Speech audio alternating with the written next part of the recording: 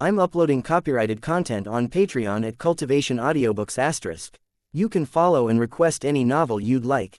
Please like, follow, and comment on the videos of this YouTube channel. It's free for you and a great motivation for me. Chapter 144, Prey 14.4 inches me. Tattletale quirked an eyebrow. Sure, Chariot said. Just behind and to one side of him, Glory Girl was glaring at Tattletale. She looked like she was ready to hit people. It was the kind of latent hostility I was used to seeing in Bitch. Not terribly fair to my teammates, if it's just a one-on-one conversation. Are you going to take this or not? Chariot asked, his hand still extended in her direction. No real point, Tattletale shrugged. She tucked her hair behind her ear and turned her head. Already have one. Battery stepped forward, glancing over at our team. This one is already set to the encrypted channel. It's faster if, Tattletale interrupted. Uplink 335, encryption 42 mod 34210066310. You have access to our channel, Battery growled, interrupting Tattletale's spiel of numbers. Tattletale shrugged. Have for a while now. Battery raised one hand to her ear. Yeah, Battery, Tattletale grinned. Let's do as the director says and get down to business. Battery drew a phone from her belt and tapped her fingers on the keypad for a moment. She gave Tattletale a dark look as she held the phone out. A woman's voice said, "Not like you to tip your hand, Tattletale." Director, are we really going to pretend you didn't know I was listening in? You've been putting out misleading details to screw with my information gathering. Done quite a good job of it, if I may say so myself. Very subtle, all of it just right enough that even I was thrown off. Couldn't trust much of it. Thank you, and you did catch me off guard here. I didn't expect you to contact me. You've been busy, your groups. Fighting Bernskar in the docks, I gather that didn't go so well, the director said, pausing. I didn't even want to think about that. I hadn't been back to check on my people or my territory since then. We had been busy. Then you ambush the 9, capturing 2, one of whom you enslaved, but you lose one of your own in the process. You mount a rescue attempt. I take it that you were successful. Gru's here, Battery informed her. But he looks different. So they were successful. And now we find the Undersiders mounting a pincer attack, with this group targeting Siberian. I suspect you're crossing the threshold of fearlessness and entering into foolishness. That last comment nettled me. I spoke up. The 9 don't really leave you alone once you've scored a win. We had to seize our advantage. I see, and she has a weakness. Siberian, I mean, Tattletale said. Do tell, she's a projection, like Genesis is, as I'm sure you're aware. Like Crusader's duplicates, a quirk in reality that draws from her creator's brain to create a body complete with all the physiological substructure. Which is largely for aesthetic effect, and I'd guess it gives her real self something the brain is familiar with controlling anyways. And the controller is vulnerable. There was a note of interest in the director's voice. Particularly vulnerable. She can't extend her invincibility over her real body. I'm not sure I believe this. The 9 would have discovered this, and I doubt the baser members could resist taking advantage of such a weakness. The power has range. I suspect the creator can stay miles away and still manage some control, but ventures closer for voyeuristic purposes or because it offers more control and faster response times. Much like Regent, Tattletale paused. So you know that, from the tone of the conversation, I would have expected a, no, you just told me, but Tattletale wouldn't have done that. More likely that her power confirmed her thoughts. Shadow Stalker debriefed us. What do we know about this woman who controls, man? The person who projects Siberian is male. But he creates a female body. I think it's tied into his trigger event. Someone he lost. If I had to guess, he sought revenge for her, but something happened. A side effect of the power, or just a seriously unhinged mental state, he lost it. I see. Thank you for the information. Unfortunately, none of those possibilities are narrow enough that we can use them to track him down. Not in the short term. In the long term, I don't intend for there to be a long term, Tattletale. This ends today. Tattletale paused. What did you do? You're planning something. Something you're wanting to keep a secret, and it's big. Tattletale, you've been observing and gathering information on the PRT for some time now. Do you think I'm a stupid woman? Stupid? No. Genius? No. There was the sound of a dry laugh from the other end of the phone. No, I admit that's true. But I'd like to think I'm resourceful. I'm fighting in a ring where my opponents are bigger, stronger, smarter, faster and better equipped than I am, and the cost of failure on my end is far greater than it is for any of you. You understand, I'm competent, and I wouldn't waste my time trying to pull the wool over your eyes. So, no secrets. I'd planned to bait you here with the same subtle offers of information you praised me for earlier, but you're here anyways, so I'll tell you what I'm planning. In a matter of minutes, we firebomb the area where the main group of the 9 are situated. That's insane, I spoke. Was that Skitter? Yeah, Battery replied. It's necessary, Skitter, the director told me. It's breaking the rules between capes. The same rules that hold things together in an Endbringer event. We're fighting a common enemy. True, but not the full story. We made no agreement of cooperation, and so there can be no betrayal here. My teammates are there, fighting the 9, and they're doing it for this city. You'd be punishing them for that. Legend did warn them that they shouldn't. He was told to, I quote, suck shit. That would be bitch, or maybe imp, probably bitch. Tattletale quirked an eyebrow. Did he specifically tell them they shouldn't because you're bombing the neighborhood? Would you believe me if I said he didn't get the chance? I'd say 50% of it is that he didn't get the chance, and 50% is that he didn't try that hard. The director offered a noncommittal, in reply.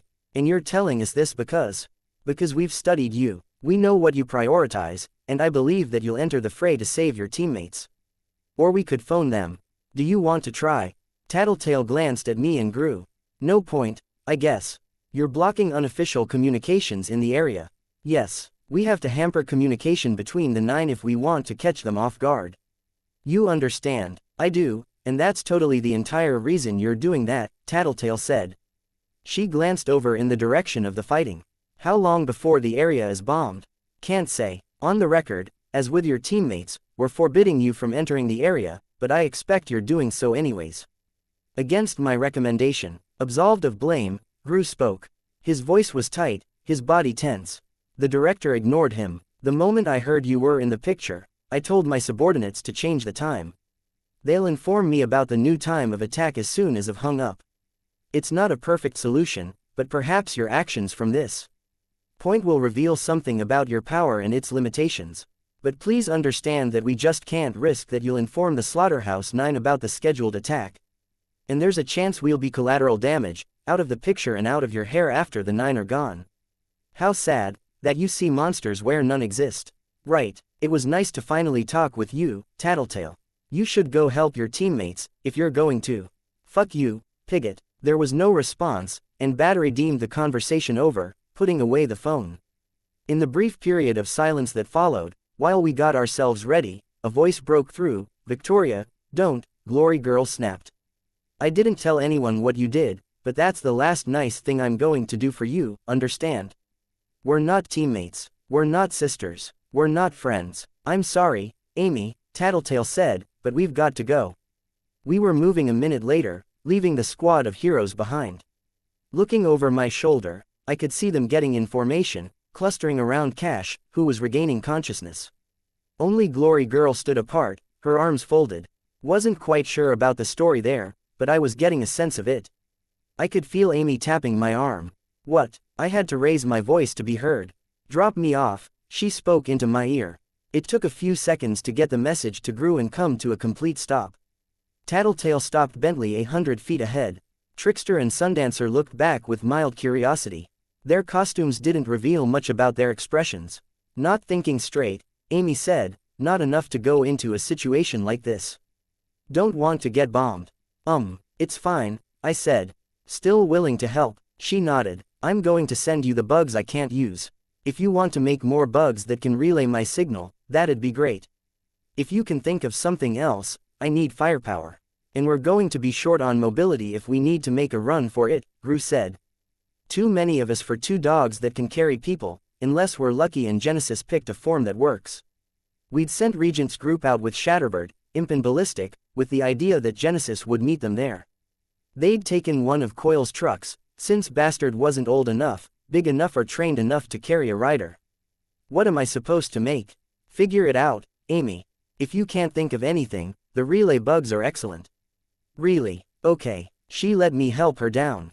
Skitter, Tattletale called out, we should be close enough. Want to pass them a message? I nodded. I had 6 of the relay bugs, and it took only a minute to set them up so they formed a chain, extending my reach for an additional 6 city blocks in one direction. 8.5 in total. I swept them outward, and the one at the furthest point lagged behind. Still, it gave me the opportunity to cover a wide area. Bugs mobilized throughout, and I began funneling the less offensive ones back toward Amy. No sea earthworms, caterpillars, and roughly half of the houseflies in the area began filtering back. I maintained some of the dragonflies and other mobile bugs for the sake of getting a feel for the area. I could sense Regent's group, running to cover. Ballistic was bombarding Crawler, relying on the impacts to drive the brute back. Crawler was fast and he was agile, with preternatural reflexes, but Ballistic was unloading on him with projectiles that moved faster than sound. Crawler dodged only 2 in 3, and Ballistic followed up on any successful hits with a series of shots to pound Crawler into the nearest available surface and pin him there. Genesis had formed a body that was winged. It resembled a pterodactyl with arms, a griffin, or something in that vein. She was making an effort to drop large chunks of rubble onto Crawler. He was strong enough that it barely slowed him down, but time he spent hauling a section of wall off of himself was time for Ballistic to get his hands on material for another shot. Shatterbird offered support with a constant hail of glass to harry Crawler and keep him from finding traction on the pavement. Jack, Bonesaw, Mannequin, I found the former two in a parking lot. My bugs sensed what I judged were Bonesaw's mechanical spiders, tearing cars apart and converting the components into more spiders. There was a group of people with her, shuffling behind them. Mannequin was Mia. That was bothersome. He was able to detect and avoid my bugs, which meant he was a factor I had to keep in the back of my mind. Found them, except for Mannequin. Amy, be careful. I don't know if Jack's team is going to break the rules they set, but Mannequin could come after you. I was so used to dealing with my teammates, people who were experienced in this sort of thing, that I hadn't expected much more than confirmation. She looked legitimately scared at the prospect. Here, I directed a ladybug into my palm and extended it towards her. Crush it, and I'll come. Or transmit some signal with my power. You have my backup, understand? Okay. She took it, but she didn't look reassured. The first bugs were flowing into her cupped hands. I could feel nervous systems intermingling, 2 bugs becoming one, and that strange hollowness that told me I didn't have a complete grasp on how they functioned, that there was a part of them that was beyond the reach of my power. I drew out words with my bugs, on a surface of wall where Regent would be able to see. Evacuate. He ran his fingers through the bugs. After a moment's thought, I gathered them into a square, organized by rank and file. It took me 2 tries, but I managed to make them move to form letters, then regroup. He dragged his fingertip through the bugs to spell out a reply. Can't. We can't keep Crawler down. We're coming, I wrote to him. Let's go, I called out. Tattletale turned in her seat and kicked Bentley to get him going. Gru did the same for Sirius. Having gathered as many bugs as I could, I drew my relay bugs back and spaced them around the perimeter of my own range, effectively extending it by a block in every direction. Have to stall Crawler long enough to make a run for it? I shouted. Have to do it in the next 8 minutes. Tattletale called out. Gru was getting serious to keep pace with Bentley, who was brawnier and slower. Bomb hits then, sometime after then, could be 8 minutes and 10 seconds, could be 15 minutes. I swore under my breath. 8 minutes made for a deceptively small amount of time. The heroes were gathered. I couldn't set them apart. With few exceptions, they each wore an identical costume with full body coverage. There were subtle differences in height and body shape, which let me identify the people at the extreme ends of the physical spectrum: Vista, who was the smallest, and Triumph, the most muscle-bound. Weld wasn't in the concealing costume, presumably to retain more of his shapeshifting capability. Vista, Clockblocker, Weld, Fléchette, Triumph, Miss Militia, Assault, Glory Girl, Battery, Cash and the Ghostly Bear were joining them. That left 2 more I couldn't place. They moved in formation. Might as well do what I could to help. I drew out arrows and words on the ground, with names by each arrow to point them to Jack, Bonesaw and Crawler. With the arrow length, I tried to indicate how far the distance was to each of the enemies in question. They spent about 10 seconds discussing it, then broke into a run, going for Jack and Bonesaw. Good. We reached the scene of the ongoing fight with Crawler. Sundancer was off the dog and on the ground the second we could see him, creating her orb and increasing its size. She was fireproof, but she didn't have the ability to grant that benefit to others. Once she was standing, the orb was free to grow. There wasn't much my bugs could do. They settled on Crawler and found his flesh impenetrable. I began preparing web nets, drawing lines of silk between my airborne bugs. Amy's relay bugs had afforded me the chance to pick up far more bugs than I otherwise might have. My attention flickered over my swarm. Nearly 1,000,000 spiders. They were only a relatively small percentage of the swarm itself. I had more ants, termites, flies, aphids, gnats and beetles to form the bulk of my army. I sent the more useless ones toward Amy. Not so many that I overwhelmed her, but enough that she always had more at hand. He's big, he's strong, he's ridiculously tough, but he's no Leviathan. My spiders began weaving their threads into braids, the flying bugs directing them in and through loops of silk as the threads spooled out. Where bugs couldn't hover, they directed their flight into tight corkscrews to slow themselves. I wondered if this was the most bugs I'd ever controlled. The buzz of my power thrummed through me to the point that I was barely aware of myself and where I was standing. It wasn't just the number of bugs, but the number of instructions. Spiders were spooling thread, organizing by the amounts they had remaining. Flying bugs were gathering in formations, carrying the slower bugs forward and maneuvering the spiders to spin webs. Smaller bugs, the useless ones, I directed to Amy and formed into dozens of decoys. Millions of instructions a second. Estimates said that insects outnumbered people by 200 million to 1 in worldwide population. Part of that distribution was biased toward rainforests and other areas humans left uninhabited. At the end of the day, that was just insects, and there were more creatures under my sway than the 6-legged variety. I could feel them in the earth, in the walls, beneath the pavement, even from the weeks after I'd left the hospital, I'd dismissed them as background noise, just sources to draw from in amassing my swarms. Now, it felt different. My range was extended, and it wasn't because I was distracted, cornered, trapped. As Crawler noticed us and shifted his position to keep us all in line of sight with his innumerable eyes, I had a few moments to think, to experience my power at its best. We were so small, even in the scope of a single neighborhood, my power extending for roughly 1,000 feet in every direction, it made us all seem tiny. Even Crawler. "Don't use your orb on him," Tattletale cautioned. "Won't do us any favors, and it'll only make him stronger for the future." Then what should I do? "There's no civilians here. Legend and the others have evacuated." I told her. "The buildings are empty." She nodded, apparently grasping my meaning. "You go high, Dancer, I go low." Gru asked. She nodded. I held back as they advanced, ready to make their move. Ballistic caught Crawler with a projectile, and the monster went sliding. Shatterbird hit him with a wave of glass to keep him down, and Genesis swooped down to smash him over the head with the wreckage of a small car. It did surprisingly little to keep him down. Gru and Sundancer made their moves, Gru swamping Crawler in darkness while Sundancer brought her orb around into the face of the building. With her miniature sun, she sheared through the concrete and metal, zigzagging the orb through one floor.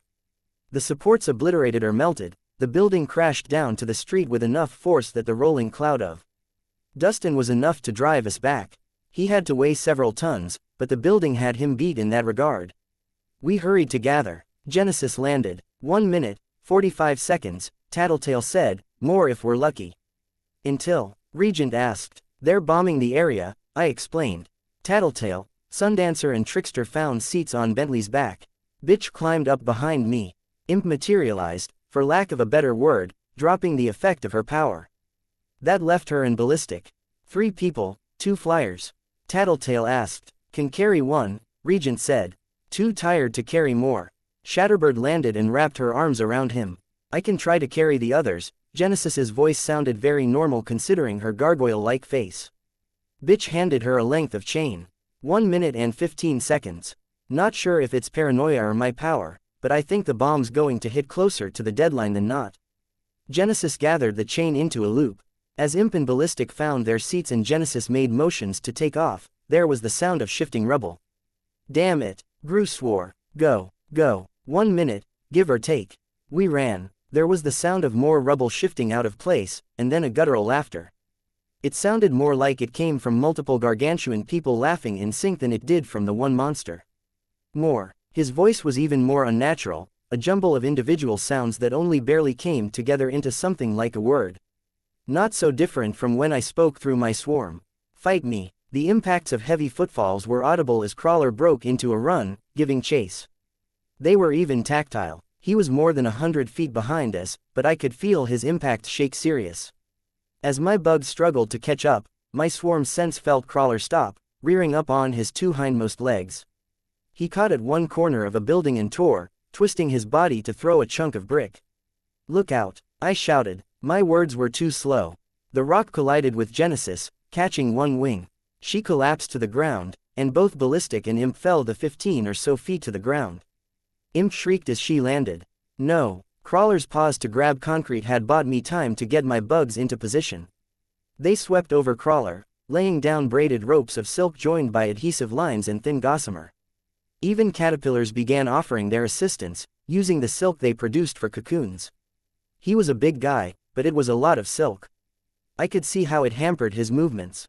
There was even something approximating surprise on his face as he dropped down, so all 6 legs were firmly on the ground, and his forelimbs didn't extend as far as he'd expected. He tried to run and found himself hampered further. Crawler sported 2 or 3 tons of physical prowess, and his power had fine-tuned him into a physical specimen like few others. My bugs had millions of years of evolution to refine the quality of their silk and their ability to produce it. For now, at the very least, I had the advantage. "Genesis, can you run?" "Fuck, no," Genesis spoke. "Made these claws for grabbing." True enough, her forelimbs and rear limbs were more like clawed hands than feet or hooves. "Imp, Ballistic, run." It wasn't enough. We had too much distance to cover before we could be sure of our safety. Or of Imp and Ballistic's safety, anyways. Even with another 2 minutes, or another 5, well, people weren't that fast as a rule, and neither Imp nor Ballistic were runners. It looked like Imp had hurt herself in the fall. "Tattletale," I shouted. "Take Imp. Bentley's strong enough to take 4. "Got it," she cried, steering Bentley around, and their group scooped up Imp, pulling her up onto Tattletale's lap. 4 people, but 3 of them were girls in good shape. Sirius wasn't as strong, and Gru was heavy, Bitch wasn't exactly slight, and Ballistic was built like a football player. Between the 4 of us, I doubted Sirius had it in him. Not if we wanted to move fast. "Gru," I called out, "don't you fucking dare." He turned his head around. I disentangled from Bitch's grip, avoided Gru's clutching hand, and slid to the ground. I didn't land with both feet under me, so I tipped over and rolled. "Ballistic, take my seat," I shouted, as I got my feet under me. I glanced behind me at Crawler and broke into a run. "Skitter." Gru barked the word. "Just go. I have a plan." Easier to lie when I was shouting, my face hidden. They picked up Ballistic and bolted. I was left behind in moments. "Run, little girl," Crawler's broken voice carried, a rumble so low I could feel it. "I'll get free. I'll catch you. I'll hold you down and lick your skin until it melts. I'll pluck your eyes out with the tip of my tongue. I have your scent and you cannot ever stop me. You cannot ever escape." Even the practiced motions of running couldn't take the edge off. Running had been my reprieve for so long, my escape long before I'd had costumes and the distractions of everything that was involved there. It wasn't doing anything to help the panic that was taking hold of me. I racked my mind for something, anything that might serve as an option. Sewer. Could I get down into the sewer or storm drain? It was a possibility, though with the structural integrity of the city being what it was, it could just as easily be suicidal. My bugs. Could I lift myself up the same way I'd lifted up the small tools? More silk, millions more bugs. I couldn't take the chance it wouldn't work. The 1-minute mark had surely passed. I was on borrowed time, now, trusting my fate to luck. Could Genesis form a new body in time? It took her minutes, and I didn't have that time to spare. She would have to find me, too. No, Genesis couldn't help. And the heroes? I searched in the direction of Jack and Bonesaw. The heroes were fending off a group of people. The group was larger than it had been the last time my focus was on them. She was recruiting civilians. The heroes were falling back, gathering in formation. Cash was using his power, if I was judging right. I felt some of my bugs disappear from existence as he used his power on members of his team, putting them in some extra-dimensional compartment. The others around him, one member of the wards, Ursa and Weld. The good guys were preparing for an imminent bombing run. Jack and Bonesaw were making a run for it, too. They'd sensed something was wrong from the way the heroes were acting. Their chances were about as good as mine. Amy. She was turning to run. The others crossed her path, shouted a warning. She used her power on the bug she was touching, making a final, haphazard connection. My grip over the relay bugs had been tenuous. This wasn't much better. One bug, and I couldn't sense enough about it. I didn't have that innate grasp of its biology, of how it operated, or the instincts that drove it. It would have to do. I chanced to look over my shoulder and regretted it. Crawler was bound tighter than ever, caught by my bugs, but the look threw me off balance. I stumbled, nearly falling over. I managed to keep my feet under me, righting myself, but the movement of my leg made me aware of the strain. Come on, come on. We met each other halfway. Listening to my power, it turned in midair, so its back was to me. It skidded on the ground. 6.5 feet long, 5 feet across and 5 feet tall. A giant beetle. It looked like she had used a Hercules beetle as a starting point, but built it broader, with larger, longer legs and 2 forelimbs with what looked like praying mantis-style blades. Sporting a black shell that looked almost ragged, the tips a gray-white, it also featured a single large horn that curved overhand, pointing down at the ground. Please, I prayed. I swung one leg over its thorax and gripped the horn. It was an awkward posture, making me feel like I'd fall forward and face-plant on the ground with the slightest excuse. Come on. It ran on the ground, slower than me. Its shell parted behind me, revealing an overlarge, complicated set of wings. They began to beat, thrumming with 60 or 70 flaps a second, powered by an efficient machine of what I took to be a combination of biological hydraulics and musculature. Come on, I begged it. I felt it begin to lift. I even pushed with my toes, as if that could give it what it needed. We accelerated, my hair whipping behind me as we gained a dramatic boost in speed. But our trajectory was almost directly forward, not up. I kicked at the ground as we landed, as if that could lift us into the air. It wasn't working. It dawned on me why.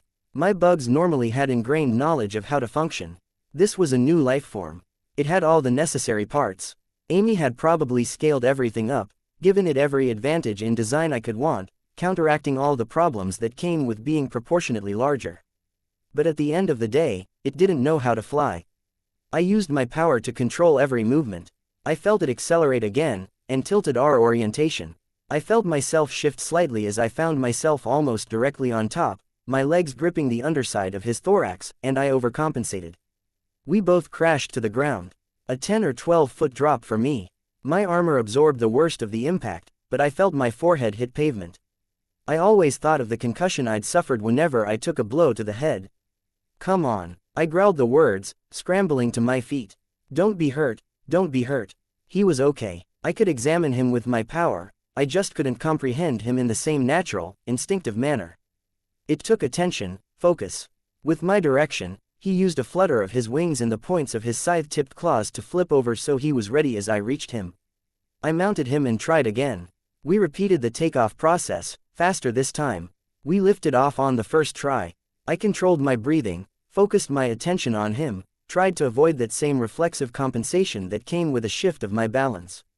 When I account for the wing compartments and the amount of space that the wings take up at the back of the shell, he's not much bigger than a motorcycle. Relating him to a motorcycle helped, giving me the confidence to lean gently into the turns he needed to make in shifting with the air currents. A laugh bubbled out from between my lips, 1 part hysteria to 2 parts relief and 3 parts exhilaration. I was higher up than some 6-story buildings and I'd barely realized it. Amy had heard what Gru said about our possible shortage of transportation and my lack of firepower.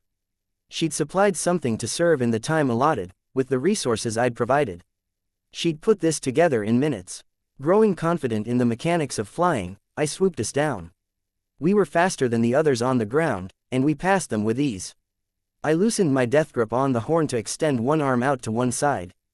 A wave, a salute. That done, I pulled up. Crawler, still bound, was unable to tear through the silk as fast as the millions of spiders were connecting it. If there was only a way to stop the bombing, I could do something to pin him down, buy time for the heroes to arrange more permanent accommodations. But there wasn't. I could feel the effects as Clockblocker froze Cash in time. Then froze himself. His suit, at least. It was only the 4 of them, Clockblocker, Cash, Ursa and Weld. The bomb was about to hit, and I could only guess if we were going to be out of the blast zone. Chapter 145. Prey 14.5. In the time we had remaining, I directed my mount as high as he could manage. My power gave me a sense of how far I was above the ground.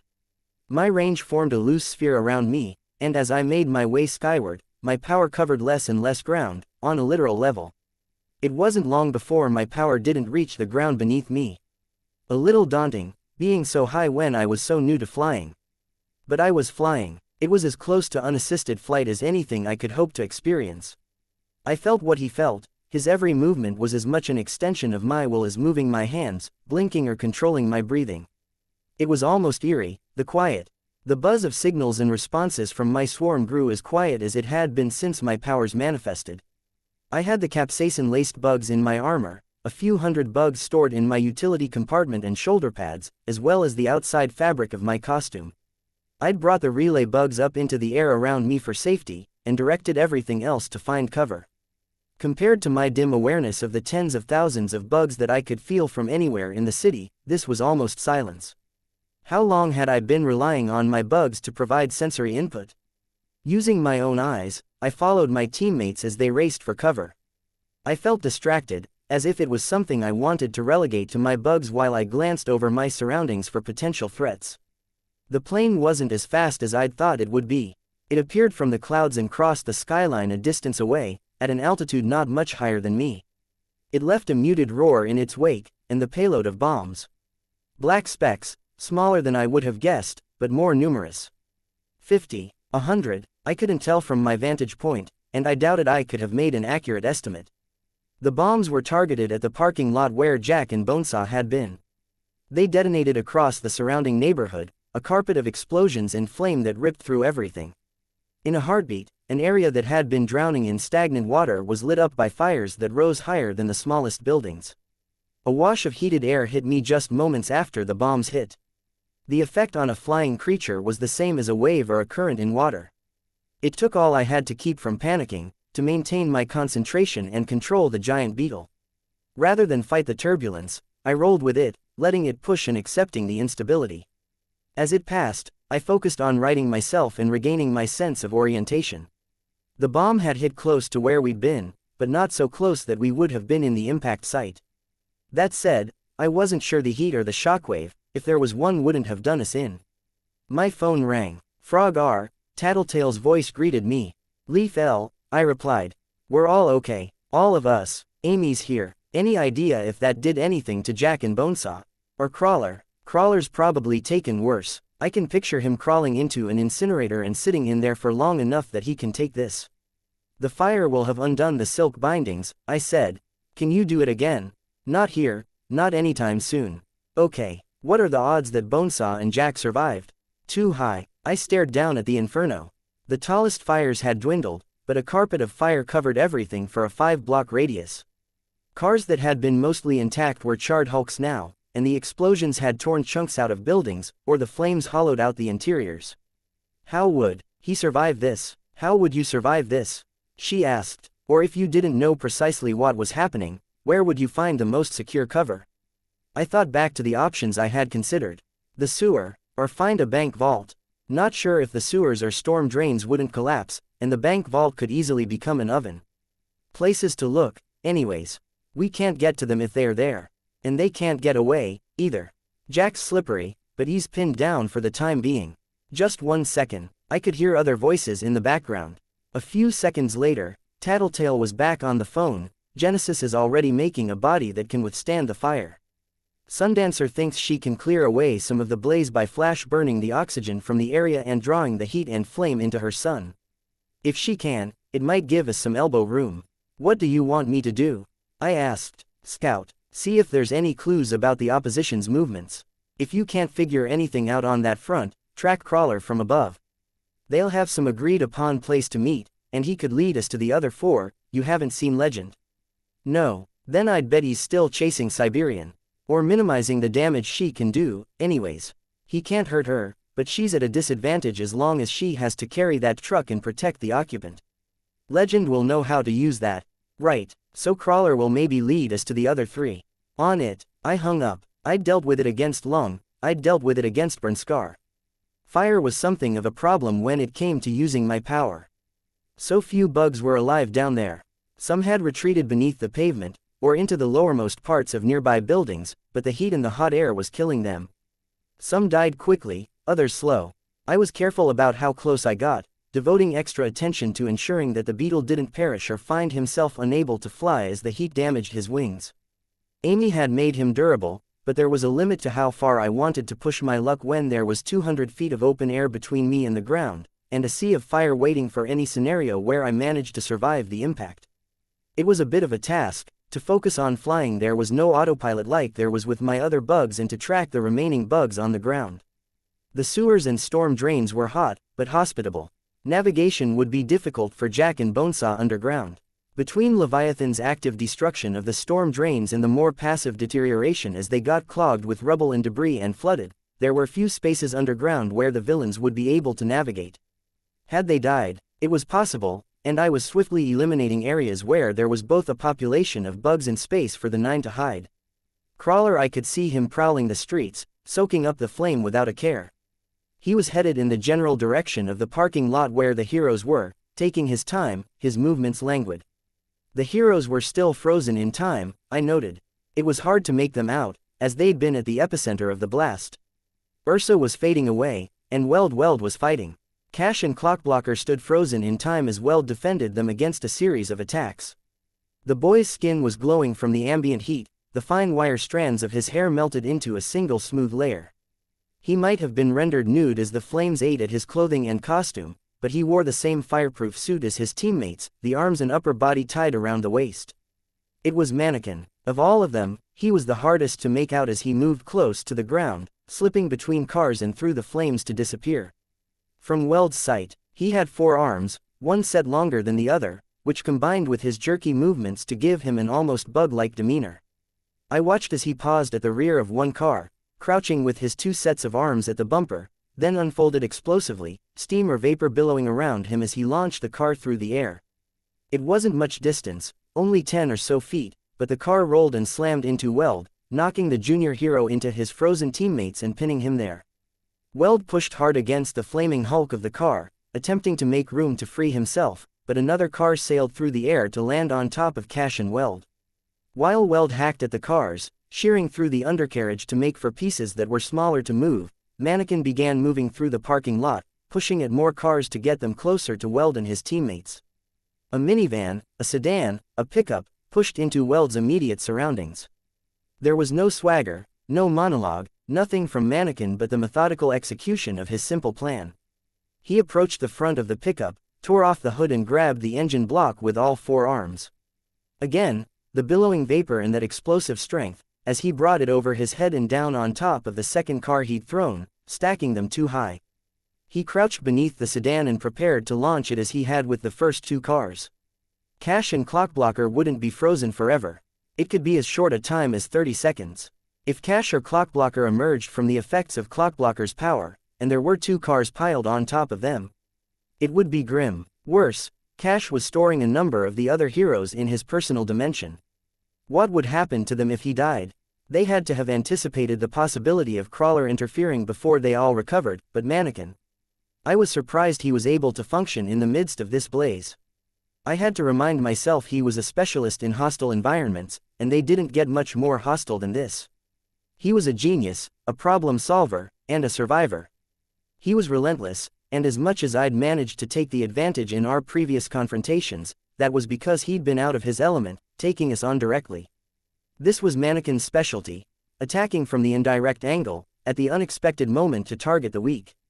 He favored Tinkers both because they were often vulnerable if you caught them without their gear, and for his own neuroses. Weld managed to push the car that was pinning him from the side.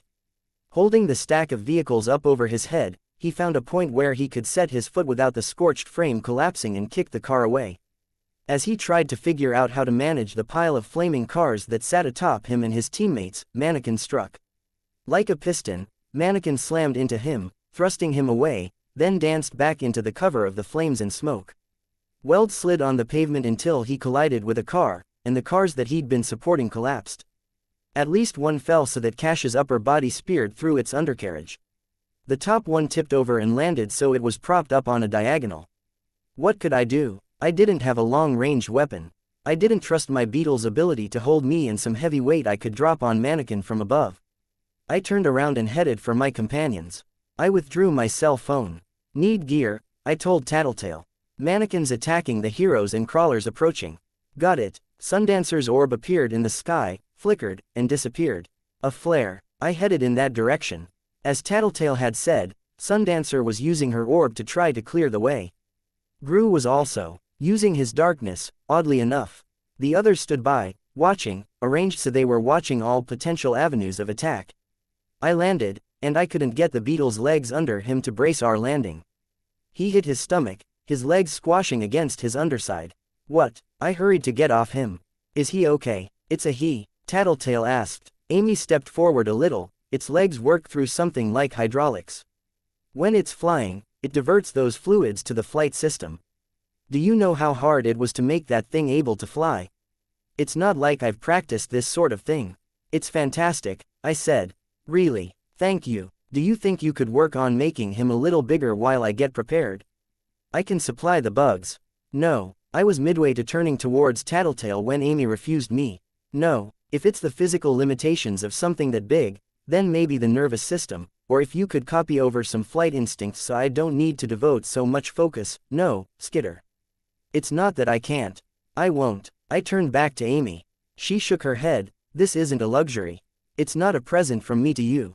You said you needed some help escaping, you needed some mobility. Fine. This is it. Right now, Mannequin and Crawler are attacking the wards. Your sister is with them. I could see her expression change at hearing that. She's tough, she'll be okay. Not in this case. She was stored away in some other dimension by Cash's power. If he dies before he gets her out, she paled. Idiot, I muttered. Can't waste any more time on you. Before she could reply, I turned to my teammates. I need bombs. Grenades, something I can drop from above and do some damage. Here, Ballistic said. He undid one of his belts and handed it to me. 6 grenades were placed around it. It was too wide for my waist, so I hung it around my neck instead. Amy stepped forward and put her hands on my bug. I went out of my way to ignore her. Take this, Trickster said. He drew a small handgun and handed it to me. He pointed as he explained.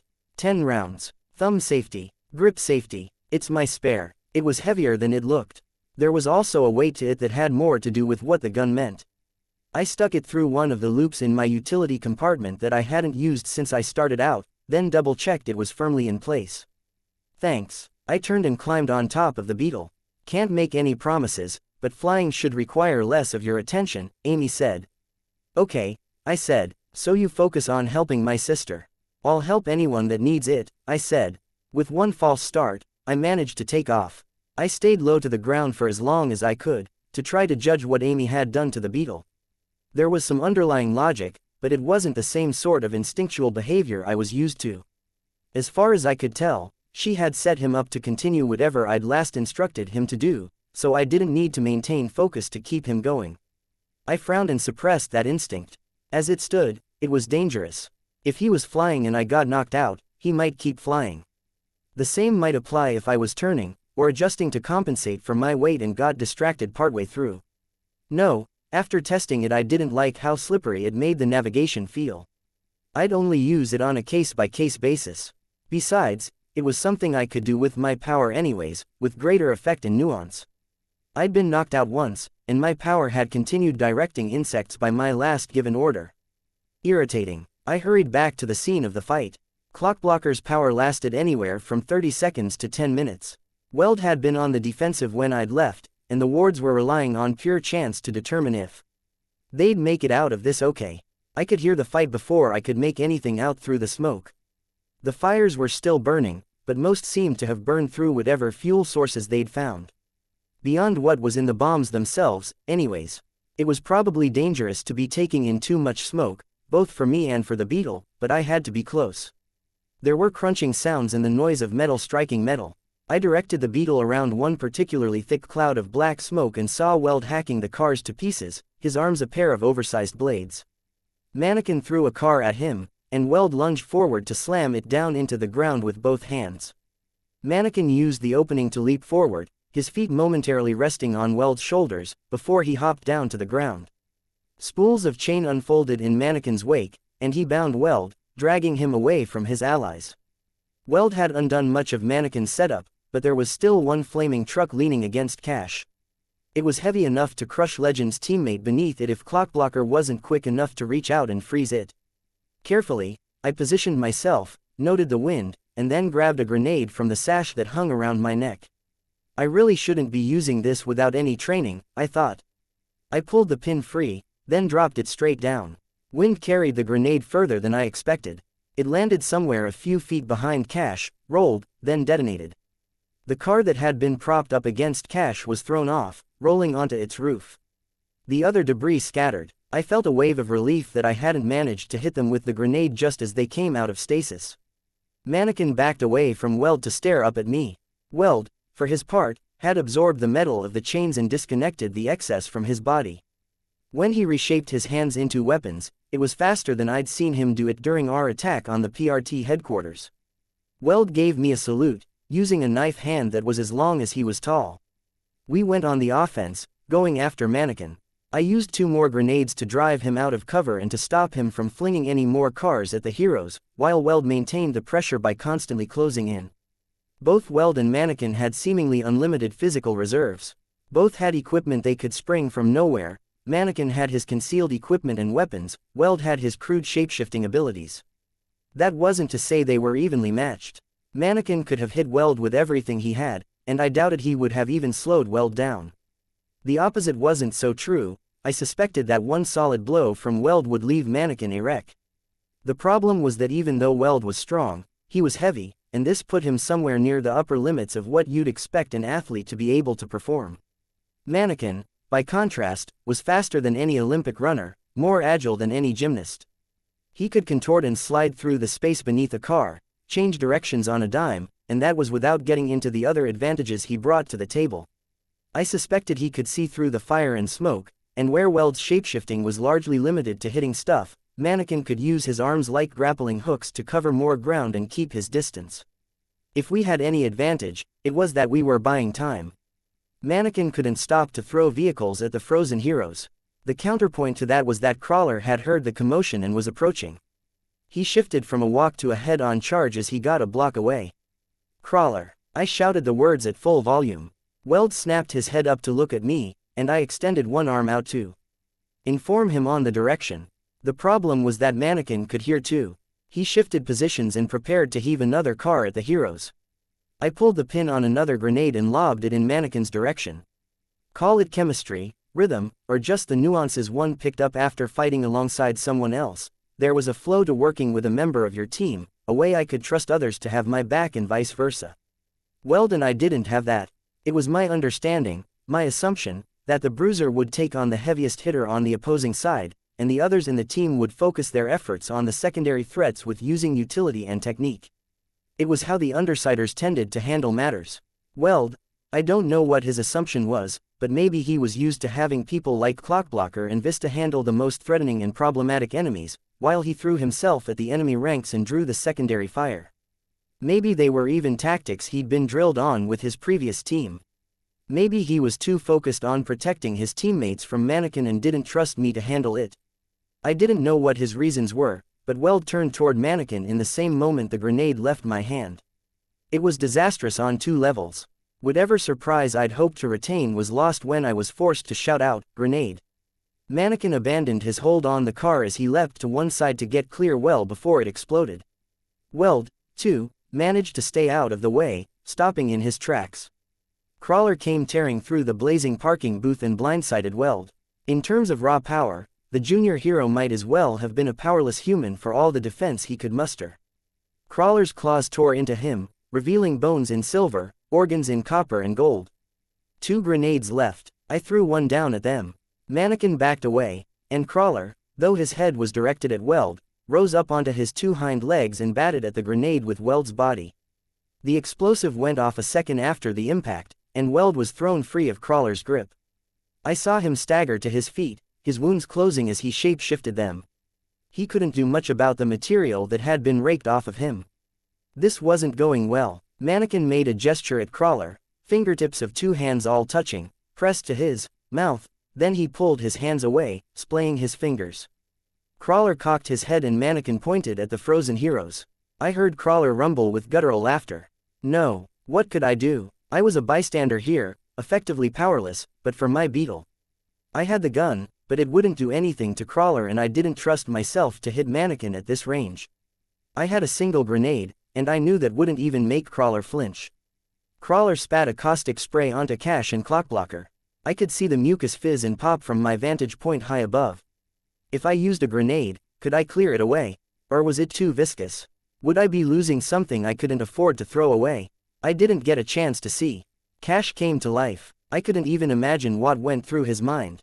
He went from disengaging from a fight with Jack and Bonesaw in a flooded parking lot to facing down Crawler and Mannequin in the middle of a sea of fire.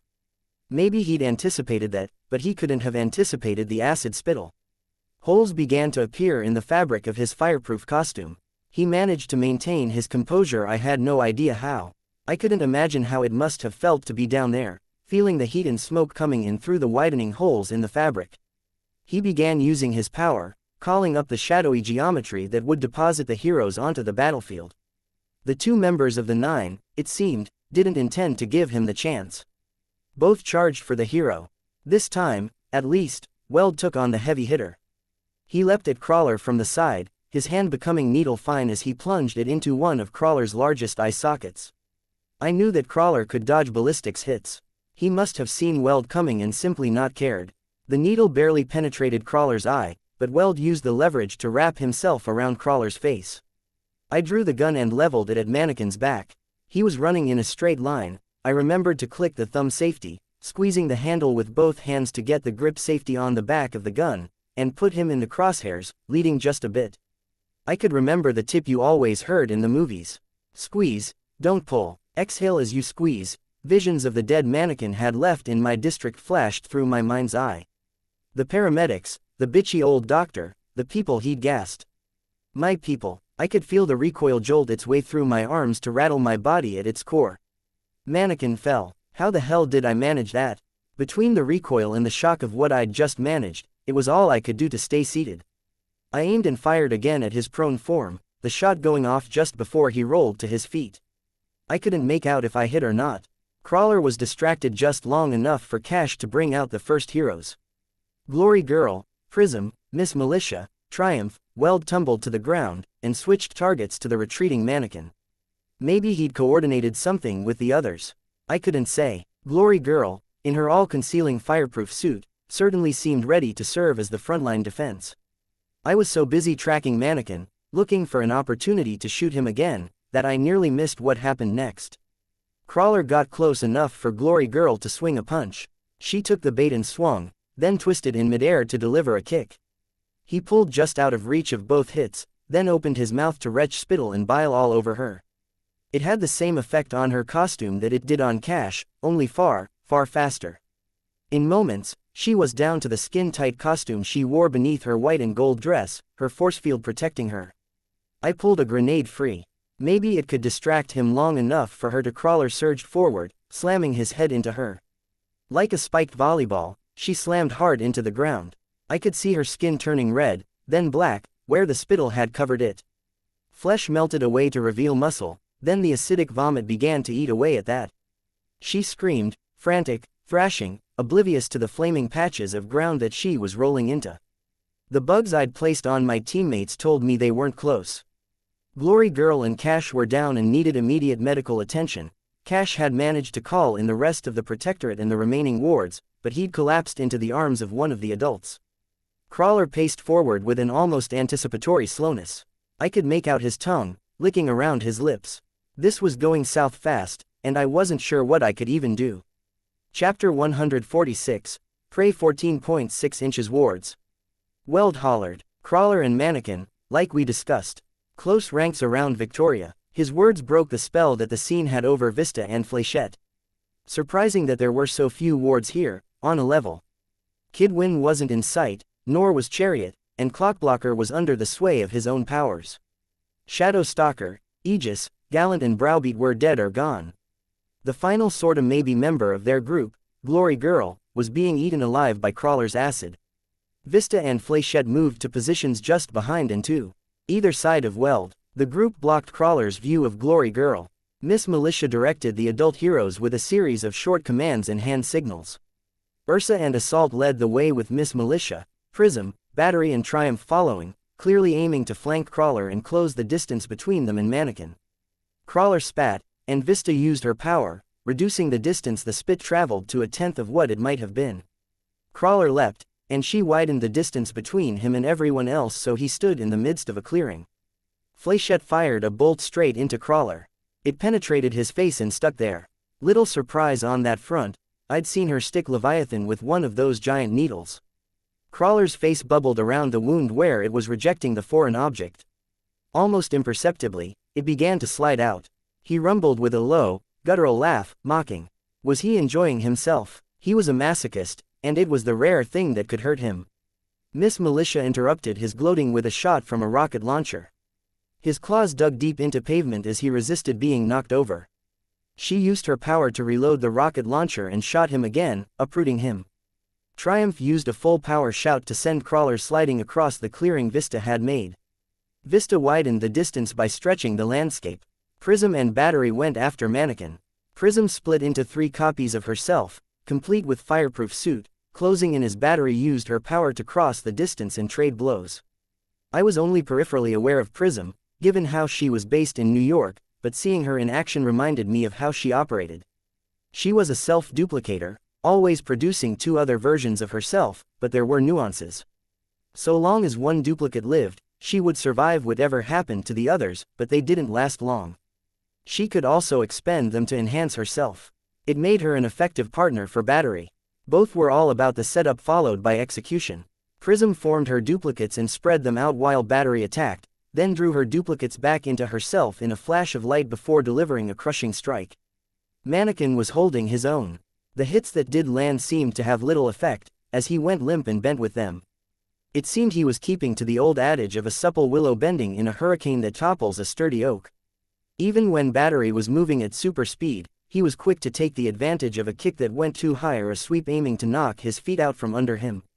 He ducked beneath the former and hopped over the latter, then using his grappling hook hands to haul himself a distance away.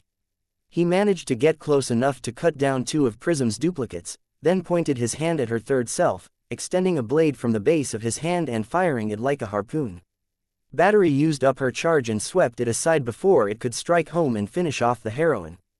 Ursa, Triumph and Assault were getting into the thick of things with Crawler while Miss Militia and Fléchette aided them from a distance. Ursa was creating force fields in the rough shape of bears, 2 at a time. Weld stood, defending the 2 female members of the wards. Glory Girl was looking worse for wear with every passing second. Weld, I shouted, drawing the beetle as close as I dared with the heat and smoke beneath me. What can I do? More bombs on Mannequin, he shouted. I'm out, I replied. Then get out of here. You'll be one less person we have to protect. Our front line's pretty thin. Weld half turned to glance back at Glory Girl, and I could see his expression change as he saw how bad she was. It was reaching the point that we might have to leave her for dead.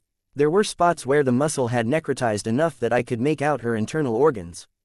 If the redness was any indication, the acid was extending to her vitals. Evac Victoria and cash on your way out. Evac. The last time I'd had a scale to check, months ago, I'd weighed 118 pounds. With my gear, my costume, maybe that added up to 120. I had my doubts the beetle could manage me if I was even 10 pounds heavier. How could I carry someone larger than me, in addition to myself? Maybe I didn't have to. Had to think out of the box. If I could get her out of here, and if the beetle could manage her, I could remotely pilot it to Amy. Those were 2 pretty huge ifs. No, couldn't pin my hopes on that. I saw Cash using his power on himself. He was barely able to crawl, but he surrounded himself in his dark geometry, disappearing as it condensed down to a point. He'd taken himself out of this dimension. I wasn't sure if it was a journey of no return or a way to get some respite. But his use of his power gave me another idea. Glory Girl had powers too. Can she fly? I shouted. What? Weld asked. He glanced up at me, then turned his attention back to the fight. His body was tensed and ready to act the second Crawler made a move for his teammates. Ask her if she can fly. She's insensate. Try. He turned back to the superheroine and said something I couldn't make out. If she responded, I didn't hear it. Weld extended his arms into 2 long poles. They extended 10 feet, then 15, then 30. Reaching back, he caught Glory Girl with the ends, bending the tips to encircle her body. Wait, I said. He glanced up at me, then over at Crawler. The villain was spitting at Assault, who slid on the ground to evade the spray. Crawler took advantage of the gap in the defensive wall to stampede toward Vista and Fléchette. Vista increased the distance, but not as fast as Crawler crossed it. Under pressure, choosing the protection of his teammates as his top priority, Weld ignored my plea for a moment to think. He twisted his entire body to haul Glory Girl into the air, throwing her at me like a catapult might throw a boulder. I changed my orientation so I'd be ready to catch her. Rather than try to wrap my arms around her, I moved so we were racing alongside her as she arced through the air. It gave me only a second or two to make the call about grabbing her. I didn't want to get that acid on me.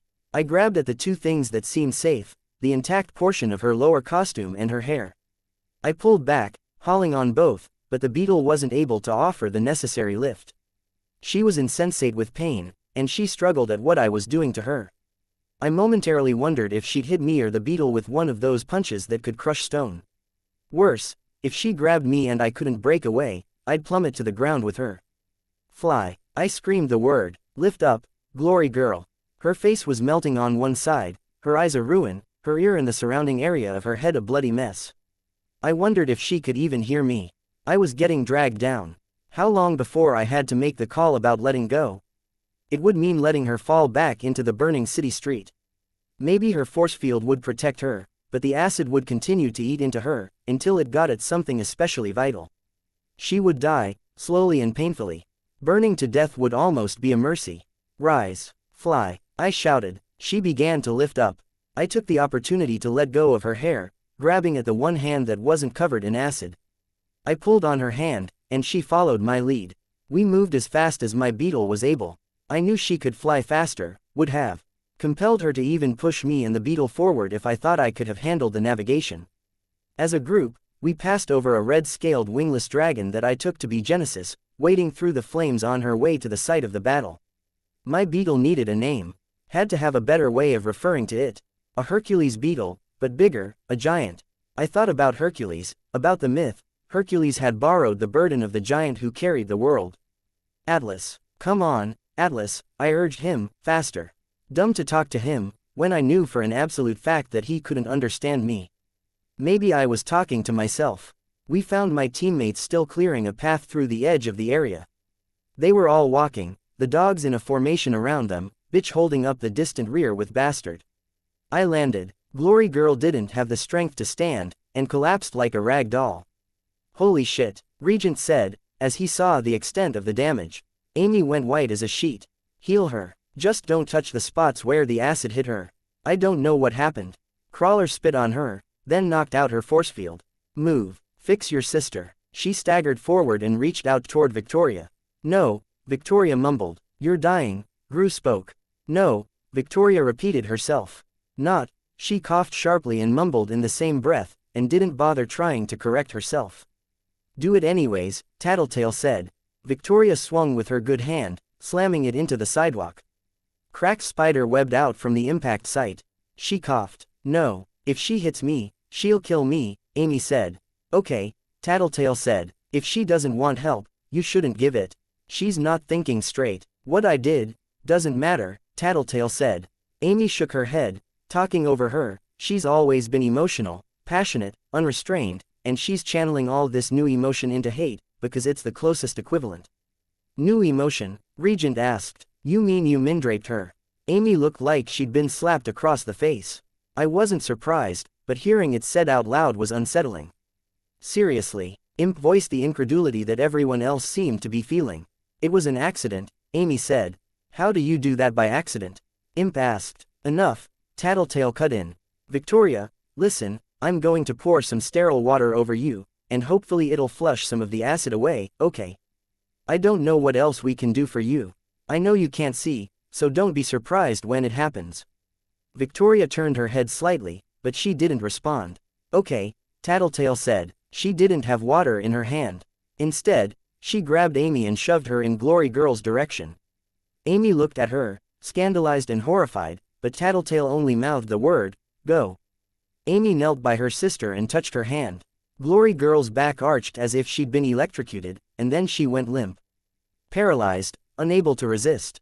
I'm sorry, Amy said. So sorry. Oh God, this is bad.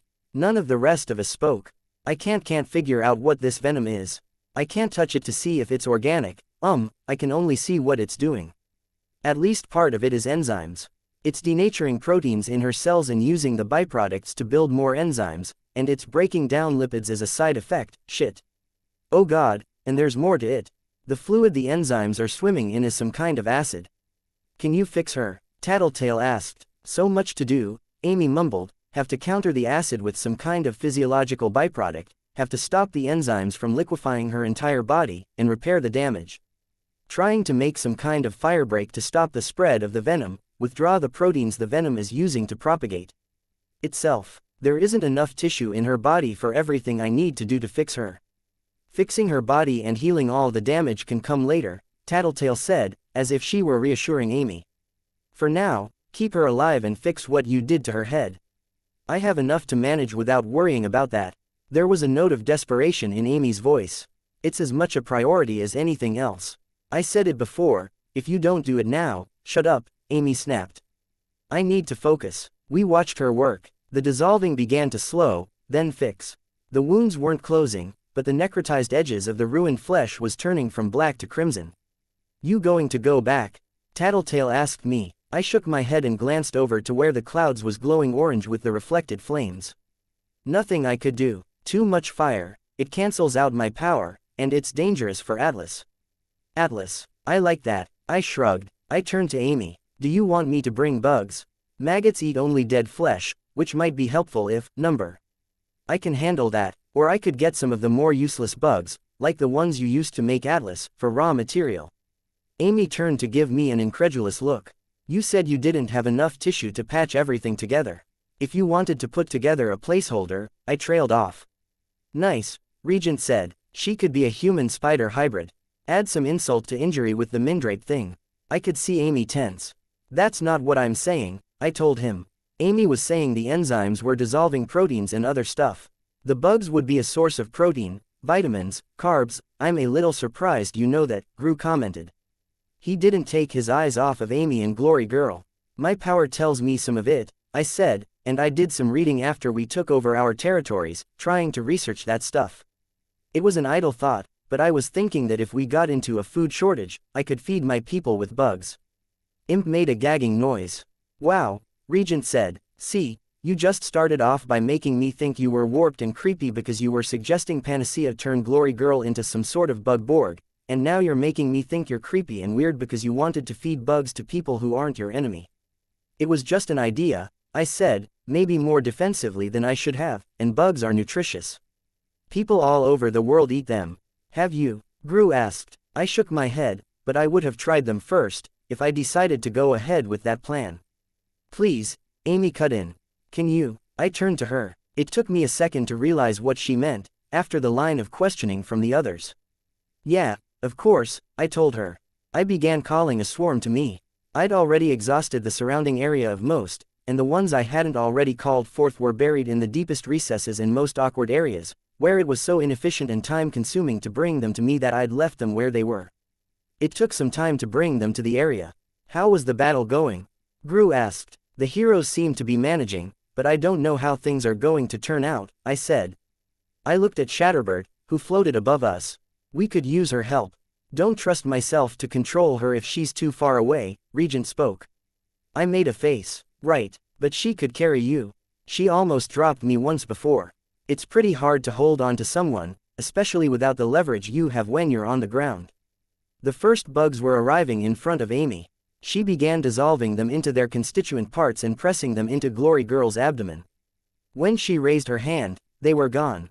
She held her hand out for more to gather while keeping one hand on Glory Girl. Minutes passed before Amy stood and wiped her bloody hands on her pants. Done as much as I can. Glory Girl didn't look done. Scars crawled across her body, angry looking, surrounded by burns from the acid and flames. Her skin in areas where the flesh had melted away was so new and stretched so thin that it was translucent, and there was little to no body fat to pad the area between skin and muscle. Fix her, Tattletale said. You know what you did to her, you know it was wrong, undo it and walk away. Can't, Amy shook her head. I said I've done as much as I can, but there's so much more I need to fix. The parts one made with the bits I took from bugs will need to be replaced with real flesh. That's her choice. You saved her life, good on you, but you need to let her make the call. Why do you care so much? You're a bad guy. Oh yeah, Tattletale replied in a dry tone, I'm evil, right? Maybe that's all the more reason to listen if I'm saying that something's fucked up and wrong. Amy shook her head. She needs to eat, and I need to rest. I can speed up her digestion, like I did with breaking down the bugs inside her. But I need so much material that it's going to take a lot of food if I'm going to get everything she needs. One night, and I can make her normal. Tattletale shrugged. That's fine. Just undo what you did first. If she fights me and doesn't let me finish, that's her choice.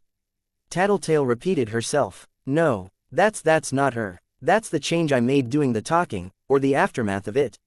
Even if I removed all the neural connections that have been made since, there's so much more in the emotional cocktails and hormonal balances.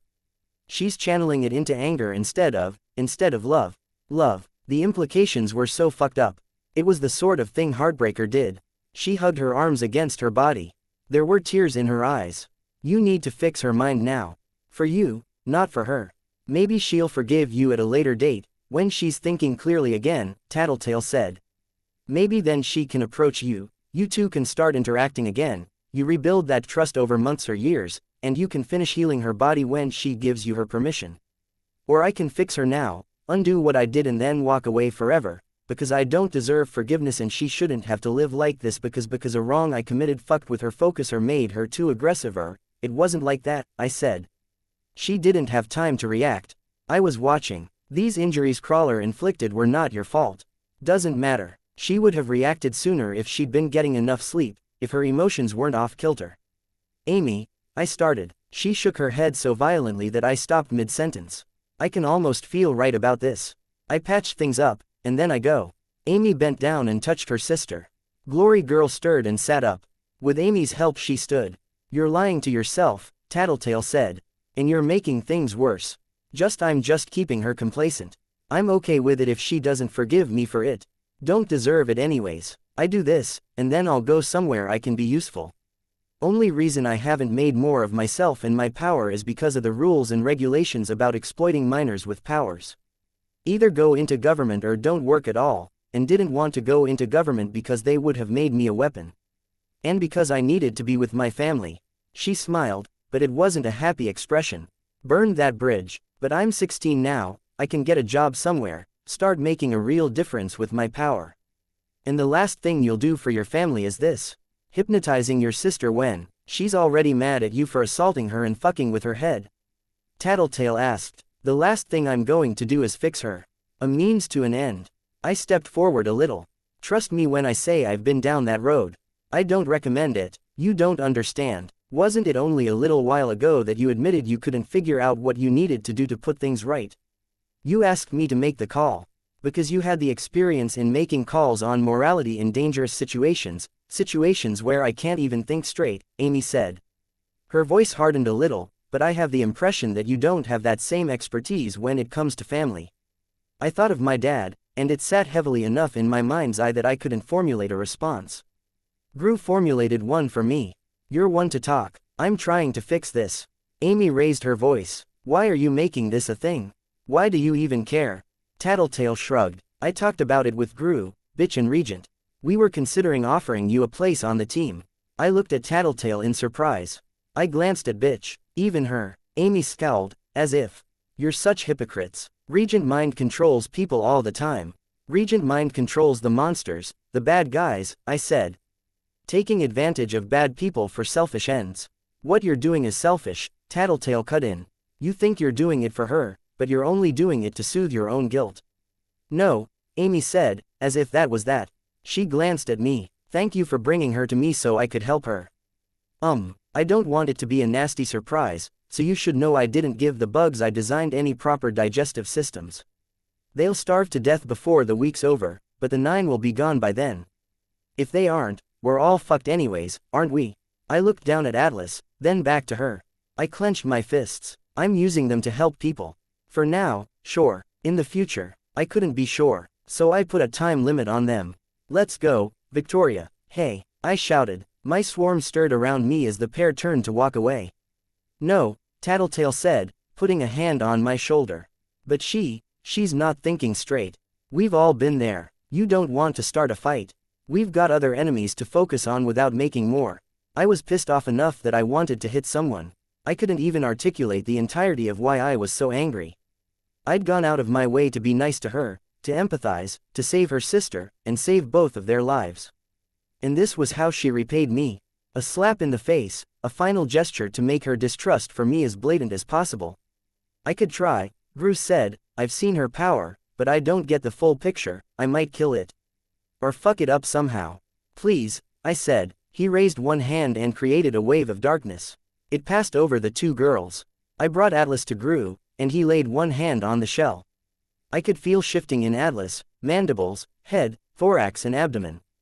The shifting stopped the same instant I saw Glory Girl spear straight out of the top of the cloud of darkness, flying high with Amy in her arms. Did you finish? I asked. Couldn't say, he sighed. I searched Atlas with my power, trying to get a feel for his physiology.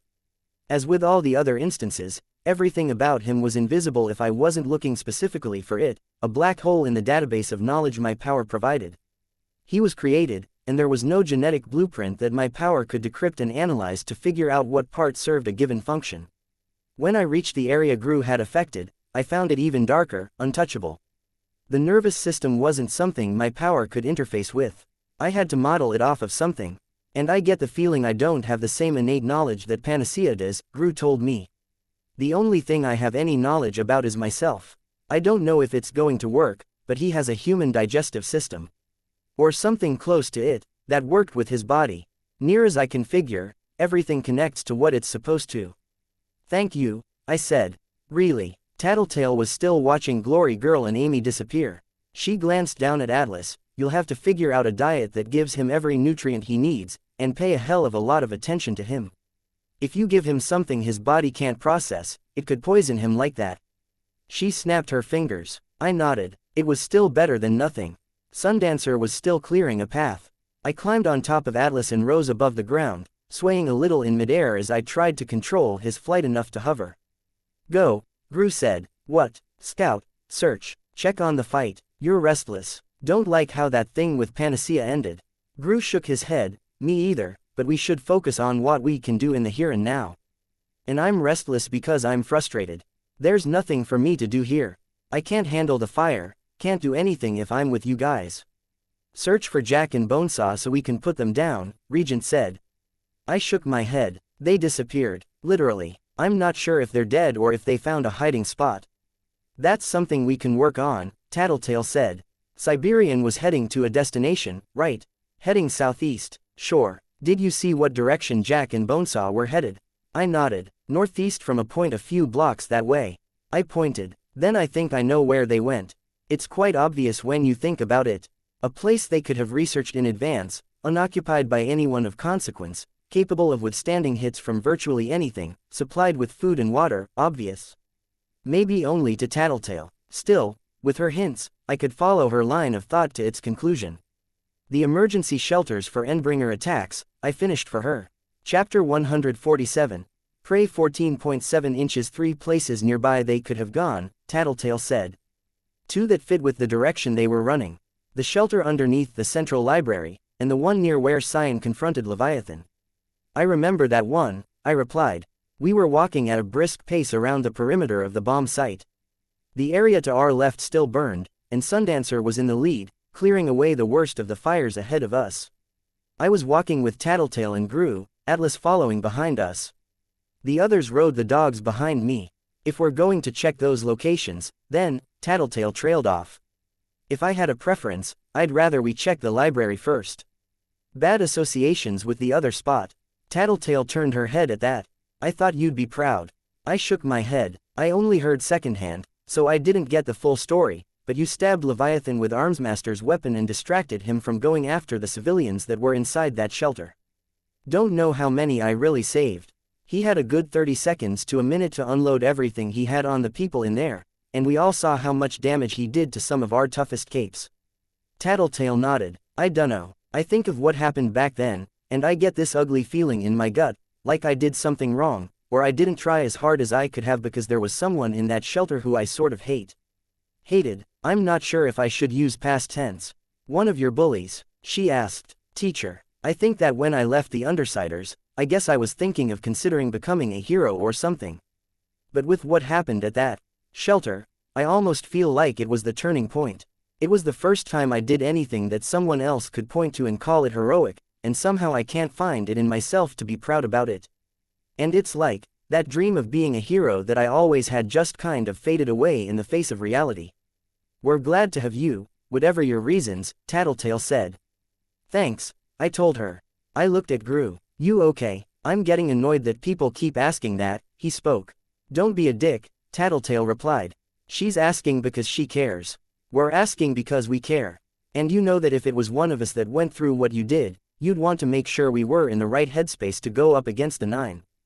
Gru sighed, but he didn't respond. You'd tell us if you weren't feeling right, yeah? Tattletale asked. If I had any idea what I felt, and it wasn't good, yeah. Good enough. We watched as Sundancer cleared away the flames with her flickering sun. Flames bent toward it as if being influenced by a strong wind, thinned out and disappeared. She cancelled out her power and turned back to us. 1 minute to cool off and we're probably okay to go. We should decide where we're going and how we're going to make our approach, Gru spoke. If they're waiting for their teammates, they'll stay inside the shelter for the time being, I said.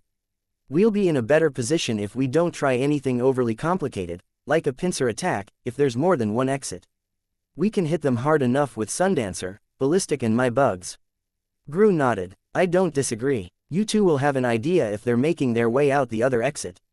The 2 shelters are close to one another, Tattletale said. But I'm still a little worried they'll leave one location while we're checking out the other. I almost want to split up.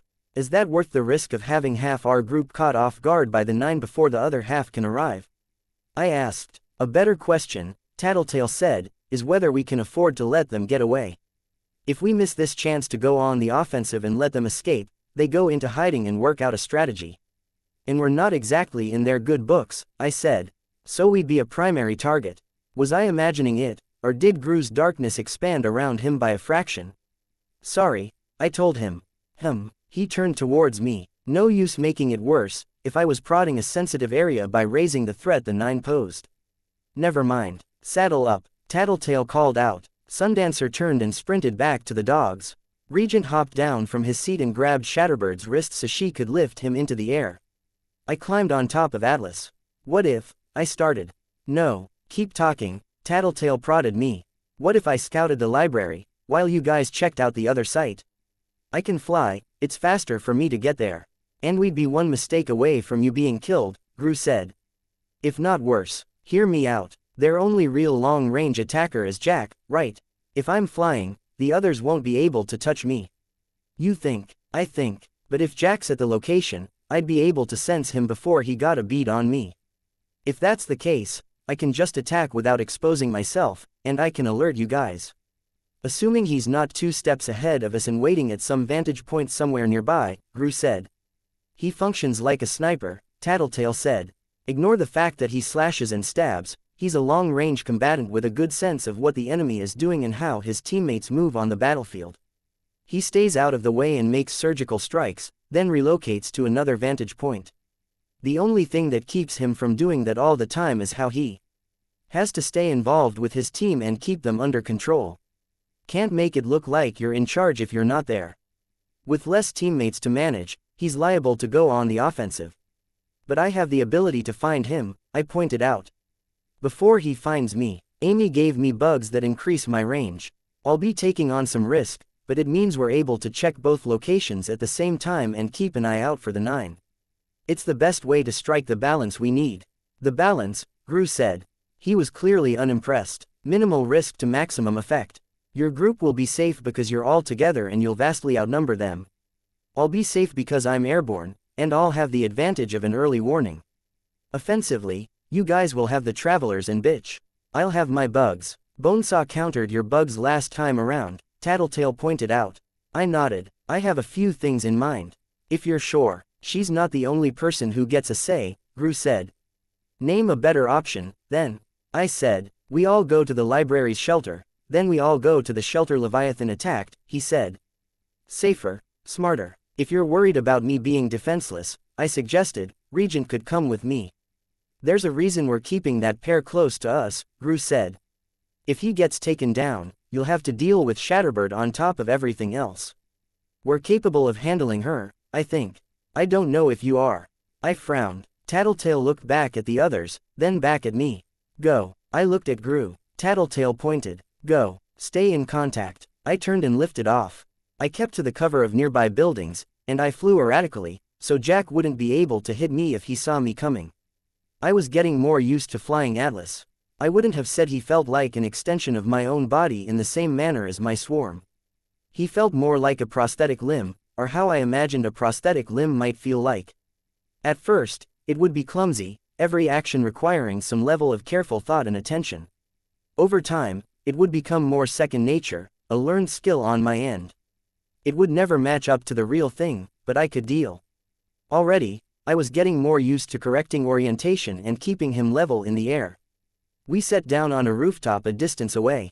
There was a shed with a doorway that led into the building's interior, and we headed there to take cover. I chained relay bugs together so one connected to the next, then extended them well beyond the range of my power. Their progress was relatively slow, but it did allow me to sweep over an entire region around the library.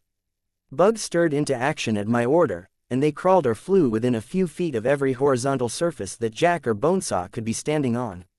No sign of them. The vault door beneath the library was closed and sealed.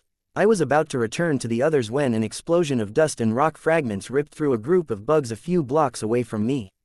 A woman, no clothes. My bugs slid off her skin. Even the slightest abrasion on the surface of the skin served to tear through the legs and bodies of the bugs. Had to be Siberian. If the general shape of the large object she was holding was any indication, she still held the truck. A handful of my bugs were wiped from existence a fraction of a second before more explosions of varying size ripped through the area around her. Legend was somewhere up in the air. I drew my bugs together around Siberian's head, in the hopes that I could distract her. It was pretty thin, but there wasn't much I could do. Even a direct hit with Legend's lasers wouldn't affect her. I shifted locations, flying half a block before landing again. I could just barely make out the pair of combatants with my swarm sense. Something about what Legend was doing seemed odd. He wasn't firing constantly. Rather, his shots seemed to be strategically placed. He ripped apart the side of a building a moment before Siberian landed there, then tore through the 5 or 6 floors beneath her so she had nowhere to go except straight down. The instant she stepped free of the building's ground floor, he tore into the ground with a series of laser blasts that expanded outward, thinning as they went. It created a bowl-shaped indent, with rubble covering the storm drains that had been exposed by the lasers. Carrying the truck, Siberian headed for the storm drains anyways, tearing through the piles of debris. Legend unloaded on the entire street, collapsing them around her. Some of my bugs descended with the pieces of the shattered street, and they could feel the warmth of the outside air mingling with the cold, stagnant air of the storm drains. He'd exposed her. I'd seen Legend go all out, and this wasn't it. Why was he holding back? Granted, there was little point in hitting Siberian with everything he had, and it was easily possible that trying to drill a hole in the ground around her could theoretically give her the chance to escape, if she found some underground cavern or tunnel, but it could just as easily drown her. So long as she had the truck, Siberian had to stay places where there was oxygen. She couldn't, I was assuming, dive beneath the water and make her escape from there. Legend seemed to be going out of his way to keep her above ground and exposed, attacking only when he had to. He was conserving his strength. As much as both he and Siberian were powerhouses with more offensive capability than 99% of people on the planet, this was a strategic battle. It was easily possible he was planning to keep this up for hours, harrying her, keeping her from getting her feet under her. And with Siberian's master or controller in that truck, she was forced to move more carefully. If Siberian's creator didn't have food and water, this could turn into a battle of attrition. One Legend might even win. He was fit, healthy, athletic. Siberian's master, according to Cherish, wasn't.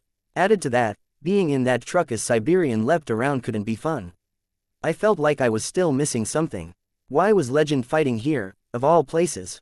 Whatever else was going on, they were causing pretty horrific property damage, and it had to be hard to fight Siberian in a place with this many high rises. She could disappear into building interiors, and even if he lowered the height he was flying at, Legend was probably having to penetrate 3 or 4 stories of building to get to her. I kept my distance from the fight as I directed Atlas toward the library. With my bugs, I was able to more or less follow the fight. I couldn't touch Siberian directly, but I could sense where Legend was directing his attacks, and how he was positioning himself. I continued to do what I could to help Legend, sending bugs at Siberian in the hopes of distracting her or finding some way into that truck. They searched the windows but failed to find a gap. Some crawled into the exhaust, others into the undercarriage. She fell into a trench as Legend leveled another series of blasts at her, and the movement of the truck coupled with Siberian's power and its rough texture murdered a solid 90% of the bugs I'd used. The remainder made their way deeper inside. The bugs could sense something they registered as food. A heavy smell, fetid, like garbage. It was rank in there. They crawled through the air conditioning vents and into the truck's interior. The driver's seat was empty. I sent the bugs into the back. Nothing. The truck was empty. With my bugs, I drew out words in midair high above me, informing Legend, truck empty, Siberian bluff. Had she assessed what Legend was doing, turned it around on him? If her real self was somewhere safe, somewhere with food and water, that meant Legend would lose any battle of attrition, if that's what he was aiming for. I couldn't think of another reason her creator would leave the safety of the truck. Hovering over the library, I got my phone out and dialed. Tattletale, sup, Legend's fighting Siberian here, but the maker isn't in the truck. I think he's in the vault with Jack and Bonesaw. Someone sealed over this door with a heavy pad of metal, because Leviathan or someone tore it down. My gut's telling me the 9 didn't gather inside and weld it shut behind them, but I can't ignore the possibility that Bonesaw's spiders did it. 1 in 20 chance, I'd guess. We'll know in about 30 seconds, after Sundancer burns through. Right, a few more things that are bugging me. Can I use your brain? Go ahead. Legend's fighting Siberian here. It feels wrong. He's working to pin her down, slow her movements as much as he can. I know he's probably buying time, trying to wear her other self out, but why not a place with flatter terrain? Why not a place where there'll be less cover for her and less collateral damage? I know Siberian goes where she wants, and if her other self is in the shelter, that's probably a big reason she came, but your gut is saying something's off. My gut is saying something's off. Okay, I'd guess the Protectorate have more of a plan than the one firebombing. They're going to do it again. No, the first one, going by what you've said and what I've picked up, hasn't done much for our side. It's going to be something else. And we don't know what. No clue. What else? Minor, but if her other self is in the shelter, where are Jack and Bonesaw? And if they're in the shelter, where's Siberian's real body? She's spent years with them, they have a rapport, and they're dependent on one another. Maybe he felt it was safe to approach them. Maybe. Nothing more specific. Don't have much to work with. What else is going on? Legend's holding back, conserving his strength. I get that he's trying to win a fight of attrition, but as far as I can tell, he hasn't changed his tactics or the pacing of his attacks much since I informed him that the creator isn't in the truck. He's buying time for something. Someone. Maybe Cyan is headed this way. No, don't get that vibe. Tattletale mused. We just got inside. They aren't here. I looked down at the library. Vault door. How do I open it? Can't say until I see the control panel myself. The shelters are supposed to open with a command from the PHQ, which was annihilated, I said. Right, or the PRT headquarters, on the director's order. There's bound to be another code that can be used in case those places get knocked out of commission. How did they get in? They have a tinker, Tattletale said. She may work primarily with biology, but that's not going to be the full extent of Bonesaw's knowledge. Look at those spiders. Some basic hacking isn't out of the question. Anyways, I can figure it out when I get there. Unless you want to take the brute force route. I looked down at Atlas. I don't have enough brute force, and neither does Atlas. Legend does. We're on our way. See you in a few. Right. I hung up. I drew more words in the air with my bugs, near Legend. Found the 9. Underground shelter. As an afterthought, I added, maybe civilians inside. I drew an arrow by the words. Then, to make it as clear as possible, I drew a giant arrow in the sky, pointing down at the shelter door. I was going to look foolish if they weren't inside, and maybe cost Legend in whatever plan he was operating under. I could feel him changing directions. He kept facing Siberian, unloading laser blasts, but he was flying my way. Siberian dashed forward. I could feel her cutting a swath through the swarm as she ran, the truck in one hand, one corner of it dragging on the ground, cutting a line into the pavement. She leapt into the air, out of the reach of my swarm sense. I felt something massive collide with the bugs that were in the air around Legend, felt more die as he shot a laser and caught them in the area. She'd thrown the truck, and he'd obliterated it. Legend shifted into high gear, flying out of reach of Siberian as she lunged for him. He dove hard, and I could imagine her leaping off the side of a second building, trying to get her hands on him. Legend turned my way and flew towards the library. I hurried out of the way, directing Atlas to higher altitude, just in case Legend decided to level the place. The leader of the Protectorate had arrived on the scene, and I could sense Siberian on the ground, hot on his heels. He raised one hand, and a laser beam shot forth, splitting into 8 smaller beams that bent in the air. They hit the outside edge of the vault door with precision, evenly spaced out, then drifted in a clockwise direction. The door toppled free. Legend spread his arms, and hundreds of individual beams radiated out from his body. 3/4 of them turned in sync to spear towards the library, stabbing through the architecture. Other beams split off to strike through doorways and windows and across rooftops. No less than 3 struck me. I flinched and nearly lost my seat on Atlas, but found it wasn't much hotter than steaming tap water, and it only lasted 2 or 3 seconds before cutting out. Siberian had approached close enough to demand Legend's attention, and he'd terminated whatever it was he'd been doing. I turned my mind away from whatever the beams had been intended to do and toward my own contributions to this fight. Had to strike before they got their bearings. I took advantage of the pause to send bugs flowing into the shelter. I could count a number of people, young and old. The mosquitoes in my swarm could scent blood. 20 or so people were inside the shelter, standing there. There was metal on their bodies, like backpacks or prosthetic body parts, but they didn't seem to be hurt. There were 3 more inside, but I wasn't feeling so generous as to call them people. They stood apart. 2 men and a pre-adolescent girl. It was them, the 9. I couldn't trust my ability to get to Legend and communicate the necessary details in time, and I might even be endangering him by getting too close to Siberian. I couldn't say for sure how he would really act in the field, but his PR sold the idea of a legitimate good guy who would balk at attacking an enemy with a hostage. Or maybe he wouldn't. It could even be a mercy, sparing someone from one of the 9's clutches. Siberian devoured people alive. Either way, it was better to try to catch his attention with a written message. 20 civilian, JS, BS, Sib. He was too distracted by Siberian to see it. She wasn't as fast as battery or velocity, but she had the physical power to move quickly, and she was leaping between buildings to throw herself at him with the speed and aim of an arrow shot from a bow. I tried leaving another message for Legend, stating the same thing. Glancing over my shoulder, I saw him looking at me. Our eyes met, he nodded, and I turned my attention to the shelter. I didn't want to do this half-assed. No mistakes this time around. I gathered a swarm of generous size, but I held it at bay. There were more preparations to carry out. I drew the capsaicin bugs from beneath my armor and added them to the swarm. I drew out silk threads and held them suspended in the air, ready for use.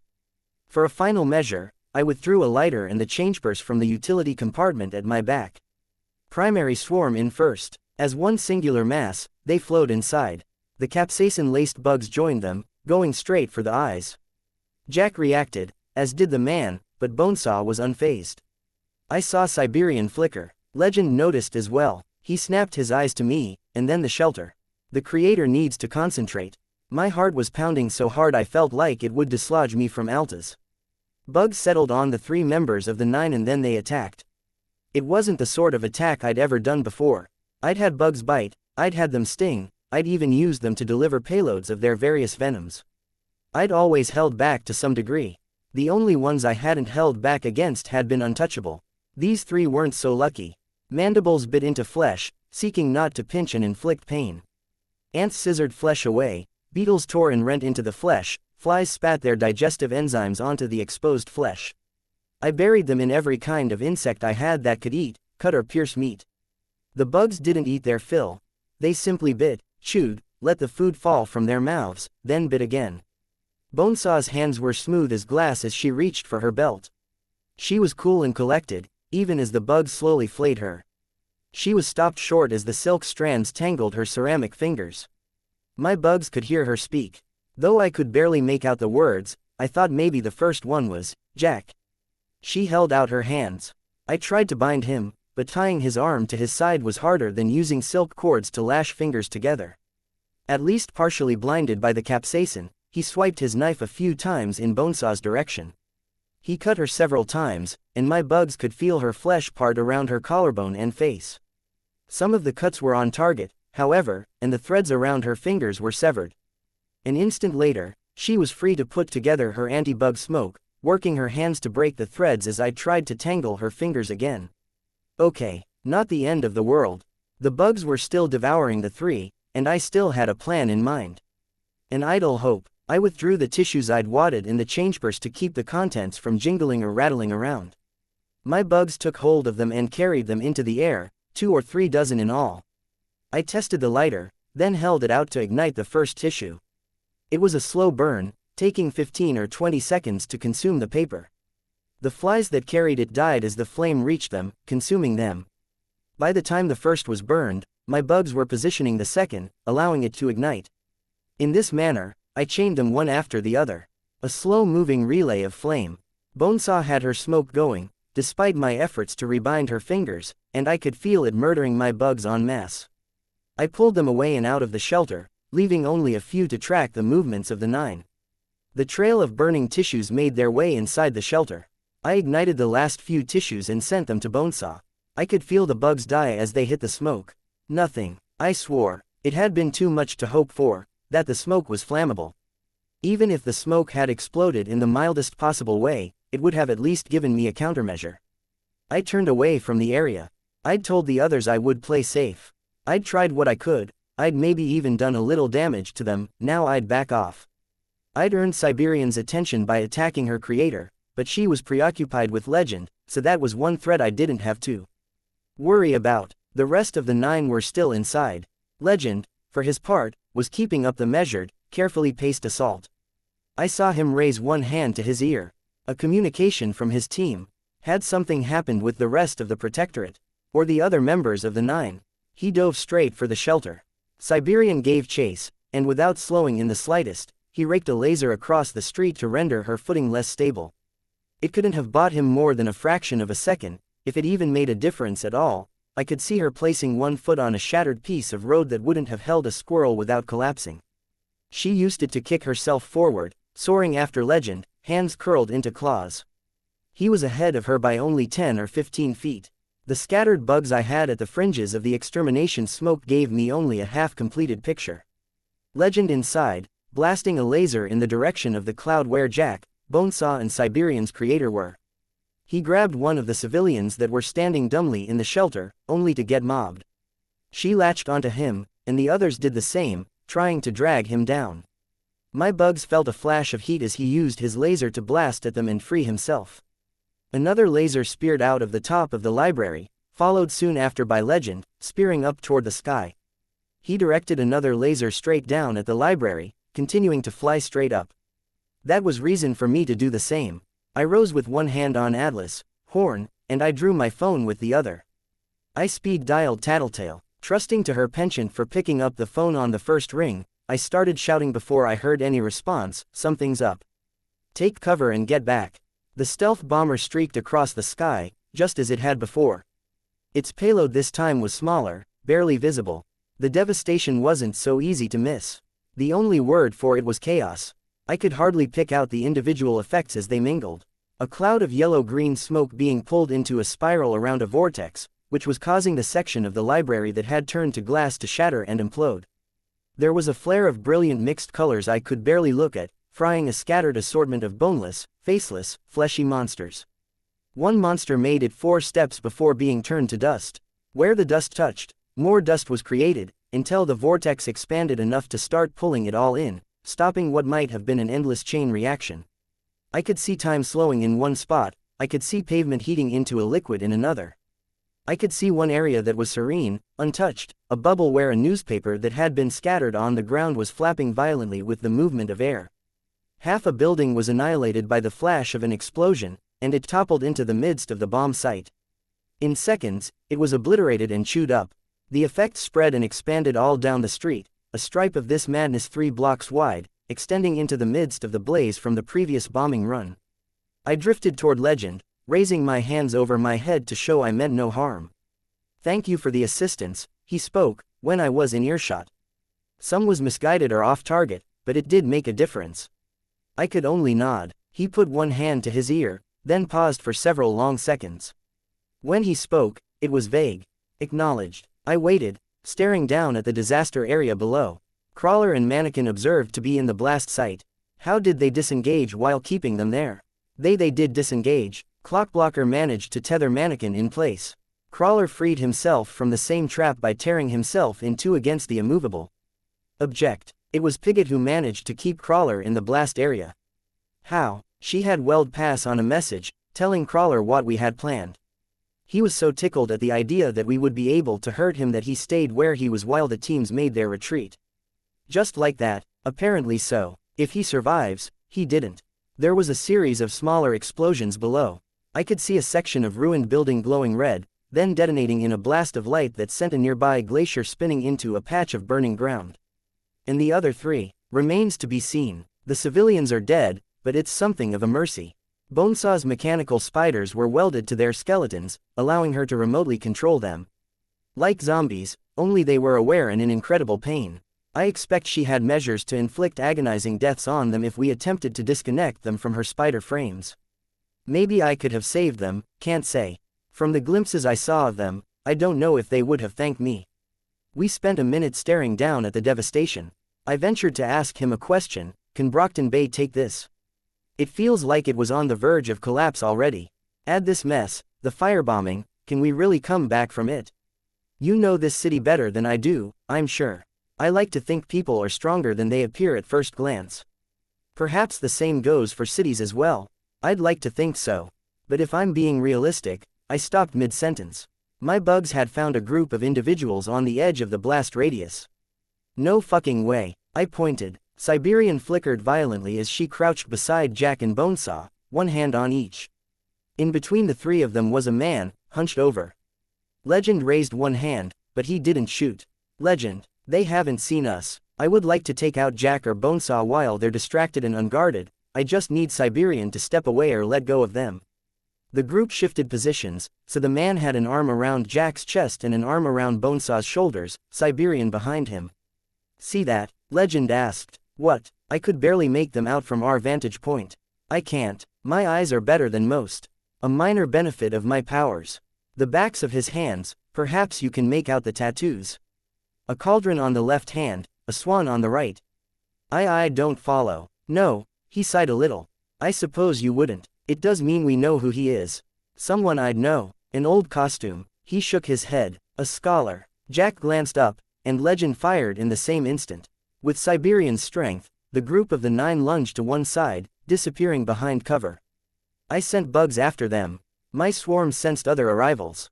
The Undersiders and Travelers came from the west, taking a circuitous route around the top end of the bomb site. Legend fired a series of blasts after Siberian and gave chase, but she was keeping a building between her group and Legend. He stopped where he was, one hand outstretched, and touched his ear.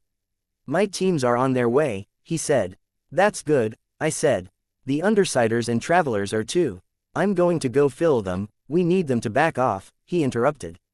"Another bombing?" I asked. He shook his head. "No, it seems we're facing the worst-case scenario." "We're winning," I said, incredulous. "You guys took out 2 of them, we've got them on the defensive." "Exactly," he interrupted me. "We're winning, and we've broken enough of Jack's rules for his game. Now I fear we're about to see whatever punishment it was that Bonesaw prepared for us." Chapter 148, Prey 14.8 inches. How did it go? Tattletale called out to me before I'd even landed. I set Atlas down on the ground and hopped off. Whatever the fuck they just dropped on the city, it apparently took out Crawler and Mannequin. "I'll believe it when I see it," Tattletale said. "I think that was Bakuda's stuff they just used." "What about the other members of the 9? They're on the run. Last I saw, Siberian's creator looked pretty rough. Not sure if the spider bites and stings will kill him or if Bonesaw will manage to counteract it. Depends on whether Legend and the other heroes can keep up the assault long enough to keep Bonesaw from getting to work." I could see Bitch react to the mention of Siberian's creator. She looked startled, then scowled. You found them? Tattletale asked. Siberian and Legend. Yeah, Legend told me to scram, in case Bonesaw deploys the threat she's been holding over our heads, and so I don't get in the way. I would have fought to stay, but he's an intimidating guy to argue with. Gru nodded. I wouldn't feel bad about it. It means we can serve as backup if the heroes lose. And this threat, do we know what it is?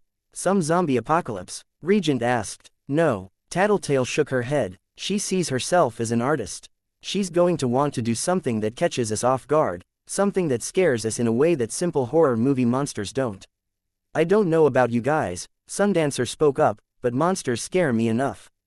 Says the girl who can vaporize buildings and give Leviathan pause for thought, Regent said, giving her a sidelong glance. Leviathan broke half the bones in my body. The only reason I'm standing here is Panacea, Sundancer said, a little defensively. You two do raise a point, though, Tattletale cut in. Capes are powerful. If she wanted to scare the locals, she's done that. I'd be willing to bet the ace she has up her sleeve is going to be more aimed at scaring people like us, like Legend. She wants to terrorize the strongest, target people who everyone looks up to and fears. Just us? I asked. She's shown she knows how to disable powers, Trickster said. If she did that on a larger scale, then, no, Tattletale shook her head. She wouldn't have used the dust and the darts if that was the big reveal. It doesn't make sense tactically, because we could have come up with a way to deal, and Skitter's partially immune anyways. And it doesn't make sense artistically, either. You have to think of her as less of a scientist or doctor and more of a performer. A 30-story skyscraper tipped over and crashed to the ground in the distance. The rumbling crash of the building's collapse seemed delayed in getting to us. I could see Legend, more through the flashes of his lasers than anything else, but everyone else was out of sight, specks I couldn't have made out if they weren't on the ground. If we're lucky, we won't have to worry about Bonesaw's plot, Trickster said. Plan for the worst, Gru replied, staring into the distance. If you're right, you're prepared. If you're wrong, you're pleasantly surprised. Heard that one before, Imp commented. Still true, Gru replied, sounding annoyed. Can't plan for this, I said. I'm growing to hate tinkers. People with enhanced senses and tinkers. And fire manipulators. Sorry, Sundancer. She shrugged. I turned back to the subject at hand. We can't guess what she's come up with because her tinker abilities make her so versatile, and that means we can't preemptively set up any countermeasures. Tattletale tucked her hair behind her ear. Fits in a vial, assuming that vial she was showing off was the real weapon, something to do with water, she said. You guys haven't been drinking anything except bottled water. There were head shakes and the occasional muttered, no, from the rest of the group. I've even been making my tea with it, I said. And we know there's going to be a strategic purpose behind it, beyond causing terror, Tattletale went on. You're getting into that headspace again, Tattletale, Gru said. Tunnel vision, right, I'm done now, Tattletale replied. Is it such a problem? Trickster leaned forward. If you can give us answers about this thing, that's good, right? Tattletale shook her head. If I'm digging deep enough for answers that I'm losing sight of other things, it means I'm probably speculating, and that tends to mean I'm generating false positives, heading down the wrong path to the wrong conclusions. I told Gru to stop me if I'm doing it, and Skitter's right when she says we can't anticipate what Bonesaw's going to do, so it's pointless anyways.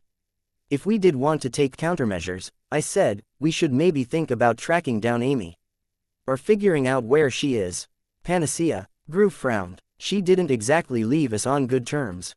I know, but she can counteract whatever Bonesaw does. Unless she falls victim to it, Tattletale said, sighing. After 2 bad incidents downtown, I'd lay odds she's heading up toward the docks. It gives her the best odds of finding a place that's empty, where she and Glory Girl can hide out for, heads up. I wasn't sure who had shouted the warning, but I turned to look in the direction of the fighting, and I instantly knew it was Bonesaw's work. The water was turning crimson. Where it was only 1 or 2 inches deep above the pavement, it turned a dark red that resembled blood. That alone might have been spooky enough, but it was spreading over hundreds of feet in a matter of seconds, and there was a thin red mist rising in its wake. Run! Gru shouted. I was on top of Atlas in an instant, and in the air a second later. How is it spreading so fast? I asked, while the others seated themselves on the 2 dogs. She must have set it up beforehand. Tattletale called out. Just needed the catalyst. She checked to make sure Trickster and Sundancer were seated and had Bentley at an all-out run a heartbeat later. Sirius followed just 2 steps behind, carrying Gru, imp, bitch and ballistic. Regent joined me in the air, hanging in a less than dignified way from Shatterbird's embrace. I needed only one glance to know they weren't running fast enough. Sundancer, I shouted, cut it off. It took her 3 or 4 seconds to pull an orb together, no larger than a basketball. It grew to twice the size as it flew, raking across the street to turn the pooled water into clouds of steam. I rose higher in the air to avoid being caught by the plumes of hot water. The steam turned from a clean white to pink and eventually red as the effect reached it. Sundancer's miniature sun had slowed the progression down our flooded street, but it wasn't enough. From my perspective, I could see the water on adjacent streets undergoing the same transformation, moving forward until it was adjacent to the others, then extending forward. It was a matter of time before it reached far enough forward that it passed through the side alleys and cut them off. Get to high ground, I shouted. Bentley leapt for the side of a building in an alleyway, scrabbled for a hold, then leapt to the building face behind him, attempting the zigzag movement that the dogs had done so many times before. Except he wasn't as agile as the other dogs, and I suspected he wasn't as practiced at it as Brutus, Judas and Angelica had been. Added to that, he was carrying a heavy burden. One of his paws went through a window, he slipped, dug his claws into the wall and shifted to climbing the wall instead. It was too slow. The water turned crimson beneath him, and then the vapor began to rise, faster than Bentley was climbing. Tattletale, I breathed. I massed thick clusters of bugs. Between them and the vapor, while Regent and Shatterbird followed Sirius and the others. It was enough to buy them time, but that meant precious little. No matter how much I pressed the bugs together into an airborne barrier, the vapor made its way through. Worse, the mist was rising to either side of them, approaching the top of the building. They reached the rooftop and Bentley heaved himself over the edge. They hopped off his back as they reached solid ground, and Tattletale stepped over to the corner of the roof to watch the rise of the red vapor. It was only a floor beneath them. Trickster pointed at the top of a building nearby, then looked up at me. I gathered my bugs there, again, pressing them together. Trickster looked increasingly impatient as the bugs massed, and the vapor reached the edges of the roof. I hurried over to the building, instead, then hopped off, sending Atlas over to the other rooftop. Trickster swapped me with Tattletale, and I hopped over to ferry myself to the roof again. Didn't trust my ability to use Atlas to carry someone else, when I had to struggle to process his sensory inputs. Add someone else's shifting weight and movements, and I wasn't sure I wouldn't drop them. I was on the building again when Trickster swapped me for Sundancer. It left him, myself and Bentley standing on the rooftop. I was on top of Atlas a second later, flying. The red mist crept in from the outside edges of the rooftop. He got on top of Bentley, looking less than comfortable holding the reins, and Tattletale whistled. It wasn't as good as Bitch's whistles, but Bentley perked up and ran, leaping for the side of a nearby building. He and Trickster reached the second rooftop quickly enough. The mist was still rising, not just below us, but up around buildings nearly as far as the eye could see. Shit, Tattletale said, not good. There's a taller building over there, I pointed. We should head there before the mist gets up here. I'd call it miasma, Tattletale said. And is there really any point? It might stop rising, I protested. It won't. Is that an educated guess or, it's not? I found myself at a loss for words. What does it do? I asked. Poison. Something else. Probably something else. Or it's poison, but it's designed to do something besides kill us. How are the others doing? I looked for Gru and Regent using my swarm sense. Gru, Bitch, Ballistic and Sirius were on a rooftop lower than us, Regent directly above them. Cursory exploration with my bugs revealed a glass dome extending around the rooftop. My bugs could fit through gaps in the glass, which meant the miasma would as well. I did what I could to block up the holes, and I knew it was useless. Brian, Rachel, I think they're caught, I said. I don't know what to do. You have a gun. You have your bugs. If the 9 are going to let their guards down, it's going to be now. All the ones who are still left are priority targets. Finish off Siberian and taking Jack and Bonesaw out of action will be doable. You're saying I should leave you? Yeah, she looked down at the rising mist. No, that's ridiculous. Let's get you to higher ground. It's futile. You'd be buying us a little time, but this is looking pretty inevitable. Your time is better spent going after the 9. If you can't find them, or if it's too dangerous, find Panacea. This isn't negotiable. I can't do anything for Gru and Rachel and Ballistic. Regent tried and he failed. Let me do this for you. Tattletale frowned. Fine. But you'll have to hurry. That's a lot of distance to cover, and the miasma's nearly here. Trickster cut in. Gather bugs together like you were doing. Remember that they're not as dense as our bodies are, so we need more than you'd think if I'm going to swap them for one of us. I nodded and flew for the tallest building in the area. I turned around and waited for Trickster to swap me. He didn't. They stood at the roof's edge, looking my way, and the dark red miasma climbed up the sides of the building around them. It felt like my heart dropped out of my chest. Brian, Rachel, now Lisa. I couldn't afford to turn around and confront them. Time was too short, so I focused on gathering my bugs. I clustered them together, pressing them into a largish human shape. How many was enough? I felt a jarring sensation as Trickster swapped my bugs to his location. Sundancer appeared beside me. Why? I asked. She shook her head. They didn't say anything. They were both really quiet while you flew off, and then Tattletale said, "It doesn't look like her plan will work out. Tell her I'm sorry." Trickster teleported me here before I could say anything or ask what she meant. Why isn't he teleporting Tattletale out? Or himself? There's still time for... I looked at the cloud. Not enough time to save both, now. He could save one of them, and I could probably get Atlas there and get out of harm's way before the miasma reached me. His power gets slower with distance and difference in mass. Sundancer hugged herself. Maybe it's too slow, and he doesn't think you'd have time to run.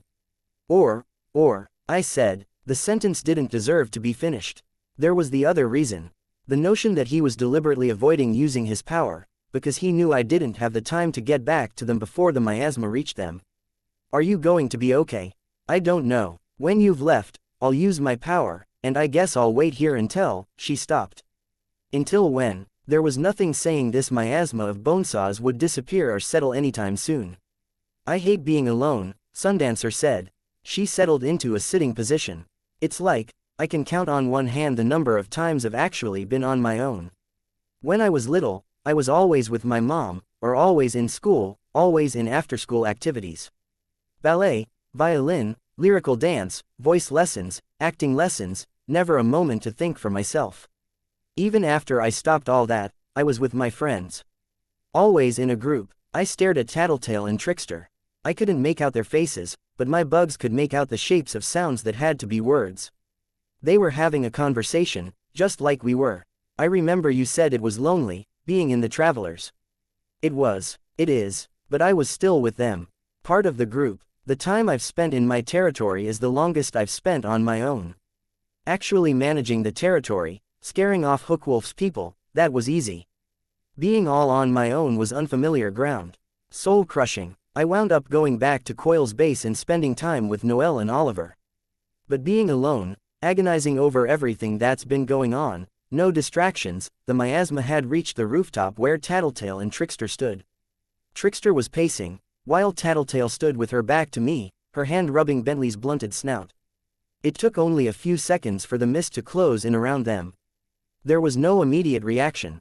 The two teenagers and the dog simply stood, silhouettes in a stirring cloud of vapor that ranged from ruby red to crimson in shade. I swallowed past the growing lump in my throat. And now I'm alone, Sundancer said. You're going to go after the 9, and I'll wait here, all on my own, going crazy as I wait and watch and see just what happens to them. If I've picked up on anything over the last few months of wearing a costume, it's that humans are stronger than you'd expect, I said. It was as much to myself as to Sundancer. We can endure a hell of a lot of punishment. Before we break, and even after we're broken, we tend to keep on going. Could be physical punishment. Getting stabbed, getting scarred, broken bones. Could be mental. Losing a loved one, being tortured, even the way I feel like breaking down and crying over the fact that just about every other member of my team is probably fucked, but I'm holding myself together. Humans can put up with a hell of a lot. I don't think this is the right time for optimism, Sundancer said, bitter. Optimism? I shook my head. No, it's a double-edged sword. If we weren't so resilient, so tenacious as a species, I don't think we'd be having this much trouble with Jack. I don't think Mannequin or Siberian would even exist like they do now. I'd almost call it pessimistic. Almost. She didn't reply. Speaking of Jack and Siberian, I started. Go. I left, taking off and heading for the spot I'd left Legend. Looking over my shoulder, I could see Sundancer creating her orb and bringing it down on top of herself. As it had done back during our fight with Lung, it didn't burn the area directly around her. And Tattletale and Trickster were still standing in the midst of the miasma. They weren't reacting or doing anything, but they weren't signaling for me to come back, either, and they weren't hopping on top of Bentley to rejoin the action. Something was up, I just had no idea what. I consoled myself with the bittersweet idea that Bonesaw would want to draw this out. It wouldn't be as simple as murdering my teammates. It wasn't exactly reassuring, especially when I thought back to what had happened to Brian, but it gave me hope that this wasn't the last time I'd see my teammates. My friends. I rose higher as I approached the epicenter of the miasma. It had continued to rise, and the place she'd used the catalyst was the place where the vapor had spread the most. I could see how it was threaded through the streets like veins, surrounding buildings in a crimson embrace, spilling out into the ocean. The water of the bay, I noticed, hadn't changed. Was the salt killing whatever organisms she'd designed to spread this effect? There were areas of high ground where the effect was diminished or gone. There were hills here and there where the area hadn't flooded and miasma wasn't reaching so far into those spots. Hopefully that meant the civilians wouldn't be so affected. The high ground where flooding wasn't an issue would also be the place where people congregated for shelter. A series of bright flashes caught my attention. Between the distance and the cloud of red vapor, I could only barely make him out, but the staccato lasers let me identify him as Legend. He was fighting. I sent my bugs down into the miasma, drawing them together into a swarm and placing them strategically, painting a mental picture of the area, the layout, and the positions of the combatants. Just to be safe, I drew closer to a rooftop. It wasn't safe to land, but I had hopes the building would offer me some cover against Jack. I held the bulk of my swarm at bay, waiting for the moment I could assist Legend in fighting the 9. He wasn't fighting the 9. Legend was shooting at teammates. He shouted something, but neither my ears nor my bugs were able to pick out the words. Really wished I could use my bugs to hear. Had they gone berserk? Rage? No, I could sense others hiding. In fact, it seemed to be the primary concern of the people in the miasma. Hiding, staying out of trouble, putting distance between themselves and the others. Even Legend was pulling his punches. His lasers were non-lethal, as far as I could see. Paranoia, Weld, who I identified by his lack of a costume and the metal growths on his shoulders, was standing with his back to a wall. His hands were blunt weapons, and he was swinging them through the air to threaten anyone who approached. A small figure who could only be Vista was backing away from 2 adults. She got too close to Legend, and he fired a spray of laser blasts at her. None hurt her or penetrated her costume, but she staggered and fell. I could sense the ground bulge, spearing up in a pillar. As the ground beneath them stretched in the pillar's vicinity, others staggered or got disoriented. At the pillar's top, a roughed-up Vista bent the growth she'd created to place herself close to the rooftop and hopped down onto solid ground. She coughed. Okay, at least she wasn't someone who could kill me if this went the wrong way. I called out, Vista. She whirled on the spot to look at me, then swiftly began backing away. I raised my hands to show her I meant no harm. Hold on. I'm safe. That's just what they would say. She retorted. They? Who? The 9. In what universe would I be a member of the 9? Shut up. Don't try to convince me. Just back off. Leave me alone until all this stops. She was breathing so hard I could see her shoulders rising and falling through the protective suit she wore. A thought struck me. It was working through the suit. The mask had to have filters for smoke. Why hadn't it worked against this miasma? I just want to help. Leave. She used her power, extending the pillar she had used to ascend to the rooftop. It missed me by a wide margin, but the thread was clear enough. I regretted it the instant I did it, but I moved forward to avoid any further movements from the shaft of asphalt. If I was going to fall, I wanted to land on the roof, instead of the alleyway a dozen stories below. No, the word was as much a scream as anything else. She extended the shaft well over my head and then pinched it off so the top part fell. I'd seen her fight Leviathan, and she'd done the same thing then, if on a somewhat bigger scale. I had Atlas carry me out of the way and watched the teardrop-shaped piece of asphalt crash to the floor of the alley. That, apparently, was enough to get Legend's attention. He rose from the street level and surveyed the scene. He'd taken off the hazmat-style mask and filter, and what little I could see of his expression was drawn. His eyes were narrowed, a vein stood out on his forehead, and he furtively looked from Vista to me and back again. Legend, I started. How was I supposed to address him when he was like this? When I didn't even know what was going on with them? Not that it mattered. He raised one hand in my direction, and I veered away, taking evasive maneuvers. It missed me by a foot, circled around and struck me off of Atlas before I could cancel out his momentum and change direction. Legend had clearly set his lasers to stun, but it still hurt. Hitting the rooftop hurt more. I could feel a piece of armor crack beneath my weight, hear my things spilling to the ground. I coughed out half a lungful of air and involuntarily sucked in another breath to cough again. It was humid, tasting slightly off, almost stagnant. When I opened my eyes, I was seeing red, and not in the metaphorical sense. I was in the midst of the miasma. Still coughing, I struggled to my feet. The back compartment of my armor had cracked as my weight had come down on the lip of the roof. My weapons, the EpiPens, the cell phone and the change purse lay on the ground. "Stay down," the junior heroine screamed. If I hadn't still been reeling from my fall, I might have been able to avoid it. As it was, the section of rooftop behind me bulged up into a wall and then folded down over on top of me. It bent to accommodate my shape rather than crush me, leaving only my head and shoulders sticking out. "If you try that trick on me, little girl, I'll shoot you," I heard the threat from the air above us. This was going south, fast. "I'm going to turn my back and run," she responded. "If you try shooting me in the back, I'll show you what I can really do." There was anger in the threat that caught me off guard. Was it this miasma that had pushed her to that level of anger? I wasn't feeling anything like that. Had something about the way he had talked provoked her? Or was that the norm for her? I tried to think back to my prior experiences with her and found nothing. What was her name? Was I suffering from brain damage? Another concussion? I did a series of multiplication, addition and subtraction in my head and found no problems on that front. Not general brain damage, apparently. Amnesia. My name is Skitter, I thought. Taylor Ann Hebert. 16. Born in Brockton Bay. Student at Winslow High. Ex-student. Member of the Undersiders. No problems on that front. My line of thought continued absently, as if I wanted to reassure myself that I was mentally intact. My parents are Dan Hebert and Annette Rose Hebert. I struggled, wiggling to try and free myself from the hump of solid concrete. I could inch myself out.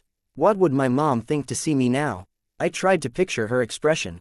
Again, that gap, the chasm. Nothing. I could have been hit by 5 more of those laser blasts on stun, and it wouldn't have hit me as hard as the realization that I couldn't remember my mother. Couldn't remember her face, the details, her mannerisms. Even the happy memories we'd shared, the little moments I'd clung to over the past 2 years, they were gone. There was only an empty void where they should have been. I couldn't remember my dad, either. The other Undersiders, their faces, their costumes, their personalities and mannerisms, all gone. I could remember what we'd done. The bank robbery, fighting Purity's group, lazing around in the old loft, even the general progression of events from the moment I'd met them. But the people were blanks waiting to be filled in, and I couldn't go from thinking about one name to thinking about the events that were related to it. I felt a rising panic as I struggled to work myself free. I didn't know the people who were on the rooftop with me, the man who floated in the air, wearing a sturdy hazmat-style firesuit and a blue and silver mask that left only his mouth, chin and wavy brown hair exposed. I couldn't recognize the girl he was shooting in the back. I saw her fall face first and writhe with pain. He shot her 2 more times, and she went limp. Out cold. I couldn't make the mental connection between the 9 and their appearances or their powers. If I didn't have the benefit of being able to remember my actions over the past few minutes, it would have been impossible to say whether the 2 people here were allies or enemies. Everything suddenly made sense. The infighting, the tactics they were using, the mixture of hostility and paranoia. Legend was attacking with non-lethal blasts because he couldn't be sure if he was attacking a teammate or one of the 9, so he was striving to take everyone out of action with as little permanent damage as possible. Sundancer's worries about being alone struck me. We were all alone, now. Every single one of us. From teams to individuals, everyone was fending for themselves because they couldn't afford to trust the others. And it would ruin us. It would be impossible to mount any kind of defense against the 9 if we were fighting them as individuals. The man with the blue and silver mask floated over to where I was, ready to dispatch me, to knock me out, just in case I was a threat. "Help," I called out. It was a spur-of-the-moment response. My mind raced as I tried to form a plan. Even a bad one would serve. I lied. "I'm stuck. Break me out." I stared up at him. His face was riddled with conflicting emotions, his body language tense. There was a nervousness there that belied simple amnesia. We'd been warned about drinking the city's water. It might mean the effects were more pronounced for the people who hadn't been informed. Or there might be side effects. Stay, he ordered. He stayed at the level of the rooftop as he floated out above the street, aiming more blasts at the others. This wasn't rational for him, it didn't jibe with my knowledge of him. That could mean there was something about the miasma that was making him irrational. I waited for long minutes as he continued firing down on the others. He cast me one sidelong glance, then flew off in pursuit of someone I couldn't see. Even after I was able to start wiggling myself free, it was slow. I measured my progress in half inches. My chest, small as it was, proved an issue. Coupled with the armor at my front and the remains of the armor at my back, it made getting free an issue. Several times, I stopped breathing for a good minute before I forced myself back under the concrete sheet to be able to breathe again, then I did it again. As much through the wear and tear on my armor as anything else, I managed to slide my upper body out on the 5th attempt. I took a second to breathe and rest, and then began the slow process of getting my midsection and hips past the mouth of the concrete shelf. I directed every curse word I knew at the belt and armor panels I'd placed around my hips as I tried to work myself free. My hips and rear end were proving as difficult as my chest had been, and with my upper body being further away, I couldn't get the same leverage push myself out with my arms. Minutes passed as I grunted and struggled. I could hear inarticulate screams, shouted threats, screamed warnings and the noise of destruction on the street below as paranoia gave way to violence. I brought Atlas to my side, but even with his strength and his horn, he wasn't strong enough to affect the concrete. I used his help to squeeze myself out, bracing his horn against the lip of the concrete sheet and pulling. When I was free, I gathered my knife, baton and gun from where they had fallen and fit them into the few remaining elastic loops in my ruined utility compartment. Cell phone was a yes, but I didn't have a spot for it, so I tucked it in the chest compartment of my armor. Similarly, I stuck the EpiPens and change-purse through the space between my hip and the belt, wedging them in next to the straps. I double-checked that Atlas hadn't been hurt by Legend's lasers and then climbed on top of him. There was destruction below, and signs of the mad fighting between capes. Sheets of paper frozen in time, a mailbox destroyed, a light post toppled, all still in the midst of the red water. Everyone had fled or been knocked out of commission. The fighting had migrated to several scattered spots nearby. I didn't know exactly what to do, so I focused on helping the wounded, making sure they were okay. I turned an unconscious girl over into the recovery position, and started to drag a wounded man out of the middle of the road. I stopped when he started struggling and fighting with me and just left him there. I felt lost. Was I helping the enemy when I was propping someone up to make sure they didn't choke on their own vomit or drown in a puddle? If I used the plastic cuffs I had in the change purse, would I be tying someone up, leaving them helpless against one of the 9? I checked my cell phone. No service. I was alone here. Everyone in the world was a stranger. Vibrations rocked the street. I saw the wounded man stir in response. A monster. Bigger than a car, fangs, teeth, claws, and a thorny exterior. It didn't act like it had seen me. One of bitch's dogs, or is it Crawler? If it was Crawler, and I acted like he was friendly, he'd tear me to shreds. I could draw my gun to threaten him, defend myself, except that wouldn't do a thing to slow Crawler down. If it was one of bitch's dogs sans rider, then there was little point in staying. I didn't even know if it was suffering from the miasma's effect. If it was Crawler, I drew my bugs around me as a shroud, simultaneously forming decoy swarms. I ran, my footsteps splashing, and called Atlas to me. The second I was out of sight, I climbed on top of him and took to the air once again. Couldn't settle down, couldn't stop. I had to treat everyone I met as an enemy. I was beginning to see where the paranoia came in. Skitter. A voice called out. I stopped. A blonde girl, waving at me. I drew my gun and leveled it at her. The smile dropped from her face. She brought both hands to her mouth as she shouted, "It's me." Tattletale. I hesitated. How tragic would it be if I shot my friend, so soon after I'd wanted to scream at the heroes for fighting among one another. How did you get here? On the dog. I don't remember its name, but it wasn't as affected as we were. This effect is tailored for people. I looked in the direction of the creature I'd seen. Had that been the dog they'd come on? I drew closer, but I kept the gun aimed at her. I glanced around. Where are the others? Most are hiding, she said. My powers kind of let me work around this gas, I think. I brought Gru, too. I looked around. What she was saying felt right, even if I couldn't remember her powers, specifically. What is this? Amnesia, agnosia. We haven't forgotten. Just can't use the knowledge we have. Looking at the others, I think they're hallucinating. If it's prions, like Bonesaw used with the power nullification darts, it fits. Hallucinations would match with heavy prion exposure. Prions, they're small enough to pass through water filtration and gas masks. Badly folded proteins that force other proteins into identical shapes, perpetuating the problem. If she found a way to guide them, or specifically target the parts of the brain she wanted, she might get results like we're experiencing. In a really bad case, it'd cause lesions in the brain and give you hallucinations. I looked around. How long does it last? Forever. It's incurable and it's terminal.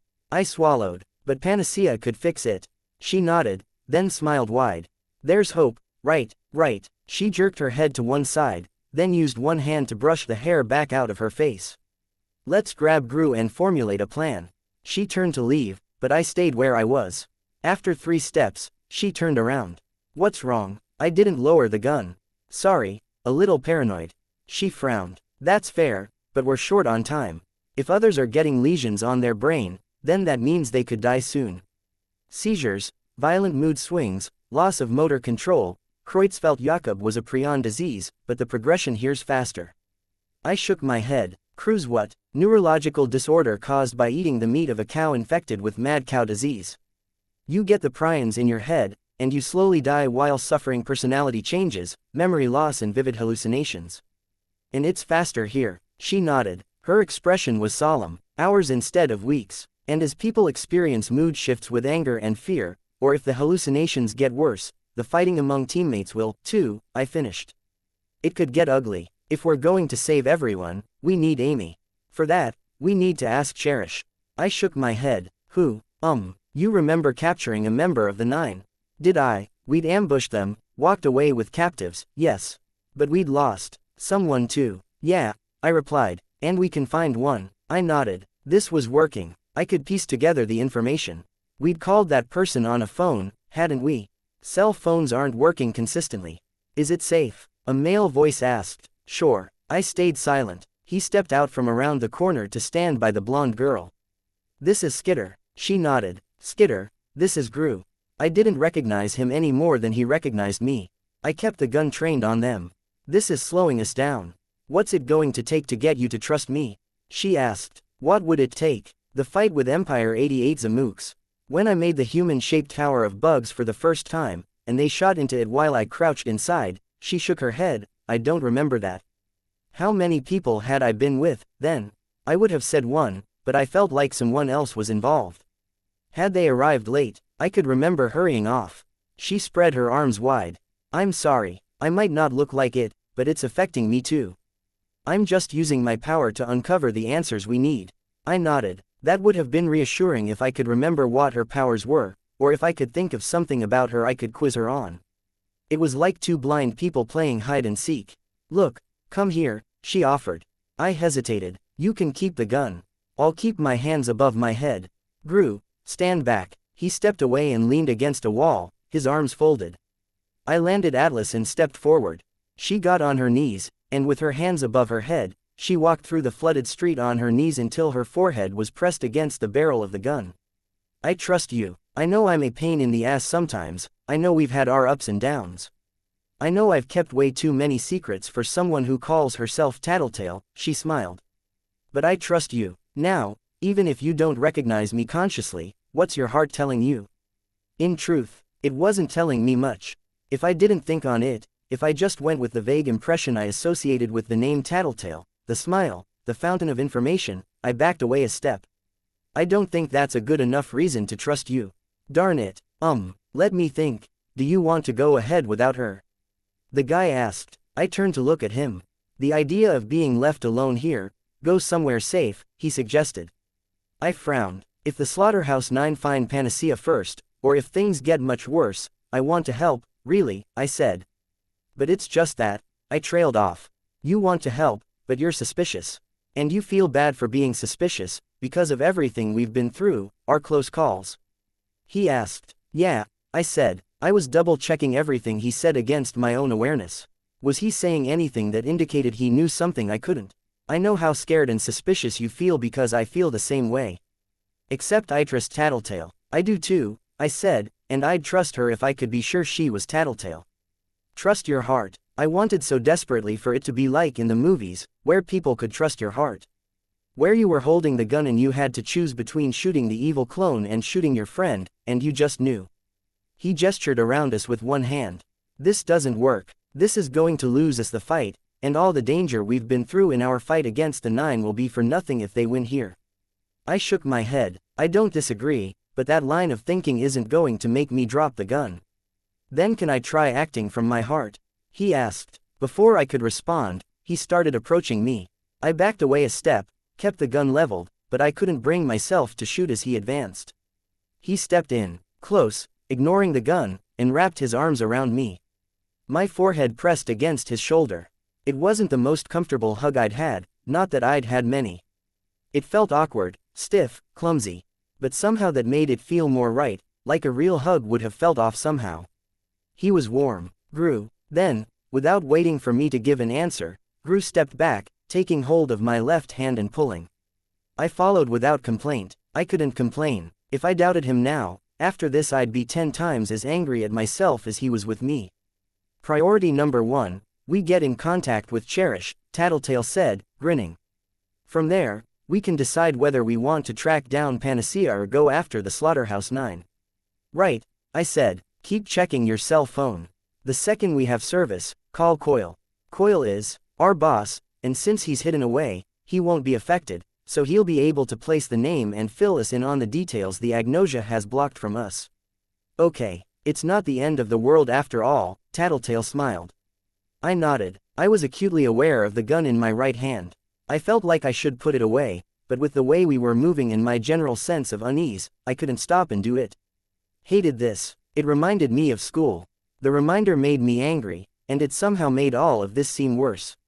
I muttered, sooner we're fucking cured of this miasma, the better. Hey, Tattletale paused, pointing at me with a stern expression on her face. Don't swear. Chapter 149. Pray 14.9 inches. Your powers are working all right? Tattletale asked. I nodded. Bug powers, was it? Don't want to get it wrong. Control them, see through their eyes, number. I can't see through their eyes or hear what they do. It's mainly touch. Just wanted to check. She paused. If I asked you what my power was? I shook my head. Okay. And if I said I was born in Mexico, could you tell me where I was born? Didn't you just say, yeah, repeat it back to me. You were born in Mexico. Your short-term recollection is still good, at least. That would be why you can retain the information Gru and I have shared over the past few minutes. That big beetle of yours, you named it. I glanced at Atlas, who was crawling a short distance away. Atlas. Tattletale nodded. That would be the short-term memory, again. Your power probably gives you enough contact with it that you don't lose track of who and what it is. Right, so long as that keeps working, we don't need to worry about you and Gru forgetting who we are in the middle of a conversation. But for us, we might lose track of each other if we split up, so let's stay close, okay? Okay. She reached out and took my hand. Can you use the bugs to scout our surroundings? This will go more smoothly if we don't need to worry about running into people. It made sense. I sent my bugs out to cover the surrounding area. The red mist was everywhere. Color was strained out, leaving everything a monochrome red. I could still make out the surroundings, but just enough light was filtered out that the area had settled into an oppressive gloom, with many existing shadows made nearly opaque as a result. The drifting movements of the mist and the subtle shifts in color and shadow made me feel like things were prowling in every corner and in the edges of my field of vision. That deep, primal prey animal part of my psyche kept telling me something was wrong, that I was in danger. I tried to tell myself that it was just my fear working itself up, my brain playing tricks on me. There was nothing out there. The weight of the gun in my hand was both a reassurance and a burden. It would be so easy to do something I would regret for the rest of my life. Hate this, I muttered. Me too, Gru answered. He put his hand on my shoulder to offer some reassurance. But we manage, we cope because we're a team. We belong together. My awareness snagged on someone who was walking a distance behind us, measuring their pace with ours. We may need to stand together as a team sooner than later, I said. We're being followed. By who? Tattletale asked. She paused, then laughed.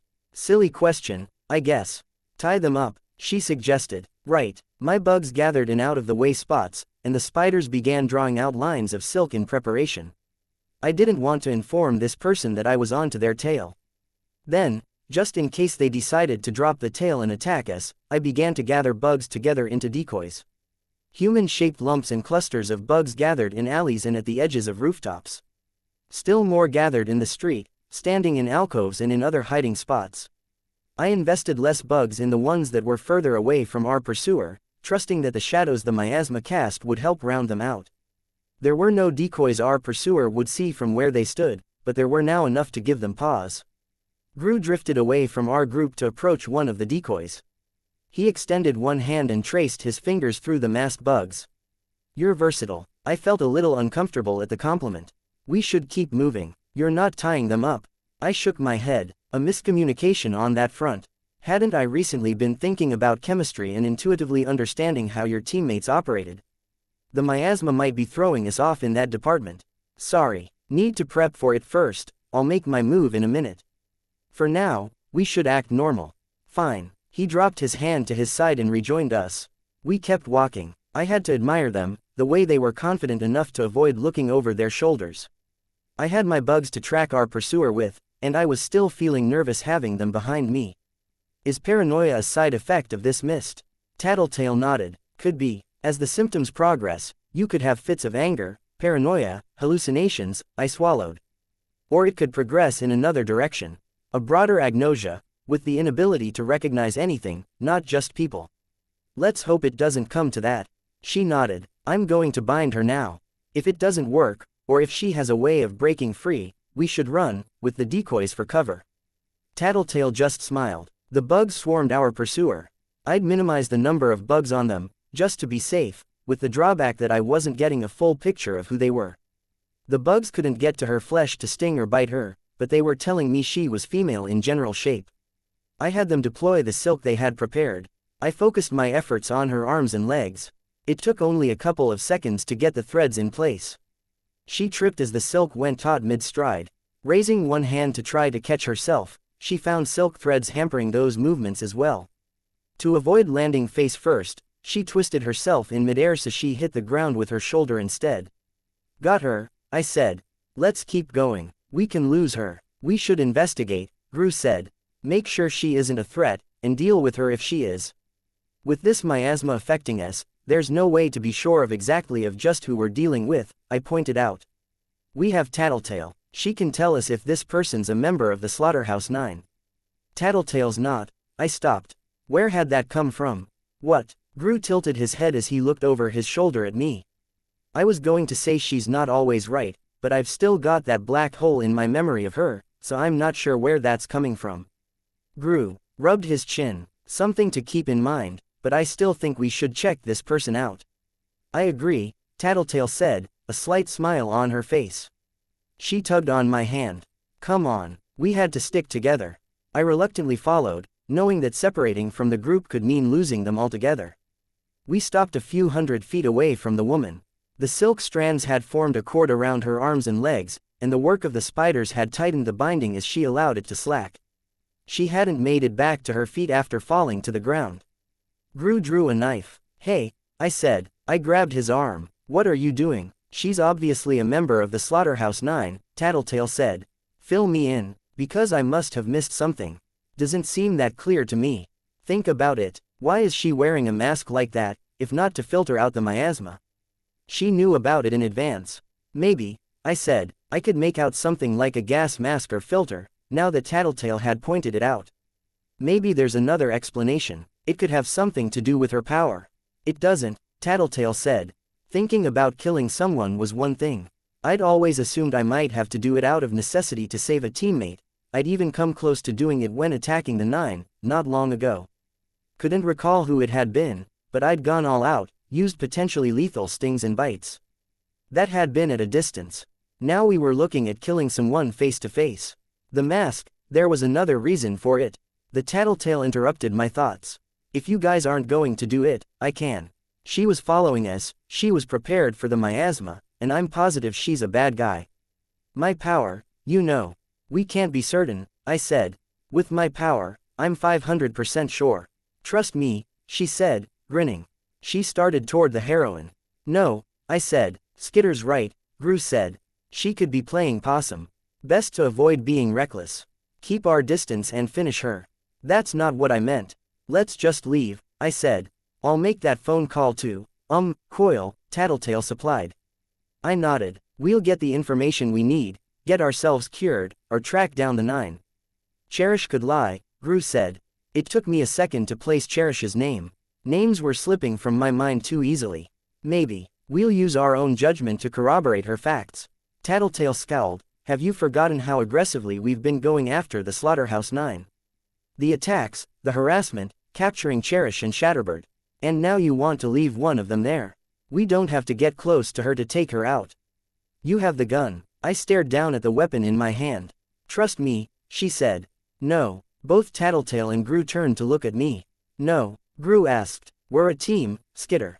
We're supposed to trust one another when the chips are down, have each other's backs. I didn't like the implications of that. Like I was failing them. But I shook my head. No, explain, he asked. He looked calm, but I could see the irritation in his posture. Was the mist getting to him? The miasma, if it makes us paranoid, it could be coloring our perceptions here. Even Tattletale's. I would know if it was, she said. She seemed impatient. Maybe, but I'm not certain enough about that to take another life. You nearly took Siberians, she retorted. Yeah, sure, but that was different. I don't see how. I stared at the bound woman who was prone on the ground, half covered in my bugs. She was looking in my direction. It bugs me. This is too easy. If the 9 were this easy to take out, we wouldn't be in this situation. Sounds like a pretty thin justification for backing out, Gru said. Yeah, Tattletale added. This kind of social pressure wasn't the sort of thing I was good at coping with. Just going by my recollection of how we'd planned many of our capers, I could usually trust some of the others to have my back when I was arguing a point. Or I'd had some other motive or reason to go along with them. Why are you pushing so hard for this? I asked. Did you forget what they did to me? Gru asked, his voice cold. Him specifically, I had forgotten, yes, but I could remember that scene, the emotions then, every feeling that I'd experienced afterward. Frustration, hate, pain, sympathy for the pain he must have experienced himself. I could remember the feeling of heartbreak, because someone I cared about was gone, in a sense. No, I replied, where's your anger, your outrage? Or don't you care? I care. Then end this. I shook my head, as if I could clear it. It wasn't that I wasn't thinking clearly, necessarily. It was that my thoughts kept hitting the dead end where I couldn't reach back for context about people, about Tattletale and Gru and the 9. I was in the dark. What I did know was that I'd done too many things I regretted. I wasn't about to add something as serious as murder to the list. Gru must have seen something in my posture, because he shook his head and turned away. Give me the gun, then. Just use your power, Tattletale told him. I want Skitter to acknowledge that she doesn't care enough about this team or about me to do what's necessary. She can do that by admitting she doesn't have the courage to shoot and allow me to do it. That's not what this is about, I said. Murder is serious. You don't kill without being absolutely certain it's right. And nothing's certain for as long as we're under the influence of this miasma. He scoffed. And you call yourself a supervillain? I call myself Skitter. If someone wants to stick me with some other label, that's their issue to deal with, not mine. You're not giving me the gun. No, he shrugged, so you don't care at all about what happened to me. You don't care about this team. And you'll even look down on us while you do it. You're contemptible friends. I care, more than you know. But you told me, not long ago, that I should follow my heart, trust my gut. Fine, that's what I'm doing. You attack her, I'll fight to save her. He barked out a laugh. You'll fight me. You're a traitor now. The word hit home. I must have flinched. A traitor again, he added. I snapped my head up to look at him in surprise. I wonder what it says that the notion of you being a traitor is so ingrained in my impression of you that it jumps to mind, even with the mist affecting me. That's enough, I said. I know you like me. I can read it on your face. I could see the way your eyes widened when you heard my name. You're an open book in some ways. And I'll tell you right now, I'm pretty sure I'm in love with you. I felt a nervous feeling deep in my gut. It wasn't pleasant, at stark odds to what he was saying. Gru's words spoke to that feeling of trepidation. But this, it's telling me I could never have a relationship with you, never be close to you, because I'll always wonder if you'll stab me in the back or fuck me over, fail to do what's necessary in a situation like this. I'll never be able to shake that image of you as a traitor. He kept saying that word, traitor, hammering it in. Unless I take this gun and shoot that woman, who you're convinced is a member of the Nine, I guessed what he was getting at. Guess I had the wrong impression of you, he said. The emotion in his tone was so different that it caught me off guard. Almost contemplative. If I thought of it as him emotionally closing down, it almost fit with the impression I associated with Gru. At the same time, it didn't quite jibe with what I was seeing. Again, I felt that distinct discomfort. Is this how I lose my mind? I shrugged. I guess you did. I carefully holstered the gun, as if hiding it could keep it from coming up again in conversation. A long pause reigned. I'm disappointed, but there's nothing I can do about that, he said. Then he smiled. He turned and began walking away. Let's go. Just like that, I asked. We're leaving her? Tattletale asked. Seems we have to. Tattletale, can you use your power to make sure the lady from the Nine doesn't pose a danger? Tattletale nodded, smiling. Then let's hurry. We wasted too much time here. Let me know when she's not in your range anymore, Tattletale said to me. I'll try to use my power to make sure she isn't following us. I nodded. She hugged my arm. You're stubborn, but we're still friends, right?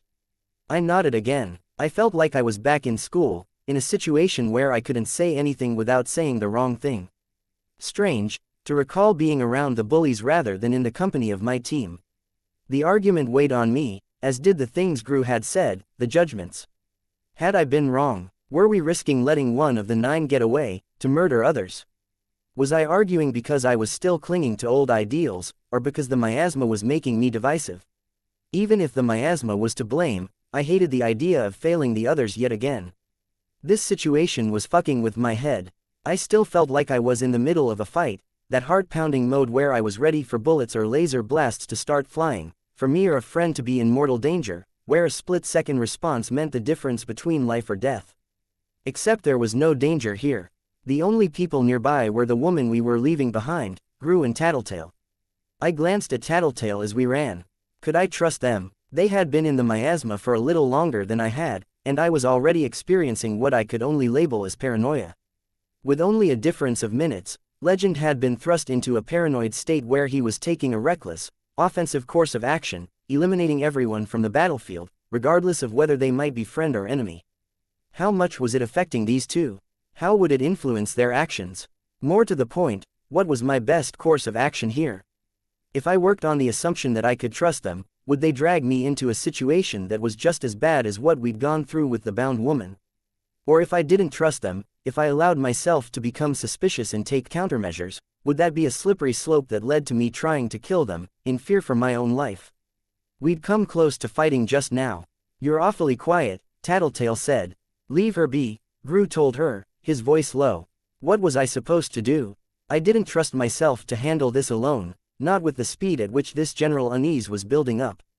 But I wasn't sure I trusted them either. Something about the argument, it felt off. Wrong. She's out of my range, I said. Tattletale, I'll keep an eye out. She grinned. Traitor. I could almost hear the accusation. I'd lied. The woman was still in my range. Is there service? Gru asked. I must have looked confused, because he clarified by saying, the phone. I pulled my phone out of the space between my breasts and the armor at my front and checked the display. Yeah, I said. Why does that bug me? Call Coil, Tattletale reminded me. We need to know where Cherish is. I found him in the contact list and made the call. Speaker phone, Gru suggested. I nodded, selected the option and hit the button. As the first ring sounded out, my swarm sense alerted me to the bound woman breaking free of the silk strands, as if it was effortless. Had she been playing possum after all, hoping we would get close? I looked at Tattletale, trying to see if had any inkling that this supposed member of the Nine was free. Nothing. Tattletale turned to me and grinned. No trouble incoming, I asked, as the phone rang again. She shook her head. All good. Was her power not working as well as she'd thought? I couldn't even recollect what it was, but she'd said she would keep an eye out, and there was something alarming occurring this very moment. Skitter, Coil answered the phone. I've been made aware that Bonesaw has deployed the ace she had up her sleeve. Yeah, agnosia-inducing mist. Permanent, according to Tattletale. I see. I could hear the sounds of typing on a keyboard. Agnosia, Panacea can't reverse the effects. She's not here. We're trying to find her. And you need Cherish for that, I suppose. I was grateful that he was supplying the names, because it meant I didn't have to bog down the conversation by remembering or asking. Gru, Tattletale and I had brought them up recently enough that it wasn't a huge leap to remember their names. The woman who I'd tied up with the spider silk was walking towards us. Her progress was hampered by the decoys. I kept my mouth shut. It wasn't an imminent problem, and I was more interested in gauging just how far gone Tattletale's power was. Except that with the Agnosia, we can't remember where she is and go meet her. Meeting Cherish would be a grave error, Coil spoke. Just put us in contact with her, then. Tattletale informed me of your code. You remember how it's put together? Yeah, my memory's fine, it's just my ability to identify people and remember stuff about them that's fucked up. Tattletale glared at me. Right, she didn't like swearing. Then, using a name we're both familiar with, D. Gangrene. I can't remember names. I don't think I can use the code. Troubling. You must understand my predicament. For all I know, you're a third party using Skitter's voice to make the request. With shapeshifters, empaths and other methods of coercion, I have to be very careful about the dissemination of information. I know. The woman was still approaching. Tattletale and Gru weren't talking. Something was wrong. What if we kept you on the line? I suggested. That will suffice. There was a pause, then the sound of background noise. A ring sounded, different from the one before. It was interrupted as Cherish picked up. I have never been so sorry to miss out, Cherish said. She sounded a bit hoarse. We're requesting your help, Coil spoke. Oh, you need my help in more ways than you're aware of. Not that I'm going to provide it. Skitter's on the line, I believe. She is. I'm here, I confirmed. And Tattletale and Gru, of course. She chuckled. How amusing. Seems like I'm in high demand. They're looking for Panacea, Coil said. Identifying her for us would be one way to achieve revenge on the Slaughterhouse 9 for turning on you. Revenge? Not my interest in the slightest. I've learned my lesson and I've become the poster child for team loyalty. Coil paused, then said, I'm prepared to offer you some enticements. I imagine your current quarters can't be too comfortable. Don't suppose these enticements will be hand-delivered. They will be provided by remote control, as your food has been. Some headphones and music would be nice, she said. The sound of the waves banging on the hull is driving me crazy. Such could be arranged. Nah, I'm totally fucking with you. Music, as if. There were too many things that seemed off. Cherish's tone among them. I glanced around. The woman was still following us, throwing herself after decoys, verifying they were false, then retracing her steps. She was slowly closing in. I positioned Atlas so he would be ready to distract her if it came down to it. You're stalling, Coil asked. I don't see the point. Just trying to see if I can provoke a reaction from you. There's only so many times I can read the labels of the shipping containers before I lose my mind. Have to amuse myself somehow. What will it take for you to tell us where Panacea is? Coil asked. Oh, I'm feeling generous, and I want to see what happens. I'll tell you that as a freebie. They're at Arcadia, somewhere in the top floor. A freebie. Something was going on, and I wasn't aware what. I had to piece it together, but I had so little information. And maybe I could offer you something, in exchange for some goodwill. Maybe you'll even want to let me go free, no obligations. The feeling of dread that had been following me wasn't getting worse as the woman approached. It was staying steady, like someone had a gun pointed at me, and they'd had it aimed my way for some time now. I'm listening, Coil said, but if this is frivolous or another waste of our time, nah. Critically important. I'll trust that you'll take it for what it's worth and repay me in kind. What is it? I asked. Oh, it's simple. Going by what I've been able to observe around the city, there seems to be a major concern. Si Jac effugit civitatem, mundus terminabitur. I'm not versed in Latin, Coil spoke, sounding annoyed. For shame, Coil, for shame, Cherish said. Her voice was too cheerful. You can't sell the cultured supervillain image without the ability to make quips in an ancient language. I had the benefit of my power. Languages are easier to learn when you can get a sense of what the other person's feeling. That was something about Jack. I asked. Repeat that in English. Doesn't matter anymore, she replied. The message was delivered. I'll leave you to think about it. If only I could have blamed the miasma for my idiocy. Everything clicked into place. I kept my voice level, I don't think you'll get much goodwill if we don't understand what the fuck you're talking about. Coil, we're moving out now. Report back when you've found the healer, Coil told me. I hung up before Cherish could speak, then I glanced at the others. Let's go, Arcadia High, they nodded. My heart pounded with such force that my vision wavered. I turned to head toward Arcadia High, joined by the 2 members of the 9. Stay calm, don't let on that you know. If I could direct the woman to us, the miasma's effects had almost made me lose track of her. She was fighting, grappling with mechanical spiders. She went from fighting like an ordinary individual to moving at high speeds and throwing crushing punches, then back again. I couldn't think of how to help her, and she was obviously unable to help me. Cherish had been engaging in double speak, saying one thing to us, while addressing the 2 people with me the entire time. She'd told them about where she was being held captive, and she'd offered the most valuable information she had to avoid getting tortured to death after they'd freed her. From the way she'd talked about the message being received, one of the people with me had to be Jack. Jack was slated to bring about the end of the world if he left Brockton Bay, and now he knew. Couldn't meet their eyes, didn't want to speak, in case I let on that I knew. I could barely breathe, I was so afraid of letting my emotions show. My gun was in the compartment at my back. I'd put it away at the conclusion of our argument, and with the compartment broken in my fall from Atlas's back, I'd been forced to put it in a place where it wasn't easy to draw. I couldn't be sure I would be able to draw it and fire. I was still handicapped, unaware of their powers.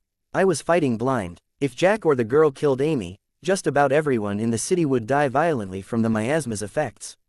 But I couldn't stop them without letting on that I knew. Fighting them put me at a clear disadvantage, and, Skitter, Jack spoke.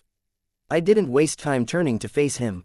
I gripped the hair of the blonde girl beside me and virtually hauled her off her feet as I dragged her around to a position between Jack and myself. Jack was already swinging his knife. The knife cut the girl more than it cut me. I could feel it raking across the exterior of my costume, failing to penetrate, but he was swinging it underhand, and it caught me in the chin, slicing through the side of my cheek and up to my temple. I tried to keep a hold on the girl for the sake of using her as a human shield, but I saw her reach into her dress and withdraw some vials.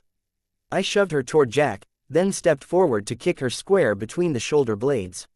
She collided with him, interrupting his follow-up swing. For good measure, I drew the bugs from beneath my costume and sent them chasing after her. Some capsaicin-laced bugs, just the few I had remaining. Jack caught her shoulders and spun her around so she faced me. The vials were already billowing with a chemical reaction. She threw them at me.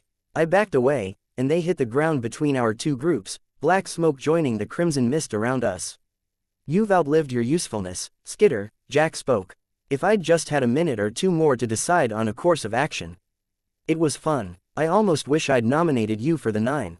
You're versatile, and there's so many weak points I could have exploited if I'd had more time. If Cherish's information on you wasn't so misleading, I think I could have made you shoot the heroine. To corrupt you like that, it would have been amusing. I fumbled for the gun, using my bugs to get a sense for where it was. In the same motion that I pointed it, Jack slapped it out of my hand with 2 slashes of his knife. He was a dozen feet away, but the knife nonetheless connected with my weapon. My bugs began to gather like a dark cloud, their mass casting a shadow on the already gloomy surroundings. So I end the world. Interesting. The source is a little unreliable, I lied. Still, I would love to see how that comes about. You won't live too, I told him. I'll make sure he does, the girl informed me. My swarm could feel others approach from the heroine's direction. They were the size of dogs, and they skipped forward on mechanical legs. The mechanical spiders, dozens of them, coming straight for me. If I was judging right, they were running faster than I could. I sent the swarm after Jack and the girl, massed into thousands of bugs. Some groups clustered so tight together that they looked like massive, amorphous black entities, amoebas floating through a cityscape painted in shades of red and black. Atlas heard my call and headed my way from the place I'd positioned him, too far away to join the fight for a minute or 2. The girl was already mixing something else together. Plumes of white smoke billowed around her, almost luminescent after so long spent in the crimson mist. My bugs died on contact with the gas. Everything I'd learned about my enemies had been blocked. I had no information on them, no sense of what to expect. They weren't so handicapped. She tipped half the vial's contents into an empty container and handed it to Jack. Both protected from my power, they started backing away. I moved to edge around the cloud of black smoke, but Jack struck me with the knife. I had to use my forearms to cover my unprotected face. I just had my glasses, some bugs, and a layer of cloth protecting it. Nothing that would guard against Jack's cuts. When I'd lowered my arms, they had already turned a corner, running in the general direction of Arcadia High. Running around the cloud of black smoke cost me a precious minute. I made my way around the same corner they'd rounded, and stopped short as I came face to face with another black cloud. Couldn't match their speed, not with these noxious clouds slowing me down. With the heroine lying unconscious in the street, several blocks in the wrong direction, I had no allies to turn to. Worse, anyone I came across was as likely as not to be a threat. It was down to Atlas and me, and Atlas was especially vulnerable to both of my opponents. I couldn't even fly after them without risking being cut down in midair. I had minimal information on my opponents, while they knew enough about me to completely counter my powers. Topping it all off, the mechanical spiders were steadily, inexorably closing in on me. I'd lost my last fight with the things, and there were dozens more this time around. Couldn't fly without exposing myself to Jack's power, couldn't stay on the ground without getting swarmed. I swallowed hard and held out one hand to grab Atlas's horn as he landed. In a moment, we were in the air, giving chase. I wasn't thinking about winning anymore. I was thinking in terms of minimizing the damage when we lost. Chapter 150, Prey 14.10 Arcadia High was the school every kid in Brockton Bay wanted to attend. A big part of that was the fact that everyone knew that the wards attended Arcadia, and attending meant that any one of your classmates could be a superhero or superheroine. To anyone else, you could just as easily be one, too. It wasn't a rich kid's school like Immaculata, but it was a good school. Every classmate treated other classmates with the utmost respect. Both the students and the school itself maintained a certain status and pride as a consequence. Now it was something else, and it inspired entirely different feelings. The front gate looked like it had aged 1,000 years, the sharp corners of the cut stone had rounded off, the ivy that once wound around it had withered. The windows of the building were all shattered, empty of glass, and the fields were a patchwork of overgrown grass and mud. With the faint tendrils of colored mist that surrounded the grounds, it looked like a prime location for a horror movie. I had little doubt I was in the right place. Panacea's the healer, top floor. Jack is the slasher, the blonde girl the chemist tinker. Panacea's the healer on the top floor, Jack is the slasher, the blonde girl is the chemist. I recited the words as a refrain, as if I could hold the names and identities of the major players in my short-term memory by constantly reminding myself of who they were. The school was on a hill, meaning the water that was producing the miasma was far enough away that only traces of it reached this far. The little vapor that got to the school was held at bay by the stone wall that ringed the school. The design suggested it had been intended more for aesthetics than for utility, but it was serving a purpose nonetheless. Panacea's the healer, top floor, Jack is the slasher, the blonde girl the chemist tinker. Panacea is the healer, top floor, Jack is the slasher, the blonde girl is the chemist tinker. It seemed like the mechanical spiders had lost track of me. They would probably give up the chase and return to their master, but it was one less thing to worry about for the time being. Jack and the tinker would have gone in through the ground floor. I decided to land on the roof. The second I was on terra firma, I reached for my phone to check. No signal. I needed to signal someone about what was going on. I was woefully under-equipped, and I doubted my ability to win this alone, especially when my opponents weren't as disadvantaged as I was. I could use something like a giant 9 crafted out of bugs floating over the school to signal that the pair was here, but there was no guarantee that someone would come. There was also the possibility that it would lead to the good guys dropping another bomb on us. That would get the healer and maybe even me killed. Panacea had to survive, or everyone in the city would die in the aftermath of Bonesaw's miasma. Panacea is the healer, she's on the top floor, Jack is the slasher, the blonde girl is the chemist tinker. I tenderly touched the cut on my face. Jack must have pulled back as I used the tinker as a shield, because the cut was fairly shallow. It was long, though, and my fingertips were wet with blood after I touched my hand to it. I couldn't distinguish the blood from the black fabric of my gloves, so I couldn't tell how much it actually was. I wasn't sure I wanted to know. There was a door on the rooftop, and I used my knife to pry the doorknob partially off, then gave it a firm kick to remove it. The lock was built into the handle, and it didn't take long to figure out how to open it when I could see the internal mechanisms. It wasn't exactly high security, more intended to keep kids from getting onto the roof than keeping people on the roof from getting in. Just past the door was a set of stairs that led down into the top floor of the building. It looked like a janitorial closet. I sent Atlas down to check before venturing down myself, and I began distributing my swarm through the school. I prepared silk lines across doorways and hallways to inform me of others passing through, placed ants, earwigs, centipedes and pill bugs on the walls to give me a sense of the layout, and sent flies to scan the interiors of each room to see if I couldn't find anyone. Again, I repeated the refrain in my head, reminding myself about who was in the building. I wasn't sure it was helping, but I didn't want to get tricked again. There were 2 hallways and 3 classrooms my bugs couldn't enter without dying on the spot. That marked out a relatively small area that the 9 could be. The biggest issue was that I couldn't find Panacea. Did that mean she was in close confines with the enemy? It wasn't a good thought. As I laid silk lines across possible entryways to alert myself about enemy movements, I was careful to check each area before I advanced further into the building. My eyes searched for details while my swarm scanned the walls and the ground. I was a short distance away from the 9 when I saw a wet spot on the wall, complete with discoloration of the paint. I sent bugs in, and they felt shards of glass on the floor around the patch. I wouldn't have said that the swarm smelled anything, but there was something heavy in the air as flies beat their wings, the muscular action simultaneously drawing oxygen in. Whatever it was dense, cloying, odorless and colorless, only extending a dozen feet around the spot. I backtracked and picked a different route. My pace slowed to half of what it had been as I searched for other telltale details. Twice, I found similar traps, both with that odorless smoke, and twice I had to change my route. I paused outside the bug-killing zone. Flies had ferried spiders to me, and I started organizing them to produce lengths of silk cord. I left them behind while I creeped closer and listened in. Minds do think alike. I did something very similar for Siberian. A girl's voice. Shut up. We're nothing alike. Another girl. We could be. Haven't you ever wanted to start over? I could make you younger. We'd be the same age. And wear matching outfits. Oh, I could do plastic surgery. We could be twins. Did you do that to yourself?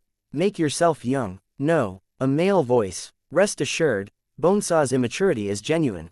Both an asset in how it makes her that much more creative, free in her ways. A detriment in other ways. Doesn't that bother you? Him saying that about you? Jack knows what he's doing. I do. I know a lot of things. Jack spoke, his voice smooth, almost seductive.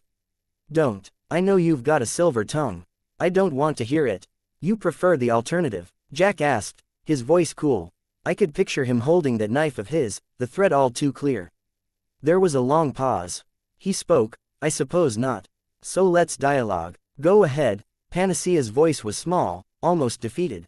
What's holding you back? You're capable of so much, of changing the world, of destroying it, but you're so very small, Amelia Claire Lavere. His voice was almost mocking as he said her name. That's not my name, it's the name you were born with. Imagine my surprise when I found out your relation to Marquis. In my last visit to Brockton Bay, I crossed paths with each of the major players.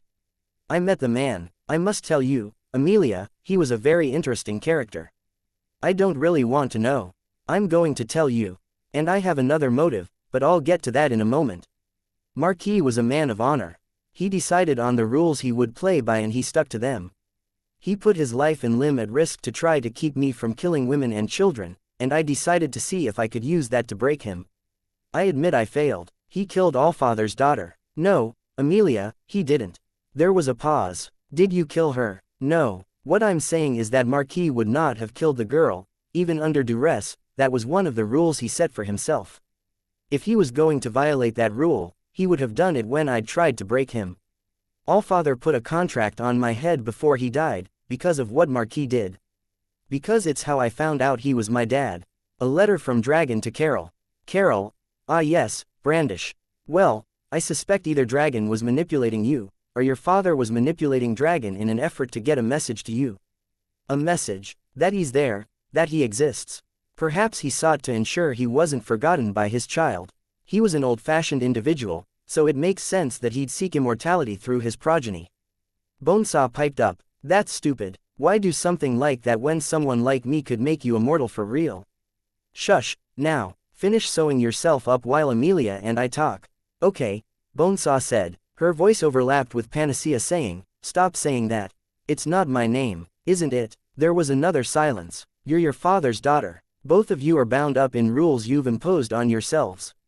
His rules defined his demeanor, the boundaries he worked within, the goals he sought to achieve and how he achieved them.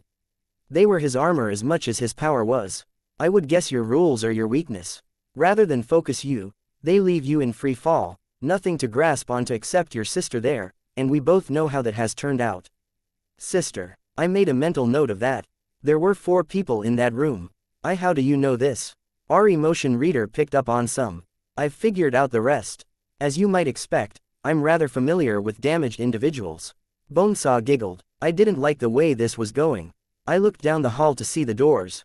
Each door had once had a window on the upper half, but there were only slivers left, the rest scattered over the floor. In an ideal world, some distraction would present itself, or the conversation would become a heated argument and they would distract each other. I could rise from my crouching position, step forward, aim my gun and fire. Unload the gun's clip on Jack and Bonesaw. Or I'd miss, resulting in the messy deaths of Panacea, her sister and I. I really needed that distraction if I was going to do this. I'm not that type of damaged.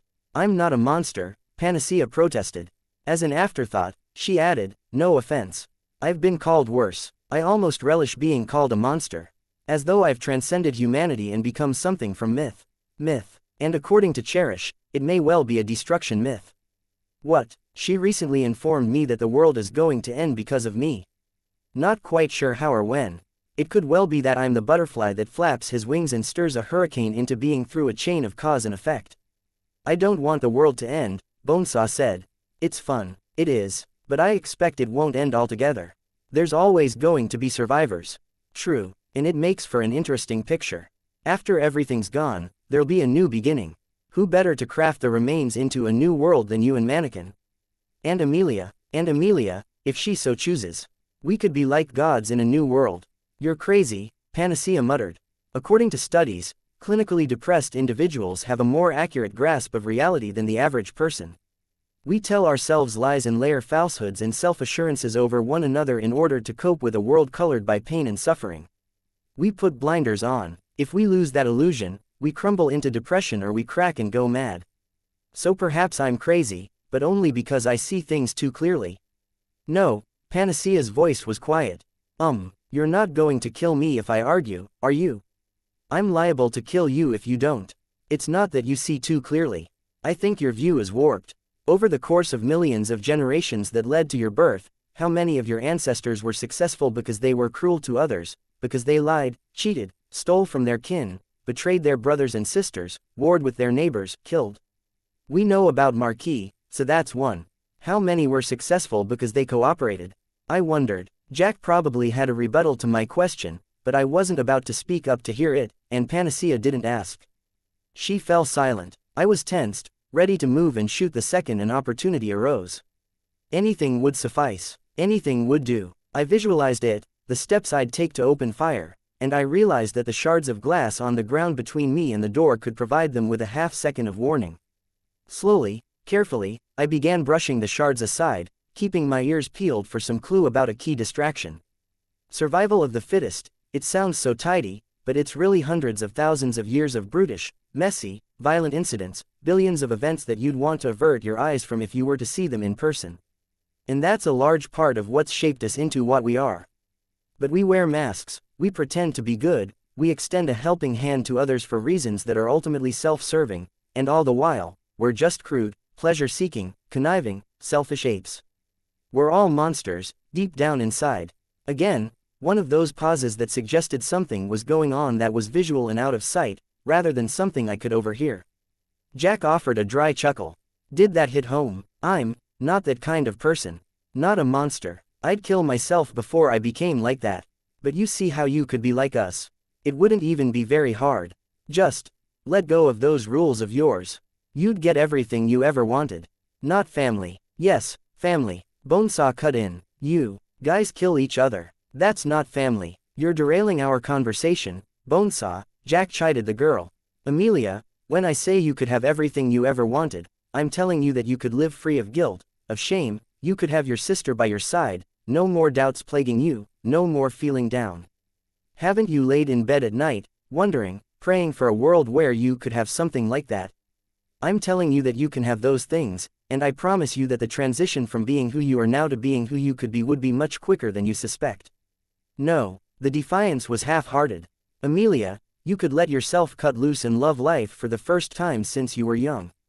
And just like that, her resistance crumbled. I've never felt like that.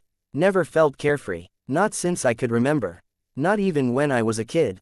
I see. From your earliest memory, what was that? In Marquise's home? No, being taken home by the heroes and heroines that would become your false family. Ah, I saw that change in expression. That would be your earliest memory, and you found yourself struggling to adjust to your new home, to school and life without your supervillain daddy. By the time you did figure those things out, you had other worries. I imagine your family was distant. So you struggled to please them, to be a good girl, not that it ever mattered. There was only disappointment. You sound like Tattletale. That's not a compliment. My ability to read people is learned, not given, I assure you. Most of the conclusions have been from the cues you've given me. Body language, tone, things you've said. And I know these sorts of things and what to look for because I've met others like you. That's what I'm offering you. A chance to be with similar people for the first time in your life, a chance to be yourself, to have everything you want, and to be with me. I suspect you've never been around someone who actually paid attention to you. Tattletale did, and Skitter. I startled at that. I meant on a long-term basis, but let's talk about that. I imagine they were telling you, no, you aren't. You can be good. Yeah, but you didn't believe them, did you, Amelia? You've spent years telling yourself the opposite. You're a bad person, you're destined to be bad, by circumstance and blood. And even though you didn't believe them, you'll believe me when I tell you no, you aren't a good person, but that's okay. It's not. You say that, but you believe me when I say it. There was another pause where Panacea didn't venture a response. Isn't it unfair? Through no fault of your own, the blood in your veins is the blood of a criminal, and that's affected how your family looks at you. You've been saddled with feelings that aren't your fault, and doomed to a life without color, enjoyment or pleasure. Don't you deserve to follow your passions? A decade and a half of doing what others want you to do, doing what society wants you to do, haven't you earned the right to do what you really desire, just this once? That's not really that convincing, Panacea spoke, but she didn't sound assertive. I know, so I'll offer you a deal. If you indulge yourself, we'll surrender.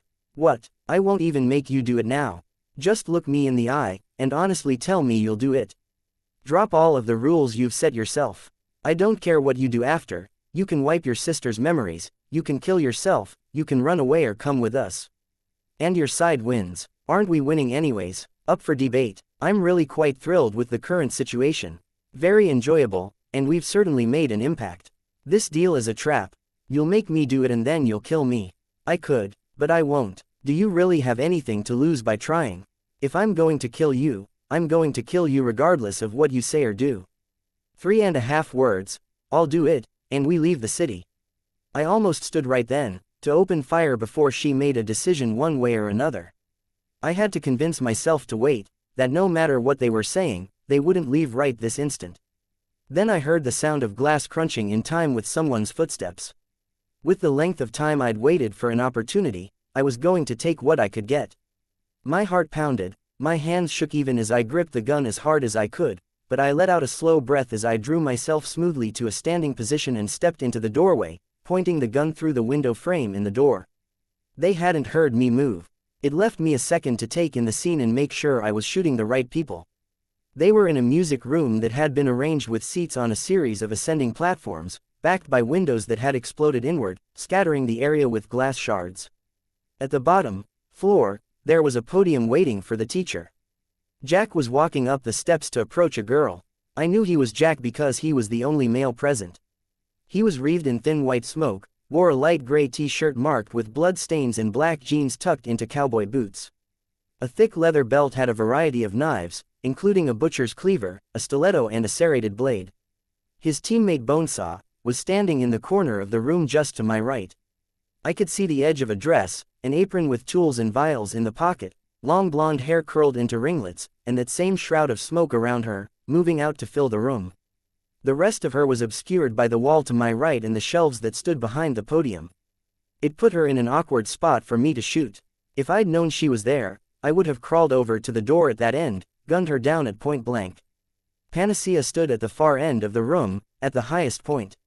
She had brown hair that was blowing slightly with the breeze that flowed in through the glassless windows behind her, topped with a flat top cap. Freckles covered her face, and she was dressed in a tank top and cargo pants. More than anything else, she wore a look of fear on her face that marked her as the victim, not the threat. And process of elimination meant the thing beside her was her sister. I would have called it a coffin, but it was clearly made of something living. It resembled a massive growth of flesh that had been shaped into a vague diamond shape, gnarled with horny callus and toenail-like growths that protected it and reinforced it at the edges. On the side closest to me, a girl's face was etched into an oversized growth of bone. It was unmoving, decorative, with locks of long wavy hair that wrapped around the sides of the diamond. The sister floated a foot over the floor. It was so startling to see that I nearly forgot what I was doing. I drew in a short breath, then let slow breath out as I aimed the gun at Jack and squeezed the trigger. I'd mentally planned to unload the gun on Jack and Bonesaw, but I'd forgotten about the recoil. At the same time Jack was struck down, my arm jerked up, and my mental instruction to fire nonetheless carried through. The second bullet hit the ceiling. I whipped the door open and turned to my right to fire on Bonesaw, but my arm was numb, and her reflexes were sharp. She was already opening a door at the other corner of the classroom before I could shoot, making her way into the hallway. I had a split second to decide if I should chase her or go after Jack. I glanced at Panacea, saw her staring. As if the eye contact snapped her out of a daze, she lunged toward Jack, one hand outstretched. She stopped dead in her tracks as he lashed out blindly with the knife. Reversing direction, she went for her sister instead. Jack hadn't been incapacitated. Aside from the impact of the gunshot, he didn't even seem wounded. He was on his feet in a flash, spinning 180 degrees to face me, his knife in motion. I ducked back through the door, the knife delivering a glancing blow to my back. It failed to penetrate my costume. Oddly enough, moving into the hallway and putting my back to the wall made me feel like I'd committed to fighting Jack, even if I might have been in a better position to go after Bonesaw. "Wake," I heard Panacea speak. She said something else that I missed. I felt a jolt, but it wasn't physical.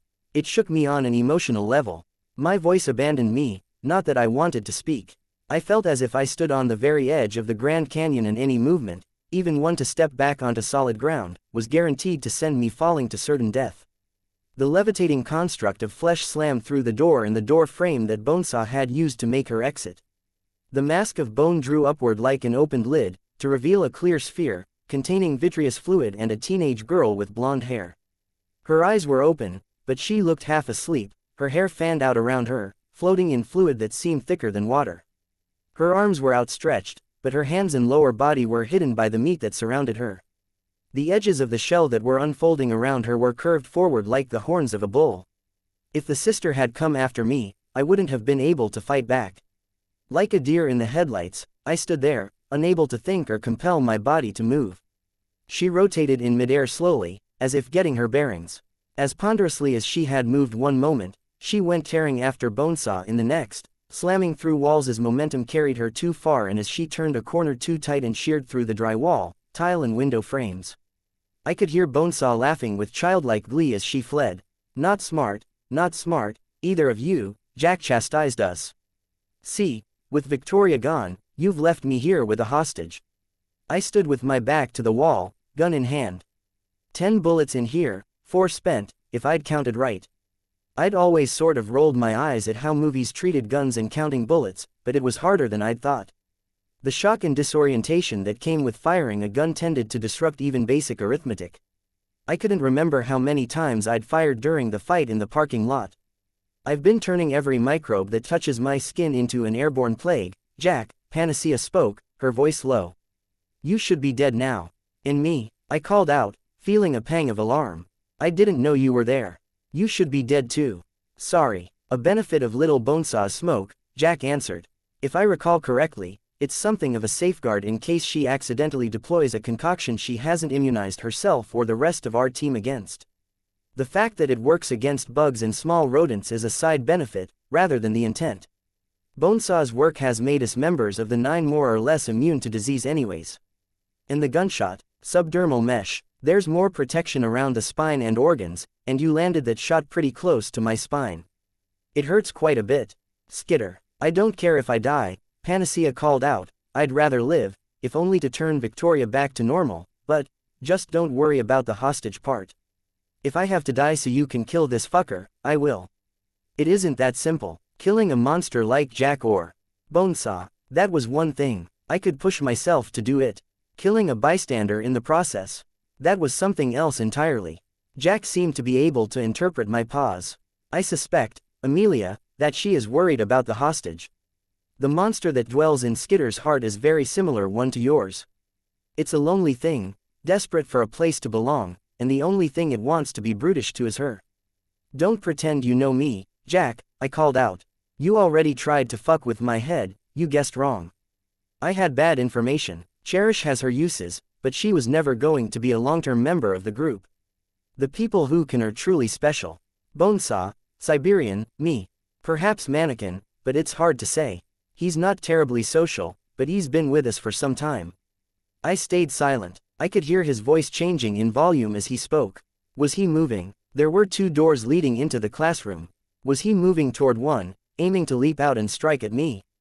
I glanced down the length of the hall.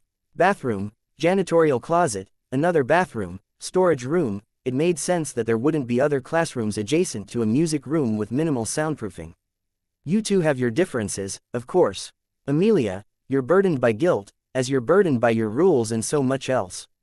I'd like you to think again about how nice it would be to be free. No, Amelia's interruption was curt, almost defensive. Alas. Well, while I'm interpreting you two, I'd say Skitter is driven by guilt. What makes you feel so guilty, Bug Girl? He's trying to distract me. I scampered along the length of the hallway, keeping low enough that I wouldn't be visible from the window while I moved to the point just beyond the effects of the bug-killing cloud. I could send bugs after Bonesaw and the sister Victoria, was it, but Bonesaw would still have that cloud of smoke around her. I doubted my ability to achieve anything on that front. There's always some guilt related to family. Tell me, what would your mother think, to see you on an average day? Or can't you remember her with the miasma? I'd almost forgotten. Even if I couldn't remember her face, who she was, or even where she was, I could feel a pang of regret that knotted in my gut. I grit my teeth to remind myself to keep from opening my mouth and grasp the cords that my bugs had threaded together. I looped them around Atlas, Horn, and then I ran down the hallway, still keeping low. Just to check, I tried bringing bugs into the hallway. The smoke was still present, if thin. They still died, just a little slower than before. I returned them to their previous location. No use wasting them for nothing. Skitter, he called out in a sing-song voice. With the acoustics of the hallway, I couldn't pinpoint his location. Aren't you going to reply? Just as I was trying to locate him, he was attempting to do the same for me. I decided to give him what he wanted. You're pathetic, Jack. I'd intended to provoke him, and I'd succeeded. I'd also intended to pull the silk cord taut as he stepped into the hallway, tripping him. Instead of opening the door, he leapt through the open window in the upper half of the door, tucking his knees against his chest. He landed with a short roll, spotted me, and slashed. I brought my arms up around my face to protect it. The feeling of the silk cord's weight dropped to virtually nothing as the slash cut it. I'd been given tips on fighting, even if I couldn't remember by who or by whom. Catch them off guard. My arms around my face, nearly blind, I charged him. He caught me in the side with a kick, but I had enough forward momentum that I crashed into him anyways. We fell to the ground, and I reached for the smoking vial that hung around his neck. Jack already had the stiletto in one hand. He jabbed it toward my face, my eye, and I jerked my head back out of the way, abandoning my attempt to get the vial. Using one elbow, he shoved me to one side, then flipped over, simultaneously reversing his grip on the knife in his other hand and driving it down toward the side of my head. I rolled with the momentum he'd given me to escape before it could pierce my ear or my temple. He was already following up, slashing both knives at me, one after the other. He knew how to fight, of course. He'd said he'd been at this for a while. Hated this. Hated fighting without knowing enough about my opponents. I tried to get my feet under me, but it was slow and awkward as I was unable to use my hands. I had to wrap my arms around my head to shield my face against the continued flurry of slashes. Jack had a knife in each hand now, and he wasn't giving me a half second between cuts, if that. My forearms and hands didn't cover enough of my head. I could feel the cuts nicking my ears, slashing through my hair by my temple. A few slashes made their way through gaps between my arms and fingers. Blindly, I rushed for the classroom. Needed a second to breathe, to think, before I was whittled down to a bleeding ruin. I could hear footsteps behind me. I felt a hand seize my shoulder. I whirled and knocked it away, felt another knife slash crossing the back of my head. I had blood in my eyes, my ears were a bloody ruin, and cuts burned like fire around my scalp and neck.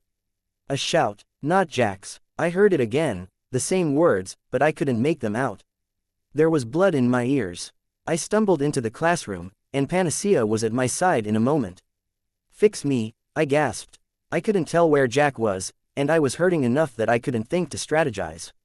He hadn't followed. Fast, she touched my forehead, and I could feel the cuts knitting together. But there was another injury that wasn't mending. The red miasma took away my ability to recognize people. I don't know anything about the people I'm fighting. Fix my brain. I can't. If you don't fix me, Jack could win, and billions could die. If you don't cure whatever it is that Bonesaw's done with this miasma, I and tens of thousands of others could die of a degenerative brain disease. You don't understand. I can't cure brain damage. My heart fell. The last time I did it, the last time I broke my rules, everything fell apart. You're asking me to do the exact same thing Jack was. To break my rules again. They're just rules. Where was Jack? They're the only thing holding me together. He's getting away. This stupid girl. You were willing to die if he took you hostage. I'm asking you to sacrifice yourself in a lesser way. Fall apart if you have to. But undo what Bonesaw started. This is worse than dying, she said, her voice quiet. Ask yourself if it's worse than the slow, degenerative death of thousands and the potential end of the world. She stared at me. Even as she looked at me, aghast, I felt something awaken in my mind, barriers crumbling. This is bad. Every second is time you're suffering more permanent damage. That's not a huge priority. I'm more worried about Jack, and all the others who got hit harder by this stuff than I did. It's a parasite that's producing the improperly folded proteins. I can stop it, and I think I can make them create a counter-agent that counteracts the proteins and promotes healing in the brain. Can't make them fix the lesions, but I can promote plasticity in the brain and new connections to old information. Her voice was so quiet I barely heard it. But I could remember the others. I remembered Tattletale and Brian. Rachel. I could remember Alec and Aisha. The dogs are enemies. My dad. My mom's face popped into my mind's eye and I could feel a relief as I let go of an anxiety that I hadn't been consciously aware of. The parasites will replace existing parasites over time, and they'll die if it gets cold, now. Or if you raise your blood alcohol content. Get drunk after a week or two to clear them from your system, and don't drink tainted water. If everyone clears them from their systems, the miasma's effects will be gone by the end of winter. They're probably what she seeded all over the area, before using the catalyst. I'd believe it. And the damage, can you reverse it? The minor damage, yeah. But I can't do anything for the people with more serious brain lesions unless I attend to them directly. There's other healers out there. I know they're not as good, but maybe they can do something to fix that. I nodded. Precious seconds passed. Let me know the second I can go, I said. Jack's going to attack, or pull something. Trying to engineer a large-scale solution to help as many people as soon as possible. The parasites will leave your body through your sweat, spit and urine, and enter the local water supply to override the others, and anyone you cure will cure others in a sort of reverse epidemic. I have to make sure this is engineered right, or nobody's going to get cured. If I screw it up, it could be worse than what Bonesaw did. My leg bounced on the spot with anxiety and anticipation. Jack was up to something and I was sitting there. I tried to distract myself with a change of subject. Where did you get the material for what you did for Glory Girl? That sarcophagus thing. You have to use living material, so, they weren't human. That's not that reassuring. I used pheromones to lure stray cats, dogs and rats to us, then I knit them together. Victoria didn't have enough body fat to stay warm, and she was wearing out faster than I could get her nutrition. She's going to return to normal, though. Just a little more time. I have to ensure she's totally together inside the cocoon, then disconnect her from it, and make sure she reaches a physical equilibrium afterward. Once I know she'll recover, she trailed off. Amy, go. You're done. Go after Jack. I hesitated. There was a look in her eyes, dark. She wasn't meeting my gaze. I turned and ran. Atlas was waiting on the rooftop as I ascended the stairs. Too much time lost. My body was a counter-agent for Bonesaw's prion generators, but I had to find Jack and Bonesaw. I could scout the area with my bugs, vaguely sense the areas they'd traveled by seeing what spots murdered my bugs on contact, but I still had to track their movements. Glory Girl was hovering over the school, searching for Bonesaw. The cocoon, as Amy had called it, was damaged much as the school gate had been, but Glory Girl was still intact inside. The fact that she was looking made it very possible that we were facing the worst-case scenario. The bug-killing smoke extended outside of the school gates.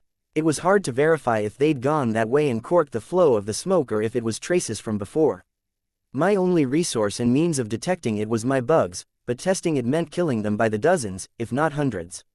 If they stayed on the grounds and I left, it could mean something ugly for Amy and Glory Girl. Conversely, if they'd left and I stayed, it could mean disaster for everyone else.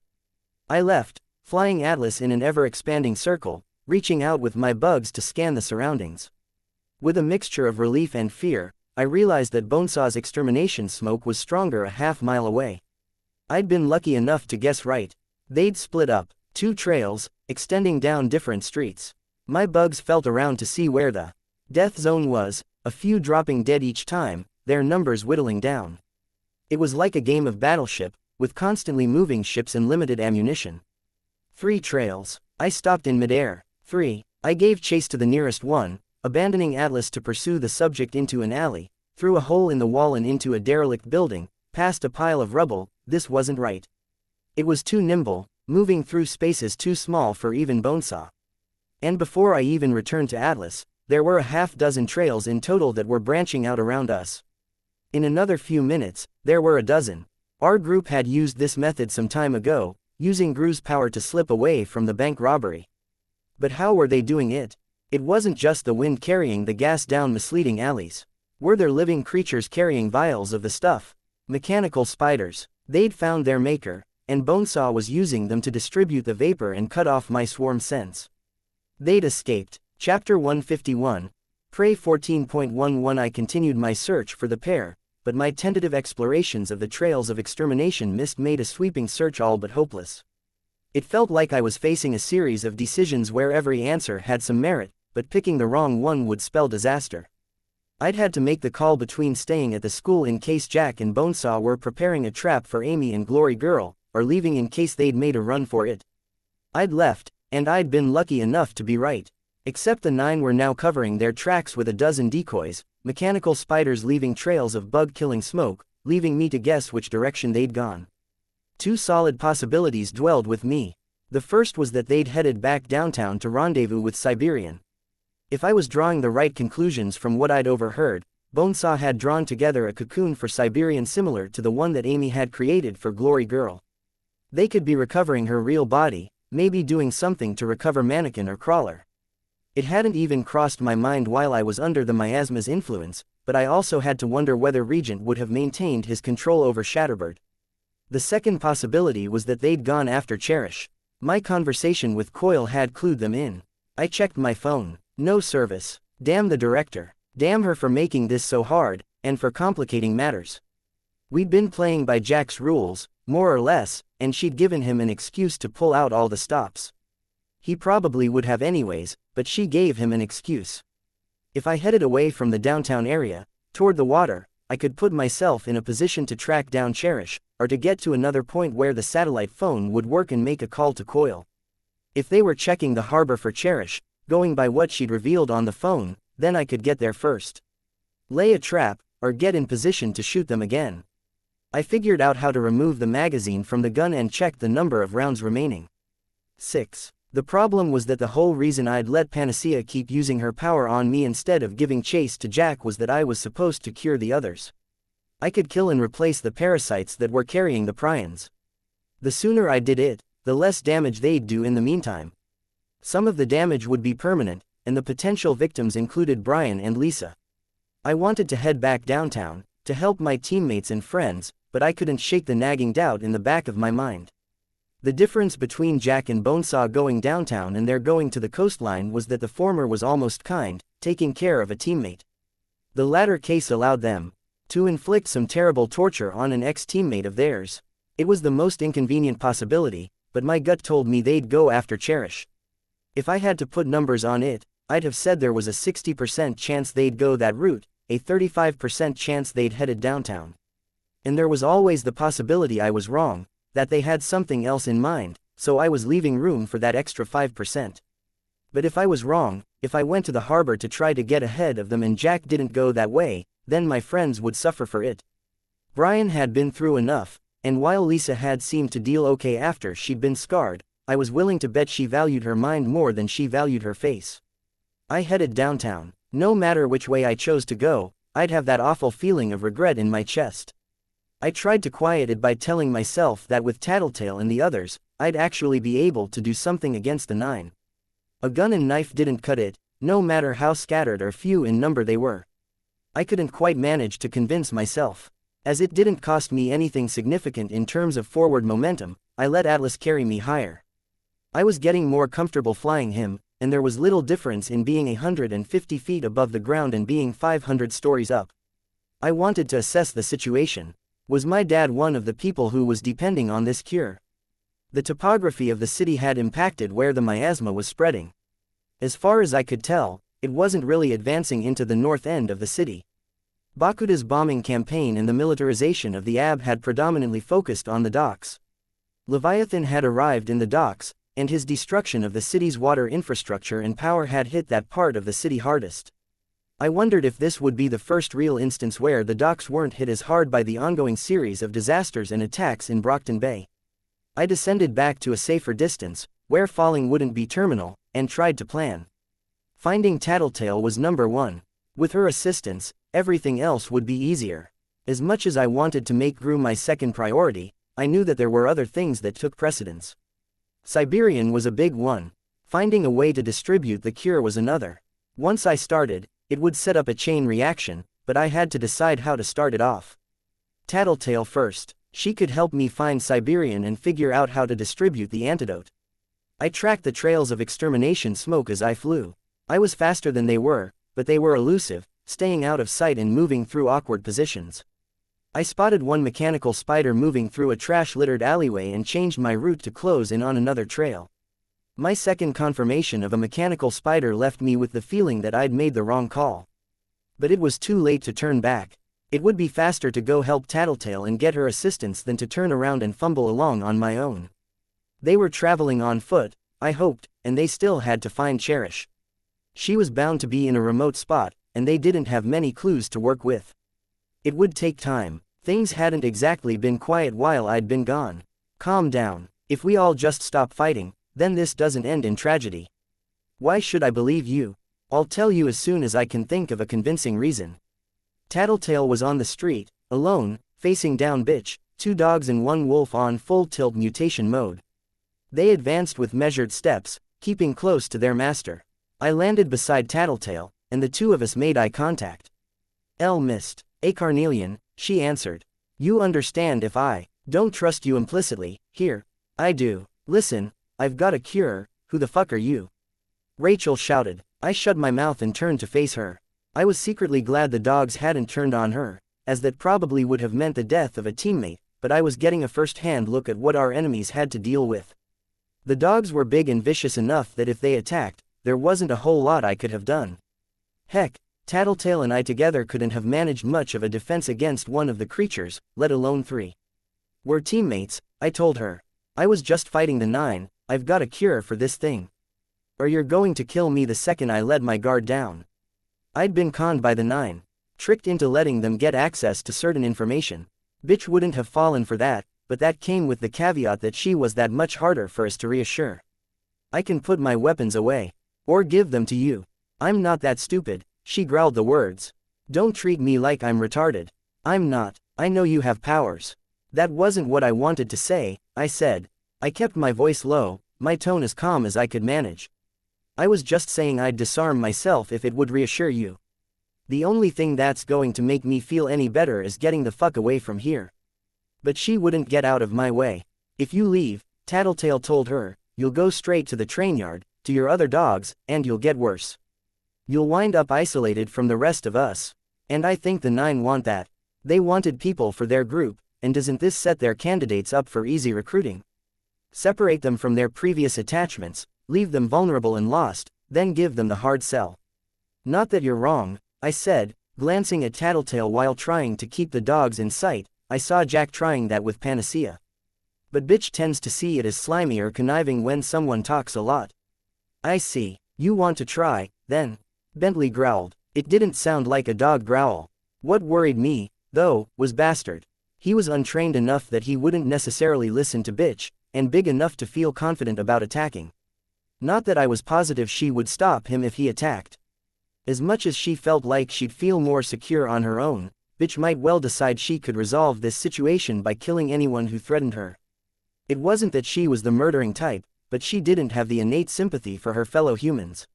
She cared as little about murdering us as I might feel about killing 2 dogs if I felt like my life was on the line. I'd been in a similar headspace, trying to figure out who was friendly and who wasn't. Jack had been more on the ball than I, and I'd fallen for his ploy. I'd deal with the guilt over what that might mean at a later point. A little while ago, we spent some time in one of your shelters. I'm guessing you don't remember who, but you remember chilling out and eating Greek food with someone. You could have found that out through someone else. I know. That's not what I'm saying. I'm just wanting you to think about that feeling. I'd like to think we got along, as far as people like you and people like me can get along with others. Doesn't mean anything to me now. Okay. I let my arms drop to my sides. That's it. That's your argument. I don't really have much better. I know that if I tried to convince you using logic and a well-worded argument, you'd feel like I was being manipulative. All I can say is that we had a good time then, we were friendly. I know we parted ways some time after that, but I'd really like to get back to that point. So I'm appealing to that emotional attachment, I guess. You think I'm attached to you? This again. This situation seemed to be highlighting the worst parts of people and twisting others.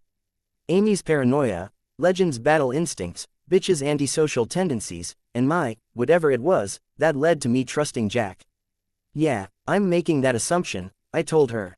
Fuck you. She advanced, and I stayed put. Sirius growled. I'm not your enemy, I said. We'll attack you. If you do, maybe the cure will get transmitted to your dog, and then to you. You're not that stupid. I shook my head. Not really, but I don't think you'll attack me, either. She advanced closer. Sirius growled again, and she held one hand out to stop him. So glad they still listened to her. This would be a disaster if the dogs were on a rampage. I suppose the miasma was slower to affect them, given their mass, or the vectors it affected weren't present or as predominant in dogs. She stepped close, until her nose was an inch from mine. She stared unflinching into my eyes. I met her gaze with that same unforgiving hardness. No way I could like someone like you. The words were like the twist of a knife. Hostility and aggression combined with pure, petty malice. Just going by looks, when you can't see half my face? I asked. Without breaking eye contact, I reached up and pulled down the lower half of my mask. You don't recognize me. She didn't glance away from my eyes. No. Now move. I will order them to attack. She would. She could. I leaned forward and planted a quick kiss on her lips. Her punch knocked me off my feet and sent my glasses flying off my face to land in the water somewhere nearby. The fuck? She shouted. One of the dogs growled, deep, as if to compliment her anger with a thread of his own. You're cured, I told her. That's it, that's all it takes. She stared down at me. If this doesn't work, she might kill me for real. Tattletale helped me to my feet and handed me my glasses. I got my mask in place around the lower half of my face and then gathered bugs over the mask and glasses to hide my features.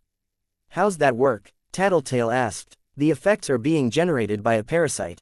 Panacea changed the parasite to some kind of symbiotic species that overrides the effects of Bonesaw's work and heals the effects on the brain. My bodily fluids are carrying it. That means that right now, the parasites in bitches' bodies should be dying or getting replaced or transformed or something. I hope. I dusted myself off, wiped at my costume where I'd landed in the water, and made sure none of my belongings had dropped from their positions in my armor or my belt. I didn't hurry to meet bitch's eyes, because I knew that when I did, I'd have to maintain that gaze. Only when I was done did I meet her eyes. She took her time responding. I was going to have Bentley break you. It worked. Glad you didn't. Why had I done it? I'd tried to explain it to her so many times. I couldn't bring myself to do it again. Doesn't matter. Tattletale pointed down at the water just behind me. I turned around and looked. Where I'd landed on my back, the water was changing from red to a relatively clear state. Relatively, only because the water hadn't been that clear to begin with. Guess it's working. Good, I said. The last swirls of red disappeared from around my feet, and the water around me began to change back to normal. With increasing speed, the water around us began to transition back to normal at nearly the speed the effect had spread in the first place. It extended out in every direction, promising to revert most or all of the affected bodies of water. You couldn't have waited until after you'd cured me before you put the bugs on your face? Tattletale asked. She was smiling as she asked it. Unless you want me to drink that water. Sorry. No, I'll help you out. She gave me a stern look, pointed at me, and said, no tongue. I rolled my eyes, scattered the bugs, pulled my mask down and leaned over to give her a quick peck on the lips. Now fill me in. I'll fill in the blanks as you explain, and hopefully it'll work fast enough that I can catch up. Jack and Bonesaw tricked me and Coil to figure out where both Cherish and Amy were.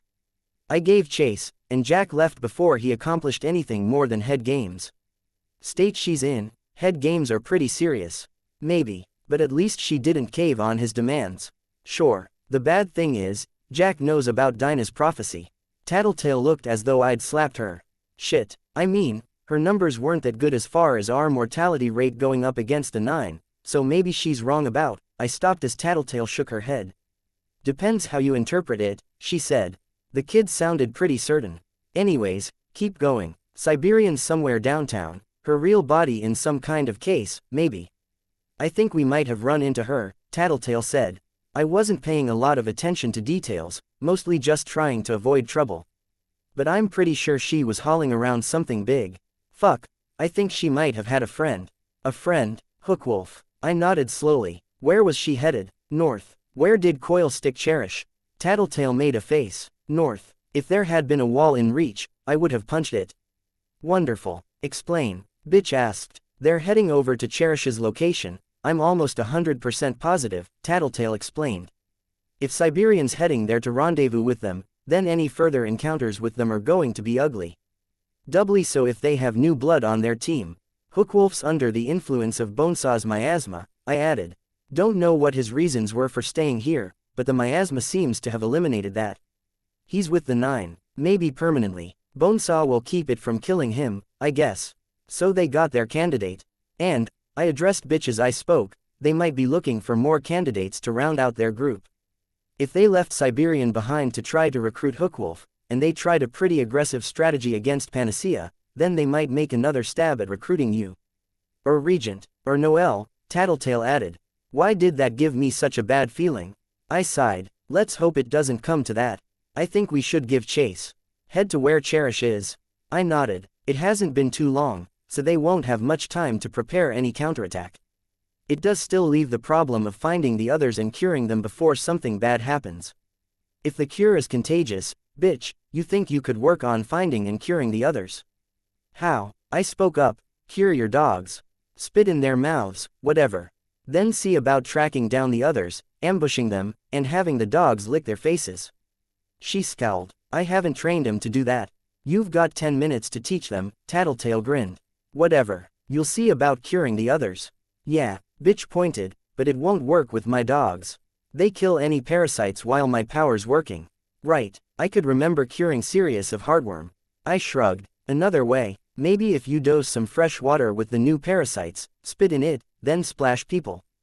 People are going to start getting better fast, with the water changing, but let's make sure our side is okay. Bitch nodded once, curt.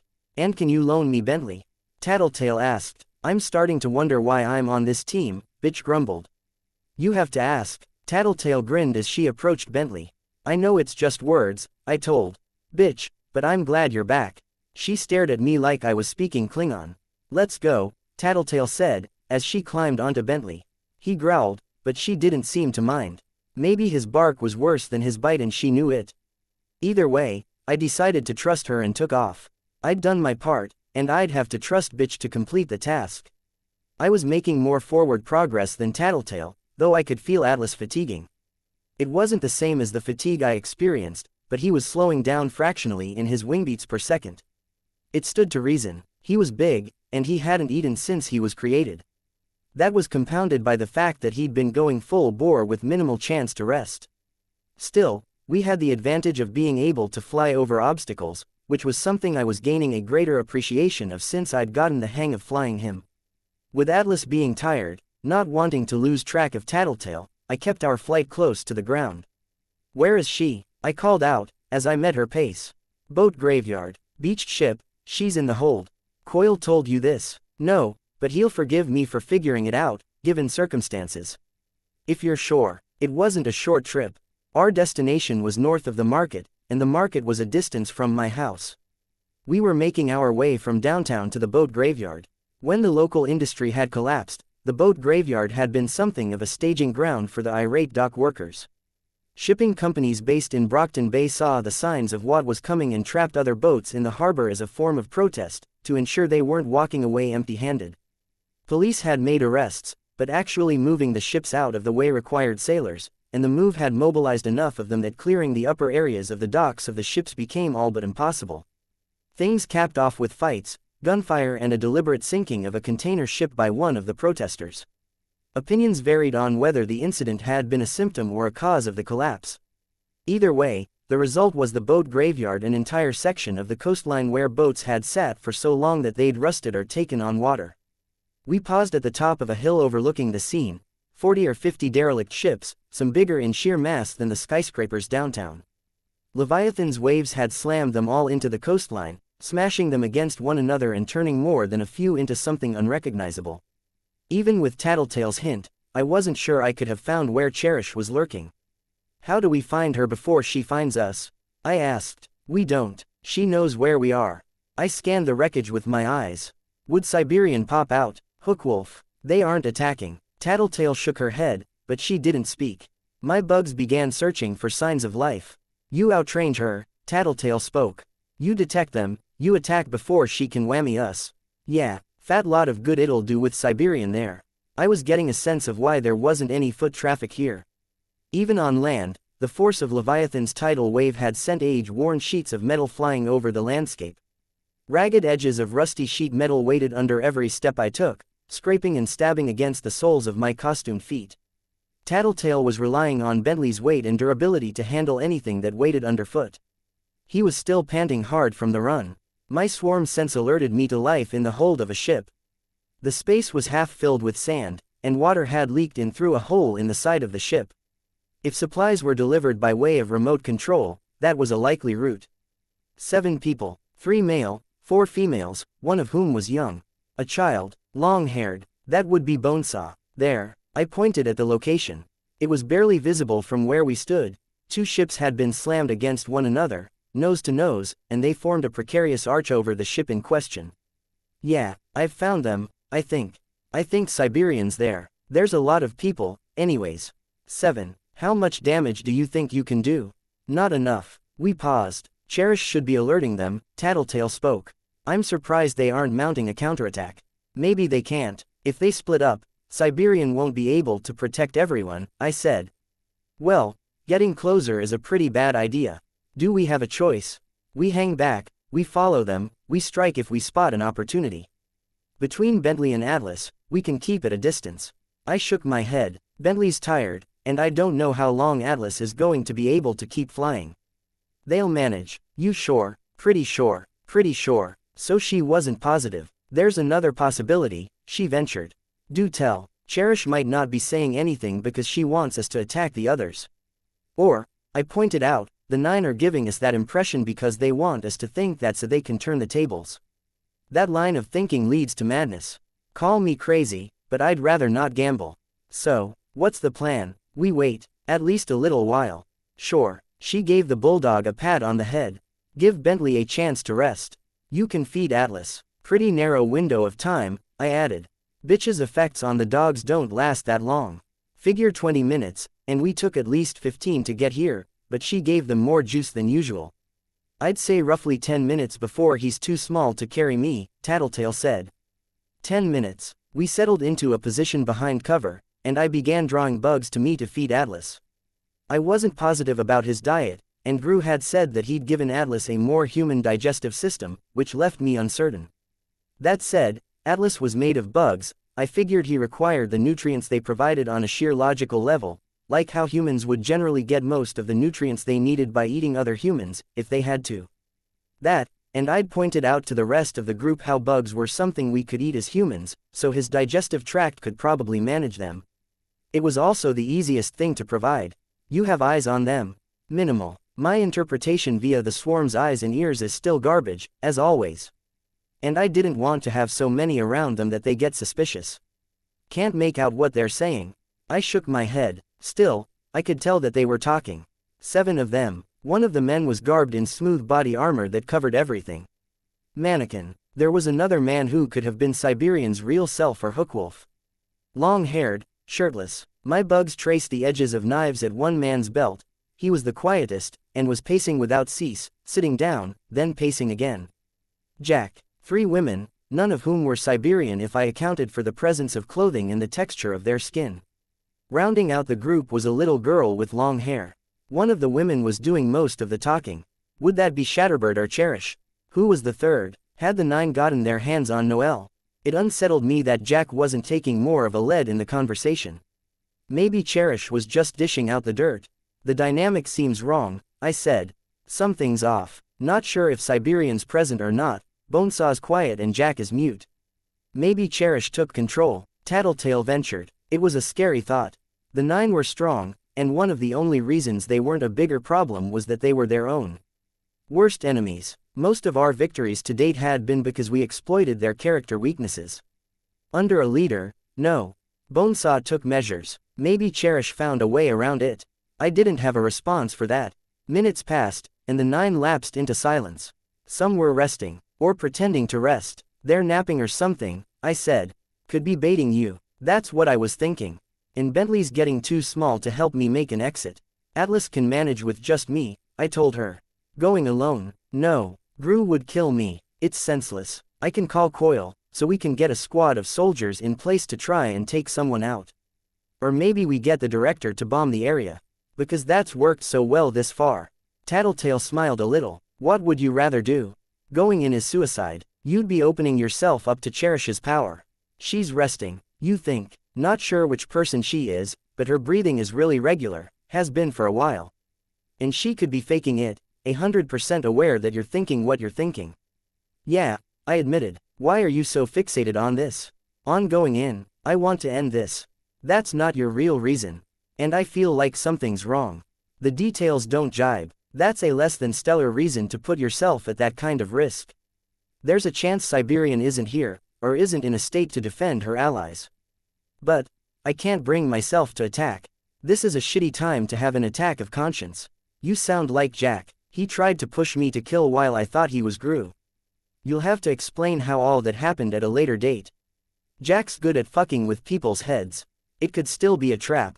It could, but I've got this feeling in my gut, like I had when I was around Jack and Bonesaw, and I wish I'd trusted it then. I don't want to doubt it now.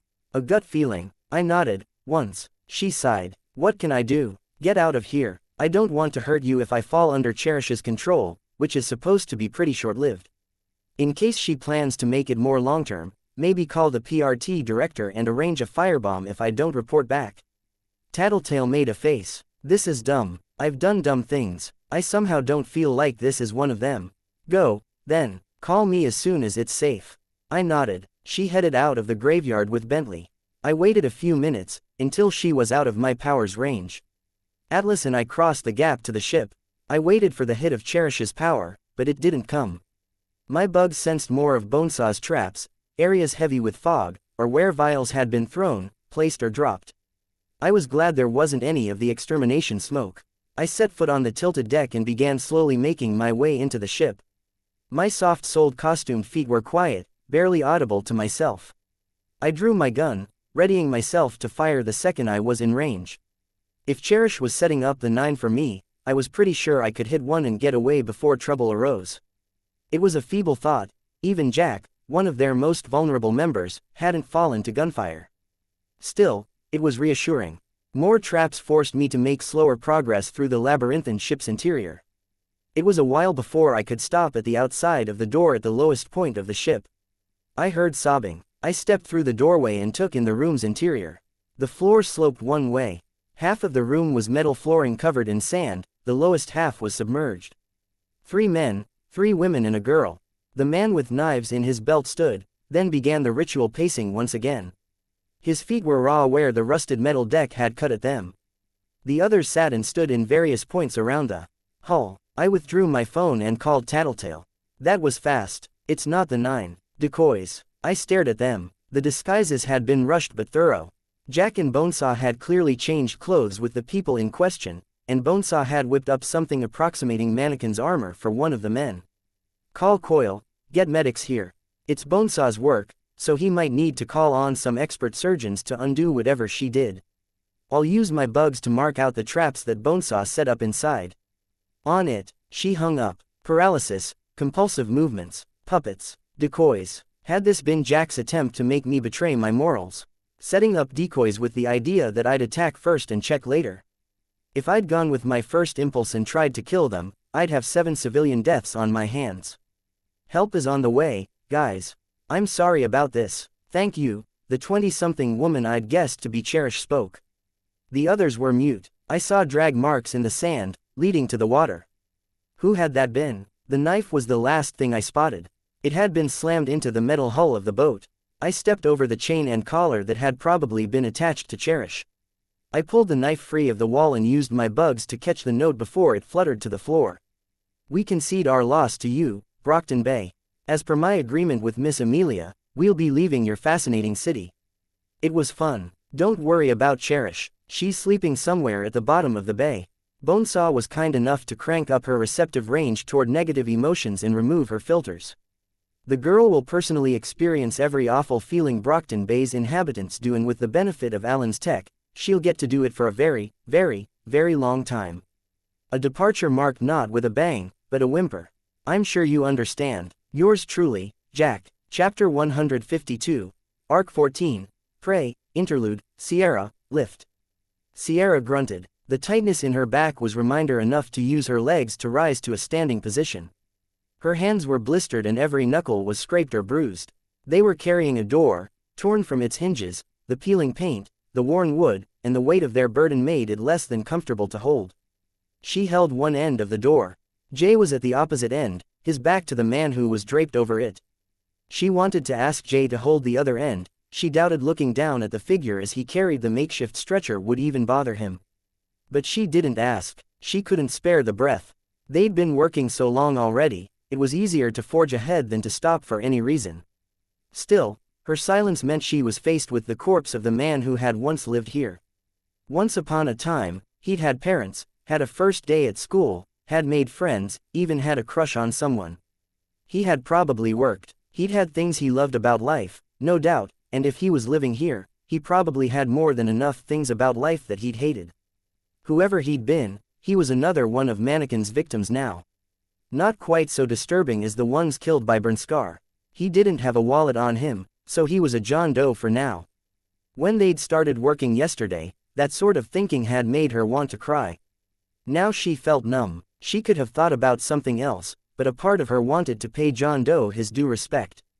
If nothing else, he deserved to be looked at as a human being rather than another body. She bent down to set the door on the ground. Jay took hold of the man by the shoulders, she lifted by the pants legs, and they moved him 3 feet to the right. John Doe was set down on the concrete floor. He joined 29 other bodies, now arranged in 2 rows of 15 people. Too many were fellow John and Jane Does. A blister had popped on her hand as she'd carried the door. It smarted, but her focus was on the man. 40 or so, but the yellow of his skin pointed to liver problems. He could be as young as 30, prematurely aged by alcoholism. It wasn't like she hadn't seen enough drunks around the city to be blind to the signs. She felt like she should say something, but the words didn't come to her. Had he been a mean-spirited lecher of a drunk, someone who'd worked hard at whatever job he could find to support his family, then drank his worries away with his buddies after a shift? A lonely man without anyone to care for him. She considered a simple, sorry, not necessarily because she felt guilty. She was speaking more for the fact that she couldn't do more for him, and apologizing on behalf of the random, senseless events that had taken his life. Next, Jay asked. She looked at him. He was tired, but she didn't see any signs of the same emotional drain she was experiencing herself. He'd been a gang member in the AB, had preyed on others, maybe even killing. This job didn't faze him in the slightest. Behind his shaggy hair, his narrow eyes were cold, uncaring. He could have been carrying groceries for all he seemed to care. It creeped her out. No, she said, I've hit my limit. Can you find someone else to move the last 2 bodies from the factory to here? Okay. She stared at the bodies. Hopefully they could arrange something early in the morning. Maybe if she put together a group and sent them downtown to verbally request help. It was only one of a growing number of issues she was having to solve. She sighed. I'm going to go see how things are inside. Okay. She watched as he left to rejoin Yan and Sugita, the other 2 ex-AB members. He must have said something to them, because Yan turned to look at Sierra. The look was intense. It wasn't jealousy from the Chinese-American girl. It was something else. As creepy as Jay was, his girlfriend's stare scared Sierra more. Exhausted and unnerved, Sierra headed back to Skitter's headquarters. She double-checked that nobody was following before entering the storm drain. It was pitch black inside. Humid. She walked with fingertips tracing the right-hand wall. When that wall ended, she kept walking. It was disorienting, uncomfortable, walking without a guide in darkness so absolute she couldn't see her hand in front of her face. She felt the wall again, and she kept her hand on it as she rounded the next corner. There was a wet patch where some small amounts of water were trickling down from the street above, 2 more paces, then a left-hand turn. She fumbled around briefly to find the opening. That was the hardest part. The rest was easy, finding the doorway, entering the cellar, then heading upstairs to the main floor. She was glad to see light, to let go of that fear that she'd miss the gap and find herself wandering the storm drains and getting lost, unable to find a way back to the surface or the beach. She wondered if Skitter had felt the same way. She nearly tripped over a small child as she made her way into the kitchen. Charlotte was there, and she was busy emptying the cupboards. Everything edible was on the counter or on the floor, neatly arranged. Sierra estimated roughly 20 children were on the ground floor. There's more than there used to be. O'Daly clan. Sierra frowned. They need to take care of their own kids. They're kind of preoccupied. They were hit harder than anyone else by the attack. I think only 6 of the 20 who were with us are left. I know, but they still need to take care of their kids. Give them one more day to mourn. Charlotte asked. It's your call. You're the one babysitting in the meantime. I'm trying, Charlotte said. But they're switching between playing and being pretty normal kids to crying because their parents are, you know, dead. Yeah, Sierra confirmed. Charlotte had taken off her mask and was using it to tie her hair back. She straightened it and tied it over her forehead again. Isn't the city supposed to handle this? There should be something like foster care, or a special evacuation plan for orphaned kids. I don't think the city knows. It's not just the kids. We've got 30 dead bodies and it's not exactly cool out, and there aren't any ambulances or anything showing up to handle it. We just spent the entire afternoon moving them to a new spot with Jay and 2 locals. We were talking about burning them in a mass grave, but I'm worried that's against the law. And since half of them don't have ID, we might ruin any chance of their families identifying them. Not easy. No, Sierra admitted. How's the rationing? It's less like she went shopping and more like she wanted to stock this place like it was a miniature grocery store. A little bit of everything. I'm trying to organize it by expiry date so we can prioritize eating and serving the food that's going bad now, in case she never comes back and the food starts to get low. I know it's a bit late, but there's a lot of us who've been working hard, cleaning up the mess from the attacks, Sierra hedged. You want dinner? Sierra pressed her hands together in a pleading gesture. Maybe soup. I figure we need to eat these vegetables, there's stock, and if we water it down so we can split it up more, Charlotte trailed off. I never really cooked at home. I helped my parents cook, but that's not the same thing. It works. Prepare some rice from the supplies, since we have more than enough of that. Bulk it out. We have a lot of mouths to feed. Okay. All she wanted to do was stop. Instead, she stepped into the living room, where makeshift beds had been arranged with piles of blankets and sleeping bags. Only 2 kids were sleeping there, both clearly brother and sister. It was as much privacy as she was going to get. She plucked the satellite phone from her pocket. This scenario wasn't what she'd expected, on any level.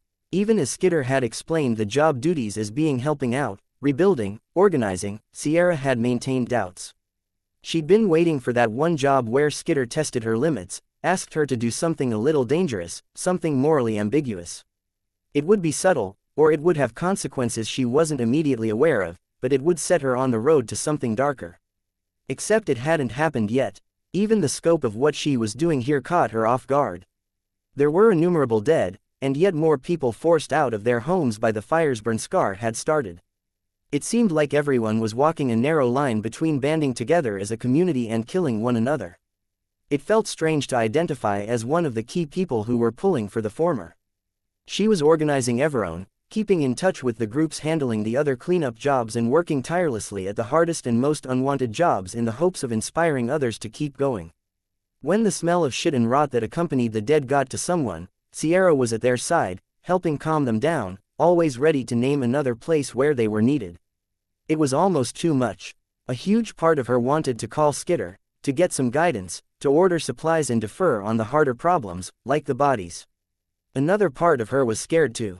She dialed another number instead. Yes, the voice was deep. She was put in mind of being a little kid, calling a friend and hearing an adult on the other end. It felt awkward. She sort of resented it. "I'd like to talk to Bryce." It came out as more of a question than a statement. One moment, she watched with the phone pressed to one ear as Charlotte recruited some of the older children to prepare dinner. They started putting things back in cabinets, ordered not by the type of food, but by how long it would last. One of the children found a cutting board and began to cut lettuce. "Sierra." "Yeah," she answered. "Well, what do you want?" "Checking up on you, moron." "I'm fine," Bryce said. He managed to sound sullen. She crossed the room to approach the kitchen counter and mimed proper cutting technique for the 10-year-old that was preparing the lettuce. It wouldn't do to have the kid lose any fingertips. Or maybe she was sensitive to the idea while talking to Bryce. "Is that it?" Bryce asked. "I was hoping for more than 2 words of response." "How's your hand?" "Hurts." "That's going to happen. You lost all 4 fingers." "No, it hurts like my fingers are still there and they're being crushed." She didn't know what to say to that. "I'm sorry. You deserved what you got. Ask Tattletale about it." "She's gone. Has been for more than a day, now." Jaw said she's not to be disturbed with phone calls or anything like that. Skitter had been gone for roughly as long as Tattletale. According to Charlotte, Skitter had invited a bunch of local villains over and then left shortly after. They were probably the other 8 territory bosses who were working to occupy the city. That had been over 48 hours ago. "Jaw gave me some painkillers," Bryce said. "What kind?" Sierra felt a stab of alarm. It must have been audible, because Bryce replied, "Relax. Over-the-counter stuff." "Okay, what have you been doing?" "Nothing big. Keeping track of some members of the Chosen as they move around." "Hookwolf's guys. I know who they are. They've been moving in. I thought we were going to get in a fight, but Jaw had us all retreat.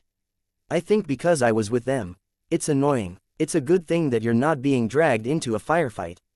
Especially one with capes. They've been teaching me how to fight with a knife, how to throw one, how to use a gun. I don't want you learning that stuff. I have to, in case we get ambushed or something. And I'm not bad at it. We could have fought those guys." "Did Tattletale tell you that you should fight them?" she asked, already knowing the answer. "Like I said, Tattletale isn't around and hasn't been for a while."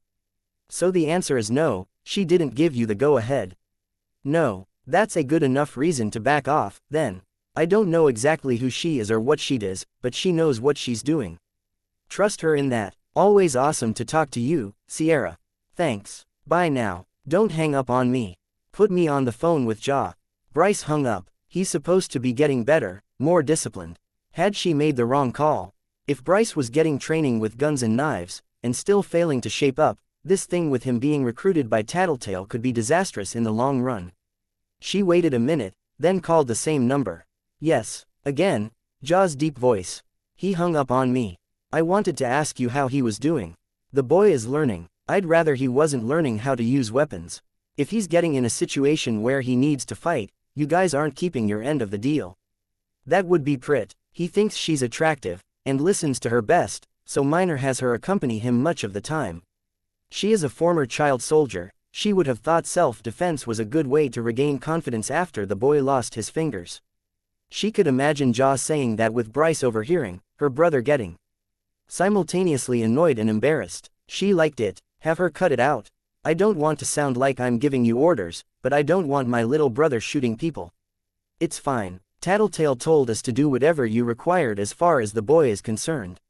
I will tell Minor, and he will order the others to keep the boy away from weapons.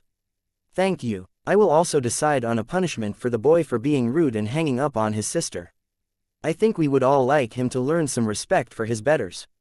She could imagine him looking at Bryce as he said it. Nothing too serious. As punishment goes, nothing serious. It will build character. Thank you. Any word on what Skitter and Tattletale are doing? No. All I know is that it will be dangerous, and every squad is on high alert. We are sleeping in shifts, maintaining combat readiness and doubling patrols. We were informed 3 hours ago that the downtown area is off limits. I know Lieutenant Fish was deployed there when the order came down, and he has ceased all communications. All of downtown, yes. She hung up and headed for the bathroom to tend to the damage her hands had accumulated over the day's work. Disinfectant, antibiotic ointment, bandages. Every time she thought she'd found the last small scrape, she found another. By the time she was done, her hands had as much in the way of bandages as there was exposed skin. She flexed her fingers to make sure she could still move them, adjusted 2 bandages, and then returned to the kitchen. Progress. Nearly done. It hasn't cooked very long, and I'm worried it'll just taste like boiled vegetables in water, but you said people were hungry. How do you want to get the soup out there? There's 3 spots where people are sleeping tonight. Let's mobilize the kids and get some food out to everyone. The kids? Everyone needs to contribute. Maybe if they see 7-year-olds doing their part, the O'Daly clan will get the message. Sierra, Charlotte made a pained expression as she spoke, they've been through a lot. They're using our sleeping space, they're eating our food supplies. We can't hold their hands and baby them. Everyone's having a hard time these days. That's cold, maybe, but I've been working from sunrise to well after dark, here, and they were just sitting around, getting in the way, complaining and crying. Most of their family died just a few days ago. Sierra didn't have a response to that. They were still eating far too much and taking up too much room for people who hadn't lifted a finger to help. Anyways, think I can use the kids? Don't push them. Some are pretty emotionally sensitive. But yeah, Sierra turned around. Hey, munchkins. Got a job for you. Help out and we'll give you first dibs on the after-dinner treats. Roughly half of the little ones approached her. 6 to 10 years old, boys and girls, a variety of ethnicities. Who's the oldest? Raise your hand if you're 10, okay, if you're 9. 8, she mentally sorted them out, then directed them, you're in charge of those 3. You're in charge of these 2, you're in charge of this pair, okay. Older kids looking after little kids. They sorted into their groups. You're carrying soup out to the sleeping areas. We've got something to carry them in, Charlotte. Yeah, just give me a minute. Don't want them to burn their hands. Everyone carries what they can. Take the soup out there and then come back here.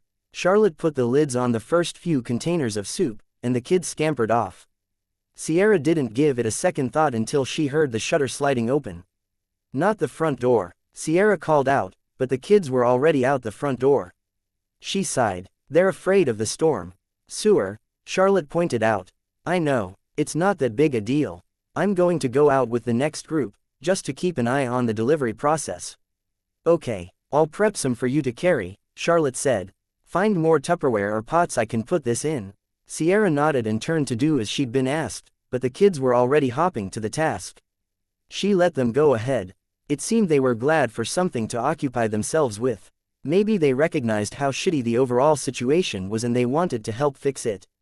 She suspected she'd find the necessary Tupperware faster than the 4 kids combined, but it wasn't a big deal.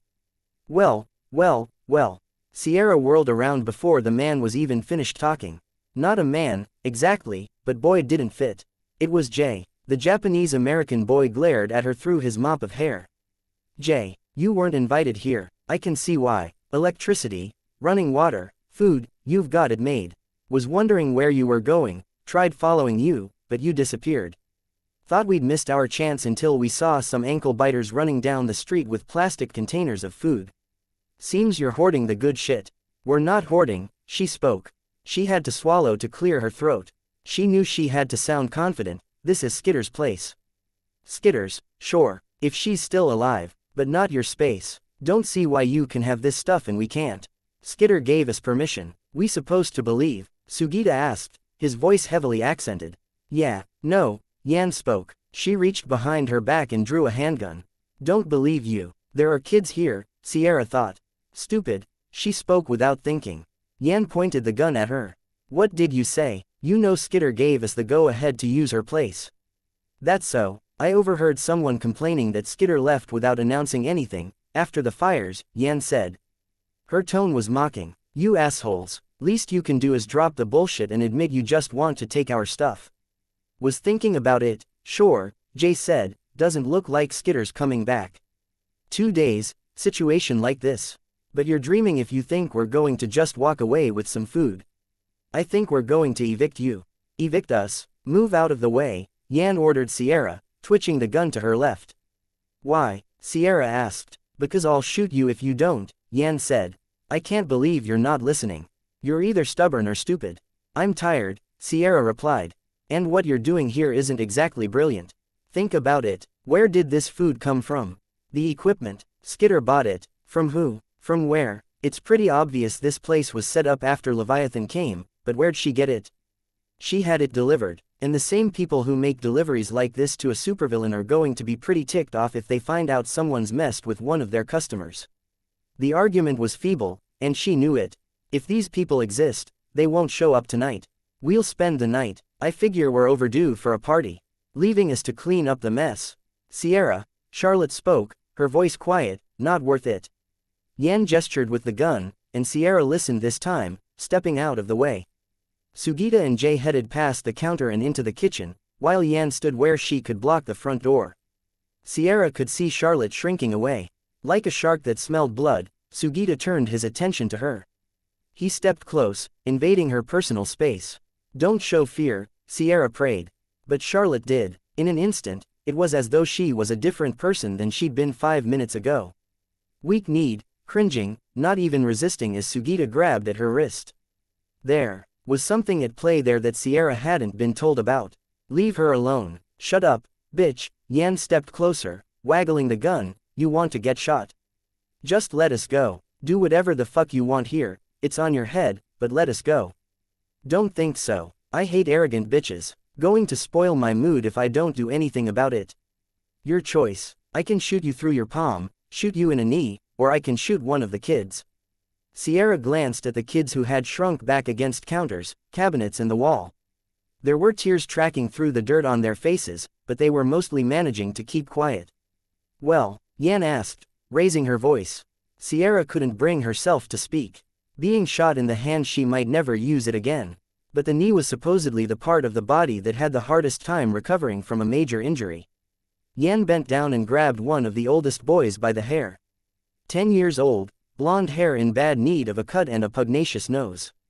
He squealed and writhed in pain at the grip on his scalp, until he wrenched himself out of Yan's grip, falling flat on his back.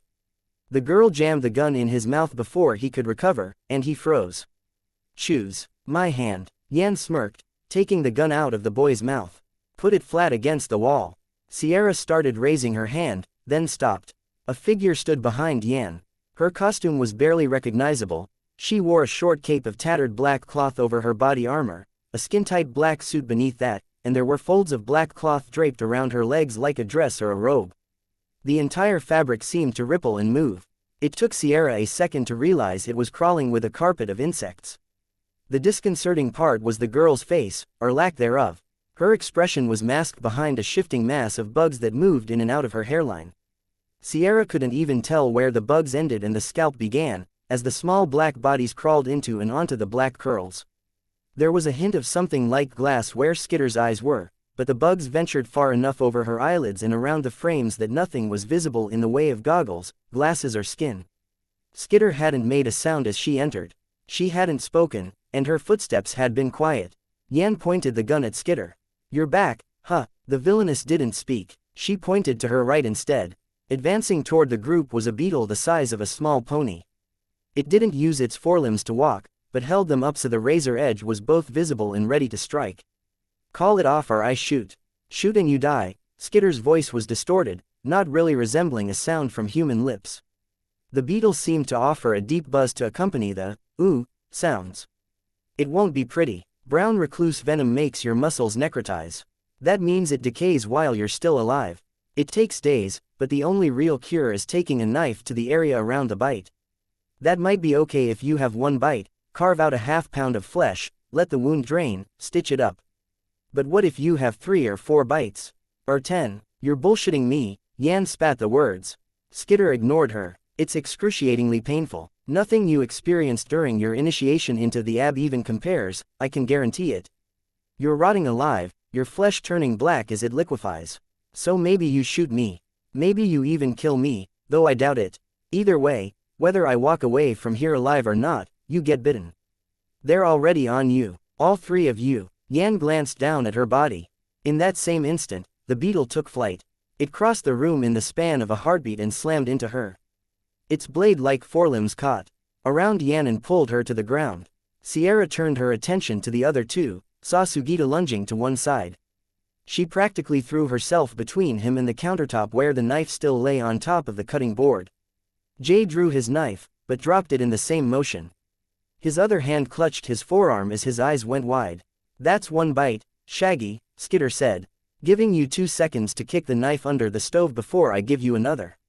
1. Jay kicked the knife across the kitchen floor. It slid out of sight. And you, I think you were the one with the bad accent. You can step away from Charlotte now. Sugita scowled, but he did as he was asked. He backed away from Charlotte until he stood beside Jay. Charlotte let one sob escape before she hurried across the kitchen and moved to stand behind Skitter. She's been through something, Sierra thought. She knew Charlotte was staying in town only because of her family, that she'd been captured by the merchants and held for at least a short while, and there was some reason she couldn't explain that to her family and just leave the city. I hope the rest of you are okay. Skitter asked. Where were you? Sierra returned the question with one of her own. Dealing with the 9. They're not a concern anymore, at least for now.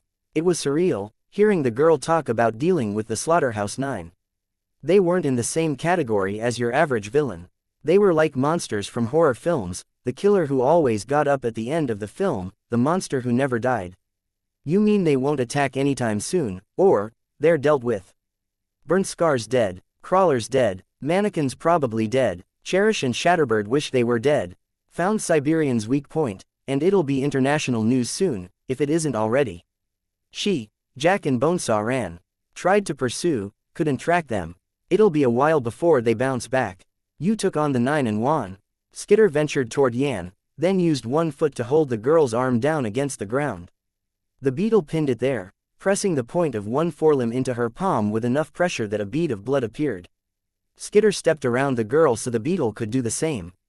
When Yan clenched her fist, Skitter stepped on her fist, crushing it underfoot. She took her time responding. When she did speak, all she said was, I didn't say we won. She lifted her foot, Yan unclenched it, and the beetle stabbed down with another pointed forelimb to pin it to the ground.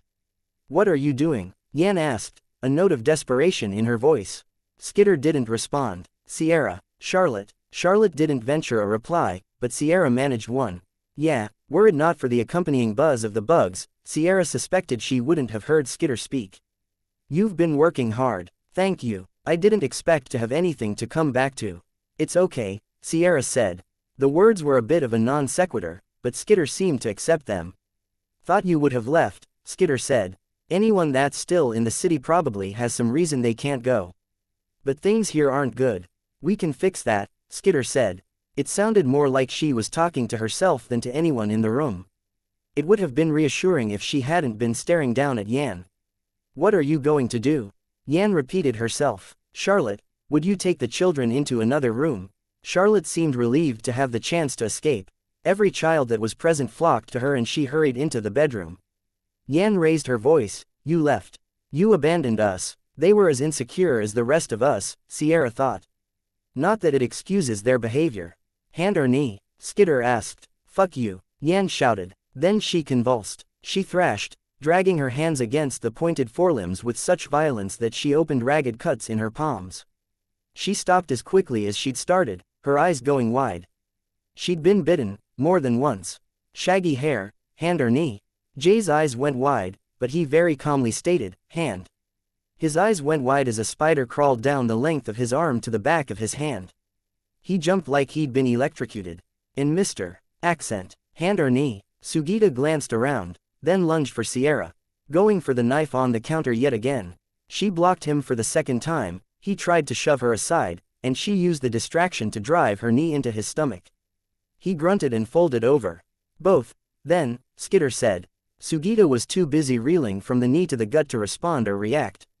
Attacking my people, that was dumb. Attacking a little kid, dumber. Consider my territory to be a very bad place to be from now on. My bugs can see you, they can hear you, and I'll know if you slow down even a little as you leave, give you a few more bites. The beetle climbed off Yan, using its forelimbs to pick up the gun by driving the points through the trigger guard. It moved to Skitter's side. Yan, Sugita and Jay all took that as their leave to climb to their feet and head toward the door. None of them even looked at Skitter, but they stopped when she pushed the door closed. There's no safe haven for you in Brockton Bay. My allies have control of every district, every territory. No shelter will host you, and our individual forces will be searching every other place you might want to sleep. Before you get far enough to find a doctor and get those bites treated, my contacts will have spread the word. The doctors may have to treat you, but we can have our people sitting in the waiting rooms, or working as assistants to the doctors. If you show your face, you'll get attacked. Maybe it'll be a direct attack, maybe it won't. Trust me when I say you won't be in any shape to defend yourselves. So you're condemning us to die. Any bravado Yan might have had before had been excised and replaced by wide-eyed fear. No, leave the city as fast as you can, and you can get help somewhere else. I don't really care, so long as you're out of my city. You'll have some ugly scars if you don't hurry. Skitter gestured to the door, and the three were quick to leave. Sierra, the shutter. She hurried to obey, stepping into the open doorframe and reaching up to bring it down to the ground. It latched at the door's base. She shut the door after it. There are kids still on an errand, I think. I'll let you know when to open the shutter again. Okay. Skitter scattered the bugs around her face and ran her gloved fingers through her hair to straighten it. I'm sorry. It's okay, Sierra replied, not quite sure what the apology was for. Couldn't focus on this place and the 9 at the same time, and I thought this place was a lost cause. That stung, but Sierra didn't voice the thought. Might be. We've got bodies to get rid of, I'll handle that tonight. The Chosen have been moving into the edges of your area, here and elsewhere, according to Tattletale's soldier. Skitter let herself drop into a chair. Anything serious? Ongoing attacks? Just occupying the territory, I think. Maybe making trouble for minorities nearby, but nothing so serious that I've heard about it. Then I'll deal with them after an afternoon's rest. Maybe open a discussion before I try anything more serious. Skitter's voice buzzed as she spoke. She pulled off the mask that covered the lower half of her face. Your voice. You're still doing the thing where your bugs talk with you. Sorry, Skitter said, the swarm. Suddenly quiet. I don't even think about it anymore. Your gang's a lot smaller. A lot of people died. Skitter put her elbows on her knees, removed her glasses and buried her face in her hands. Crying. Sierra hesitated. What was she supposed to do here? She ventured forward and reached out to put a hand on the girl's shoulder. She stopped when she saw the carpet of ants, cockroaches and wasps.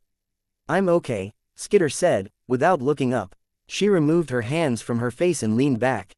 There was no sign of tears, her eyes were dry. Just tired. Could I bother you to make me a cup of tea? Milk, drop of honey.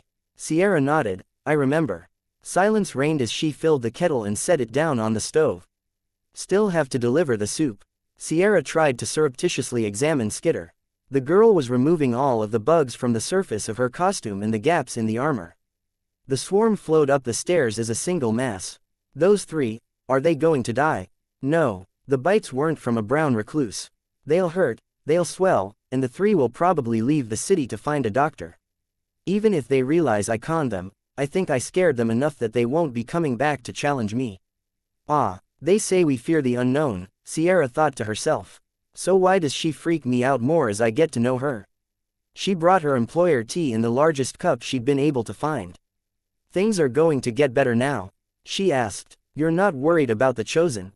No, I think their leader is gone, and after facing down the 9, somehow I'm not worried about dealing with them.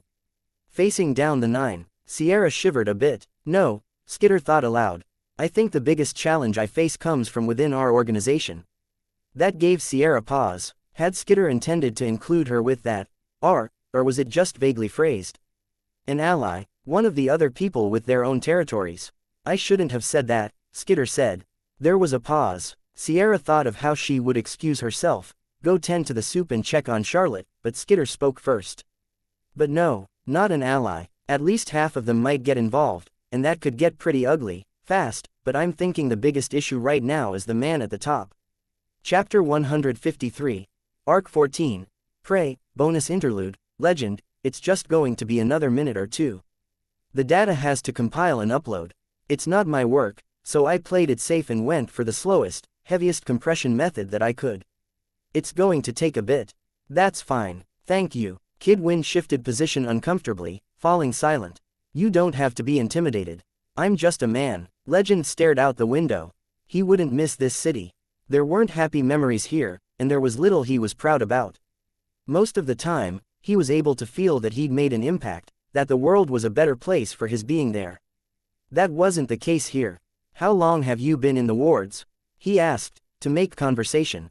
2 years. I've seen your records. Kid Win cringed. No, don't act like I'm going to say something bad. The deputy director in charge of the wards, I can't quite remember his name, he had some glowing praise for your ability to engage with the public. Engage with the public? I don't remember doing much of that. Something about speeches to other youths at school. Oh, that wasn't a big deal. The guy who's rating your performance seems to think it was. Can't quite place his name, the suits sort of start to blur in with one another, Deputy Director Rennick, Kid Win supplied. Yes, thank you. He seemed to think you connected with the crowd, and you did it better than any of your teammates. You were frank, open, honest, and you stood out because of how you handled yourself when the students started getting rambunctious and heckling you. Director Pigott yelled at me for drawing the gun. It was something that could have backfired very easily, but you struck the right tone and you diffused the situation with humor. I think that's a good thing, and so did the staff at the school. The teachers sent emails a few days after the event, commenting on the overall positive impact you had on the students, the hecklers included. And when I say you, I mean you specifically. Kid Win shrugged, tapping a few keys on the laptop to rotate through a series of progress bars and graphs. Nobody told me about that. That's a shame, Legend said, turning his gaze to the window to relieve some of the pressure his very presence seemed to put on Kid Win. The ability to manage yourself with the public is crucial if you intend to go on to make a career out of working with the Protectorate. It's kind of weird that someone as important as you is making such a big deal out of an event I barely remember. I study the records of everyone I intend to work with, and I studied yours. I try to make a note of individual strengths. That event stuck in my mind when I was reading through your files. It was a very easy mental picture to put together, especially the part with the gun. Kid Win smiled a little. You remind me of Hero. The smile fell from Kid Win's face. He looked startled. Really, I imagine he was very much like you when he was younger. Kid Win looked uncomfortable. You can talk about it, Legend assured him. It's okay. It was a long time ago that he passed. I sort of modeled myself after him. Legend studied the boy, red and gold body armor and a red-tinted visor. There were additions that seemed to be more recent, judging by the lack of wear and tear, but if he looked past those, if he imagined the boy with a helmet covering that brown wavy hair, replaced the red with blue chain mesh, he could see the resemblance. I can see that. I didn't mean to copy him, or to ride off his fame or anything. I was younger when I started, I totally meant it to be respectful. Kid Win stopped as Legend raised a hand. It's okay, I think he would be flattered. Kid Win nodded, a little too quickly. He was the first real tinker, you know. Before we knew tinkers have specializations, Kid Win added. I've thought about it, the disintegration gun, the jetpack, the sonic weapons, the power sources and explosives that were surprisingly effective for their size. I suspect his specialty tied into manipulating and enhancing wavelengths and frequencies. Kid Win's eyes went wide. He glanced at the laptop. I know enough other tinkers to know that look. You just had a stroke of inspiration. Sort of. More like a bunch of half-assed ideas all at once. Don't let me distract you. If you want to take a minute to make some notes on whatever came to mind, I won't be offended in the slightest. It's okay. You sure? Yeah, Kid Win paused. I guess I'd rather keep talking to you than write down ideas that probably won't work out. Thank you. I'd say you shouldn't worry too much about trying to emulate Hero. It's hardening, if I had to put a word to the feeling, that you look up to him and carry on his legacy. But you have your own specialization and your own strengths. Kid Win nodded. I'm figuring that out. I spent a long time trying to be like other tinkers and struggling. 90% of my projects just stopped before I finished it. The stuff I finished it because it was simple.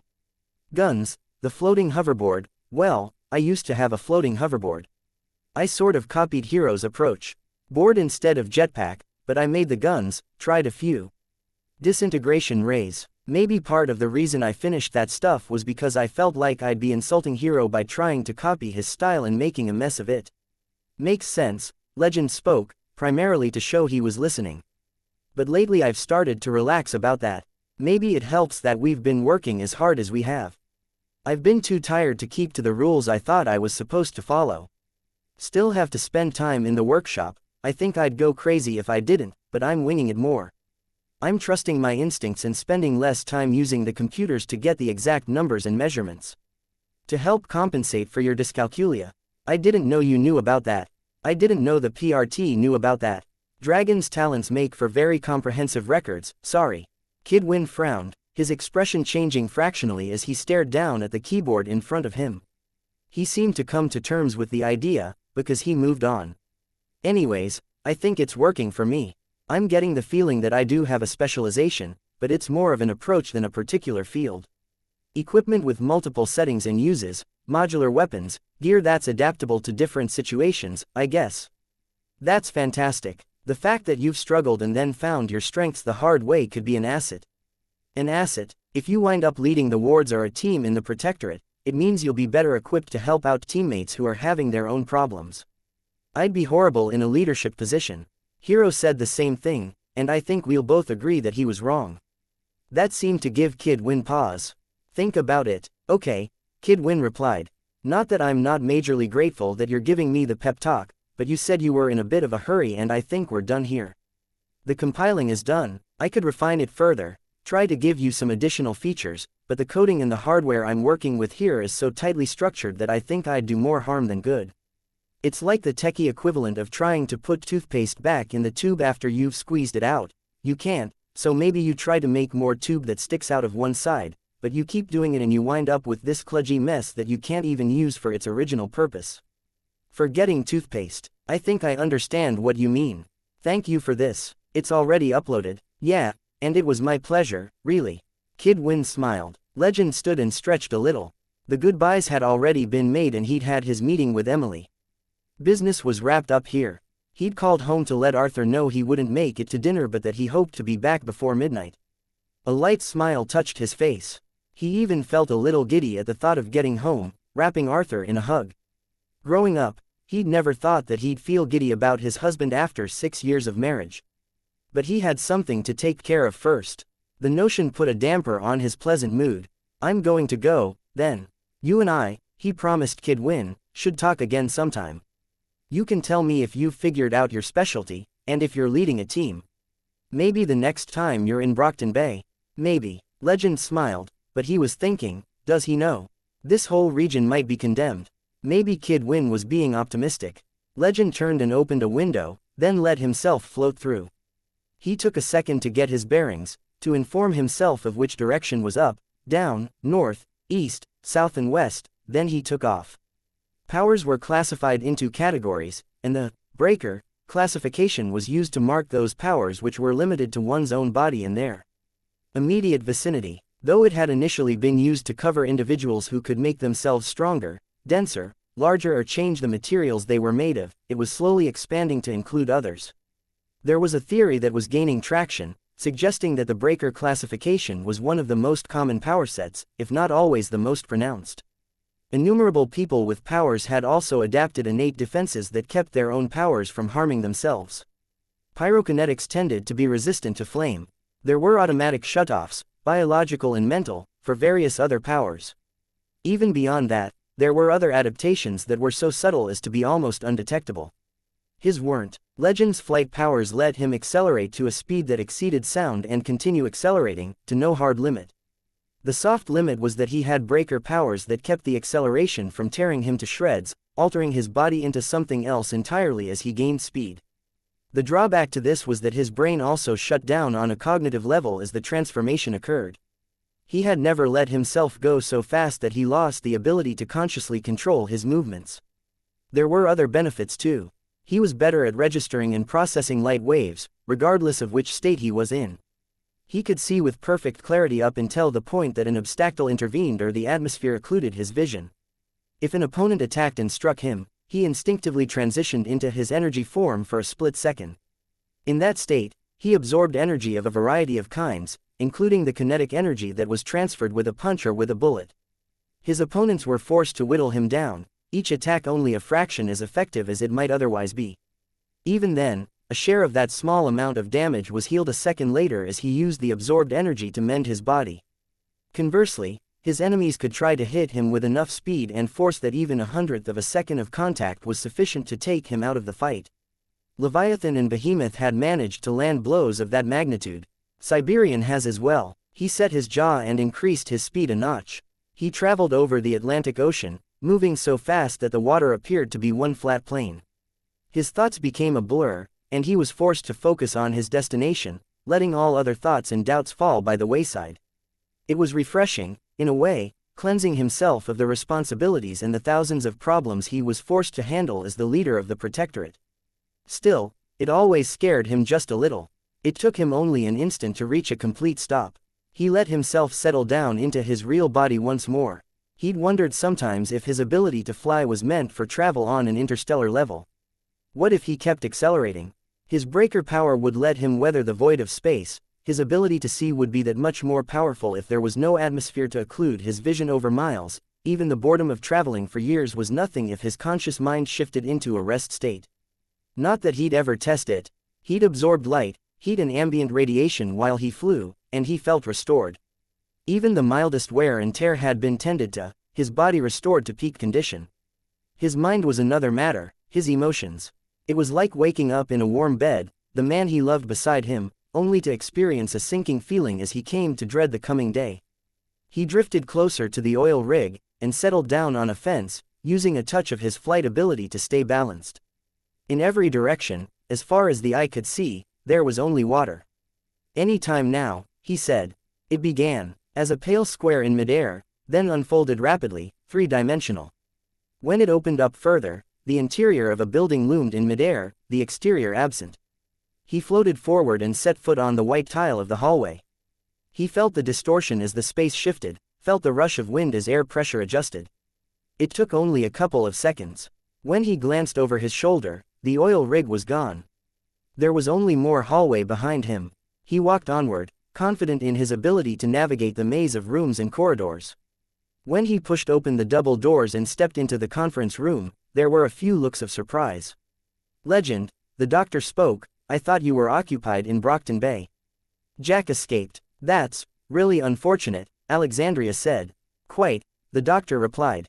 Legend glanced around the room.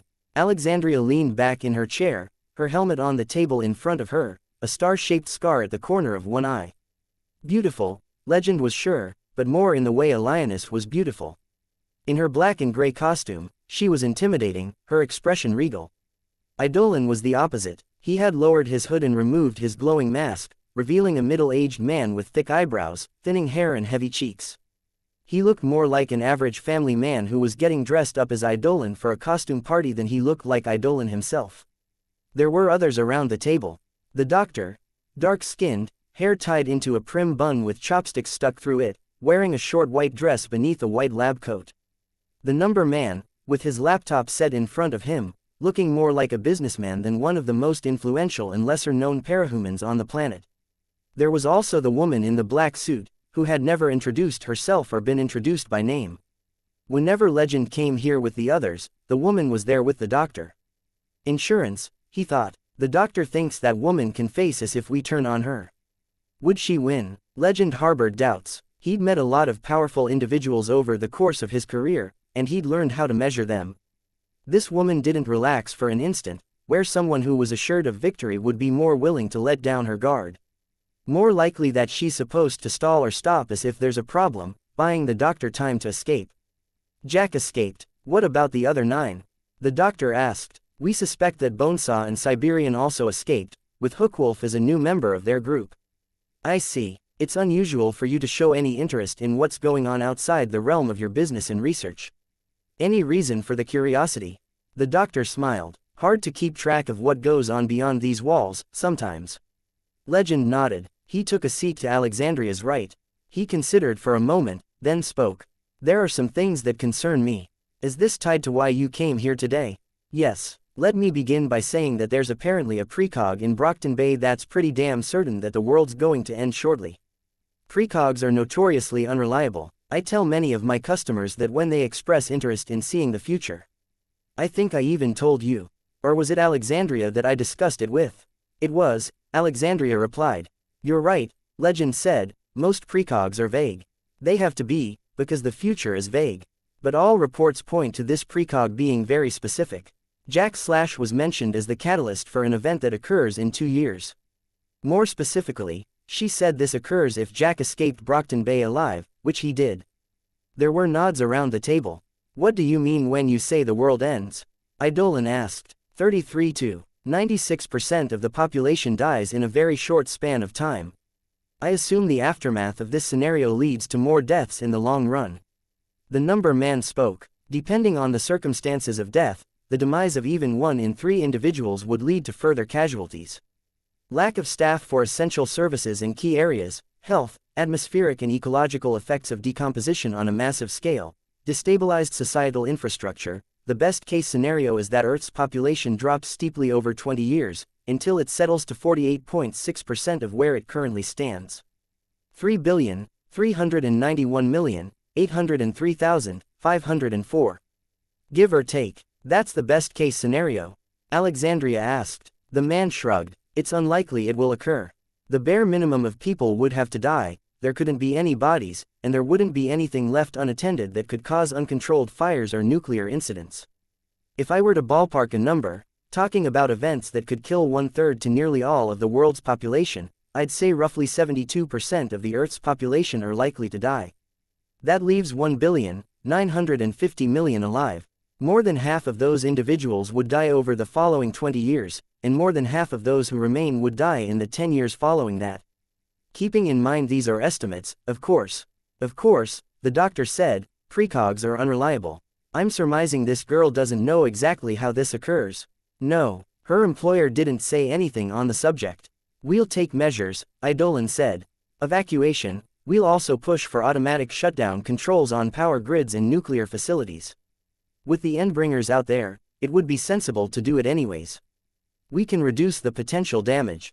Unless, Alexandria said, the numbers the precog provided are already accounting for us having this conversation and taking the extra measures. If she does view the future, it's very possible she saw this very meeting and everything that followed, in a manner of speaking. That was sobering. We'll do it anyways, of course, Eidolon said. Legend and Alexandria nodded. Let's remember, the doctor said, the numbers already pointed to an endgame situation at the 23-year mark. If the Endbringers continue doing the damage they've been doing at the current rate, things won't be sustainable. We'll be forced to withdraw from damaged and dangerous areas, populations will condense, the Endbringers attack those pockets, and that's without considering the possibility that they achieve something big in the interim. We've talked about the crisis scenarios, Behemoth triggering a nuclear winter, Leviathan obliterating or tainting the world's renewable water supply. You're saying we're already facing an end of the world situation, Alexandria said, and this is just accelerating the timetable. Yes. Any measures we take are still vital. They'll help here, with this scenario, but if it never occurs, it will still help against the Endbringers. Are we assuming the Endbringers are at the core of this end of the world scenario? Eidolon asked. Likely, Alexandria said, but let's not rule anything out. Provided this is really occurring, the doctor spoke. We can't afford to say it's not, Legend said. You have precogs among your staff and customers. Some, the doctor answered. I can ask them about this end of the world scenario. Legend nodded. Good. Eidolon, you want to try your hand at it? If my power lets me. It only gives me what it thinks I need, not what I want. We need all the help we can get. Let's see if we can't figure out how this happens, so we can stop it or mitigate the damage. There's a lot of capes out there with the thinker classification. Get the word out, call in favors, offer favors. Anything to get more information on this.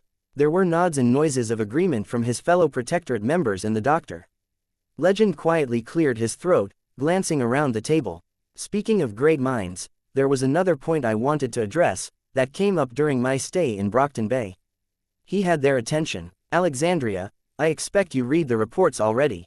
You didn't seem that surprised when I talked about the precog and her end of the world scenario. You've probably read up on my notes here. Alexandria had originally named herself after the Library of Alexandria, though she'd ceased mentioning that, choosing to leave enemies in the dark instead. As strong as she was on a physical level, her mind was equally formidable. She never forgot a detail, absorbed information quickly, reading 2 pages of a book with a glance, and she learned quickly, retaining everything she picked up. She knew most commonly spoken languages, no less than 10 styles of martial arts, and she could match some of the best non-tinkers in the world when it came to computers. Not only was she rated well in the brute classification, but she held high scores in the mover and thinker categories. I read what you provided, though I'm not sure what you're referring to specifically. Siberian. He saw a change in her expression, saw Eidolon flinch as if he'd been slapped. I'll explain for those of you who lack access to the PRT records or the time to peruse them. Siberian is not a brute class cape. Siberian is a master, and the striped woman is a projection. I caught a glimpse of the man who was creating the projection before they retreated. And he had Cauldron's mark tattooed on the back of his left hand, a swan on his right. With the exception of himself, the number man and the woman in the suit, everyone present reacted with surprise. You don't think that was William Manton? Alexandria asked. But why the mark on his right hand? I don't know. It doesn't fit on a lot of levels. A top parahuman researcher becoming one of the 9. It happened to Alan. To Mannequin, Eidolon said, his voice quiet. There's nothing in the records, Alexandria said, nothing saying he was present at any of the places the quarantine protocol was put in effect. She would know. She read every record, could call them to mind with perfect accuracy. He could have stolen someone's identity. Alexandria nodded. True, we have confirmation he's alive, Eidolon said, his voice quiet. We suspected, but we made assumptions, and we were way off base. That's what concerns me. Legend leveled a hard look at the doctor. See, we've been going by the assumption that William Manton, from the time he left Cauldron to the present day, has been continuing his work. We've been assuming he's traveling across the world, experimenting on human subjects, giving them powers with physical mutations as a side effect, then releasing the victims back into society with Cauldron's symbol tattooed on their bodies. Or at least, that's what you told us. You're implying I lied? The doctor asked. She didn't look bothered in the slightest. I've looked at the timelines. It's not likely that William Manton could be conducting experiments to give some poor girl tentacles in Illinois at the same time Siberian's busy attacking people in Miami. Not to mention he barely looked capable of taking care of himself, let alone conducting research. He glanced at the others. Eidolon's brow was creased in concern, while Alexandria looked pensive. The pattern doesn't fit, he said, to drive the point home. He looked at the doctor, which leaves me to wonder just who is conducting experiments on human subjects. We have no need for human experimentation. The number man can calculate the odds of success for a given formula. Maybe that's the case, but just who is conducting experiments on human subjects, who knows enough about Cauldron to tattoo or brand them with the mark while simultaneously having access to these kinds of resources? It's not us, the doctor spoke. Legend stared at her, studying her. And you don't know anything about how William Manton is connected to all this. I'm as mystified as you are. If it would assuage your suspicions, you can examine this complex, the doctor suggested. You and I both know this place is far too large to explore in one lifetime, he answered. True, and if we were to surmise that you're the culprit here, there's nothing saying you couldn't have your doormaker maintain a path to another alternate reality where you have captives stashed away. It would even explain why there haven't been any real missing persons cases that we can link to the Case 53s, if you're simply snatching them from another reality and depositing them in our reality when you're done. She spread her arms wide. I don't know what I can say to convince you. You trust me, don't you? Alexandria asked. Yes, Legend said. I've trained myself in kinesics. I can look at a person's face and body language and know if they're lying. And I can tell you the doctor is telling the truth. Legend sighed. Right, we're okay, then, the doctor asked. Legend nodded. I'm sorry to accuse you. It's understandable. This situation doesn't make a lot of sense. I can't add anything here, and my powers not volunteering anything that could help to solve this particular mystery, Eidolon spoke. I guess we have yet another unanswered question on our hands. Legend sighed, more than one. William Manton and his link to Siberian, the tattoo on his right hand, our end of the world scenario and the role Jack plays as the catalyst. Too many to count. None of this has to be addressed today, Alexandria said. Why don't you go home? We'll consider the situation and come up with a plan and some likely explanations. Legend nodded. The thought of holding Arthur and Keith in his arms energized him. The doctor turned to Eidolon. You want another booster shot? Probably another Endbringer attack coming up. It's best if I'm in top form. While the others talked and planned, Legend stood and left without a farewell. An opening between realities unfolded before he was half of the way down the alabaster white hallway. He stepped through the opening to the oil rig, and then began his flight back to New York City. But he didn't go home. Instead, Legend descended on the rooftop of the NYC Protectorate offices. A tinker-made scanner verified who he was and opened the doors for him in time for him to walk through. He nodded a greeting to everyone he passed. When people asked him how things had gone, he offered them a response that was polite but short enough that it was clear he wasn't looking for further conversation. He reached his office and closed the door. He was careful to start up a virtual operating system preloaded with the standard PRT databases and software. Nothing that would leave a trace on his regular OS. He unplugged the fiber optic cables and disabled the wireless. The precautions were little use if he was already being watched, but it made him feel better. Once his computer was isolated from outside influences, he withdrew a USB cable from one drawer, plugging one end into the keyboard. He reached up to one ear and withdrew an earbud. The other end of the USB cable connected to it. ASCII art of Kid Win's face popped up. As the earbud connected to the computer, along with the text, "Thank you." He couldn't bring himself to smile. Problems of self-confidence aside, Kid Win had produced an interface that was easy to use. Legend clicked on the yellow button and waited. Voices played from the computer's speakers. He adjusted the volume and listened. We suspect that Bonesaw and Siberian also escaped, with Hookwolf as a new member of their group. I see. Any reason for the curiosity? Hard to keep track of what goes on beyond these walls, sometimes. Text appeared, transcribing what was being said. The program paused, the image of the yellow button popping back out. A red word appeared below the last statement. Lie. A vague lie, but not a damning one. His pulse was pounding as he hit the waiting yellow button to resume the record. We have no need for human experimentation. The number man can calculate the odds of success for a given formula. Lie. He clicked again. Who knows enough about Cauldron to tattoo or brand them with the mark while simultaneously having access to these kinds of resources? His own voice was the one playing from the speakers. It's not us, the doctor's voice answered his. Lie. He sat staring at the screen, horrified. Cauldron had given him his powers, had given him what he needed to be at the very top, to lead the largest collection of superheroes in the world. They hadn't wanted much in exchange. He kept an eye out to make sure nobody got too curious about Cauldron, diverted them if they did. He'd greased the wheels for some of Cauldron's top customers. He was also ready to defend Cauldron if and when it became public knowledge. It was for the greater good, he told himself.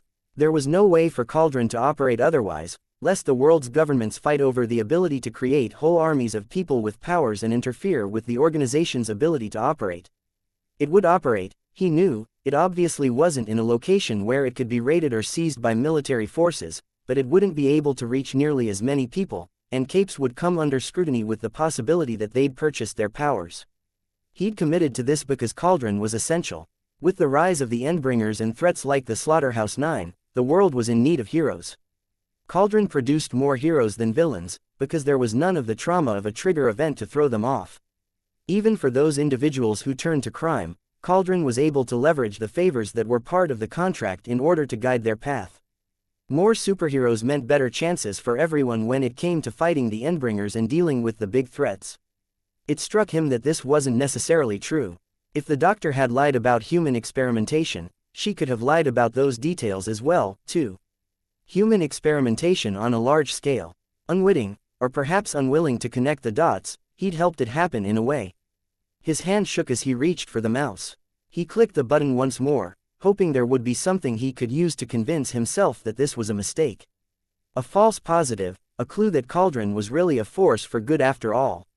Hadn't Armsmaster said that his lie detection system was imperfect? Or maybe Kid Win had generated errors in the code. The alterations had been minor but comprehensive. Legend hadn't wanted to be informed in real time about the lies, lest he give something away. And you don't know anything about how William Manton is connected to all this. I'm as mystified as you are. Lie. He knew what came next, with the conversation fresh in his memory. He didn't want to press the button again, but there was little choice. I've trained myself in kinesics. I can look at a person's face and body language and know if they're lying. And I can tell you the doctor is telling the truth. The red text popped up as the last 4.5 words appeared. Lie. Alexandria knew. Of course she had. Her ability to read people, her vast troves of knowledge, her ability to see patterns. And she was the most willing of their group to take the hard, ugly road. Had been since Siberian had hospitalized her. Click. His own voice. I'm sorry to accuse you. Lie. Had he been lying? He supposed he had. He didn't like the doctor, and he hadn't truly felt sorry for his suspicions. Ever since he'd seen William Manton with the Slaughterhouse 9, he'd harbored doubts about what was going on. Those doubts had become quiet conviction after he'd gone to see Battery in the hospital. One of Bonesaw's mechanical spiders had cut her suit. He knew exactly the kind of disorientation, hallucination and waves of paranoia she would have experienced as the gas took hold. While she reeled and tried to get a grip on reality, she'd likely left herself open for further attacks. Whatever the case, one of the spiders had injected her with a poison Bonesaw had devised. Her death had been slow, painful and inevitable. It had been engineered to strike those notes in a way that millions of years of evolution had yet to refine a plant's toxin or an animal's venom. Lying in the hospital bed, still delirious, Battery had used halting sentences to tell him about Calden, about buying her powers, and about Cauldron asking her to help Siberian and Shatterbird escape. She'd planned to pursue the 9, to offer assistance and then kill one or both of the villains. Battery had begged him for affirmation that she'd tried to do the right thing, that he would find the answers she didn't. He'd reassured her the best he could. She'd died not long after. He almost couldn't bring himself to click the yellow button again. Alexandria had been lying to him. And that only left, click. Eidolon's voice came from the speakers. I can't add anything here, and my power's not volunteering anything that could help to solve this particular mystery. I guess we have yet another unanswered question on our hands.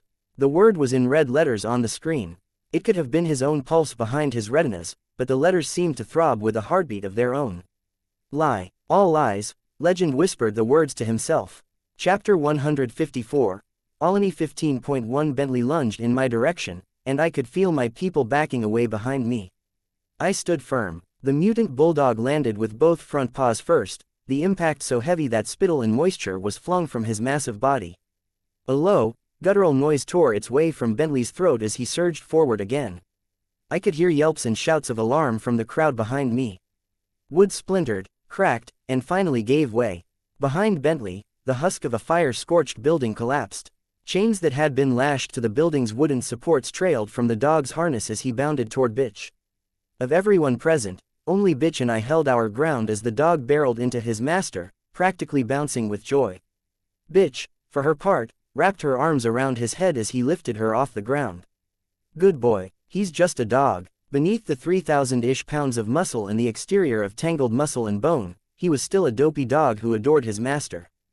Bitch had given him what he'd been yearning for since he was abandoned or abused in his past life.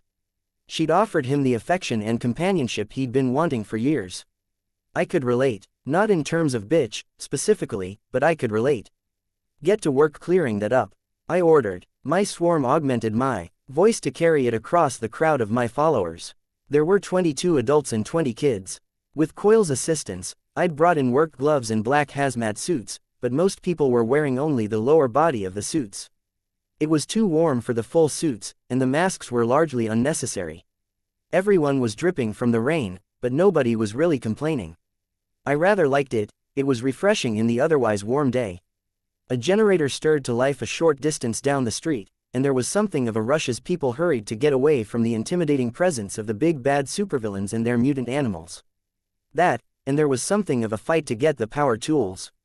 There were only so many circular saws and chainsaws to go around, and anyone who didn't have one was tasked with carrying the cut wood instead. I created a barrier of bugs to stop one of the teenagers from reaching for a circular saw. If you're under 18, you don't get to use power tools, I called out. Priority goes to the people who know how the tools are used. Able-bodied adults get second dibs. Listen carefully to the guys who know what they're doing, and work somewhere dry if possible. We've had enough casualties, let's not have anything stupid happening with someone slipping or losing their grip in the rain. If someone's being an idiot, tell Sierra, and she'll inform me. Sierra glanced at me and nodded. I turned my attention to Bitch. You owe me, she said. The rain had plastered her short hair against her scalp. Her gang of 4 people stood by with dogs on leashes. Barker, Biter, a college-aged kid with the scars of 4 parallel claw marks running across his face, and a girl with her arm in a sling. They didn't look scared, like my people had, but they still didn't look fantastically thrilled to be in close vicinity to one of Bitch's dogs on full throttle. Never mind that you were the one that came here early. Of course, we'll get you and your people some lunch. She frowned. Lunch. There was a bit of a pause. I waited patiently as she considered the idea. Fine, she decided. Come on, I told her. We'll go to my place while we wait for the others. While Bentley had been helping to tear down and dismantle the derelict building, I'd been contemplating how I'd leverage Bitch's early arrival to mend fences and rebuild some trust. I'd decided on something simple, as that seemed to work best with Bitch. I imagined that she hadn't paid a lot of attention to stuff like food as she took hold of her territory. Odds were good that she'd asked Coil for a lot of easy food she could stuff in her pockets and eat on the go. She probably wouldn't pay much attention to stuff like seasonings or variety in courses. I'd recently spent some time looking back on our past interactions. Her perspective toward me had zigzagged between a kind of hesitant acceptance and hostility. We'd met, she'd attacked me. We'd gone to the bank robbery, and she'd been open and excited, only to do a 180 and start shouting at me after misinterpreting something I said. 2 steps forward, 1 step back, until I'd left the group and then been outed as an undercover operative a short while later. That had been a good solid 100 steps back. Recovering from that breach of trust had proven far more difficult than anything that came before. Not quite impossible, though, I'd apparently proved myself in the recent past, because Bitch was making an effort on her end. She was here earlier than I'd asked, for one thing, and she hadn't murdered me when I asked for a hand with some things I couldn't handle with my own power. She glanced back at her group and whistled once, making a "come hither" gesture. I couldn't tell if she was signaling her dogs and expecting the people to follow or if she was treating her own people like she did her dogs. She grabbed the chain at Bentley's neck and used it to lead him. Barker and Biter looked pretty unimpressed, either way. Barker especially. We didn't talk as we made our way to my headquarters, and I was okay with that. Every exchange between us was one more chance for me to inadvertently offend her, and the silence gave me a bit more time to consider how to tackle all of this. I was used to feeling like I had to approach every conversation with a strategy, planning out what I was going to say so I didn't sound like an idiot. That went double for Bitch, because a slip-up could set me back days or weeks in terms of our friendship. Should friendship even be my goal? Maybe I was better off just trying to be a teammate. If it was just for my sake, I could probably convince myself. As it stood, though, I was thinking of Bitch. I felt like I would be abandoning her to a pretty lonely existence if I didn't at least try. I let them into my lair, after sweeping the area with my bugs to check for any observers, unlocking and opening the shutter. Charlotte had experienced a few sleepless nights since the scare 3 nights ago, so I'd given her permission to take it easy here, with the warning that I'd have guests and would want her assistance. She still looked a little wary as Bitch, Biter, and Barker entered. Hamburgers? I asked Bitch. She nodded. When I looked at her minions, they signaled agreement.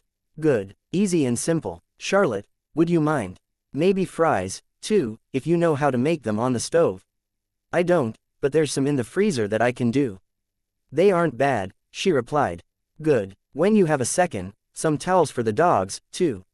Okay. I led the others into the sitting area on the ground floor.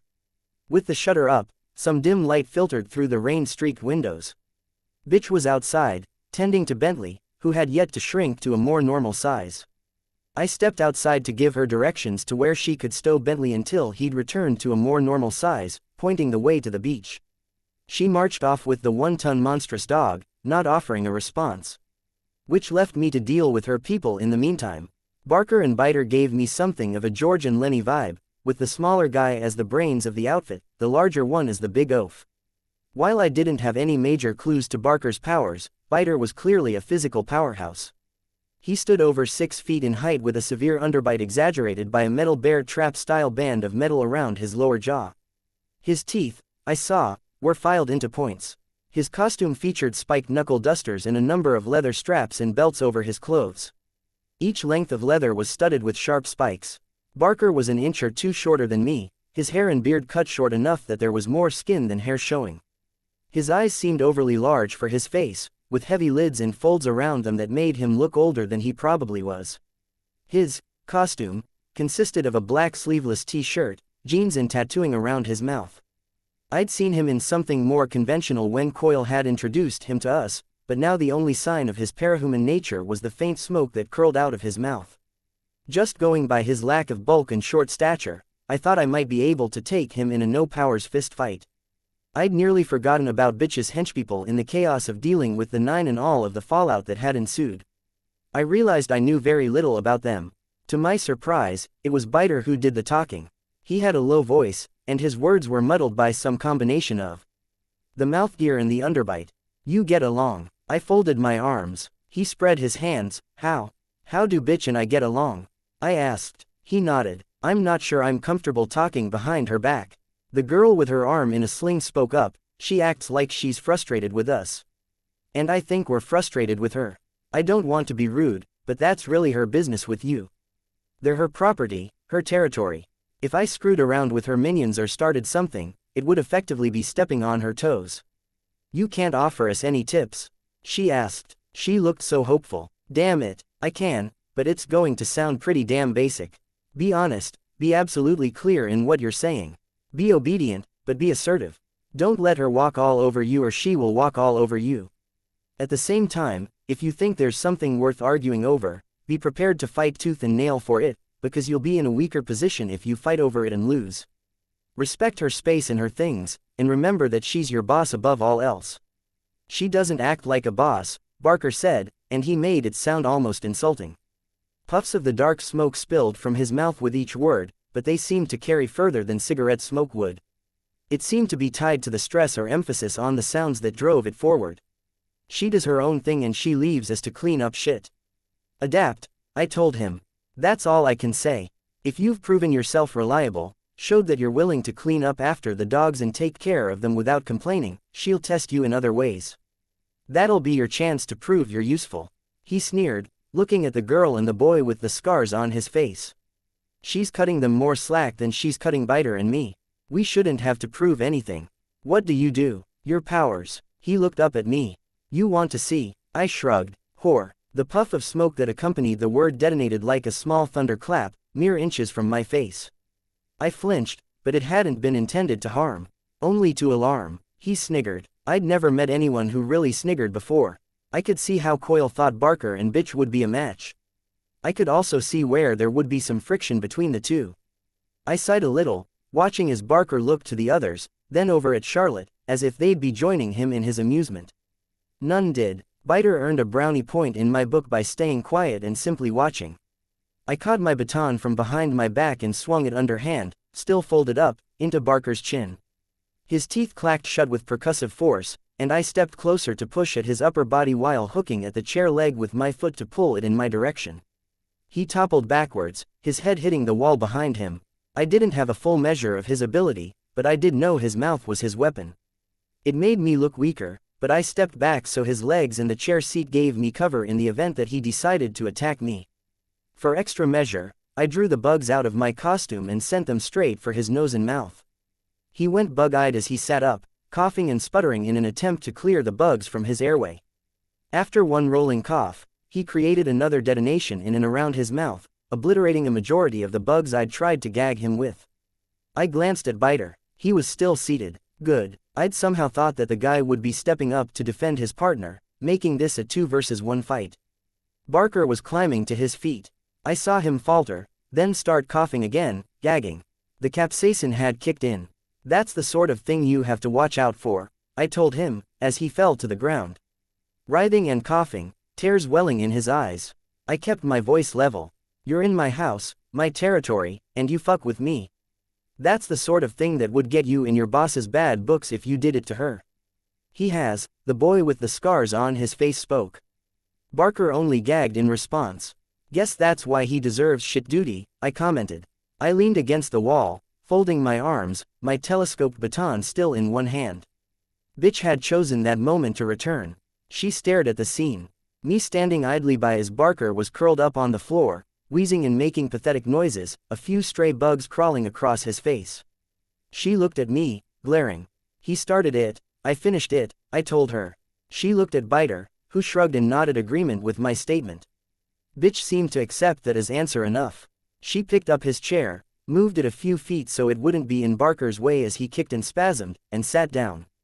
I'm surprised there's no objections about me attacking your partner, I told Biter. Your house, your rules, you said. What do you do? No demonstrations, please. I make parts of myself bigger. He pointed to his mouth, then to the fist with the spike-studded knuckle duster. Open wide, swing with bigger hands. Nothing that would have been that great against the 9. I couldn't blame Bitch for leaving them behind. Fair enough. I addressed the 2 unpowered individuals from Bitch's group. And you too. Why were you picked for her team? I was just starting my first year as a vet before everything went to hell, the girl said. Needed money to pay my boyfriend's hospital bill, was offered more than enough. He got better a week ago, then broke up with me. Not even a thank you. Guess I'm still here because I don't have anywhere else to go, and I like taking care of the dogs. I saw an opportunity. Did you have a dog growing up? Greyhounds. Eclair and Blitzen. Blitzen, like the reindeer. No, like German for lightning. And Eclair is French. I could see Bitch was tense. Something about this line of conversation. I guessed what it might be and continued the questioning. Why greyhounds? Don't they need a lot of exercise? She shook her head. No, they're running dogs, but they only need about a half hour of walking a day. They work really well living in an apartment, which we were. They howl, Bitch said. Only if they're unhappy, the girl protested. She glanced down as Barker thumped on the ground with one fist, then looked up at Bitch and smiled a little, and ours were happy. Bitch seemed to accept that. Do you have a dog now? I asked. She shook her head. I don't have the money. Or I didn't have money, before Leviathan came. Student loans and living expenses kind of ate up whatever I made. I'm hoping to save up enough with the work I'm doing now. You buying the dog? Bitch asked. She seemed interested, now, but there was still a tension, as if she was waiting for the other shoe to drop. One wrong answer, and this could turn ugly. I could only hope the girl had the right answers. I kind of want another greyhound, because it's what I grew up with, and you'll get greyhounds from an animal rescue 90% of the time. There's one I'm pretty fond of that's in one of your shelters, but he's yours, of course. She'd taken my advice about respecting Bitch's ownership. Good. Greyhound. Chaser Inc. Bitch asked. Inc. Bitch frowned. I tensed, ready to jump in and distract with some mention of food. Grudgingly, Bitch said, rather they have a proper home than stay with me. I could see the girl's eyes widen in surprise. I didn't thank you. If I see him in some cage in a shelter after you've taken him home, I'm going to track you down and dismember you, Bitch. Growled. I could see from the expression on the girl's face that she believed Bitch. Still, I saw her steel herself as she replied, if I fuck up, I deserve it. There wasn't much more I could do to help that conversation. I had hoped that this would set Bitch's underlings in the right direction. While they continued talking, I stepped away to check on the hamburgers that Charlotte was cooking on the stove. Is he going to be okay? She asked me. It took me a second to realize who she meant. I looked back at Barker. Yeah, I mean, is he going to attack us? I dosed him with pepper spray, basically, as well as a few stings and bites to add to the hurt. That'll generally put someone down for half an hour, so I don't think he's a threat. I don't think he's stupid enough to attack with Bitch and I here. She nodded, but she didn't look relieved. I would have asked what was up, tried to pry for more clarification on just why she hadn't slept well, or why she was so easily spooked, but I was interrupted by the vibration of my phone. I stepped up into my lair to take the call.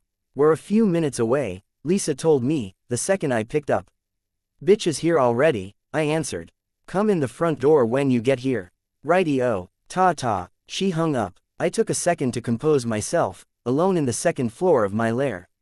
Dealing with people, the sensitive management of Bitch and her underlings, pretending confidence where I didn't necessarily have it, and thinking of all the little details that would help me convey the image of someone confident and powerful, it was draining.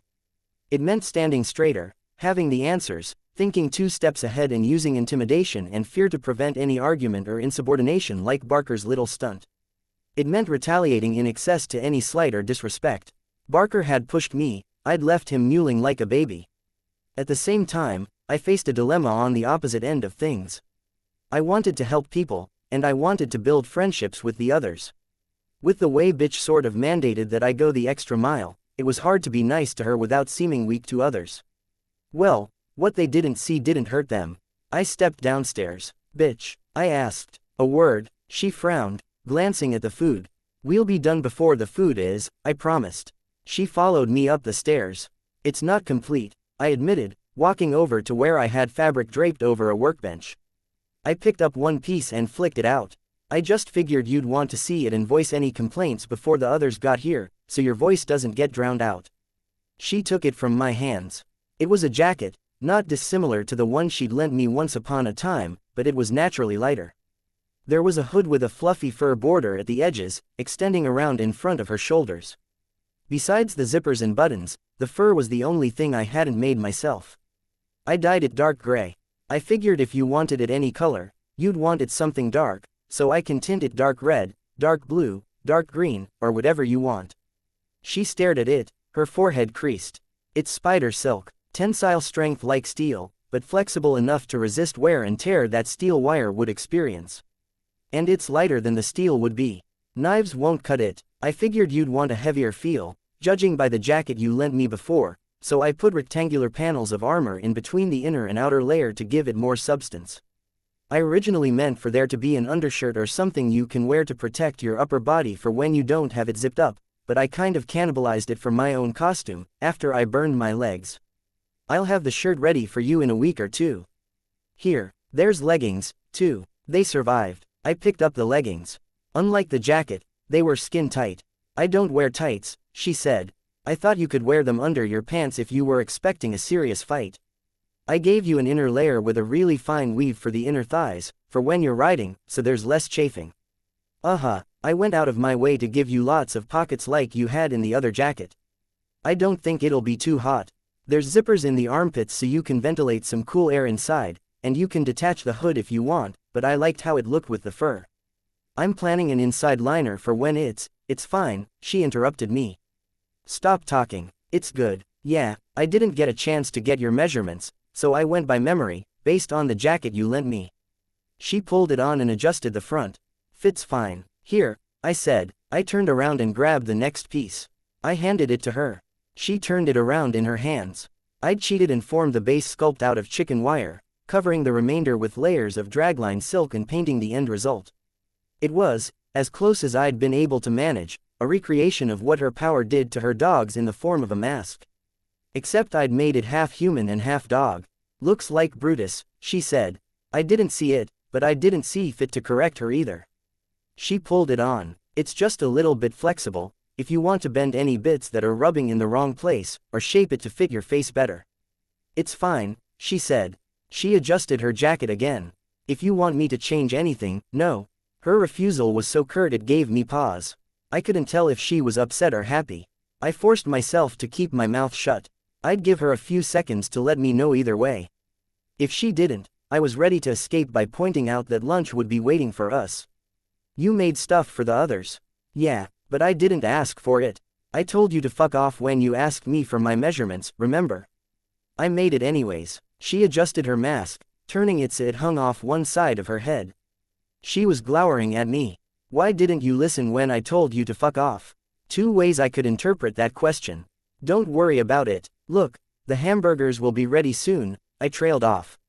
An awkward silence reigned. I turned to head downstairs. What do you want for this? I looked over my shoulder.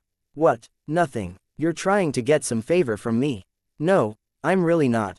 It might feel like it, with the timing and what we're going to talk about with Lisa and the others, but it's really not. You're free to argue and disagree with me or the rest of us, just like usual. The costume's a gift. I don't get many gifts. I shrugged. What was I supposed to say to that? I couldn't help but feel that if I were a little more socially adroit, I'd have had a snappy answer. She kept talking. All of the stuff I've gotten, it's been with strings attached. Used to get gifts from one of my foster dads, she paused. And I get the money from Coil. Those aren't really presents, they're more like bribes or enticements. Really truly, this is no strings attached. You can act like you normally would, I won't expect any different. Again, that glower. I swallowed. Wear it or don't wear it. It's okay either way, it's not a big deal. I'll wear it, she said. When I turned to head downstairs, she followed. I guess that means, thank you. We were greeted by the others in the kitchen. There was just enough time to grab and prepare our burgers before the others arrived. Gru, Tattletale, Imp, Regent and Shatterbird. They turned down the offer of food, and together, we ventured back upstairs. With everyone gathered in my headquarters, I handed out the costumes. Like bitches, the other costumes were in various stages of completion, primarily with minor details missing or askew. I ate while the others tried it all on. Lisa's costume was virtually the same. The complicated aspect had been maintaining the crisp differences in color without any bleeding of black into lavender or vice versa. There'd also been the issue of getting the mask to fit her face well. I'd accomplished the former by making the black and lavender pieces separately and attaching them to a gossamer thin sub-layer when I was done. We had the boys and Shatterbird turn away while Lisa and Aisha changed at one end of the room. The mask was a failure, it didn't sit right around the eyes, but I was left with an idea of what to do. Gru's costume was not unlike his motorcycle leathers in terms of thickness and design, making him one of the most heavily armored of our groups in terms of the amount of material he was wearing. His headwear was the part I'd changed the most. I'd modeled the faceplate after a figurine he'd bought at the market. It was a step away from the visor he'd worn up to now, more demonic than skeletal. The only real trick there had been making it non-porous enough that his darkness wouldn't bleed through. A quick experiment proved that my efforts had turned out all right. In costume, the face mask down, the darkness framed his mask but didn't cover it unless Gru forced it to. A demon's face in dark gray in a vaguely human-shaped twist of darkness. For Regent and Imp, I'd settled on bodysuits and masks. Regent would wear his beneath his costume and Imp would wear hers as a simple black bodysuit, complete with a scarf and the horned mask Coil had provided. There was more to do: belts, Imp's scarf, Tattletale's mask and Bitch's shirt, not to mention finishing my new mask, and my plans for different masks for our various minions. When we'd been fighting the Slaughterhouse 9, I'd lamented the fact that I hadn't better outfitted the team, and people had been hurt where the costumes would have otherwise protected them. In the days I'd had to wind down, focusing on getting people organized and working on cleaning up the area, I'd been in range to get a serious effort going on the costumes. I was satisfied with this. By all appearances, they were too. Safe to turn around, Tattletale told the boys. They did. I gestured, and people found seats in the various chairs. Feels like we're different people than we were an hour ago, Imp said, looking around. I considered her words. I appreciate the sentiment, but I think it's more accurate to say we're different people than we were a week ago. There were some nods. I glanced at the scar on Tattletale's cheek, at Shatterbird, who stood obediently behind Regent, and at Gru, who had transformed more than any of us. And I couldn't forget the change I'd undergone, even if I didn't have the objectivity to nail down exactly what about me was different from a week ago. Sure, my costume was different, and I had the 300-pound beetle that was resting on the roof. You wanted to touch base? Brian asked, after he'd pulled off his mask. I had some words with Skitter, Lisa answered. I think it's about time we all got on the same page. In terms of tactics, Lisa shrugged, there's that. I think working independently is kind of throwing us off, and it leaves us weak against any coordinated attacks from the Chosen. We work best when we complement one another. Alex shrugged. Okay, that's easy enough to arrange. Not really a reason to throw a major group meeting. There's something else, I said. I swallowed, looking at Regent, Imp and Bitch.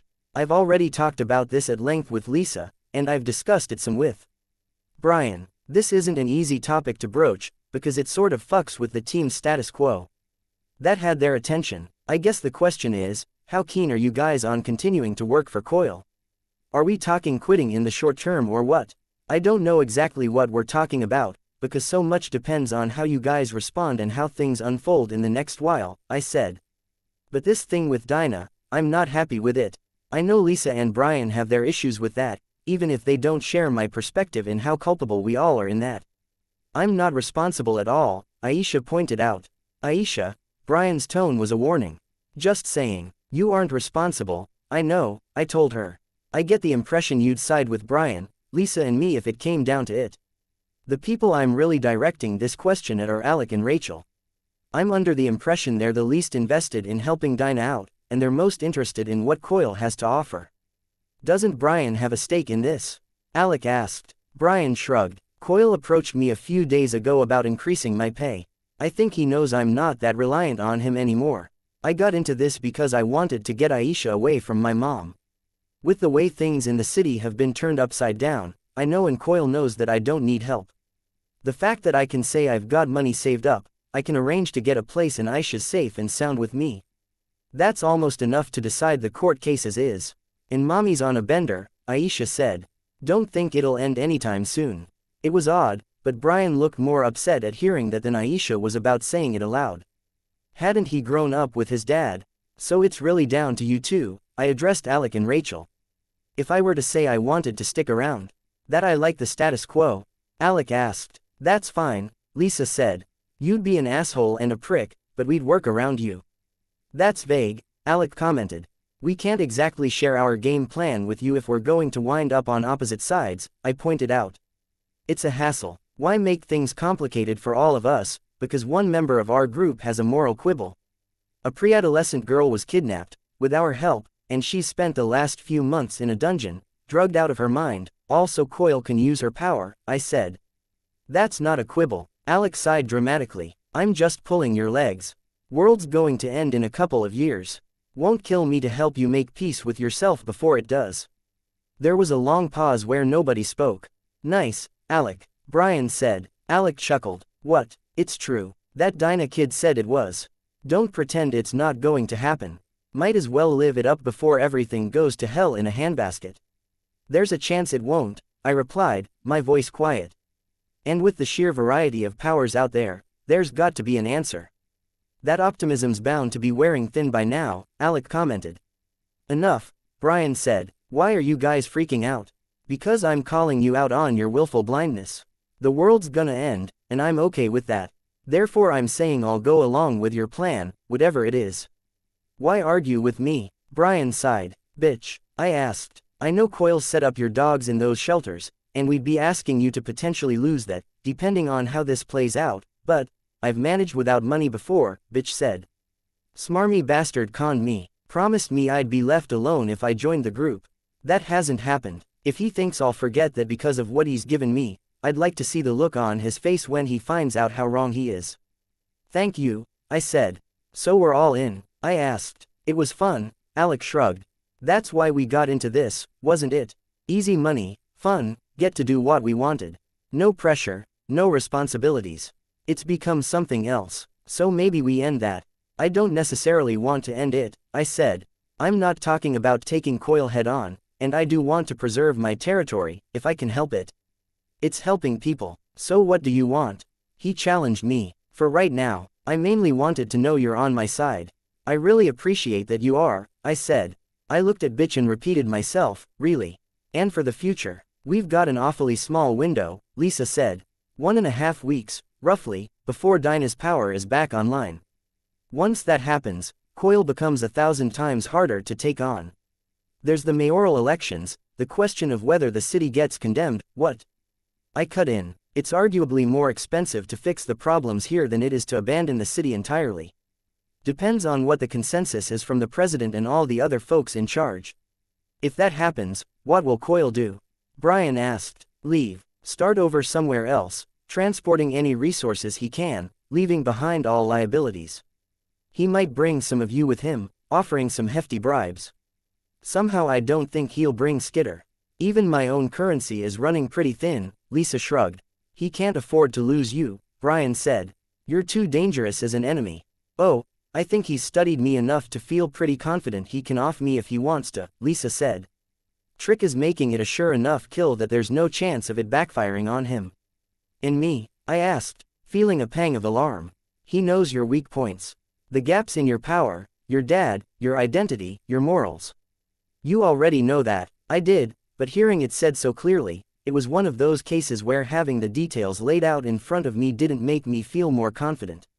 So this is going to be a different kind of fight, Brian mused. It's about control and subterfuge. If he figures out what we're doing, if we clue him in, he's probably better equipped than any of our past opponents when it comes to knowing how to deal with us. If the city gets condemned, we're boned. And if Dinah gets her powers back, he'll be impossible to beat. That's the gist of it. Even I don't know what he has planned for his endgame, here. It's looking pretty ugly, to be honest. Lisa counted off the points on her fingers.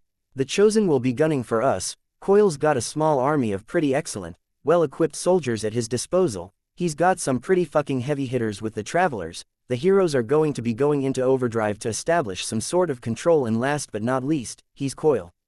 Well, Alex said, chuckling a little, at least we'll have something to help pass the time while we wait for the world to end.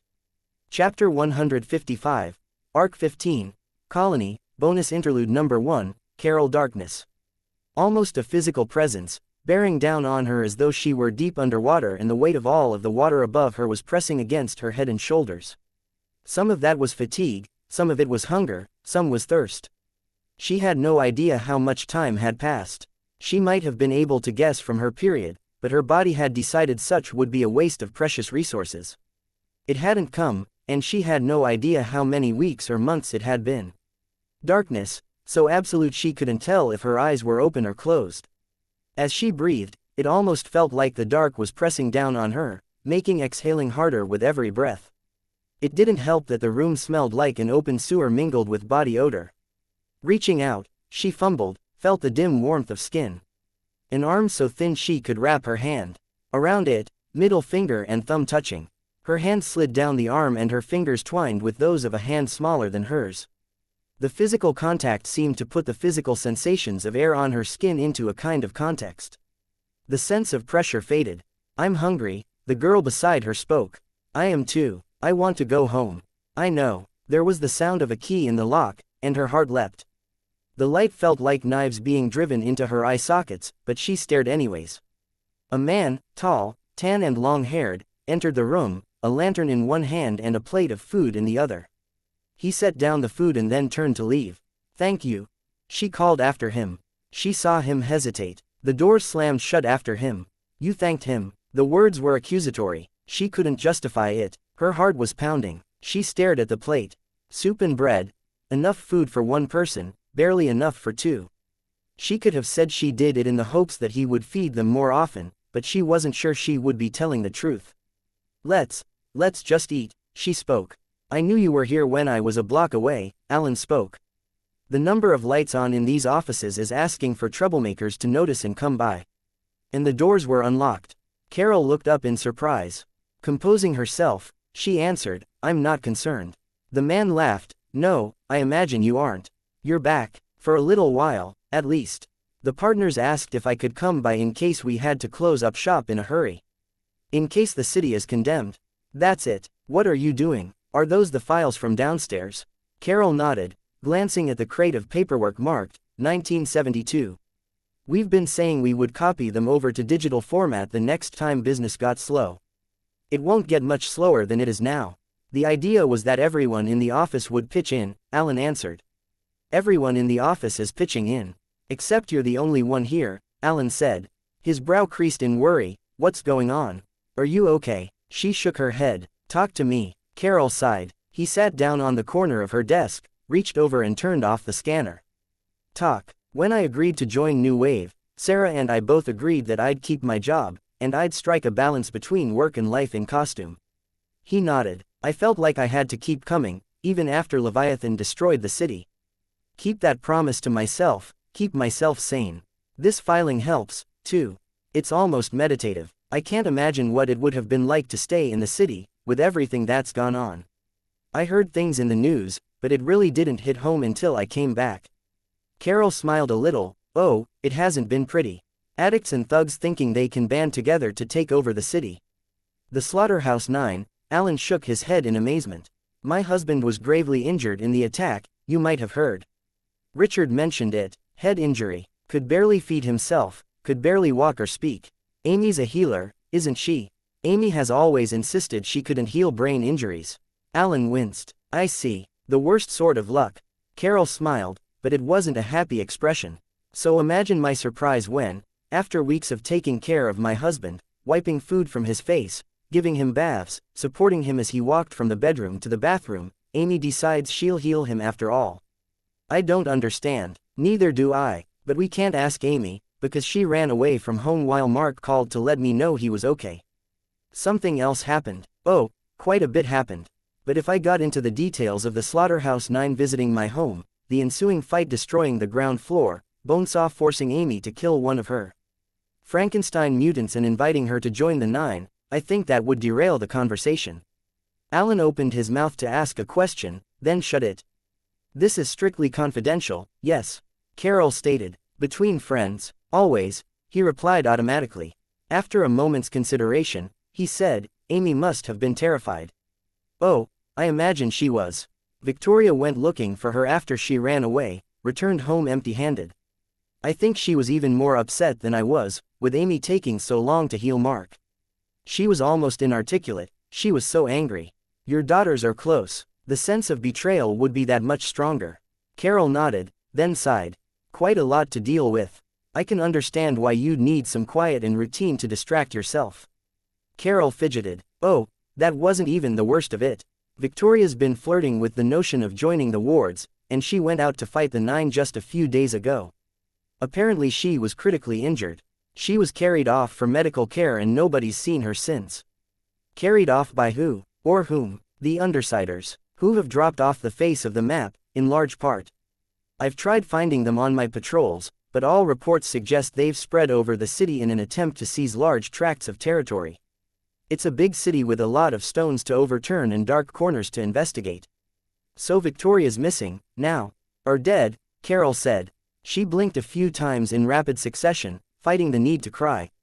I don't know. I was patrolling, searching, and I felt my composure start to slip. I feel like shit for doing it, but I came here. I thought maybe if I took 15 minutes or half an hour to center myself, I could be ready to start searching again. I wouldn't beat yourself up over it. She's my daughter, Alan. Something's happened to her, and I don't know what. I'm sorry. Is there anything I can do? She shook her head. I could call some people, if we organized a search party. Too dangerous when you're talking supervillains and the numbers of armed thugs on the streets. Even civilians are likely to attack first and ask questions later, if confronted. Besides, she picked up her cell phone from the corner of her desk. She showed him the screen. Cell towers are down. No service. He frowned. I don't know what to say. Welcome back to Brockton Bay, Mr. Barnes. Carol, wake up. Carol stirred. She was sleeping so much of the time now. There was a man in the doorway. Her heart leapt in her chest. Then he moved the lantern. A stranger. Time's up, he spoke, his voice heavily accented. Don't understand, Sarah spoke, her voice thin. Where's the other man? Carol asked. She felt almost ashamed she didn't have a better name for him. Quiet, the man snapped. He moved the hand that wasn't burdened with the lantern, and Carol could see a knife. She gasped, or maybe moaned. It was hard to tell what it was supposed to be, because it was involuntary and her voice caught, making the sound come out more like a yelp or a reedy shriek. She shrank back. No, no, no, Sarah squeaked, shaking her head. Time's up. Sarah had to know what he meant, now. They'd spent so long in the darkness, in their own filth. They'd eaten so little, grown so weak, and now they'd die. And the thing that upset Carol most was that they would never understand why. No, Sarah shrieked, her voice raw. The light was so bright it momentarily blinded Carol. She covered her face with her arms. When she looked up again, the man was on his hands and knees. And her sister, Sarah, was standing. Except standing was the wrong word. Sarah was upright, and her legs were moving, but her toes were barely touching the ground. She wasn't supporting her own weight. She advanced on the man, raising one hand. Again, that blinding light. It didn't burn the man, nor did it cut him. He reacted like he'd been punched instead, stumbling backward through the doorway. She hit him again, over and over, wordless cries accompanying each attack. Carol saw only glimpses of the man's bloodied body in the split seconds the light hung in the air. He was being beaten, pulverized. She couldn't bring herself to protest. For the first time in long weeks or months, she felt a flicker of hope. Darkness reigned over them for a few seconds as Sarah stopped to catch her breath. Carol tried to stand and found her legs were like spaghetti noodles. She was so busy trying to maintain her balance that she almost didn't see. The man who'd brought them the food. He stepped into the doorway and raised one hand. A gun. The report of the handgun was deafening after such a long time in the quiet room. But they weren't hurt. Sarah had raised her hands, and a glowing, see-through wall stood between them and the man. He'd tried to attack them. Carol couldn't understand it. He was the one who'd taken care of them. When he'd appeared, she'd been happy. And now it felt like that had been ruined, spoiled. She felt betrayed and she couldn't understand why. Again, the gun fired. She flinched, and not because of the noise. It was like she'd been slapped. Then silence. Silence, no hunger, no pain, no sense of betrayal. Even Sarah and the wall of light she'd put together were gone. A flat plain stretched out around her, but she had no body. She could see in every direction. A crack split the ground. Once the dust had settled, nothing happened for a long time. More cracks. It's an egg, she realized, just in time to see it hatch. The egg's occupant tore free from the crack, unfolding from a condensed point to grow larger with every moment and movement. Others were hatching from the same egg, spreading out like sparks from the shell of a firework. Each unfolding into something vast and incomprehensible within seconds of its birth. But her attention was on the first. She felt it reach out and connect with another that shared a similar trajectory. Still more were doing the same, pairing off. Forming into trios, in some cases, but most chose to form pairs.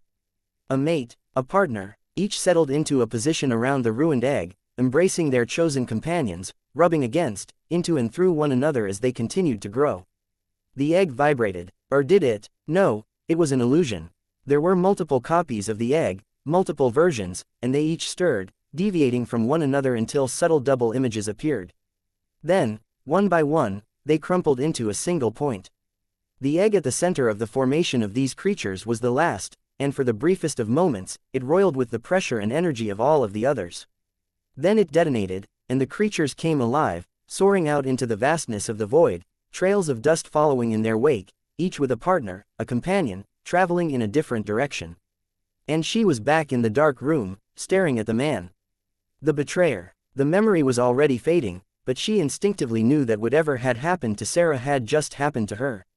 His gun was spent, which was good, because Sarah had fallen to the ground in the same instant Carol had, and the wall of light was gone. Carol advanced on him, her emotions so wild and varied and contradictory that she'd seemed to settle into a kind of neutrality, a middle ground where there was only that confused sense of betrayal. A weapon appeared in her hands, forged of light and energy and electricity. Crude, unrefined, it amounted to little more than a baseball bat. When she struck him in the leg, the weapon sheared through without resistance. That's good. Her thoughts were strangely disconnected from everything else, because I can't hit very hard right now. He screamed as he fell to the ground, his leg severed. She hit him again, then again, much like Sarah had with the other man. Except this wasn't simply beating him to a pulp. It was more final than that. When she was done, the weapon disappeared. Sarah hugged her, and she hugged her sister back. When she cried, it wasn't the crying of a 13-year-old girl. It was more basic, more raw, the uncontrolled, unrestrained wail one might expect of a baby. There was a knock on the door. She looked up. It was Lady Photon. Sarah, what are you doing here? I've been looking all over. I needed a few minutes to myself to think. Get grounded. Lady Photon gave her a sympathetic look. She hated that look. Why did you want me? We found Tattletale. In a fashion, we made contact with her and struck a deal. Carol didn't like the sound of that, but she wouldn't say that out loud. It would bother her sister, start something. What was she asking and what was she offering? She wanted a 2-week ceasefire. The Undersiders won't give any heroes or civilians any trouble, and we ignore them in exchange. That gives them time to consolidate, get a firmer hold on the city. Maybe. I talked to Miss Militia about it, and she doesn't think they'll accomplish anything meaningful in that span of time. The Undersiders have their hands full with white supremacists and some leftover merchants. The Protectorate and wards aren't part of the ceasefire and they'll be putting pressure on the Undersiders as well. I'm not so optimistic, Carol commented. She sighed again. I would have liked to be part of that negotiation. We didn't know where you were. But let's not fight again. The important thing is that Tattletale pointed us in the right direction. We think we know where your daughters are. Daughters, plural. Carol couldn't put a name to the feeling that had just sucker punched her. Give me 30 seconds to change, she said, standing from her chair. Stand down, Brandish ordered. Now why would I want to do that? Marquis asked. I've won every time your team has challenged me, this situation isn't so different. You have nowhere to run. We've got you where you live, Manpower spoke. I have plenty of places to run, Marquis replied, shrugging. It's just a house, I won't lose any sleep over leaving it behind. It's an expensive house, I'll admit, but that little detail loses much of its meaning when you're as ridiculously wealthy as I am. The Brockton Bay Brigade closed in on the man who stood by his leather armchair, wearing a black silk bathrobe. He held his ground. If you'll allow me to finish my wine, he started, bending down to reach for the wine glass that sat beside the armchair. Manpower and Brandish charged. They didn't get 2 steps before Marquis turned himself into a sea urchin, bone spears no thicker than a needle extending out of every pore, some extending 12 or 15 feet. Brandish planted her heel on the ground to arrest her forward movement and activated her power. In an instant, her body was condensed into a point, surrounded by a layered, spherical force field. It meant she didn't fall on her rear end, and she could pick a more appropriate posture as she snapped back into her human shape. Manpower wasn't so adroit. He managed to stop himself, slamming one foot through the mahogany floor to give himself something to brace against, but it was too late to keep him from running into the spears of bone. Shards snapped against his skin and went flying. Lady Photon opened her mouth to shout a warning, but it was too late. Flashbang fell to one knee as a shard bounced off the ground near him, reshaping into a form that could slash across the top of his foot. Brandish caught only a glimpse of the wound, primarily blood. She didn't see anything resembling bone, but Marquis apparently did. There was a sound like firecrackers going off, and Flashbang screamed. The needles retracted. Marquis rolled his shoulders, as if loosening his muscles. Broke your foot, how clumsy. Lightstar was the next to go down, as one splinter that had embedded in a bookshelf branched out to pierce his shoulder. Fleur caught him before he could land on top of more of the bone needles. Brandish shifted her footing, and the slivers of bone that scattered the ground around her shifted, some reshaping into starbursts of ultrafine needle points, waiting for her to step on them. She knew from experience that they would penetrate the soles of her boots. Lady Photon fired a spray of laser blasts in Marquis' general direction, tearing into bookshelves, antique furniture and the rack of wine bottles. Marquis created a shield of bone to protect himself, expanding its dimensions until it was taller and wider than he was. He's going to burrow, Brandish thought. He'd done it often enough in the past, disappearing underground the second he dropped out of sight, then attacking through the ground, floor or rooftop. Careful! She shouted. Lady Photon spent the rest of the energy she'd gathered in her hands, spraying another spray of lasers at Marquis' shield. Then, as they'd practiced, she prepared to use her force field to shield Flashbang, Fleur and Lightstar. Brandish and Manpower could defend themselves. A barrier of bone plates erupted around one corner of the room, rising just in time to keep some of Lady Photon's salvo from striking a closet door. Marquis emerged from the floor a short distance away, driving a spike of bone up through the ground and then deconstructing it to reveal himself. What are you protecting? Lady Photon asked. I'd tell you, but you wouldn't believe me. He glanced around. I don't suppose we could change venues.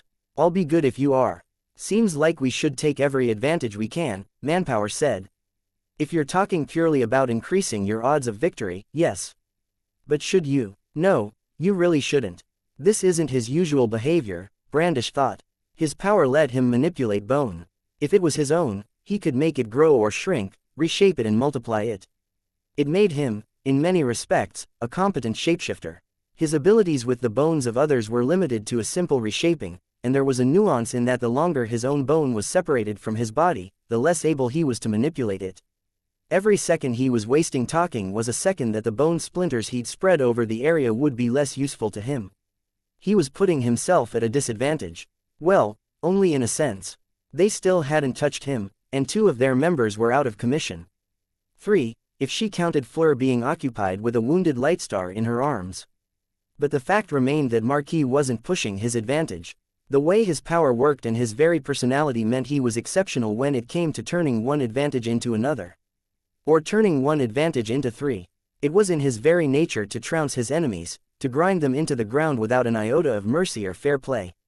Was he distracted? If he was, it was barely slowing him down. She felt something clutch her from behind, covering her eyes.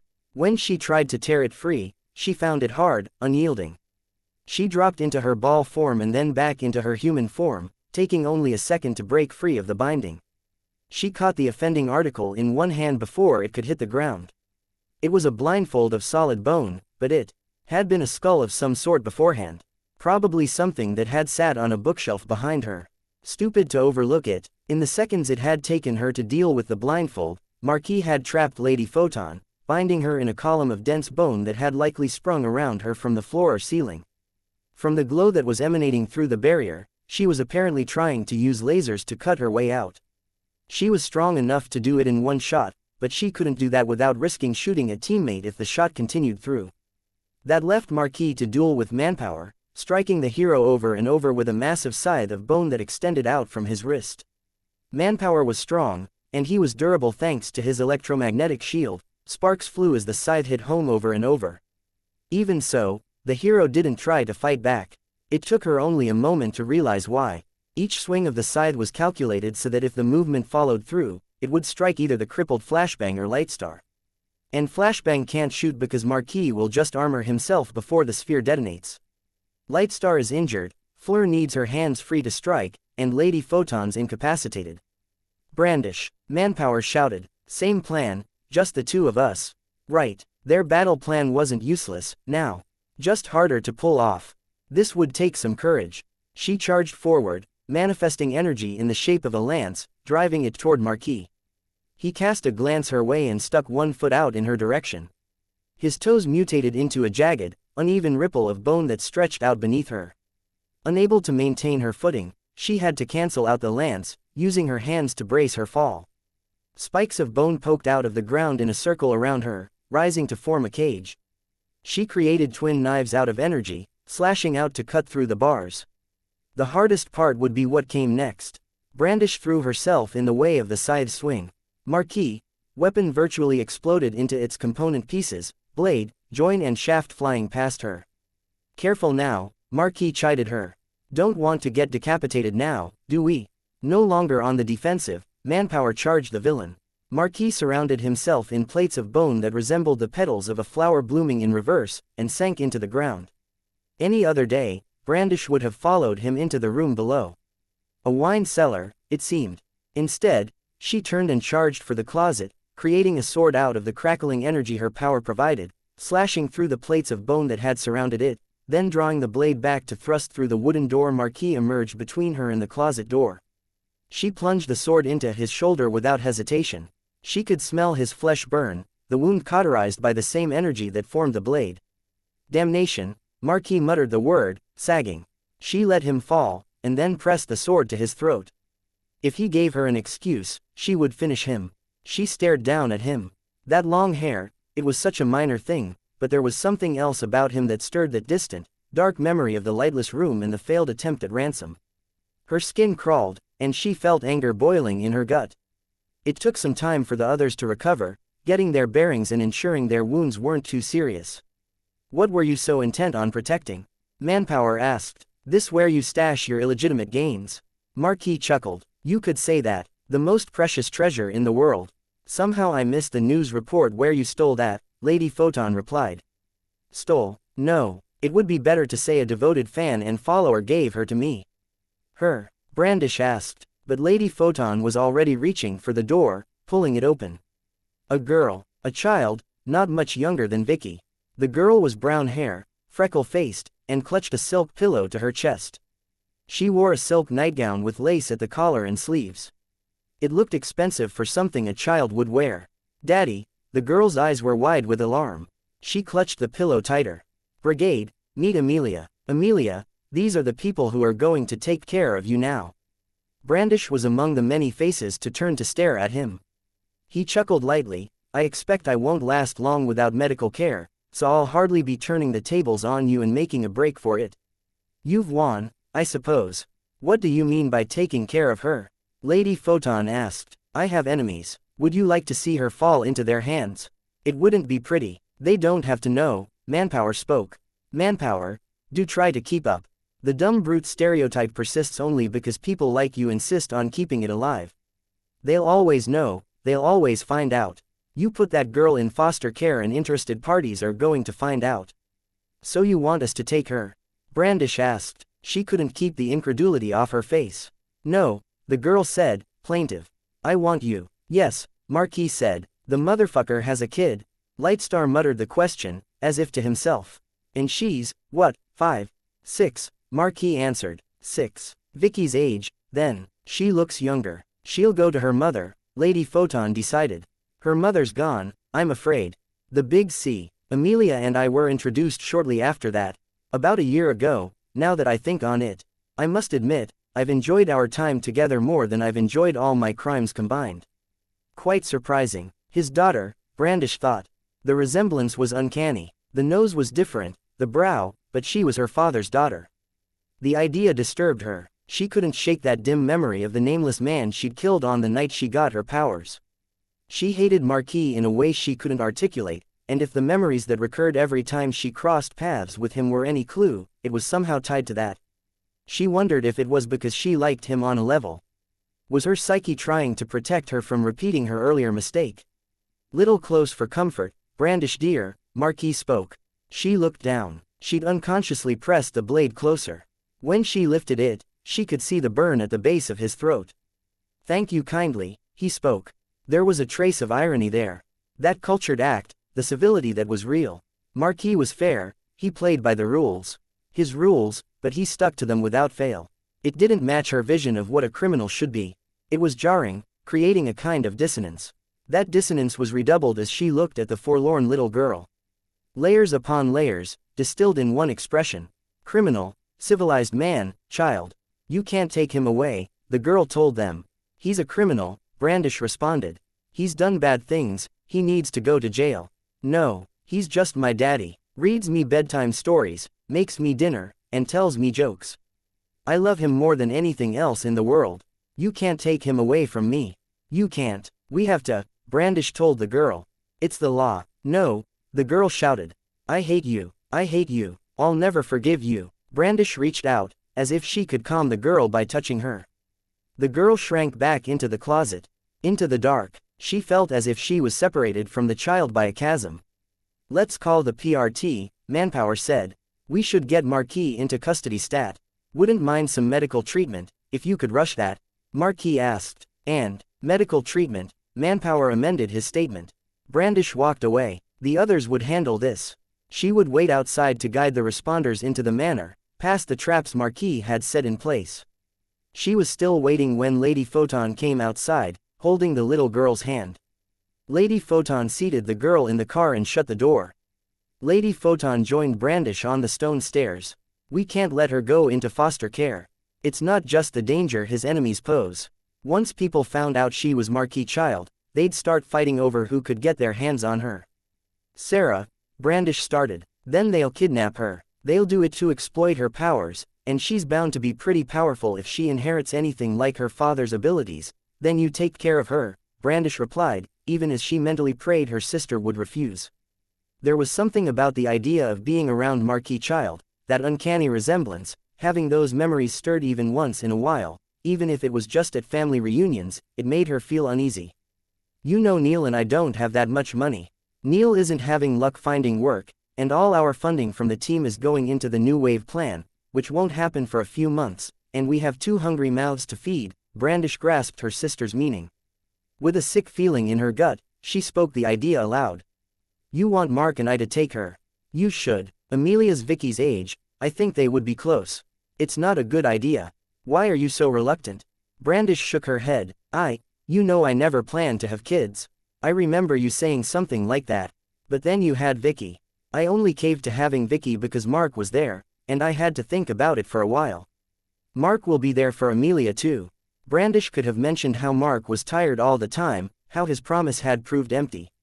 She might have mentioned how he was seeing a psychiatrist now, the tentative possibility of clinical depression. She stayed silent. It's not just that, she said. You know I have trouble trusting people.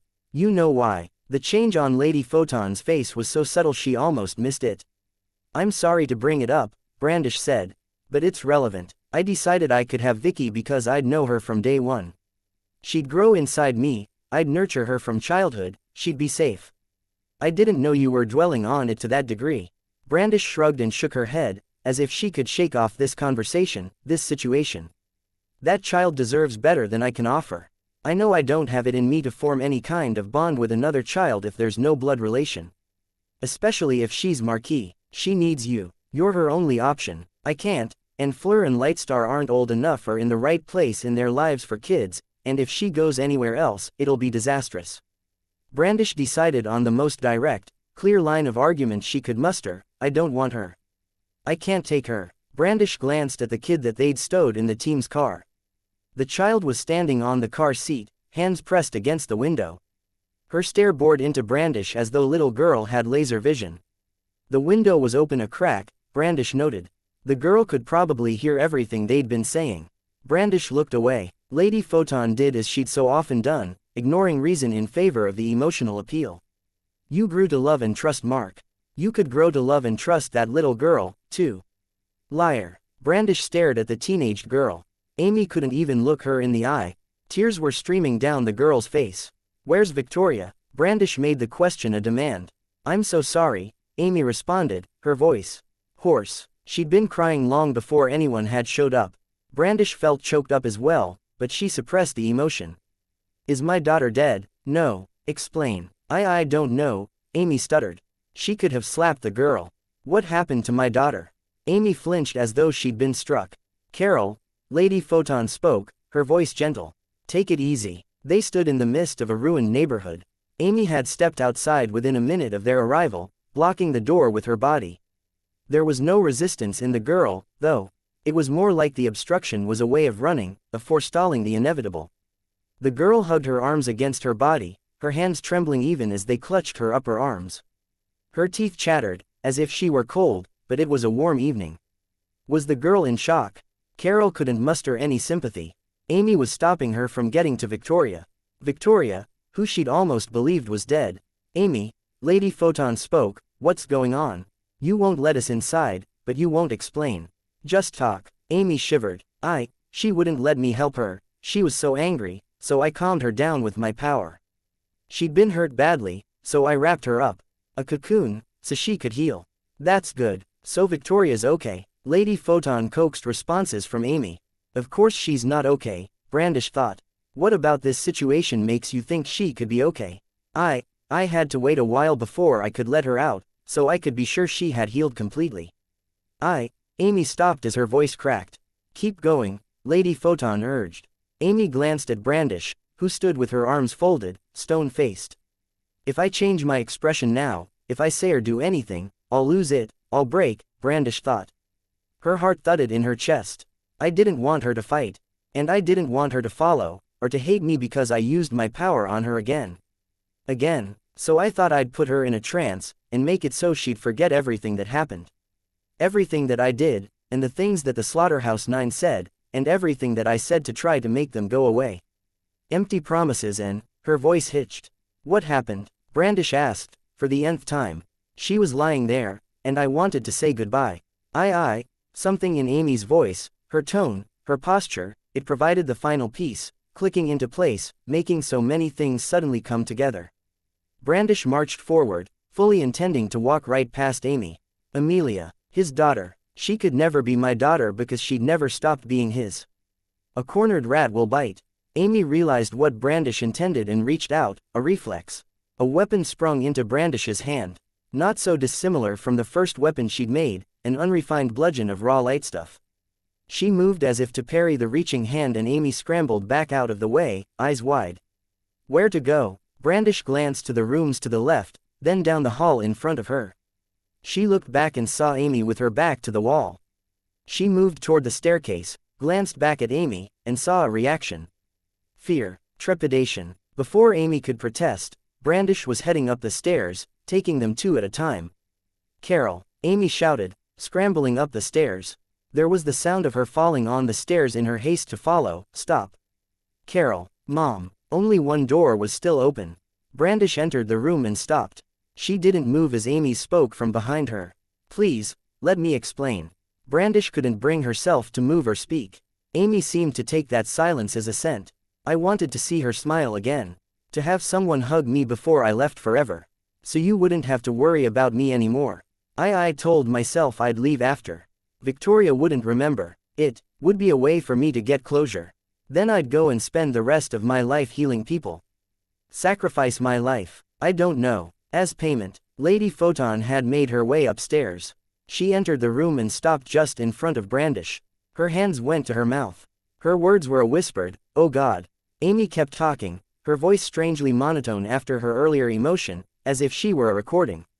Maybe she was, after a fashion, all of the excuses and arguments she'd planned spilling from her mouth. I wanted her to be happy. I could adjust, tweak, expand, change things to serve more than one purpose. I had the extra material from the cocoon. When I was done, I started undoing everything, all the mental and physical changes. I got so tired, and so scared, so lonely, so I thought we'd take another break, before I was completely finished. I changed more things, more stuff I had to fix. And days passed. Brandish clenched her fists. I lost track. I forgot how to change her back.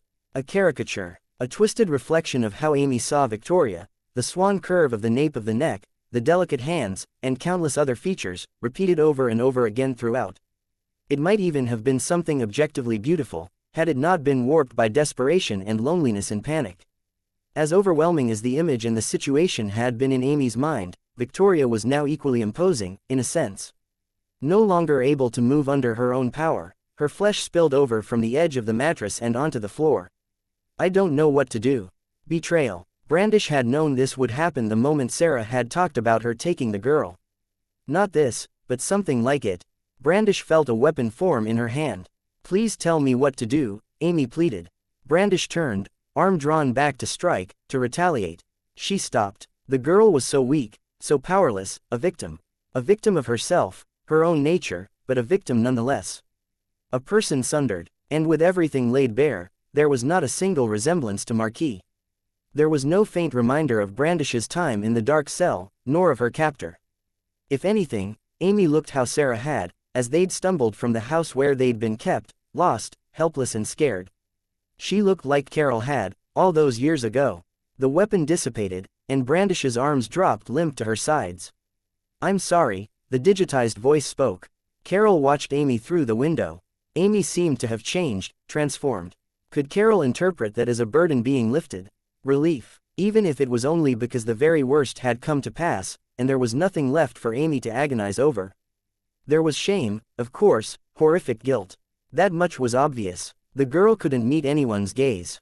Everyone's sorry, Carol spoke, her voice hollow. You were saying something about that before, Dragon said.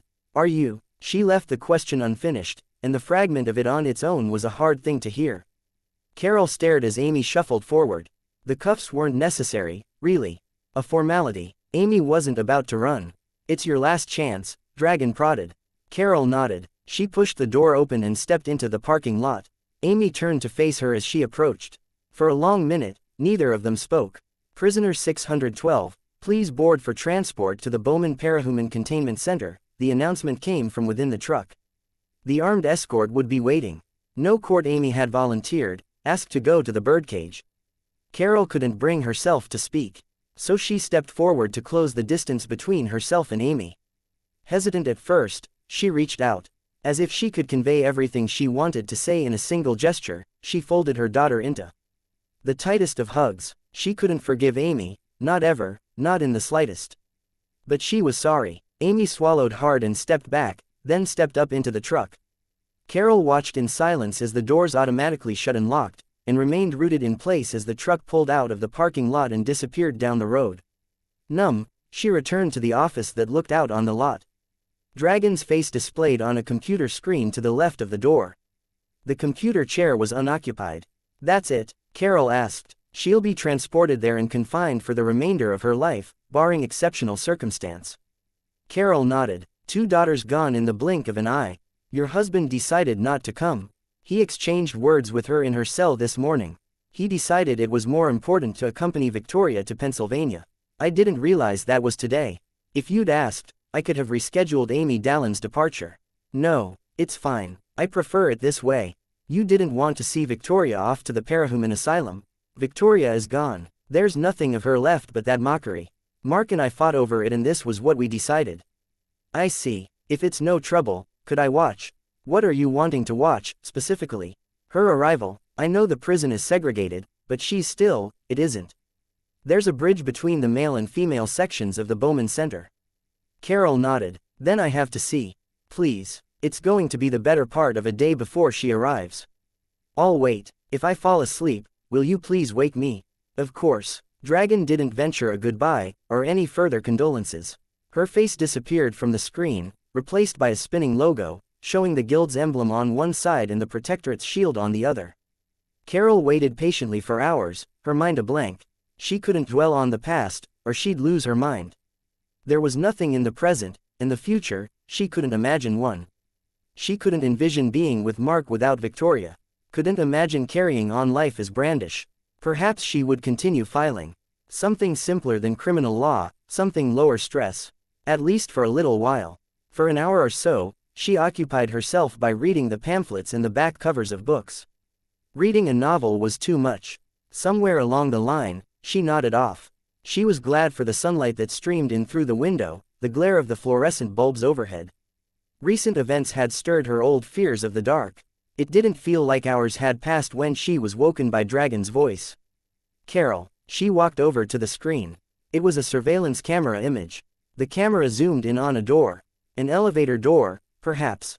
It whisked open. Would you like sound? It doesn't really matter. Yes. A second later, the sound cut in. An announcement across the prison PA system. 1-2, Amy Dallin, aka Amelia Lavere, aka Panacea. Cell Block E. Carol watched as the girl stepped out of the elevator. She pulled off a gas mask and let it drop to the floor. A small crowd was gathering around her, others from her cell block checking out the new resident. How long would it take? She would have asked Dragon, but her breath was caught in her throat. He appeared 2 minutes later, as a woman who must have been the self-imposed leader of Cell Block E was talking to Amy. He looks older. Somehow Carol had imagined Marquis had stayed as young and powerful as the day they'd last fought. The day she'd met Amy. But there were lines in his face. He looked more distinguished, even, but he looked older. Not the boogeyman that had haunted her.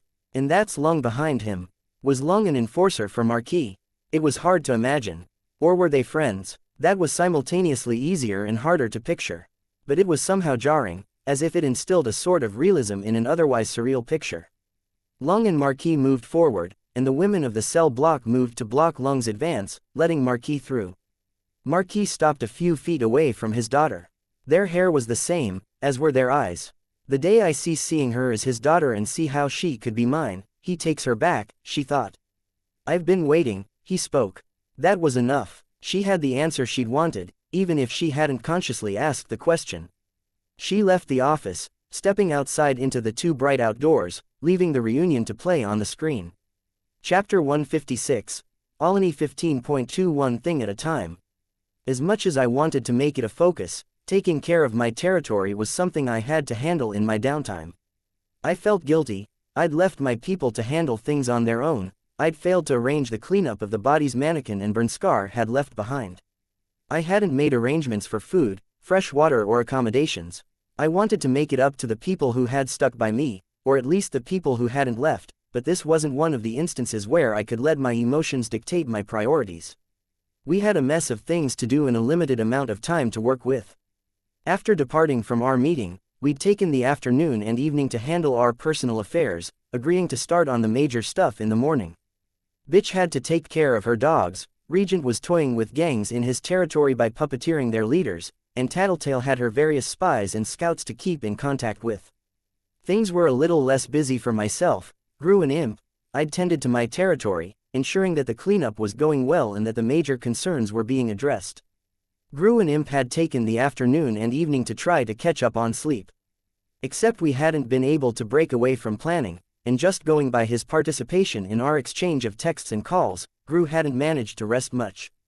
We'd arranged plans, discussed priorities, sent messages to Coil, tracked down information from our various underlings, and in the doing, we'd managed to hash out a general game plan. With 100 problems we needed to handle, we'd agreed the most important thing was to deal with the most inevitable ones. There was no point in working out a complicated and involved attack plan against Coil if we didn't wind up fighting him. There was a point in dealing with the Chosen. They were bound to attack us at some point, regardless of how future events unfolded. Better to take the fight to them. Whatcha thinking, dork, you're still calling me that? Regent chuckled. He was walking down the center of the street with Imp. I was keeping to the sidewalk out of habit, and because the raised concrete path was fractionally higher, so I wasn't wading in quite so much water. Just thinking about priorities, I told him. Yeah, Tattletale kept trying to rope me into the planning phase last night. Not my thing. I wouldn't have minded, Imp said. I wouldn't have anything to contribute, but I'd like to follow along. And I can't figure out my niche in the group with the trio being so, trio-ish. Trio-ish, I asked. Tattletale, you and my brother. Making all the plans, you've got the nemesis, Imp paused. Is nemesis a word? Yeah, I said, and you three have the brains, of course. She stabbed a finger in my direction, as if it was an accusation, which leaves Regent, me and Bitch, following along, expected to obediently do as we're told. Let's quit and start our own group, Regent said, throwing one arm across Imp's shoulders and gesturing dramatically with the other as he continued, Regent, Imp, and Bitch, the Othersiders, a spin-off team. And we'll stick with Coil while the others turn traitor, and we'll have this epic fight. Imp took his cue, and Brian and I will go head-to-head, and it'll end in this dramatic moment where he says something pretentious, et tu, sis.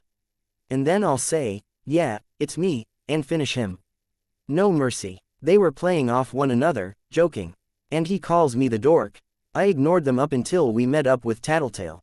No Gru, she asked. He's tired, Imp said, shrugging free of Regent's arm, which had stayed in place since they began their play acting.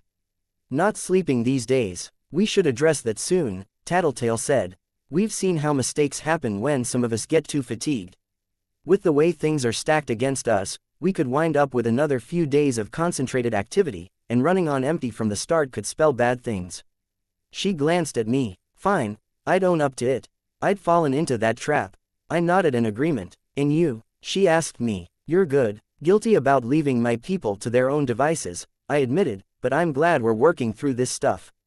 Speaking of, she said, we've got the mayoral elections coming up in a week and a half. They were thinking about canceling them, but with the 9 gone, they're apparently wanting to get things closer to normal. What does this mean for us? I asked. I caught a glimpse of Imp nudging Regent, in a, see, kind of way. She muttered something about the trio. On the upside, Coil has 2 agents as mayoral candidates, so he'll be focused on that. On the downside, it's another thing we have to take into consideration.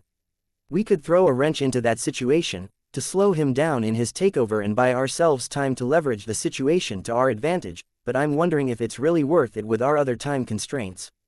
The primary one being Dinah getting her powers back, I said. I turned to the other 2, are you wanting to chime in instead of poking fun? I'm good, Imp said. Regent chuckled a little. Tattletale said, I've been trying to figure out what's been happening with the Chosen and Purities group. The white supremacists keep losing leaders. Kaiser got offed by Leviathan, now we've got a brainwashed Hookwolf running off with the 9. The natural thing for the group to do would be to fall in under Purity, but there's some snags. Some Chosen thinking they want to be leaders. I asked. There's that. Stormtiger and Cricket have been Hookwolf's followers for a while. I could see how they might feel that it was their due to get a turn. There's also the fact that Hookwolf was probably engaging in some propaganda against Purity, in case she tried poaching from his team. So you've got the overall group split between the Chosen and the Pure we've had for a few weeks now. Then you've got another split within the Chosen, with the loyal and the brainwashed, and the, not sure what to call them. The free thinkers, I offered. If you can call a neo-Nazi a free thinker, Tattletale conceded. So it's a prime opportunity to strike, then, I concluded. Maybe. Or maybe they're in the same straits as us. They could be feeling the same kind of pressure from multiple directions. Something to keep in mind, I said. Something to exploit. I glanced at her in surprise, and she shrugged. Elaborate. You're not suggesting we ally with them, are you? Fuck yes. Imp skipped halfway across the road to join us. Finally, an argument I can get into. No way are we allying with the skinheads. Are you taking this seriously? I asked her. Totally 100% serious. I'm not cool with working with them on any level. I've put up with their racist asshole kids giving me a hard time at school. I put up with their racist asshole adults throwing slurs and swear words at me when I'm walking down the street. I'm not talking about working with them, Tattletale said. I'm talking about a ceasefire. We broker a deal, agree to leave them alone if they leave us alone, they can hold their own territory without worrying about us, and they extend the same civility to us. It gives us a chance to do what we need to do. Still not cool, Imp protested. It gives them a chance to do what they want to do, which is making life hell on anyone that isn't straight, white and Christian. Or whatever you call people that worship those Viking gods. They like naming themselves after those guys.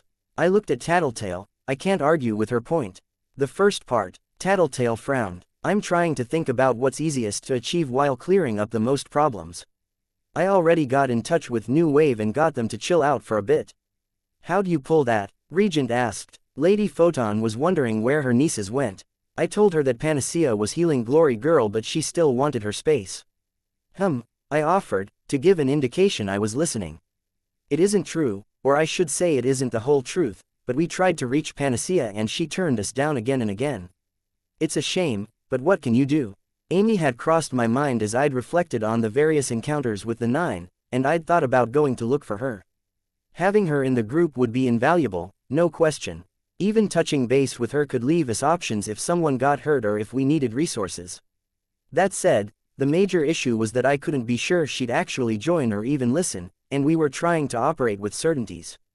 I couldn't afford to go when it meant potentially wasted time. Better to be in my territory, for morale, for organization, and to keep working on the costume bits.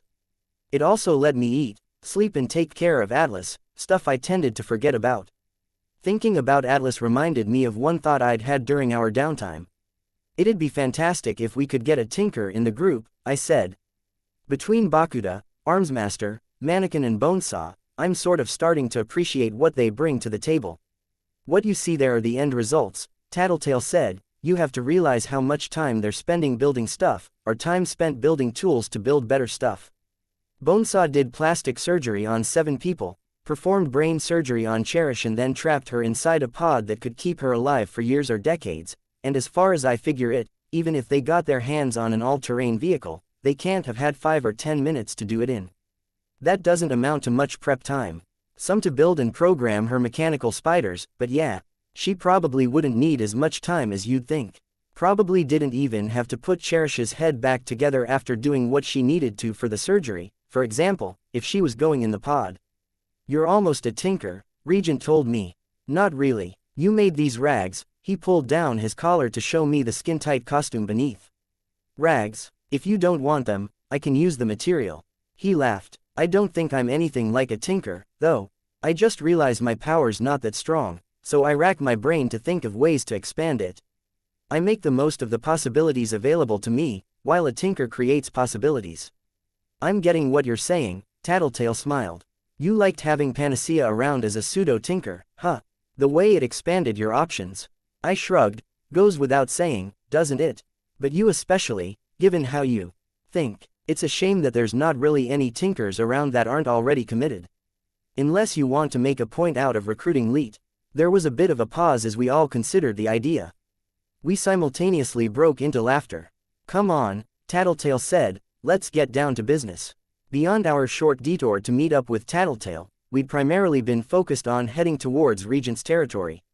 As if they knew Regent didn't have the forces to retaliate or respond in kind, the Chosen had decided on an underhanded means of attack. If you could call it that. The Chosen's wolf head gang tag and swastikas marked every available surface. A snub, an insult. Shatterbird descended from some distant point high above us, landing in the middle of the college, Regent's territory. It was the middle ground between downtown and the docks, and the buildings were a mix of quaint housing and stone buildings. Or they had been. Most were ruins now. Dust and sand stirred around us. It coiled around Shatterbird, then streamed against the offending pieces of artwork. House paint and whitewash peeled and disappeared, flecks of spray paint were gradually worn away, and concrete was chipped. In less than a minute, the area was clean. Not only was it free of the spray paint, but walls were left looking cleaner and newer than they had in years, maybe decades. Nifty, Imp commented. Why spend a few $100 on a sandblaster when you have a Shatterbird? Who's a good little power tool? Regent gave Shatterbird a pat on the cheek. You are. Yes you are. Stop that, I said. What? That's uncalled for. It's totally called for. Are you bothered I'm calling her a tool, or are you bothered I'm mocking her? Because she is a tool, you know. In more than one sense. You don't have to mock her. Why? Because we should be respectful of the poor widow mass murderer's feelings. He snapped his fingers, and Shatterbird covered her ears, shutting her eyes. There's a reason I'm doing this, believe it or not. You aren't the only one who can have ideas about finding some special angle in your power. Her best bet at breaking free is if she has a strong enough emotional reaction while being far enough away from me. I'm irritating her because I want to keep her emotionally drained. That way she won't be able to put up a good fight when she does get a chance. There's got to be a better way of doing that. Sure, tell you what, next chance I'll get, I'll take her to my lair, sit her down and torture her until her mind breaks. Heck, it wouldn't even be that hard. I started. He's being facetious, Tattletale interrupted. Regent rolled his eyes. The alternative is killing her, he said. But that seems awfully wasteful when she's giving us some much needed firepower and deterrence. I'm not saying torture her, and I'm not saying kill her. I'm just asking you to treat her with respect. Shatterbird spoke, startling me. Hi, I've killed hundreds of people and maimed thousands. I get your point, Regent. Stop that. Shatterbird smiled wide, the expression so fake and cheery it was disturbing to see. I tried to ignore her as she continued staring at me. As an idle thought, I noted that her teeth were in surprisingly good shape. It made me wonder how the 9 took care of their teeth. Did they threaten some dentist and force him to do fillings and whitenings? Or did Bonesaw handle that? It was odd to think about. Okay, we've got Shatterbird for some firepower, you've got a swarm, Skitter. My bugs weren't condensed into a swarm, but I had a good number. I'm set, can you find them? My bugs searched our surroundings. There's people, I'm just not sure they're chosen. Where? I pointed. 6 there, below ground. 8 there, on the far side of the building where it isn't caved in. 5 there, front room, drinking alcohol, I think. That group, she gestured to the first one I'd indicated, where people were gathered in a basement or cellar. Some stone building with sandbags around it to keep the floodwater at bay. Ages, genders, I can't say about ages, but 2 are below average in height, smaller across the shoulders. So probably younger. 2 female, 1 male. Are they agitated, busy? They're annoyed because of the houseflies and mosquitoes buzzing around them, but I don't think they've realized it's me. Just trying to figure it out. The quality of the lodgings here is pretty miserable compared to some areas close by. Then if I go by the graffiti and the placement thereof, yeah, it's them. All of them or just some of them. Everyone present is a member of the Chosen. You're sure? Yeah, nobody's going to hang out here otherwise. Doesn't fit. Even if I discount some of the evidence that's leading my power to the conclusions it's finding, yeah. I'm sure. Then cover up, Regent alerted us. I pulled the short cape over my head to cover my hair. I could see Imp wrapping her scarf around her head with the same idea in mind. Tattletale, for her part, pulled on the spider silk balaclava I'd made as a trial run at something for my minions, then donned a pair of goggles. Go, Skitter, Tattletale spoke. We attacked. My bugs flowed into the spaces where I'd found the people. In one moment, they were simply crawling on them, the next moment they were under attack, being bitten, stung, scratched and smothered. As usual, I kept the wasps and bees from contracting their abdomens to force the venom out. It would hurt, but the risk of anaphylactic shock would be minimal. They fled, running for the outdoors. I gave them a second of reprieve. A few seconds where they could catch their breath and think they'd escaped. Your turn, I told Regent. Shatterbird attacked, calling forth a light flurry of glass shards. There weren't many, far less than I had in the way of bugs, but our enemies couldn't defend against them. My mosquitoes could smell blood as the shards sliced thin paper cuts into their skin, impaled their cheeks and hands. Don't hit any vital organs, I said, or arteries. Keep it confined to the outer edge of their body.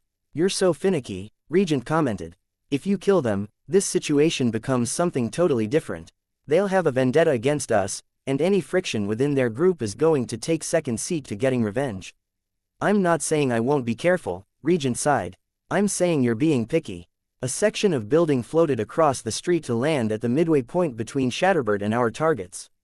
There were nearly 20 of them, and one of them was Rune. Okay, Shatterbird extended her arms out to either side. The pelting hail of glass shards split in two, each half arcing well to the left and right, circumventing the obstacle entirely. He stepped up the intensity a notch. Feels like we're going easy on them, he said. Just weeding out the foot soldiers. If we can eliminate anyone with powers, so much the better. I nodded. We'd made our point with the glass shards. I set my bugs on them once again. No point in playing fair, really. One by one, they collapsed, losing their balance and falling, or simply giving way under the pain. The second one of them went limp on the ground, curling up in the fetal position or trying to cover themselves in their clothes. I let up. For everyone else, I made the bugs a little more aggressive with every passing moment. They're going to retaliate soon, Tattletale informed us. A cloud of mist erupted and began to expand, squashing my bugs. That meant Fog was here. And, if he was here, Night would be too. Night and Fog, knocked Nabel. I could sense someone who could have been her, running away from the collection of people. Rune, Night and Fog so far, I said. That's two different groups. Rune could be looking to join the Pure, Tattletale spoke. Purity's not here or she would have responded already. You're not sensing anything that could be Crusader. Your bugs wouldn't be able to pass through his astral clones. No Crusader. I sensed someone my bugs were unable to hurt. He ran forward through the swarm, the hail of glass and Fog's cloud. Incoming. Not Night. Victor. He was a talent vampire, stealing people's trained skills, keeping them if he held on to them long enough, and leaving that person temporarily bereft of whatever skill they'd spent their lives learning. People like him had a tendency to pick up martial arts, parkour, weapons training and other combat skills. He tended to pair up with Othala, the girl who could grant powers, meaning Victor also had super speed, super strength or invincibility. If he was wounded, she could give him regeneration instead, but her power demanded that she touch whoever she was using it on, and it limited her to granting one power at a time. If he had invincibility, it meant he didn't have super strength, pyrokinesis or any of that. I started tying him up in silk, drawing the lines out with my spiders and carrying them with flying insects. He didn't make it halfway to us before stumbling. A minute later he was caught. I began layering it on him, thicker. Victor down. Othala's somewhere, only big problems are Night and Fog. Okay, how confident you feeling? Tattletale glanced at me. I could try my hand at dealing with Night. Not sure about Fog. Regent, that's cool. Going to see if I can bait them, I responded. You guys get back some. Play safe. Our last run-in with Night and Fog had been ugly. That had been months ago, and we'd basically lost. I wasn't content to simply lose, though. I'd replayed the scene over and over in my head since it had happened, doubly so since I'd found out Coil's power. If he could create alternate timelines and choose the results, and if he'd used his power to save us, what had happened in that other timeline? Had we died? I hated the idea that I owed my life to Coil, because I hated him. I hated that he'd turned something I could almost make peace with being a villain and he'd turned it into something that I was deeply ashamed of, something that gnawed at me. He'd used me, and he'd done it to abuse, manipulate and take advantage of a young girl. That irritation had been one more nudge to get me thinking about how I could have handled this. With every new trick, strategy and technique I came up with, I tended to think about how they could apply to previous encounters, especially those encounters where we hadn't come out ahead. My bugs gave me a way of tracking Night. I could sense her change as she escaped the line of sight of both her allies and our group. I didn't hurry after her, but I kept my attention turned in her direction as she transformed into that multi-legged, hyper-agile, lightning-quick death blender of blades and claws and moved to flank us. I called Atlas to me. So long as I could see her coming, she wouldn't be able to maintain that form as she closed the distance. That didn't mean her human self was a non-threat. She was prepared to use any possible method to blind or distract so her opponents would take their eyes off her.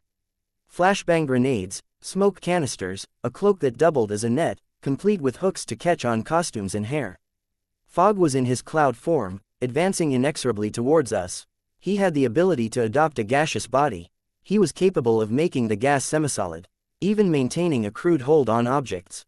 If someone happened to breathe him in or swallow that smoke, and he made it solid while it was in their bloodstream, it was capable of doing horrific internal damage.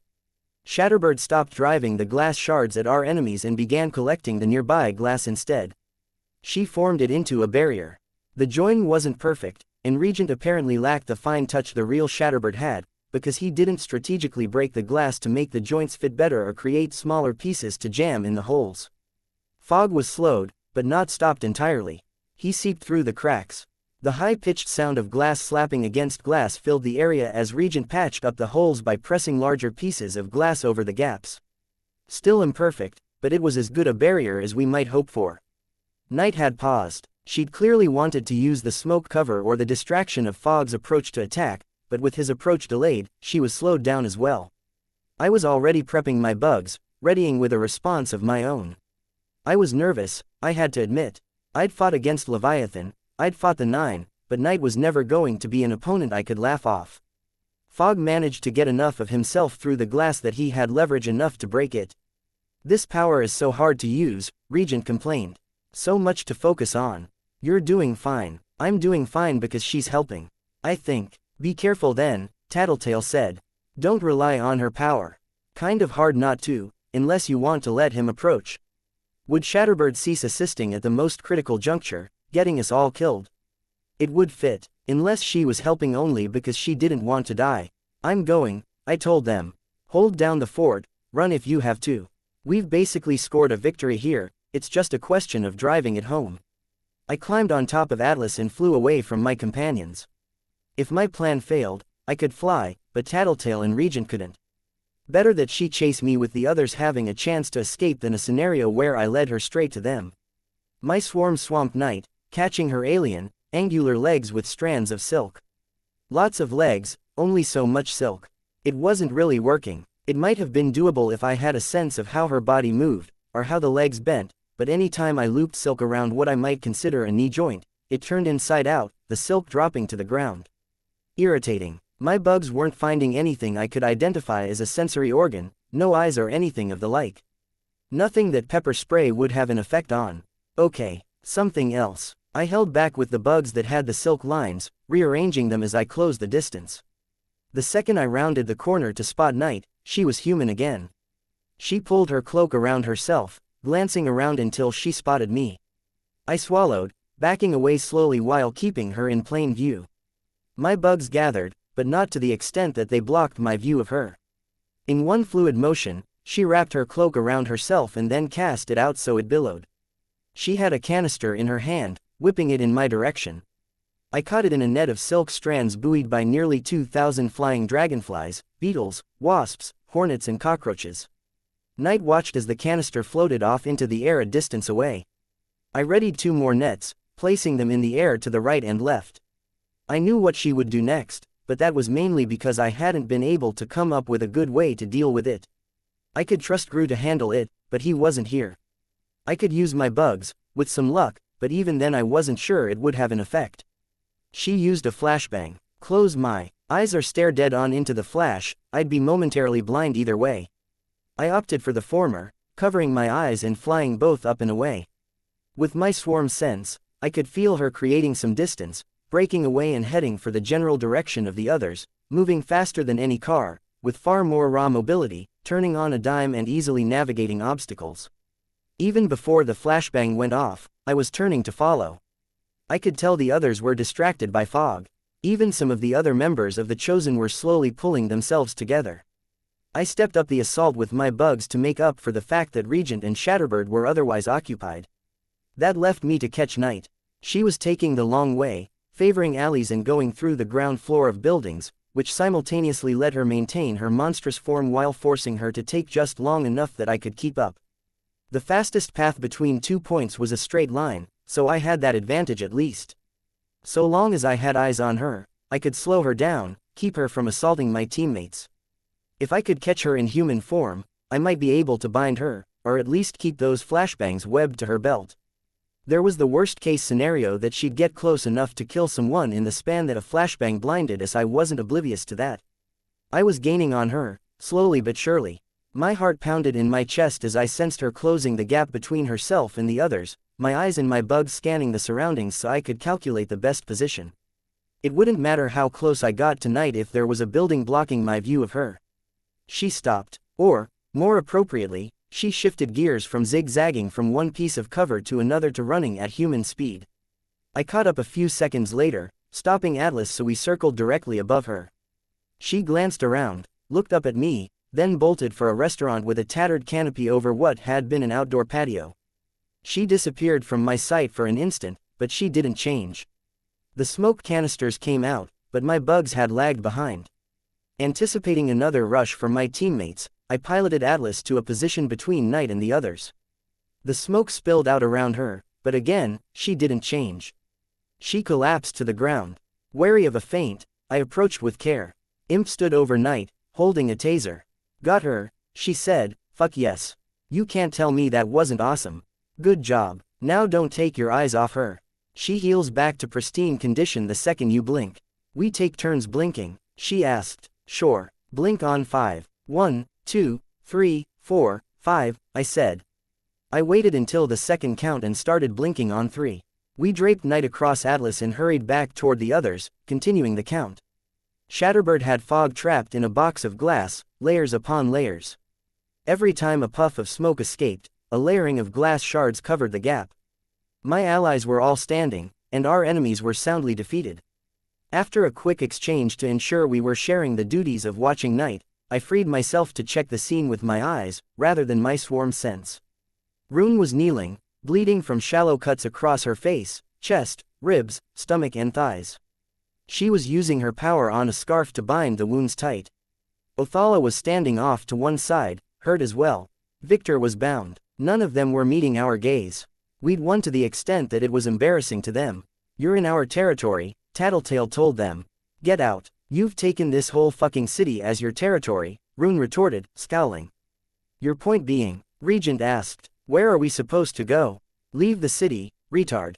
Imp said. You can't just take the whole city. I didn't feel like Imp and Regent were giving the impression of strength. I spoke before they could. We already have. We fought the 9 and played a pretty big part in taking out more than half of them. I pointed at Shatterbird, case in point. You took advantage of that to try to claim some territory for yourselves. Not only is that awfully pathetic, but you proved yourselves hypocrites, doing exactly what Hookwolf accused us of doing. We staked out our claim. It's our right. You're right. On what grounds? Strength. We have you beat there. Did you earn it? No. I think my team has you beat on both points. Now, Tattletale stepped forward. Here's the thing. We can't let you get away with this unscathed. So we're taxing you. Tax? Othala asked. Tax. Imp and I are going to step into the basement of that building over there, Tattletale pointed, and relieve you of every valuable we can carry. You assholes. Rune growled. She started to stand, then fell to the ground, hard. Imp had pushed her. I tried to hide my own surprise at the girl's sudden appearance. The others looked somewhat intimidated as well. But that's not enough, is it? So there's another tax. We're borrowing one of your teammates. The Chosen weren't the only ones who looked shocked at the declaration. I snapped my head around to look at Regent. There was no surprise there. Fuck them. They'd planned this, and they hadn't told me. Chapter 157. Alani 15.3 inches. To use a cliché, you can do this the easy way or the hard way, Tattletale said, a light smile on her face. Fuck you, Othala snarled. Tattletale hadn't told me. I could understand if Regent didn't inform me that they were hoping to enslave someone else, but I counted Tattletale among my few real friends. I had something of a sore spot when it came to being betrayed by friends. They'd planned to do this at some point today, and I hadn't been filled in. Was that accidental? We'd exchanged so many calls, I could almost believe that I'd been forgotten, or that everyone had assumed someone else would be the one to fill me in. But I couldn't shake the other possibility. They could have left me in the dark because they knew I'd object. And now that I was filled in on this plan, I couldn't object without making the group look weak. Tattletale would know that. She would know I wouldn't screw us over, even with my objections, and this next part of the plan would go ahead whether or not I agreed or not. Biting my tongue, I walked around until I stood at the very back of the scene, where I could see Knight as well as everyone else that was present. Victor, Tattletale said, you're the tax payment, so to speak. Your call. Victor's eyes narrowed. Consider it an opportunity. You're bound to pick up something you can use, talent-wise. I won't betray my team. Regent chuckled, not raising his eyes from Knight. Not really getting a choice. The PRT trains its squads in resisting and reacting to master category attacks. I've picked up some things. Victor's chin raised a fraction. Victor had a kind of easy arrogance to him. It wasn't just the arrogance of someone who thought they were better than everyone around them. It was the arrogance of someone who'd been born and raised thinking they were better, only to have that confidence reinforced and enhanced over the course of their lives. Even bound by the spider silk, he managed to carry the demeanor of a prince from one of the monarchies of old, transported to the modern era. He had the look, too, a cleft chin, close-cropped hair that had been bleached to a platinum blonde and a stare that managed to look simultaneously condescending and angry. He would be angry, obviously, but I'd seen him in situations where he wasn't. Trussed up and lying on the ground, and he'd look the same then. His costume reinforced the image of someone between eras, with a simple black painted breastplate with a sharp stylized V around the neck, a blood-red shirt and black slacks. The color scheme extended to Othala, who wore something decidedly more traditional as superhero costumes went. Her bodysuit was skin-tight and tomato red, with a single icon in the center. Like the swastika, it featured a circle with a black border and white center, and a rune in black. It wasn't a swastika, though, but a diamond with 2 legs extending from the bottom point, each turning up at the bottom. She'd taken to wearing an eye patch with the same icon on it in white. Her hair covered enough of that side of her face that it wasn't obvious. She couldn't heal herself, of course. She granted powers to others. There would be no other reason for her to be kneeling in the water, bleeding from 100 paper-cut thin lacerations. Rune, for her part, wasn't much older than Imp. Her long blonde hair streamed out of a pointed hood, and runes lined the edges of a long, dark blue cloak. I'm kind of hoping you're right, Regent shrugged. Nobody's ever resisted before. I could learn a lot. Tattletale asked, seriously, are you going to cooperate? No, Victor replied. He rolled onto his back and set his head down so he was staring up at the sky. Fine, Imp. I turned and saw Tattletale pointing toward Othala. Imp was there, behind the villainess. Imp planted one foot between Othala's shoulders and kicked the girl face first into the street. Hey! Victor shouted. Don't touch her. Anything we do to you or Rune, you'll always know in the back of your mind that Othala could heal it, Tattletale said. But anything we do to her, Imp took that as a cue, kicking Othala in the gut. Your issue is with me. Tattletale was as calm as he was angry. You're surprisingly upset. You'd think you'd be used to seeing your teammate taking some lumps in the course of your supervillain careers. You two are involved, aren't you? Makes sense, given how closely you've worked together. You don't know the littlest thing about where we come from, Victor snarled.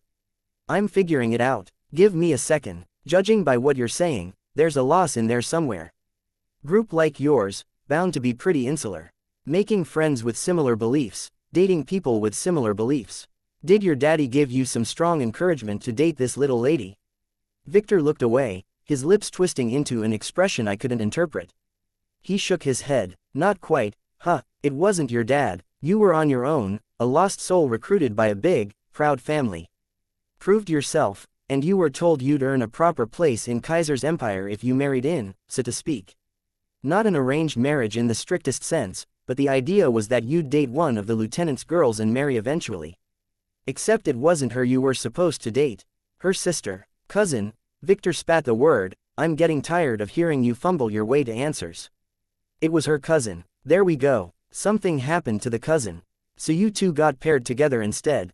And you two work so well together, it's a kind of kismet. Only there's a little heartbreak on both sides. This is your plan, Victor sneered. Hate to break it to you, but we've talked this shit out. It's called communication. You won't be revealing any big secrets to break us up. No, you two are totally honest with each other. Kudos. Thing is, you're just not very honest with yourselves. You know why you're getting so angry at Othala getting hurt. You're really quite insecure in your attachment to her. Oh god, this is lame. The water rippled as Victor let his head drop down to rest on the flooded street. You're playing up your own anger because you're afraid that if you don't make yourself care, you won't care at all. Okay, sure. You tell yourself you're growing to love her, but you're a very good liar, Victor, and you're very good at lying to yourself. You know that, so you've found yourself wondering if maybe the feelings you have for Othala are just the head games you've been playing with yourself. Easily possible, but there's 2 other possibilities. It could be that I'm not lying to myself. Let's not forget that. Another possibility is that it really is just me lying to myself, but that lie will become truth over time. People all over this city feign confidence, and that becomes something concrete. You can become the mask you wear on a day-to-day basis. Something about that bothered me. I spoke for the first time since Tattletale had declared her intentions. Seems kind of hollow, because it's not a fairy tale romance. It's not, but I'll tell you I enjoy her company, I trust her, I respect her, and I'm even attracted to her. We've got a foundation, Bug Girl. There's nothing forcing us to stay together anymore. Empire 88 is gone. We're a pair because we want to be. Right, oh, right. Othala's voice was quiet. She'd pulled herself up onto her hands and knees. She glared up at Imp, then looked down. Tattletale stepped forward, or because your names and faces are known to the public, and instead of being part of your group by choice, you're part of the group because nobody else will have you. Victor laughed a little. Somehow I expected better from you, Tattletale. This is pretty feeble. Attacking our relationship, we're strong enough, and no matter what you try to pull, you won't change the fact that we have what it takes. Sure, but I don't have to. Your relationship is doomed. You don't have that same lovesick, infatuated feeling for Othala that you had for her cousin. The chance for that moment has passed. And it'll eat away at you. You'll crave that kind of feeling, and feel like you missed out on something by throwing yourself into a relationship out of duty rather than love. You'll cheat because you're searching for that and because it's easy for you to get women. You're good looking, and you have access to all the little tricks, how to approach them, how to win them over. And Othala over there, she's still head over heels for you. It'll kill her when you betray her. The smile slipped from Victor's face. You're not saying all this to fuck with me. You're fucking with her. I glanced at Othala, who was staring down at the ground. Why? He asked. Why do this? What other options do we have, if we want to pressure you? You're invincible for at least a little while longer, but even without that, if we beat and tortured you, I think we'd come out behind, just by virtue of how far we'd have to go before we got past whatever interrogation resistance techniques you've stolen. Wouldn't be much different if we beat and tortured Othala. We'd piss you off, but I don't think we'd break you. So at the very least, this is a more civilized route of attack. You don't need my agreement, and I'm not about to give it. Not betraying my teammates. Your agreement would make all of this a lot easier. Don't play dumb and say we don't need it. You and I both know you're a master of martial arts that you could use if we cut your legs free. Capoeira, I imagine. There's certainly others you could draw on, and I'd bet you've blended all those styles together. You'd kick our faces in, maybe distract us long enough for Night to bounce back. Victor smirked. Regent and Skitter would stop you without a problem, but that's a lose-lose situation. You and your buddies end up dead or seriously injured, and we don't get to borrow your talents. But you'd do it, to deny us what we want and because you hate it when someone else comes out on top. And what makes you think you're going to change my mind? The fact that was just a sampler. I'm just getting started. We're not in any particular rush, so we can sit here until I've completely fucked up your group. I'll find every little chink and weak link there is and leverage them until you break, Tattletale shrugged. You think on that while we go take our pick of your stuff. There's bound to be some juicy clues in your living space. Imp, come on. Tattletale and Imp headed off to collect the spoils. I settled down, silently fuming, keeping one eye on Night. Silence lingered for a good minute. You can cheat, Othala said. Not now. Oh, we open up the relationship. You do what you need to, just promise that if you don't find what you're looking for, you come back. I spoke up, not sure if it's really true, given who you're associating with, but don't you deserve better than that? Shut your mouth hole, Heb, Othala snarled. Butt out. I felt my heart skip a beat at the Heb. She knew my last name. No, Heb was short for Hebrew, not Hebert. I'm not Jewish, I thought. How had she come to that conclusion? I could believe someone would make an assumption like that if they'd seen my skin tone and hair, but my costume covered my skin. I'd spent some time wearing a mask that did show some skin, after Bonesaw had cut up my good mask, but Othala hadn't been there for any of those incidents. I had ideas about what that could mean, but I kept my mouth shut. Don't stress about it, Victor said. She's trying to get to you. No shit, Regent muttered. I'm just thinking if we can find a solution to this, then I can be more confident we'll find solutions to the other stuff. Victor shook his head. Just relax. There's no rush. Any problem Tattletale brings up, every issue, it's something we can work through. If you get panicked, if she starts making you think that whatever she's talking about is suddenly a crisis and it has to be addressed right now, you're playing into her hands.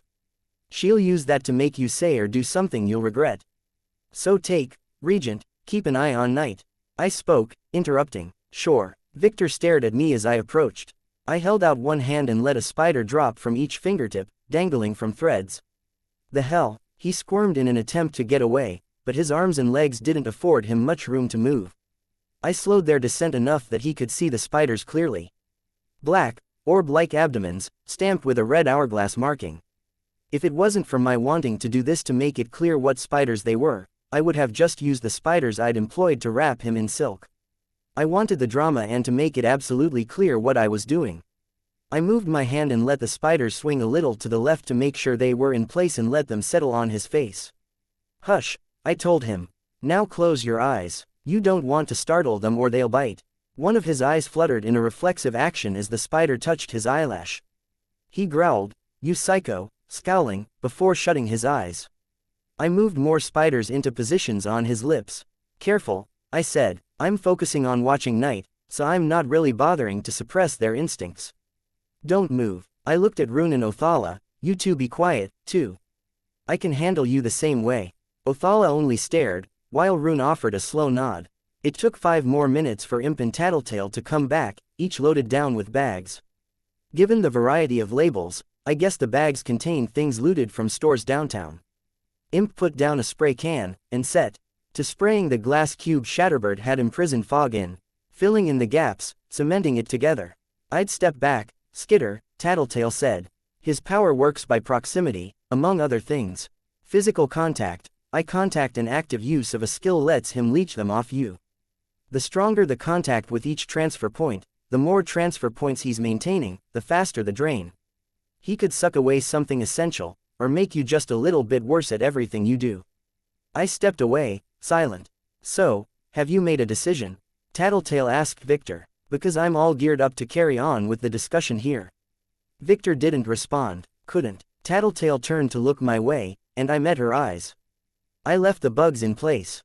Could you please move the spiders?" she asked. Of course, I dismissed them, but I didn't break eye contact. She was the first to look away, turning her attention to Victor. "Well, Victor." He looked over at Othala, then stared up at Tattletale. He managed to look confident despite being bound and lying in the floodwater. After a long moment, he said, "I'm undecided." "That's a step forward," she said. "Maybe you could provide me some incentive. He needs to win on some level if he's going to make a concession," I thought. Regent shrugged. "I could keep you for 72 hours, if you don't cooperate, or 36 if you do." Victor turned to look at Regent. "That'll do. Can you cut him free?" I had my spiders start severing the threads. "You leave the others alone," Victor said. "Skitter will keep an eye on them until we're a safe distance away, and then she'll give them the signal that it's okay to move," Tattletale said. I nodded. I didn't agree, but I would play along for the sake of the group's image, and because I wasn't willing to sabotage a plan in progress, even if I didn't agree with it. I brought Atlas to me and was in the air a few seconds later. Between Imp and I, there was a pretty slim chance that we'd both blink at the same time and leave Night free to use her power. When Tattletale and Regent were out of my range, I turned to leave. Night didn't turn into a monster, but I took that to be a result of her being unconscious. Or maybe the taser's effects. Either way, I wasn't complaining. It gave me more of a head start. When the Chosen were at the limits of my power's range, I drew words in the air to let them know it was safe to move. I caught up with the others a short distance away from Regent's headquarters. Victor was being loaded into a van, hooded and heavily shackled. Another truck was parked a short distance away. The moment the door was shut, I stabbed one finger in Tattletale's direction. "What the fuck was that?" "Whoa," Regent said, "relax." "I'm not going to relax. You two deliberately left me in the dark, there. Or it was an exceedingly stupid oversight to forget to mention it, and I know Tattletale isn't stupid. It was only sort of deliberate. Regent didn't have any part in that." "Explain," I told her. "I didn't realize you had such an issue with Regent using his power until you brought it up before. I could have mentioned our secondary goal then, but I was worried that would start something. Or that it would discombobulate you before we got into a thing with the Chosen. As opposed to finding it out right after. I'm sorry. Again, I really underestimated how much you'd care. I was okay with Shadow Stalker because she's a legit psychopath, and sure, there was some personal bias in there. Whatever. I'm also cool with Shatterbird because I don't think there's a shred of humanity in there. This is different. See, that's what throws me," Tattletale said. "I don't see that big a difference between Victor and Shadow Stalker. I've spent more than enough time around Shadow Stalker to feel confident in making the call. I haven't spent any time around Victor. I didn't know if he's a psychopath, if he's just deluded, or if he's being forced into what he's doing. I could have filled you in." "You're right," I said, "you could have. That's all I wanted." I just wanted you to ask. She frowned. And, of course, now we're locked into this thing, and I can't help but wonder if I can trust you in the future. That's rich, Regent said, coming from you. I shook my head. I've played along. Bullshit. You've demanded concessions and compromises from us every step along the way. And I've made concessions and compromises. I accepted it when you revealed your real power. I agreed we should capture Shadow Stalker for the one job. Let's call a duck a duck. You agreed to capturing Shadow Stalker because you wanted revenge. I shook my head. No. Remember when I first brought up the bullying? I was pretty clear about how I didn't want any of that. You said it, but that's a long ways away from meaning it. I say what I mean. Says the most dishonest members of the group, he retorted. Before I could reply, he raised both hands, as if to ward me off. Not really intending to get on your case, not accusing or insulting you. Just saying. The whole undercover operative thing, I don't think you have much ground to stand on. I looked away. I'm not proud of that.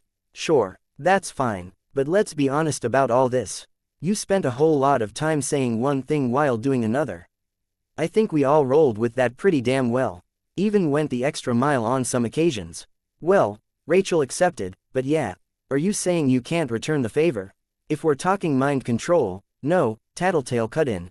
We're not. We've already established a precedent when it comes to using Regent's powers on the legitimately fucked up. And I already knew Victor fit that label. Your issue is with my neglecting to fill you in. I'm willing to admit I was wrong. It was a bad call on my part, to leave you in the dark. It's your call if you want to accept that apology and move on. And how often can this happen before I can say we're taking it too far? Regent's power is going to get us in trouble, one way or another. If our enemies decide that the threat of being mind-controlled is too big, and band together against us, it might be creating more of a disadvantage than an advantage. It's body control, not mind control, Regent said. I don't touch the gray matter. Semantics. My point stands. Then let me raise my own point, he said. What am I supposed to do, if I'm not using my power? The whole bit with tripping people up, knocking them down, making them drop shit. It's not exactly great a material as superpowers go. I'm saying we discuss it as a group before enslaving someone. And if there's a window of opportunity, he asked, a chance to capture someone on the fly, do we just let it slip by because you want to host a debate? No, I sighed. You could capture the person in question, we hold them for long enough to talk it over, then we let them go if it isn't appropriate. He shrugged, which doesn't do a damn thing to ease people's suspicions if everyone's watching their friends, seeing if anyone's dropped off the map long enough to have been captured and converted. I've been there, maybe not on this scale, but I've seen it happen, the paranoia. Right, and your little plan here has started that ball rolling. Whatever we do from here on out, people are going to be spooked enough that they'll see the mind controlled where they don't exist. Fear is good, Tattletale said. Paranoia isn't. If our enemies are backed into a corner, they might do something stupid. You yourself said how Victor was willing to attack us if we cut him free, even if it put himself and his teammates in grave danger. And he's not dumb, he's not brilliant either, Regent said.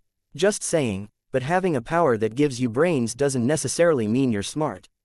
Tattletale gave him an annoyed look, then turned to me. I can understand your frustration. You feel like we just set ourselves back on a citywide scale for a relatively minor gain. I shrugged, pretty much. Except our enemies are already banding together to attack us. Having Regent as a target doesn't change anything except taking the focus off of more important members of the team, she said. I see what you did there. A little quid pro quo, Regent muttered. Tattletale stuck out her tongue at him, then turned back to me, and people are going to be scared to take him out if it means releasing Shatterbird. Picture yourself in their shoes. It's not a comfortable position to be in if you're itching to retaliate. It's not a comfortable position to be in anyways, even with him on the team, I said, glancing over at Shatterbird. Not that we hadn't taken countermeasures, but, yeah. Tattletale looked as well, but the main thing I was getting at is that we're working towards something here. We got Victor. Bully for us, but you're probably wondering why. Just a little. Remember our attack on the PRT headquarters? We walked away with data. Data Coil and his best people couldn't crack. I nodded. I think Victor could pull it off. Okay, still not convinced. Hear me out. I told Coil that, and that got his attention. I had something of an idea that Victor, Rune and Othala were looking to leave the Chosen, so I floated the idea to Coil that he could make them an offer. I'm not so sure I'm a big fan of that idea. I don't think they'll accept. But if they do, I think it'll work out for us anyways. But I'm getting off topic. The important thing isn't recruiting them, but letting them know in a roundabout way that we're involved with Coil and Coil's involved with us. I nodded. Outing Coil and his relationship to our takeover, maybe possibly. There were advantages to that. It would divert attention from us and maybe distract him. Point 3. Just a theory, but what if Gru could borrow Victor's power and get some permanent boosts? Just as an idea, it's interesting. You brought this up with him? No. Imp said he was resting when I called to ask.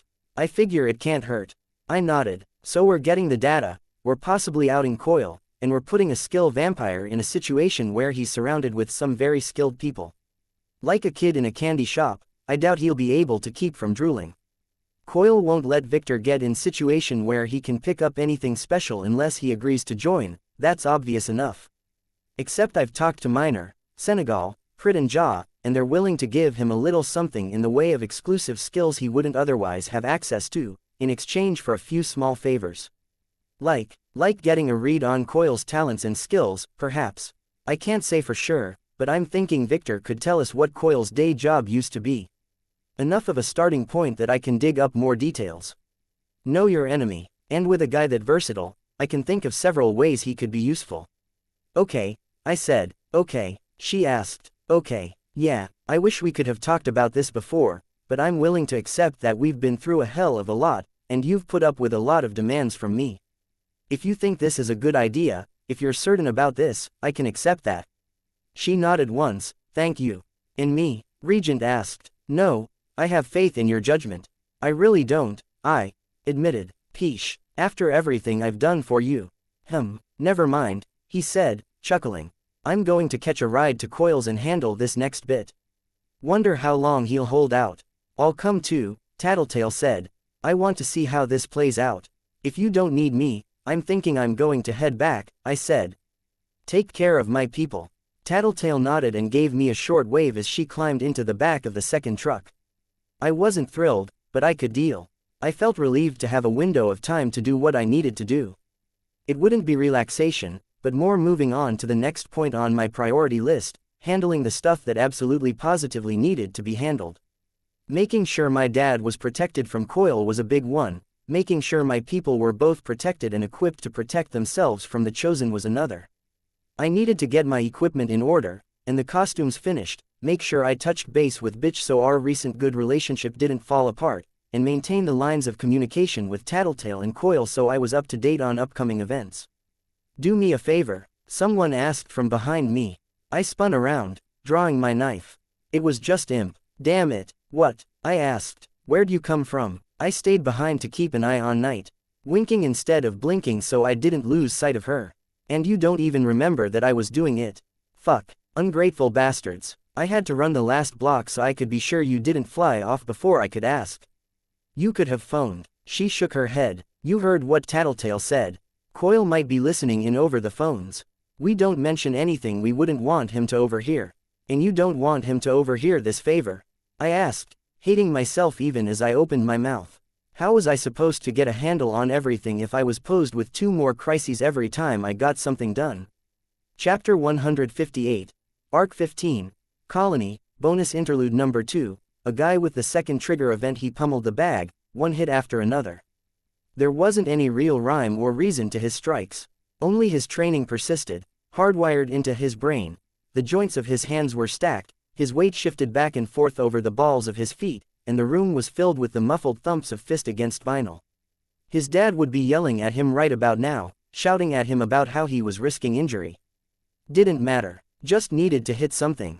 Needed to release, to feel some relief, push himself to a point where he was too tired to think. Except all he felt was a mounting frustration.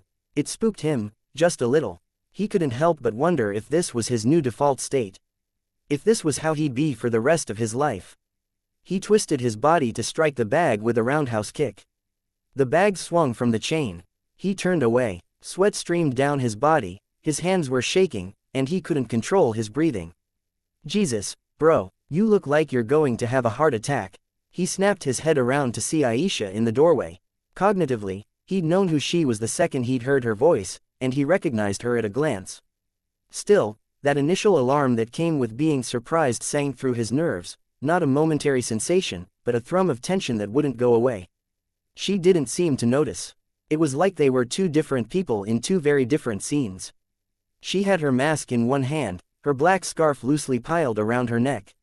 For a half-second, he could see Bonesaw standing there instead, about the same height, dress, blood-stained apron glittering with tools and wide eyes darting about, taking in everything in her surroundings as if there was inspiration or tools to be found anywhere. He blinked hard, and that fleeting image slipped away.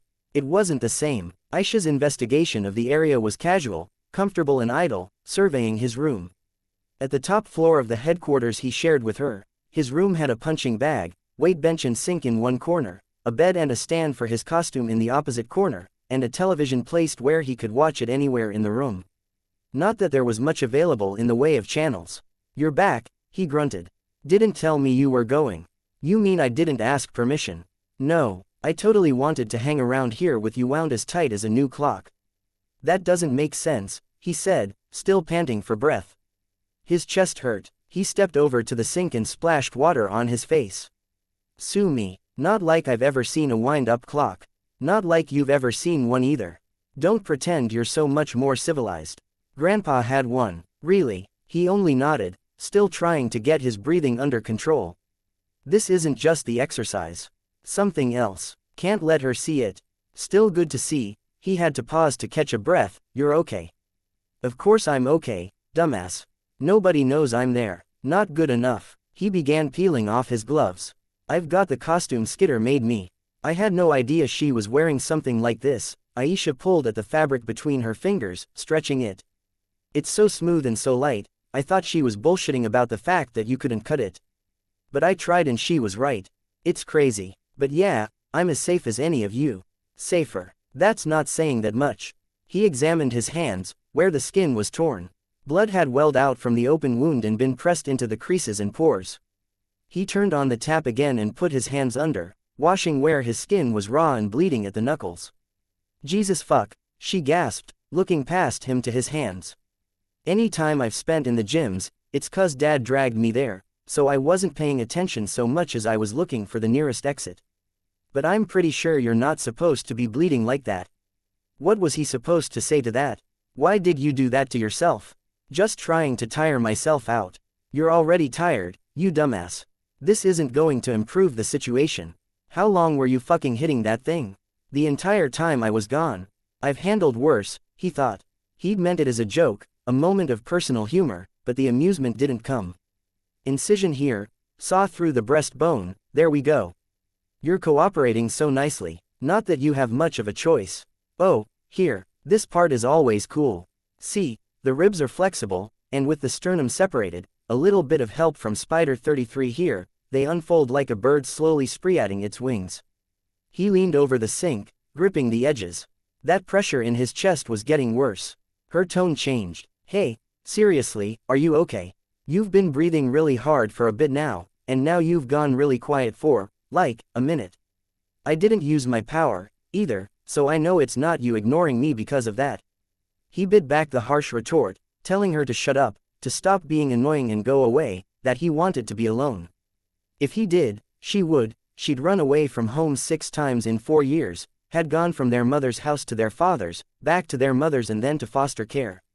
Every time, there was a reason, some argument or incident that had pushed her. Any excuse would do, even a criticism at the wrong moment. The child services workers would put her somewhere else, praying for some stability that she would never have. She was flighty, like a wild animal that would bolt at a loud noise. That might forever be the case. If he lashed out like he had with Taylor, he doubted Aisha would forgive him so readily. "I'm okay," he lied. Tired. He couldn't scare her away like that, but he was afraid he would, anyways. Couldn't trust himself like this, feeling like he was on the verge of snapping. The fact that he was spooked over the idea only contributed to the problem, compounded that restless anxiety that seemed to have nestled deep in the core of his body, which gave him more reason to worry. An endless cycle. If he were more rested, he knew, more rational, he could break the cycle, deliberately focus on something else. He'd hoped the exercise would help there. It hadn't. He flinched as a hand settled on his arm. Hey, Aisha said, zoning out again. I was going to go out on a patrol near the school. Tattletale said there's some leftover members of the merchants hanging around over here, thought I'd scare them off. Maybe see if I can drive them into ballistics territory, if I can't push them out of the city. Don't antagonize him, Brian said. Just saying, he's better suited for a straight-up fight, and these guys are low-level mooks. We want them to panic, to see there's no place to go. No place to go. I'll come, he decided. No, she said, with a little too much emphasis. No you won't. I'm perfectly capable of handling this. I'd stay to keep an eye on you, if I didn't think it would do more harm than good. All right, he conceded. All right, some quiet sounds good. I don't want you doing this again, okay. She gestured toward the bag, then his hands. Really, it's more than a little creepy. I know I don't have a nurturing nature, at all, but I'm gonna feel pretty terrible if I come back and you're a bloody mess. Oh, Taylor's voice, a croak. Oh, Brian, he winced. Poor choice of words, Aisha said. Quieter, she added, sorry. We shouldn't be going anywhere alone, he said. He was only now feeling like his breathing was getting under control. Tattletale did. Skitter did. Regent sort of did. Tattletale and Skitter can see trouble coming. Regent's got Shatterbird so he's not alone. Aisha shook her head, which doesn't do him any good if he gets shot. Shatterbird would get free, and then everyone loses. Don't want to argue. Don't want to get too deep into this. There's already too many things to keep track of, too many variables to consider. Hopefully everyone has more common sense than that. He really should be keeping her in containment unless she's needed. We were taking on the Chosen, and some of Purity's people. It's all good. We picked up Victor, and Tattletale's hoping you'll try your power on him, see if you can't pick something up. Brian nodded, after. So I'm gonna go now, he grimaced. I don't want you going alone. I'm going with Regent. Relax. Not sure that makes me feel better. Not sure that's the company I want you to keep. He was well familiar with the annoyed look that flashed over her face before she forced it away. She said, it's fine. He's your buddy, and our powers actually work well together. You and me, we can't, what's the word? Synergize. We can't synergize. I do my thing, you do yours, but we get in each other's way. You blind me, I wipe myself from your memory. With Regent and me, I can set people up for him to mess with, give him a chance to use his power. Or we mix it up a little, so I spook people, then he uses his power to make them feel like they're being pushed around while I deal with others, to freak them out. Or I go in first and then give him word on what's going on. You've been out with him before, he realized. Couple times, just doing what you asked, not going out alone. You weren't exactly up to it. He looked down at his hands and picked off a peel of skin. So yeah, you stay right here, try to take it easy. She sounded a little tense. Yeah, he replied, maybe we could go for a walk later. Check on one of the rents. It sounded so unlike her. He could count on one hand the number of times she'd been this conciliatory and gentle. He couldn't remember a single case where she'd acted like that when she hadn't wanted something. Brian forced a smile. Maybe. You go. Be safe. He was both relieved and terrified when the door shut behind Aisha. So many things were like that, now. Bad with the good, or just plain bad. Didn't realize she'd been out with Regent. Need to catch up on things. He flexed his hands, feeling the pain where he'd damaged himself, and made his way into what he liked to call the war room. The war room sat opposite Aisha's room, on the same floor as his.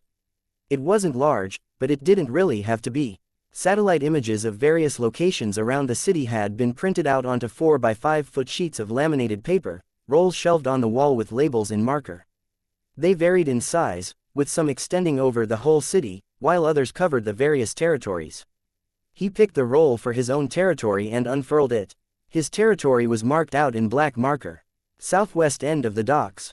Lots of residential areas, lots of schools, small businesses, restaurants. Lots of hiding places for troublemakers. People he was expected to deal with in short order. More problematic, he was expected to keep anyone else from coming in and setting up shop. Wasn't right that Tattletale shouldered the full load, when she had her own territory to look after. Coil had provided the map, and Tattletale had provided the details. Various symbols and gang symbols marked out spots where enemies were lurking. Stars for the nobodies, the M with the $2 sign, vertical lines struck through it for the stragglers from the defeated merchants, and a wolf's head for Fenrir's chosen. His own were marked out in clear, blocky letters, noting priority, naming locations for what they were and briefly covering the nature of the operations these crooks and gangs were conducting in his territory. Low-level drug dealers and looters here, some chosen dragging families from their home and selling them off as slave labor over there. But the map had been altered. Red, X, symbols crossed out a solid 2/3 of the symbols. Barely legible handwriting in the same red marker was squeezed into any space that wasn't too dark to obscure it, filling the white border at the edge of the map. Gone. Left city. Hospitalized. There was a circle around one of the merchants' symbols at the school. The next target. He knew he should feel relieved. Knew that he should appreciate that Aisha had tried to do something to help him even if she wasn't the best at expressing concern or affection. He only felt guilty. He'd been wallowing, stumbling around their headquarters in a fugue, and Aisha had apparently been going all out, taking out their enemies and clearing their territory of threats. It had been a big task for the two of them, and she was doing it on her own. Why am I here? He wondered. He wasn't a leader anymore. He wasn't doing his job with his territory, wasn't protecting the people he was important to, wasn't working towards anything. He shook his head, as if to shake off the thoughts that were plaguing him. It had been 4 or 5 days since the 9 had left the city, and he'd been, what? Spinning in place, sinking deeper and deeper into this well of negative emotion. Hated this, hated that his body, which he'd always seen as something under his absolute control, a tool to be honed, was betraying him with this anxiety, panic and weakness. His power, too, was a tool that now carried so many negative connotations. He hated that everything seemed so ugly now. The city was soiled, ruined, and festering. His friends and family were tainted with negative associations. Seizing territory felt both hollow, and it reminded him that this business with Coil might collapse soon, or the city would be condemned, and he would have nowhere to go and nothing to do after that. Except dwell on memories he didn't want to dwell on. It was hard to convince himself to care, especially with the alleged end of the world. Of course, he couldn't not deal with Coil. Taylor wouldn't stick around if they didn't, for one thing, and he knew that the little girl deserved to be rescued. I spent 3 hours in that refrigerator. Dinah's spent nearly that many months with Coil. And though it was nebulous, he feared the future. He'd spent so many years of his life so sure in what he was doing, how led to be led to see, that he wasn't sure what to do now that the possibilities were so open-ended. Even the simplest things were screwed up, now. Sleep in particular was hard to come by, and was riddled with terror dreams that left him more exhausted than when he'd put his head down to the pillow. He clenched his fist, feeling the sting where his hand was still bleeding. He'd go after Aisha, lend some assistance, maybe, or make sure that everything was going okay. He couldn't even explain his own line of thinking to himself. He didn't always like her, but he was barely able to think straight when he thought about Aisha suffering anything close to what he'd been through. Aisha would be annoyed, even upset. She was already feeling pressured, but he had his own pressures, his own concerns. It would reach a critical point one way or the other, but for now he needed to check on her. He paused when he'd re-entered his own room and found himself facing his costume as it hung on the stand. The eyes were surrounded by ridges of horns, the teeth curled and curved into one another. A demon, a creature of nightmare. I could give you a skull face like that helmet of yours, only real, and crank your power up to the max, always on, give you some biological imperative to encourage cannibalism, see how long it takes for them to eliminate you if they can't see or hear you, you're gone, Brian growled to the empty room, seizing the mask in both hands and pulling it free of the stand. We won. Shut up. Her giggling was so vivid in his memory that it sounded like she was right next to him. He stared at the mask, glad it wasn't the skull mask that Bonesaw had referenced. Hard to explain why. He was reaching to pull his mask on when he felt something brush against his bare arm. A moth. I sure hope that's you, he said. Because I'm talking to myself too much already. The moth flew in a lazy circle in front of him. Right, meet you at the door, he said. He hesitated, then put the mask back on the stand. A few minutes passed as he waited. He found himself debating whether he'd misunderstood the moth's movements as something they weren't. I remember when I didn't have these doubts about what I was doing.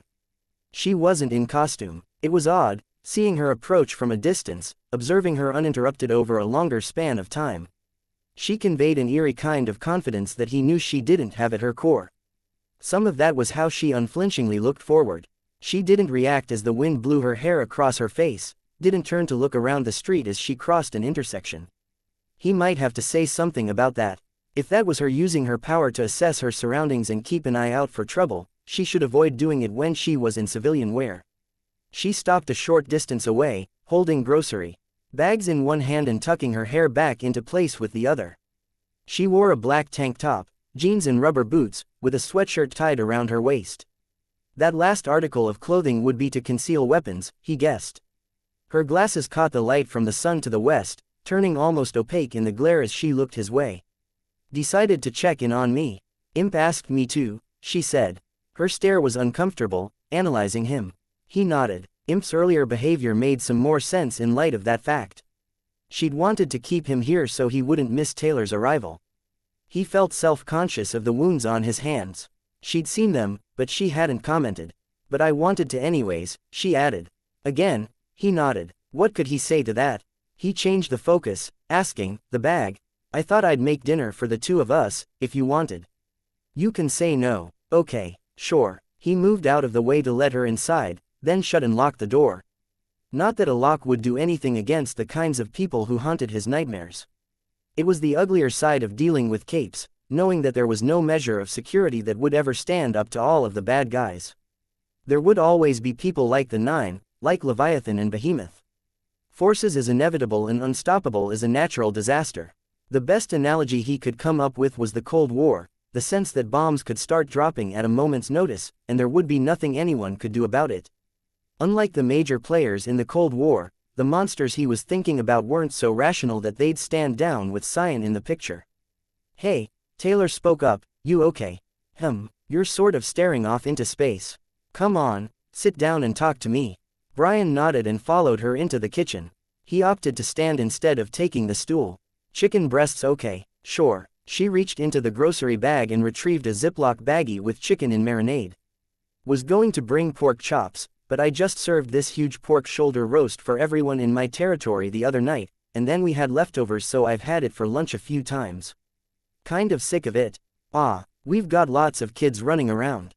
It's kind of nice, but hard. It's like they're totally unrestrained, so when they're happy, they're ecstatic, and when they're unhappy they're miserable, you know. I haven't spent a lot of time around kids. Only Aisha, when I was younger, and I think she might have been a special case. She's really coming into her own, getting comfortable with her powers, figuring out where she needs to be and when. Can't be easy, when the rest of us don't know where she is half the time. Did she put herself in any danger? Taylor started frying up the chicken. Yes and no. She took down Night, but Night wasn't able to use her power, had no idea she was there. She was safe. Took down Night. Aisha. That bothered him, and he couldn't say why. We got Victor. Not sure if I like how Lisa sprung that on me, but we got him. We were thinking you could try borrowing his power, see if you don't get any permanent boosts. Sure, Aisha mentioned that. I don't know if it'll work. No. Brian tried to organize his answer about why in his head. What had Bonesaw said? Something about passengers. He glanced over at Taylor, who was busy with the sides, something with sweet potato, some parsnips. She looked over her shoulder at him, and he was struck with the image of her lying on the ground, Bonesaw straddling her, her forehead a bloody mess, a small electric saw grinding through the bone of her skull with an ear-splitting whine. He looked away. What is it? Trying to get my thoughts in order. Tired. Do you want to talk about it? He shook his head. Victor's power. If we supposedly have these passengers in our heads, guiding our power use, giving us the brain structures we need to manage the powers, I don't think I have that with any powers I borrow. They're weaker, but I don't have that knowledge about what's going on, or that extra measure of control. Want to try on me? I know I wasn't okay with it before, but I think I can handle it if I know it's coming. He considered for a moment. Okay. He reached out and let the darkness stream from his fingertips. It wove in and out of itself, coiled at things that weren't there, alternately creeping and lunging forward. Heavy, it drifted to the ground to spill out there. It didn't obscure his sight, but he could tell where it was, almost as if he were seeing in strict black and white when he looked through the darkness, but the color was still there. Bad analogy. The difference was stark, but he couldn't pinpoint what separated it from anything else. The contact with Taylor was like having his eyes shut and then opening them as a firecracker burst spectacularly, seeing the sparks scattered over half a mile. Only the sparks were alive, moving. Unsure about how to use the ability, he pushed out. There was no control, no sense of what he was controlling. He was the gust of wind, and Taylor's bugs were the leaves that blew in that wind. She pushed back, and won with little effort. He could feel her moving the individual bugs, the casual hand with which she picked out the ones she wanted. It's sort of calming, when you think about it, she said. You realize how small you are in the grand scheme of things. We're not really the rulers of this planet, we're just tenants, and it's the small stuff, the bacteria and insects and the plant matter that really runs it all. Even the big stuff, the nasty, scary stuff, it's all pretty small in the grand scheme of things, isn't it? Is that a good thing? I know I sound a little crazy when I say that, but really, you get a glimpse of these bugs as they go about their lives, almost mechanical in how they follow their instincts. You see them breeding, eating, building nests, and dying, and you see how they just saturate every aspect of our existence. In the air, the dark corners, the insides of the walls, they eat our dead. I can't sense them, but there are skin mites all over our bodies and in our eyelashes. I guess it takes me out of myself when I think about it, reminds me that we're only one part of this vast system, we're cogs in the universe, in our own way. Seeing the little details makes me feel like the big problems aren't so personal, they aren't as overwhelming. Rambling aside, she looked more at ease than he'd ever seen someone in his darkness. She was blind, deaf, and she leaned against the counter, staring off into space as she talked. Even the talking, it caught him off guard. Being blind, unable to see the reactions of the person you were talking to, not getting any feedback, most people would struggle more, much for the same reasons they found it awkward to speak to an answering machine. I don't know if that makes sense, but I usually try reaching out to these guys when things get bad. In retrospect, it kind of centers me. I wish I could find the same comfort in my power, Brian murmured. Did you say something? I think I just felt some vibrations in the air, but it's hard to tell with your power out there. He didn't reply. Instead, he looked at Taylor. She wasn't conventionally attractive, he had to admit. Her mouth was wide for her face, her ears large enough that they stuck out of the mess of black curls that draped over her shoulders. And her shoulders, narrow, bony, deceptively delicate in appearance. She somehow managed to be self-conscious and yet unaware of the way she held herself. The seeming fragility of her body was accented by the angles she seemed to settle into when she rested. Her wrist bent at a right angle as she picked at one of her cuticles with her thumbnail, her leg raised so her right foot could rest flat against the cabinet, her shoulders tilted forward a fraction. It was as if her skin didn't fit and she couldn't stretch both arms or both legs out to their full lengths at the same time. It wasn't so dramatic that he'd notice if he wasn't already paying attention, but it was a quirk he could notice he studied her. It made him think of a bird, or one of her insects, but he didn't feel he was being unflattering by thinking it. In fact, as he looked, he could note how long her arms and legs were, the length of her neck and torso. She was still growing, she had grown even in the months they'd known each other. Somehow, he could see how the groundwork was being laid for the finished product, a body that wouldn't be skinny, but slender, long-legged. If she was still growing, and if her dad was any indication, she'd be tall. Would she be a trophy wife, or turn heads? Probably not, but he could see how someone might come to look past the quirks, even come to like them, and they'd find nothing to complain about in her. How someone might want to hold her in their arms. She spoke, interrupting his train of thought. Okay. You probably have some reason for keeping the darkness up this long. I won't complain, since you're probably working things out in your own way, like I was talking about with my bugs, but maybe keep an eye on the chicken. She offered a small laugh. I could use my bugs to check on it, maybe, but I don't think either of us want that. He glanced at the stove, prodding the chicken. No problems. He turned down the heat to be safe. Look, Brian, I don't want to stir up any unhappy thoughts, but I don't want to ignore the subject either. I did some reading, and there's a pretty scary number of people who have their second trigger events and then have a bad ending shortly after. I think it has to do with the toll it takes on you, the event. I'm not good at this. At the people stuff, but I have been through some dark spots. My mom died not too long ago, I can't remember if we really talked about that. And there was the bullying. I sometimes wonder how much that influences what I do and why. I don't really know where I'm going with this, but I guess I'm saying I'm here for whatever you need. He expected there to be a swell of that dark anxiety that had plagued him as she raised the subject of what had happened, but when his heart pounded, it wasn't the same as it had been earlier. Through the sliver of power he had borrowed from her, he could feel the bugs at work, performing 100 subtly different tasks, sweeping over areas in formation, drawing lines of silk across doorways and roadways, marking the people elsewhere in the neighborhood, keeping an eye on their movements, gathering en masse when people weren't in a room to check tabletops and cabinets. And Taylor was just standing there, leaning against the counter, calm. She was blind, deaf, and the person at the other end of the conversation hadn't responded for at least a minute. It wasn't like she didn't have her own ugly thoughts plaguing her, 1,000 responsibilities, 100 reasons to feel angry or guilty, but she'd somehow found a way to let herself be at ease here. Or was that the same deceptive confidence she displayed as she'd approached his headquarters? He idly wondered if that veneer would crack if he surprised her here. But he didn't want to be mean as he did it, that felt wrong. Something else. Almost on instinct, Brian stepped forward, reaching for her, then stopped, letting his hands drop to his sides. If he reached out to hold her, that would be a breach of trust, wouldn't it? Hey, Taylor said, her voice so quiet he could barely hear it. Slightly louder, she said, go ahead.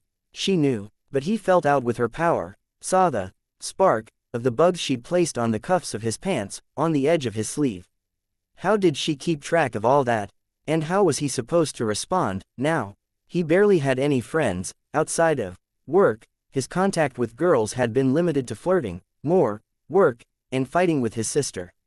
Swallowing, he reached out and wrapped his arms around her shoulders, gently pulling her close.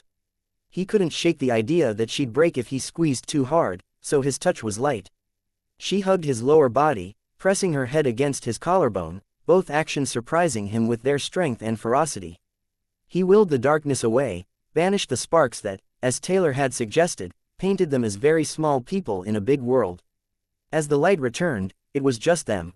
This is what you wanted, she murmured. You're so still, he replied, not even sure what he meant. That's good, she answered him, her non sequitur almost matching his own. They stayed like that for some time, his chin resting on top of her head. He could feel her breathing, her heartbeat, and the warmth of her breath against his chest. He felt tears in his eyes, blinked them away, unsure why they'd even come in the first place. I'm sorry, he said. Don't be. He couldn't be quite sure what he was sorry for. This awkwardness, the length of time this had gone on. For putting her in a position like this, when she knew he was vulnerable and would have a hard time of saying no. He didn't get the sense that she minded. If she had, he suspected, there would be some sign, some movement, some attempt to pull away. Maybe he'd said it because it had taken him this long. He dismissed the doubts and hesitation. Can we? He pulled away slightly, and looked in the direction of the couch. Her eyes widened a fraction. Not that, just, he paused, trying to find a way to say what he wanted to say without putting her in a position where she couldn't say no. Okay, she seemed to get his meaning. She led him by one hand into the living room. He laid down first, arranging the cushions into a makeshift pillow. She took that time to remove the knife, the gun and the various contents of her pockets, placing them on the nearby coffee table. Once he was arranged, he was the one to pull on her hand. Moving gingerly, as if she expected him to react badly with every motion she made, she found a way to lie across him without lying on top of him, her head on his shoulder, both legs draping across his pelvis, her upper body pressed against his side. If he hadn't noted that quirk of hers, how she bent herself at odd angles, he might have thought she'd be uncomfortable. As it was, he somehow didn't feel the need to worry. He pulled her closer with one arm. For days, he'd been seeking some way to get centered, to stop that downward spiral where anxiety and fear gave him cause to be more anxious, more afraid. He'd hurt himself doing it, and he'd very nearly hurt his relationship with Aisha. He'd been trying to do it alone. He'd needed a rock, an anchor. If he'd been asked months ago, weeks ago, even days ago, he wasn't sure he would have believed that was true, or that it would be Taylor, of all people. The stove, he said, starting to sit up. Handled, Taylor replied, pushing him back down. He looked over and saw the dials had been set to off. Thank you, he said. It took him a second to raise the courage, but he kissed the top of her head. She nodded, her head rubbing against him. Really, he said, reaching over to tilt her head so she was looking up at him. He kissed her on the lips this time. Thank you. She didn't reply, only smiling and nestling in close again. Taylor fell asleep before he did. He laid there for some time, trying to match his breathing to hers, as if he could copy her and fall asleep the same way. It was almost as if he'd forgotten how. He wasn't all better, wasn't sure he would ever be. He just had to think about it, and he could almost see Bonesaw in the kitchen, waiting, watching. Whatever barriers he'd erected between reality and the uglier possibilities, they'd taken a beating. But he could breathe, now. His eyes closed. Chapter 159. Alani 15.4 Sundancer had once described her life in costume as intense, violent and lonely. I'd had a hard time understanding the last point. That had been about the same time that I had been riding the high of having friends for the first time, after a couple of years spent in almost total solitude. Maybe, if the subject had come up again in recent weeks, I might have understood, nodding my head in sympathy. Powers raised us above the common people. It was maybe arrogant to think that way, to say I was better than the likes of Sierra, Charlotte or my father, but I sort of was. I had all the potential they did and then more. Even if I looked at how Powers elevated us, though, I had to admit we weren't raised to the same level. We weren't all raised up together. If anything, the Powers drove us apart.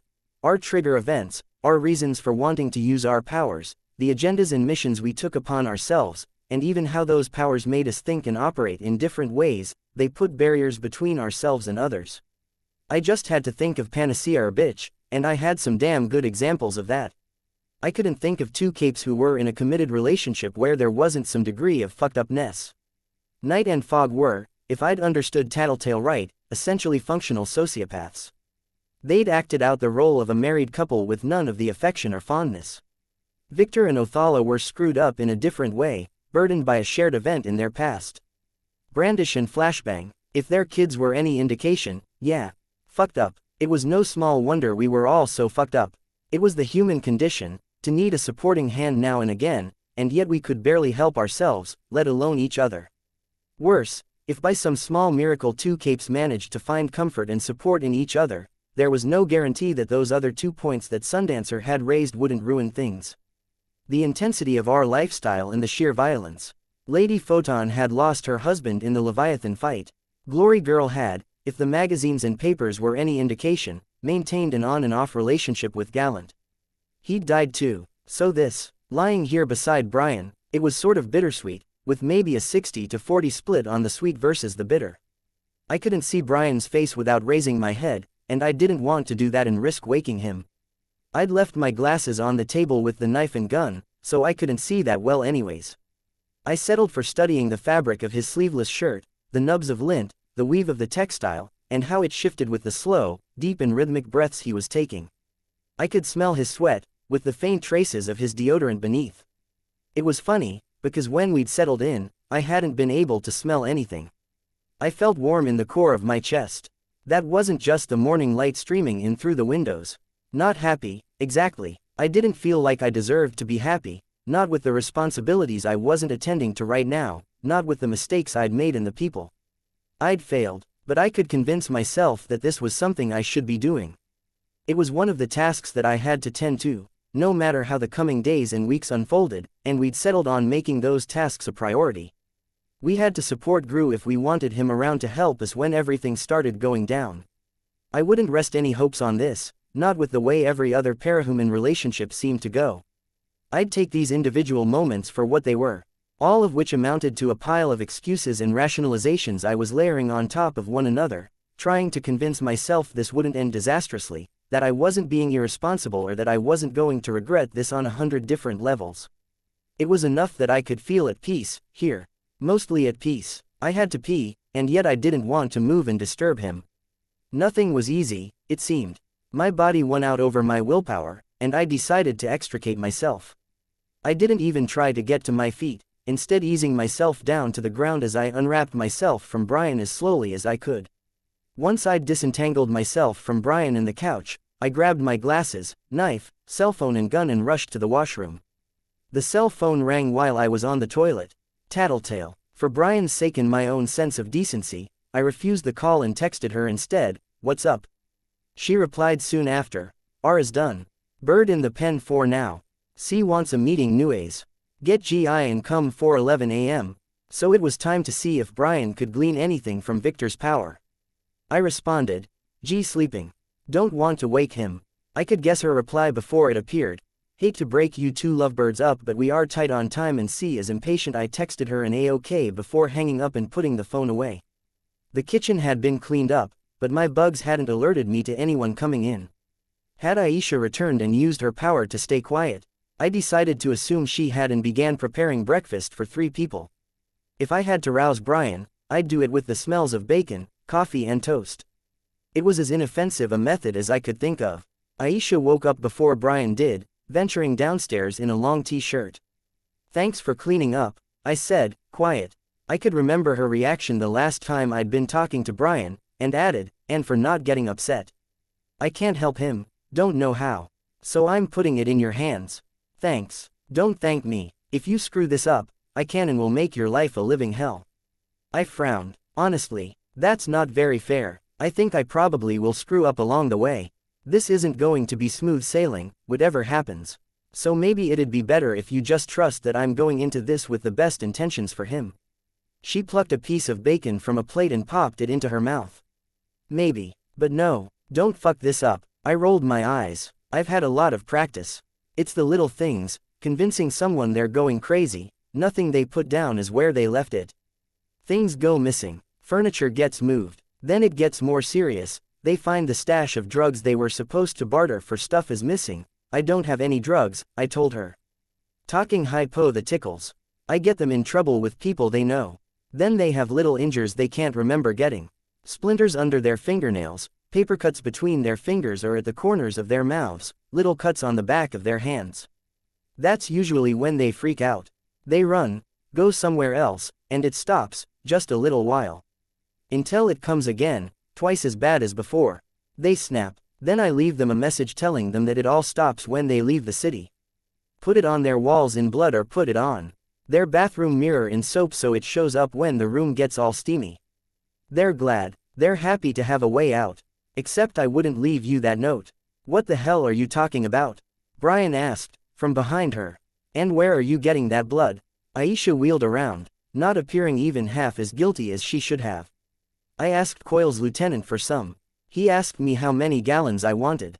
"How weird is that? I mean, seriously, who needs gallons of blood? Or maybe I could use it. Paint someone's house, see if I can't freak them out hardcore." Aisha smiled wickedly. "Ignore that question. What were you saying to Taylor, about not giving her a note?" "It's fine," I told him. "She's being protective of her big brother." Aisha plastered a fake smile on her face. "I didn't know you cared," Brian told Aisha, with a touch of sarcasm. "I'm dropping this only because Taylor's sticking up for you." Aisha rolled her eyes and began serving herself. It was 9:30. Assuming it would take us half an hour to 45 minutes to get to Coyle's place, that left us only about an hour to get ready. We ate in awkward silence. Aisha took the first turn in the shower, leaving Brian and me alone once again. I didn't know what to do with myself.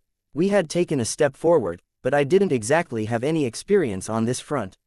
What was I supposed to do? What did I say? I wanted to hug him, to hold his hand or raise the idea of spending time together later, but I didn't know what was allowed, or what would be pushing boundaries or taking things too far. He sat down on the couch, putting his feet up on the coffee table, and I grabbed a glass of orange juice before sitting down next to him. Would he put his arm around me, or this thing with Coyle? "Do you have a plan?" Opportunity missed. I shook my head. More like I have a bunch of smaller plans. Can't commit to anything, in case things unfold in an unexpected way. "Okay, let's talk about them." Plan A. I whip my territory into shape. Coyle decides that it's more valuable to keep me in his service.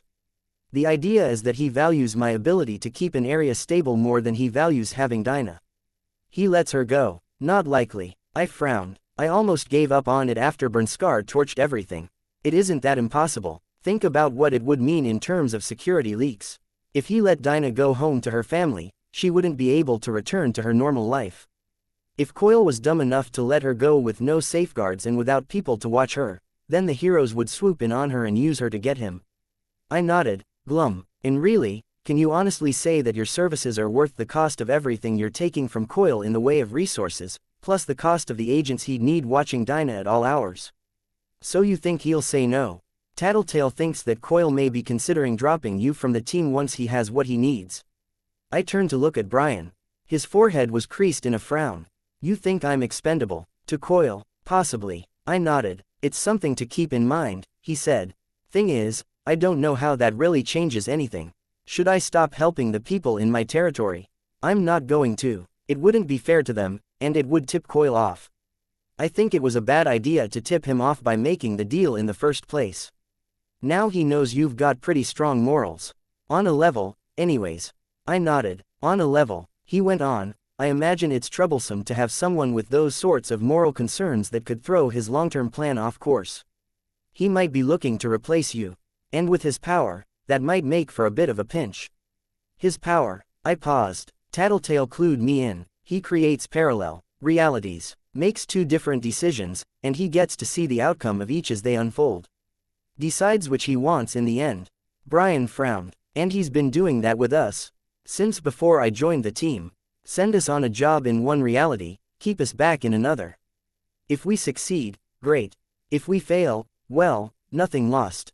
He deletes the reality where he sent us out. He rubbed his chin. I noticed he had stubble. So he gets 2 tries at everything, including dealing with any of us who cause him any trouble. I nodded, which is why we need to play along for as long as possible. Fair. What's your plan B? Plan B, well, it's not so much a plan as a fallback.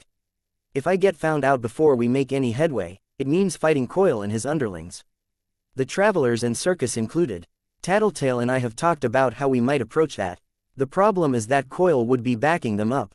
Normally I'd suggest we go on the offensive, so they don't have time to go after our weaknesses, but with Coil at work, we have to assume that it's all the more likely that the travelers would get that one lucky hit off, or that they'd pick the plan of attack that would work out for them. And they're powerful enough that they'd really only need to get lucky once, Brian said. I saw his expression darken. He was staring off into space. Sorry, I said, impulsively. I leaned closer, so my arm and shoulder pressed against his arm. If you want to talk about something else, I want to make sure we come out of this alive. But it's stressing you out. I'll manage, he answered, putting one arm around my shoulders and hugging me close. But he didn't raise the subject again. Aisha got out of the shower. He took the next turn, ostensibly to clean up after her. I took the brief period of quiet to get my stuff in order. I'd worn my costume under my clothes, the top and dress portion bound around my waist, beneath the sweatshirt. Once I was free to use the shower, I pulled off the costume and hung it up. The steam would help with any wrinkles for the parts that weren't skin tight. I had to admit to being a little disappointed with the way the morning was unfolding. Part of that was with myself, not knowing how to act, but part of it was with the lack of romance. Rationally, I knew that the movies, TV, books and all that, they didn't paint a realistic picture. I knew that we wouldn't instantaneously click, that everything would be fixed. But at the core of it all, I wasn't 100% rational. Had to take what I could get. Last night, cuddling, it had been nice, really nice. All in all, we were ready to move out well ahead of time. I racked my brain, trying to think of things to say. Everything social or romantic seemed forced or awkward, especially with him there.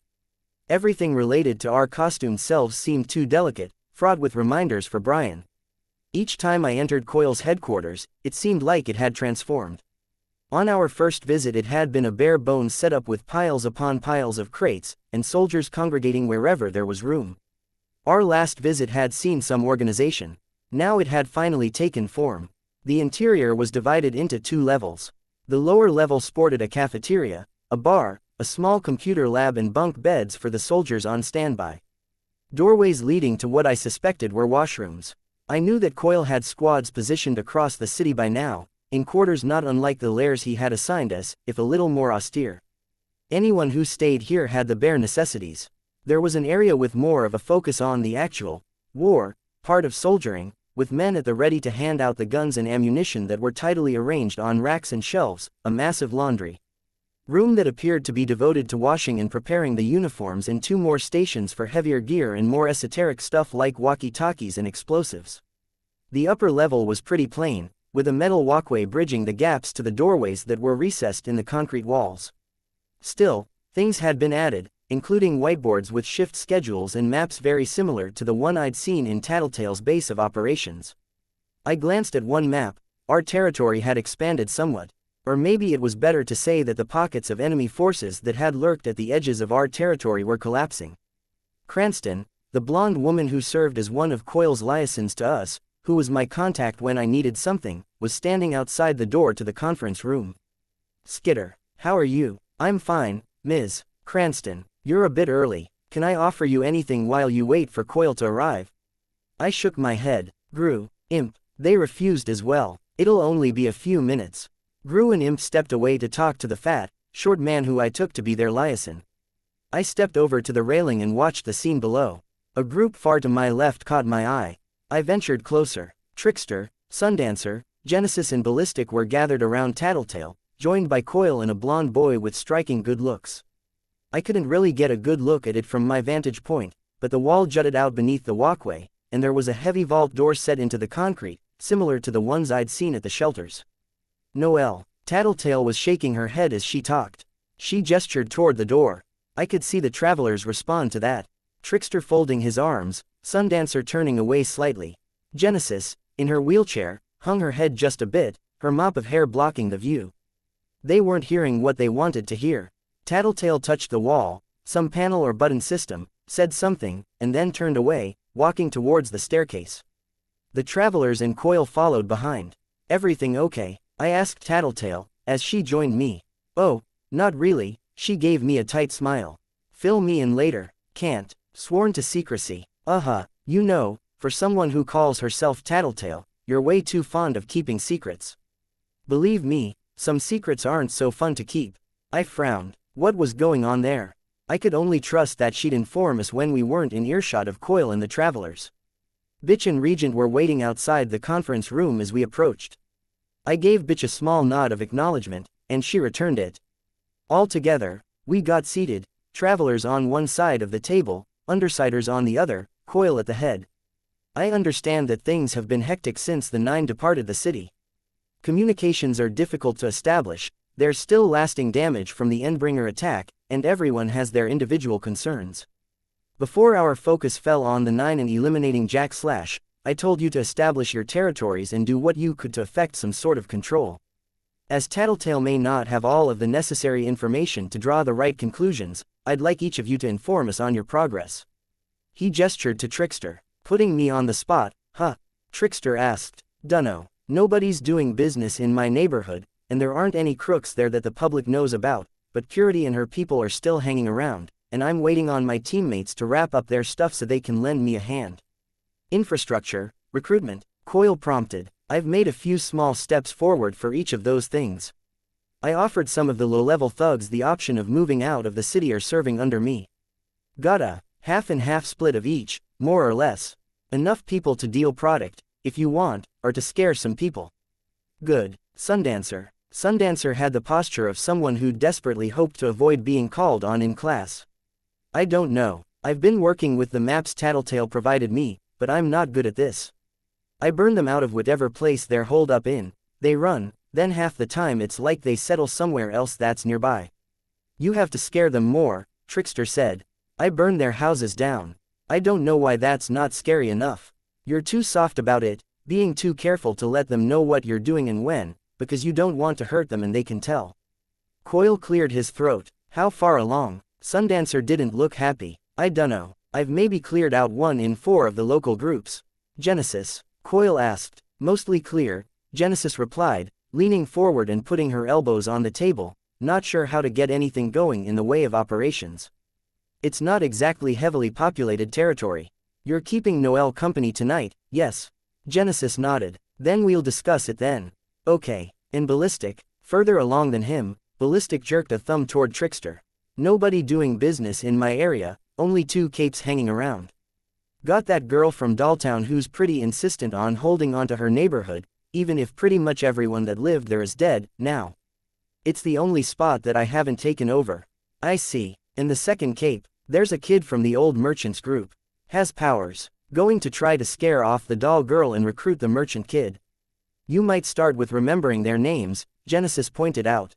"I'm not a cape geek like you. You're a cape, Parian and Scrub," I spoke up, hoping to keep them from going off on a tangent. "Sure, sounds right," Ballistic conceded. "If you're dealing with Parian, can I come along? Actually, Coil said, I had a request to make of you, Skitter. I turned my attention to him. After, he told me. Let me get to the main topic of this meeting before I address it. For now, I'd like to hear how the Undersiders are coming along. Been busy helping everyone else out, Tattletale admitted. Like Trickster, I guess, I'm waiting for others to finish what they're doing. I'm pretty solid for business, though. Bringing in more cash than I'm spending. What's the business? Trickster asked. The big one is reclaiming items and homes. I offer goodies to any people from the shelter willing to band together and scare them off. Anything too difficult, I use the mercenaries you provided. Coils hooked me up with some banking services so we can actually make the transactions. People don't have a lot of use for money with the way things are right now, and they do have stuff that they value. Figure a few $100 to $1,000 per job, 3 or 4 jobs a day, and they're sort of doing my work for us, dealing with the gang members. With the idea that your teammates will claim the areas at a later date, Coil said, his voice firm. Right, Gru and Imp. I saw Gru hesitate. 75% clear, Imp said. The chosen and leftover merchants mainly moved into our territory and regions. Maybe we're not 100% done, but when we scare people off, they stay gone. Good. Can you drive out the remaining threats in the next 2 days? Got this far in 3, don't see why not. Excellent. Regent, about the same. Nobody wants to cross Shatterbird, but lots of people keep popping up, moving in because they're oblivious that she's there. With no radio or TV, they're clueless. Make it more obvious, then. Regent nodded. Bitch. Nobody left in my territory. No. Threats. Nobody. Coil sighed. I did tell you that you could run your territory as you wished. Still, that's not ideal. Would you object to a rearrangement of territory? I would grant you more overall area to control, but it would be limited to the outskirts of the city. So long as it's mine. Good. And Skitter. I shrugged. No threats, nobody's daring to pop their heads in. Then consider working on rooting out the individuals too afraid to show themselves, before they cause a problem. They're dealt with, I said. Explain. I'm doing 2 sweeps through my territory every day. Only one yesterday, but we were busy dealing with the chosen. I'm checking every building for trouble. If I find contraband, drugs or weapons, I confront the individuals in question. Past 2 days, I haven't had to confront anyone. The only people with weapons are your people, then. I nodded. I've got 60 people working under me, and maybe 100 more who are working for me in an indirect way, joining the community that started on the cleanup projects. Filling, moving and placing sandbags to control and reroute the flooding, clearing the area Burnskar burned down, and setting up accommodations. Impressive, Coil said. I nodded. I feel like I'm cheating, though. My power's suited to this. It remains impressive. Let me explain just why I find this of interest, Undersiders, travelers. The mayoral elections are in 1 week. Before this occurs, I would like to have this city firmly in my control. It will shift the tone and the aim of the election, which would be to my advantage. Our advantage. So you're saying we have less than a week to wrap stuff up in our territory, Trickster said. Yes, I also have some other issues I would like you to address. Skitter, Genesis, I trust you're able to step away from your territories to give me a hand. Tattletale leaned forward over the table, looking at me. I glanced at her, then turned to Coil. Yes. Sure, Genesis said, and Trickster, if you're idle while you wait for your teammates to come assist with Purity's group, I'm sure you can lend your assistance for 1 night. Trickster nodded. The mayor and several members of the city council will be traveling to Washington to discuss the state of Brockton Bay and the possibility of condemning the city. Skitter, Imp, Genesis, I would like you to visit him and ensure he argues towards our ends. Brockton Bay will stand, and it will recover. I nodded slowly. Sure, I think I can do that and still help Ballistic with Parian. I haven't asked for your help, Ballistic said. Coil's call, I responded. If Skitter feels she can spare the time, I would be glad to have the extra assurance the job will get done. Ballistic folded his arms. Didn't look happy at that. That's the last point of discussion. I will provide anything you need to see your tasks to completion. If there's no questions, that will be all. After a brief pause to check that nobody wanted to speak, we all stood from our seats. The travelers headed out the door and turned a right to go back to where Noelle was sealed up. Tattletale led our group to the cells where Shatterbird and Victor were. While we waited for Regent to go and bring Victor out of his cell, Tattletale stepped close, so she was right next to Gru and me. She murmured, "One piece of good news, 2 pieces of bad news and 1 spot of catastrophic news. The good news is that Coil is impressed with you, Skitter. Okay, I said, that's what we were hoping for, right? But something tells me we've got a major snag. I'd say odds are pretty fucking good that he's onto us. I felt my heart drop. How sure are you? I asked. Not positive, but pretty damn sure. And I'd say there's a 50-50 chance one of ours. Informed him of our aims. A member of the Undersiders. Gru asked. That, or he's got our places bugged. But I didn't get the sense that anyone who built the place or brought our stuff in knew about any electronic bugging. Like I said, 50-50 chance. I nodded. I glanced around, looking at Bitch, Imp, and the door Regent had disappeared through. Fuck, Tattletale swore under her breath. I was trying to signal you to say no to Coil's request, but you weren't looking at the right moments and I couldn't exactly tip anyone off. I'm positive he's asking you to go on that errand with Genesis and Trickster because he's planning on eliminating you. I felt Gru's hand squeeze my shoulder.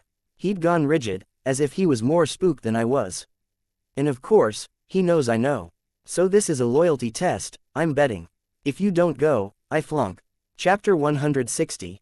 Alani 15.5. We fell silent as Regent stepped out of the cell with Victor in tow. How's he handle? Tattletale asked. Like a Mercedes with an invisible, sticky gear shift, Regent said. Care to explain? Victor stretched, and said, everything moves well, peak condition, but his power doesn't work so hot with him as a puppet. Can't tell what I'm borrowing or who I'm stealing from. I think I'd need his cooperation, our captive sneered a little. And I don't think he's willing to give it, Regent said. So the question is whether we want to take the time to try to convince him or take an indirect route, Gru said. Skitter's going to have to go in a few minutes, so let's see what you can do in the here and now. Sure. Gru extended a hand and smothered Victor in darkness. A second later, he said, I'm getting something. Anyone here speak another language? Sug puppin till hormamain din. No, Tattletale said, you're getting that from Victor. Can't really use it. Now how do I change what I'm stealing? Tattletale shrugged. It could be you're only picking up the surface stuff. Here, Regent, try some martial arts forms. Like what? I don't know this stuff. Victor does. You fight using your puppet's muscle memory, right? Try moving around. See what clicks and Gru will let you know if we're accomplishing anything. There was a pause. Victor's hand briefly flashed out of the cloud of darkness as he shifted positions. Gru rolled his shoulders some. Yeah, there's a martial art in there somewhere. I'm picking something up, but it's slow. Tattletale smiled. Take everything you can. We'll see what sticks. It's kind of depressing, Gru said, settling onto a stool. I always took some pride in honing my body, training, all that. This feels like cheating, skipping the hard work. You said you never had the time or interest to dedicate yourself to investing in a martial art, Tattletale pointed out. I didn't, but that's not to say I wouldn't eventually. A few years down the line, when things are quieter, I can see myself doing that, earning belts and learning to fight. If you don't want to do this, Regent said, I could do something else with my day. Gru shook his head. No, it's fine. Doesn't feel quite right. But I'll be able to do more to help you guys if I can fight better, if I'm more versatile. And I'm getting another language, again. Latin, I think. Get him doing the forms again. Regent sighed. Tattletale frowned. He's trying to drag you off course. Using his brain to bring other stuff to the surface. Listen, I'm going to see Skitter off, and then I'll talk to Coil, see if he has anyone who could drug Victor and mess with his mental functions without incapacitating him. Drugs, like the ones Coil's using on Dinah, I thought. And this would give Tattletale and me a chance to have some words about the hit Coil had put on my head. I had to wonder why. I was, arguably doing the best among his underlings. Why was it so hard for him to simply let Dinah go, maybe take countermeasures to ensure she didn't betray him, and leave things alone? I wouldn't be any threat to him if he wasn't doing something morally reprehensible. We left Regent and Gru to their task and stepped out of the wing with the cells, venturing onto the metal walkway that overlooked the lower level. I could see the travelers at the vault door that kept Noel contained, as well as the soldiers going about their business. Which struck me as odd, when I thought about it. What's with the soldiers? I asked. He's got, what, 50 or 60 here? A little under that, but some are elsewhere. Why, I get that he was using them before, fighting Empire 88, but what's he using them for now? He didn't send them against the Endbringer, he didn't use them against the Nine. I get that he maybe fought off the merchants and the Chosen when they were thriving, kept them from gaining too much steam, but it seems like a lot of money to spend on soldiers he doesn't intend to use. Well, Tattletale said, leaning on the railing. 1. Keeping them employed here means they won't be hired by someone else. Right, and I think they factor into his plan. Either as a contingency or a greater aspect of it. I nodded. I would have asked what that plan was, but I didn't want to say anything that would be too suspicious if overheard. Not while we were on Coil's turf, especially. Tattletale didn't seem to have those same concerns. She leaned closer and murmured, "You've got 2 jobs back to back. That means you've got a few things to do. Number 1, if we've got a mole in our group and our communications are compromised, that means we need a mole in Coil's group. Someone that can inform us about any of Coil's movements he's wanting to keep concealed from us." "Ballistic?" I asked. She murmured a response. "Sound him out. Be careful about it, but try to get a sense of how tight he is with the rest of the travelers. Like Cherish said, Trickster isn't tight with his team. See just how untight Ballistic is with his boss, and maybe we can make some inroads." "Okay, that won't be easy, because I get the sense he doesn't like you, and he's upset you've stepped on his toes here." I frowned. "The second thing, about the possible murder attempt?" she asked, just a little worried about that. "He only decided it as recently as this morning, so anything he's set up is going to happen later. And you don't know how he's going to approach this, or what he'll do." She shook her head. "All I know is that Coil's intending for it to happen tonight, probably related to your job with the mayor." "And you're positive on this?" "It's one of those things where everything clicks into place perfectly if we acknowledge this one fact: he wants to kill you. For example, he has more reasons to send Imp than to send Trickster." "How's that work?" "I've already filled Imp in on this, but Coil's concerned about Gru's emotional state and what it means for our team as a whole." I nodded. "Which means he wants to remove Imp from the picture to see how Gru handles himself. So we're keeping that on the down low. I'm not sure when we'll be able to do it, but I've talked with Imp and Regent, and sort of hinted on the subject with Bitch, and we might be looking at making you our team leader. At least for a little while." I snapped my head around to look at her. "It makes the most sense. You have the best grip on who's in play and how to use our abilities. You think tactically," she murmured. "Why not you?" I asked. "You have seniority, you have more experience, you can apparently keep track of Imp, and you can identify our enemy's weaknesses." "I'm not sure I have more experience," Tattletale admitted, "or at least, my experience doesn't count for much. Robbing software companies and casinos doesn't really compare to going toe-to-toe with Mannequin. My other points stand. Just because we're putting you in charge doesn't mean I can't still handle that stuff. If you want to delegate to me at any point, that's fine. It's just a question of who we turn to when we need a spur-of-the-moment decision. I'm not good at those. I'm only good when I can plan, consider everything that's at play. I don't think you give yourself credit. I've said it before, I'll say it again, you're good at improvising. With just me, maybe. Just my own abilities. I'm not sure I can do that if I'm also worrying about the 4 of you. We'll have to see in the field. Unless you're really going to argue Gru's going to be able to hold his own in a high-pressure situation." I frowned behind my mask and shook my head. "Of course, discussing this means nothing if you get killed. Don't. Easy as that. Don't get killed. You're going into a tricky situation with the most amoral member and the most versatile member of their group. Keep an eye on everything and try to be unpredictable so they can't get you in a trap." I just had to figure out how to do that with a job this cut and dry. "Ballistic's coming," Tattletale said. I looked and saw Ballistic ascending the staircase at the far end of the walkway. It would take him a minute or 3 to join us. Any final tips before I'm left with him? He's angry. Coil's roped in the travelers by promising to help them with Noel, but there's 2 snags in that which we may be able to use. For one thing, I don't know if Coil seriously intends to offer any fix he does find. For another, Ballistic cares less about that than anyone else. Or maybe it would be better to say he almost doesn't want to help with that because Trickster wants it so badly. That sounds like it's less about team friction and more about sheer enmity. I think they were really good friends once and now they're distant. Well, it wasn't like I wasn't unfamiliar with that idea. And, she said, her voice low, I can tell you the Noel thing isn't the only crisis they're working on handling. The focus on Noel is something of a sore point with Ballistic. Vague, and I can't really say anything about that without admitting the info came from you. Yeah, she said, then she straightened, turning toward Ballistic.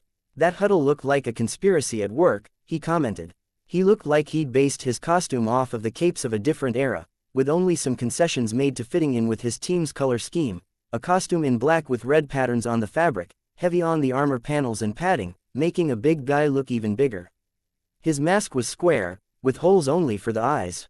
Belts and pouches were strapped across his entire body. Conspiracy. Us. Tattletale grinned. You were whispering about something. Boys, she said, winking. He didn't look impressed. No, we really were talking about boys. About Gru, specifically, and maybe replacing him as leader. Hey, I said, before I'd processed why she was saying that. She wanted to earn some measure of trust by volunteering a secret. She shrugged. They're going to find out eventually. We'll have to trust Ballistic to not go running to Coil to tell on us. He folded his arms, putting me in a compromising spot. Sure, you can handle it, she told him. She gave me a pat on the shoulder. I'm going to see about those drugs for Victor. Good luck to you too. Tell me, Ballistic said, as Tattletale strolled off, do you ever get past that point where you feel painfully uncomfortable around her? Yeah, I said, you get over that with time. I didn't add that the discomfort he was describing was largely linked to the number of secrets one was trying to keep from her. It almost went without saying. You're still insisting on coming along? He asked. You know I can handle this on my own. I don't doubt that, but I'm kind of wanting to see this place. Why? I'm running my own territory. Maybe there are ideas I can use. And I want to see how people are coping in other districts. I'd ask, why, again, but I'm not sure I'd get it. If this city doesn't get condemned, you're going to have people moving into your district. Even after the city's infrastructure is up and running again, those people are going to put pressure on you for certain things. See, you're approaching this like a medieval lord, managing her serfs and servants, and I see this more as being a watchdog. I gestured toward the exit, and he sighed. We began making our way out of the base. Do you really want to limit yourself to being a watchdog? When I'm making this much cash? When even the top guys in this town would run scared from me? Sure, he held the door open for me. And that's all it comes down to. Cash and being feared. I'm a living gun and my surroundings are nothing but piles of ammunition. What do you expect? You don't think you're scary. I think you can have money and power, you can be fearsome where necessary, but you can still make a difference at the same time. Doesn't seem worth it, working your ass off to make some people a little happier and more comfortable before the world ends. You're one of the people that's fixated on that, huh? The world's gonna end. How can you shrug that off? It might not. Right, he said, clearly humoring me. This wasn't working. Tattletale had said Ballistic was angry, but I'd taken that to be the same sort of anger that bitch harbored. Whatever was going on with Noelle and the group dynamics that had Sundancer so unhappy, it had made Ballistic angry at the world, angry at circumstance. A different sort of anger, really. He didn't really care about anything or anyone. How was I supposed to get through to him if that was the case? I decided to call him on it. Okay, so your only priorities are money and power. Then why are you so annoyed that I'm coming along? What does it matter? It's my business, my territory, and I'm capable of handling her on my own. It's insulting that Coil thinks I'd need any help, and it's rude that you'd volunteer yourself without checking with me first. Okay, I said, hypothetically, just going by what you were saying earlier, why should I give a damn? The world's going to end in a few years anyways. What does it matter if I get on your bad side? That's different, he said, sounding annoyed. Why? Because it's you that's getting shortchanged. Because we're basically coworkers. If we're going to have to fight alongside one another, we can't be worried about this sort of thing. Okay, first of all, I have a closer working relationship with the people in my territory than I do with any of the travelers. If and when you get more people in your territory, you might find that's the same with you, too. So I'm not sure I buy that coworker thing. You're talking apples and oranges. Capes and non-capes. Fine. He'd left an opening for me to target. Then I'll just point to your other coworkers. The other travelers. There's obvious friction. There's resentment. Cherish said as much. So I don't think you buy the coworker thing either. Again, that's different. You say that a lot. Maybe this principle you're living by isn't that strong if it can't hold up to the most basic arguments. Unless you care to explain why that's different. You're grilling me for info on my team. I'm curious what's going on there, yeah. But I'm also trying to figure you out. As you said, we're coworkers. Weren't you just debating the coworker thing? Decide if you really believe it, let me know, and I'll change my argument accordingly, I said. He sighed. I'm not trying to get on your bad side, I said. Really, but I've dealt with some interesting personalities like Bitch, Regent and Imp for a little while now, and I know I won't be able to communicate with you until I understand where you're coming from. So I'm willing to go the extra mile to figure you out now so I can understand you in the future. I trailed off, but I kept one eye on him to see if there was any hint that he knew about Coil's plans to terminate my future. There was nothing. I couldn't see his face, but nothing had changed in his posture, his stride or overall body language. You're not going to stop digging and get off my case here, huh? He asked. I was mentally categorizing him as very similar to Bitch in many respects. He was smarter, though, and the weapons he wielded in a discussion were less about threatening imminent harm than, setting himself further apart from me, breaking ties, categorizing me as an enemy in his head and making dealing with him harder in the future. It would explain why there was a schism between him and the other members of his group. If you ask me to, I'll back off, but, I made the call on the spur of the moment, as I might with Bitch if I were positive she wasn't about to hit me. I think you and I would both agree that you'd be admitting I'm right if you did. That's dirty, sure, so what do you want to know, then? Shall I divulge my deepest, darkest secrets? I'll settle for knowing why you're all so angry at Trickster, why you specifically are angry at him. Nope, can't say, can't or won't. We made a deal, and that deal means we've kept some stuff from Coil, even. I'm not about to tell you. I don't need to know specifics. You don't need to know the general details, either. Not really, but maybe you need to tell me. One of your teammates said they were awfully lonely, and they're closer with the rest of the team than you are. Maybe you're lonely too, nobody to vent to. I'm a guy, we don't do the whole emotional sharing thing. You trying to channel Tattletale here? Why are you so intent on getting the details, here? This isn't just curiosity or wanting to know your coworkers. Because so much hinges on my ability to get you on board against Coil. I didn't have a good response, so I fell silent. We continued walking down the streets towards the crater lake, our footsteps sloshing in the shallow water. He took everything from us, Ballistic said, breaking the silence. Trickster. When everything started falling apart, he stepped up to make the calls. Bad ones. And now the group is all we have left. No friends, no family, no home to go back to, no goals beyond fixing Trickster's fuck-ups. I was thinking of how it had come out that Sundancer was reluctant to use her powers because of the damage she'd done in the past. Civilian deaths. Had they included their own families? Had Noelle been included in that? It might explain why they were so gun-shy about using their powers to their fullest potential and why they'd been so insistent on keeping Noelle locked up when we were up against the 9. He went on, the others might hate Trickster but they still respect him. Or they don't respect him but they don't hate him either. Probably more the former than the latter. But I don't have any love for the guy, I don't have any respect for him either, and I seem to be alone in that. So where do you go from there? Now we're back to square one. I already explained. Money, being feared, respect and living in comfort as a badass watchdog. All that stuff about hating him, blaming him for ruining your life, and you don't want any revenge on him? I asked, as casually as I could manage. No, I'm with the group for one reason. I stick with shit, not going to turn on the guy. I agreed to this thing with Coil because I thought it'd be a way to get back some of what we've lost, maybe. But all I see is my teammates getting all starry-eyed with hope while Coil feeds us empty promises. Saying Tattletale will find an answer, or he'll make a request to some major scientists in parahuman study. And of course there's no answers. There could be. Nah, why would he give us what we want if it means losing our services? But I don't really care anymore. I made a deal with Coil and I'll stick that through until I have a good reason not to.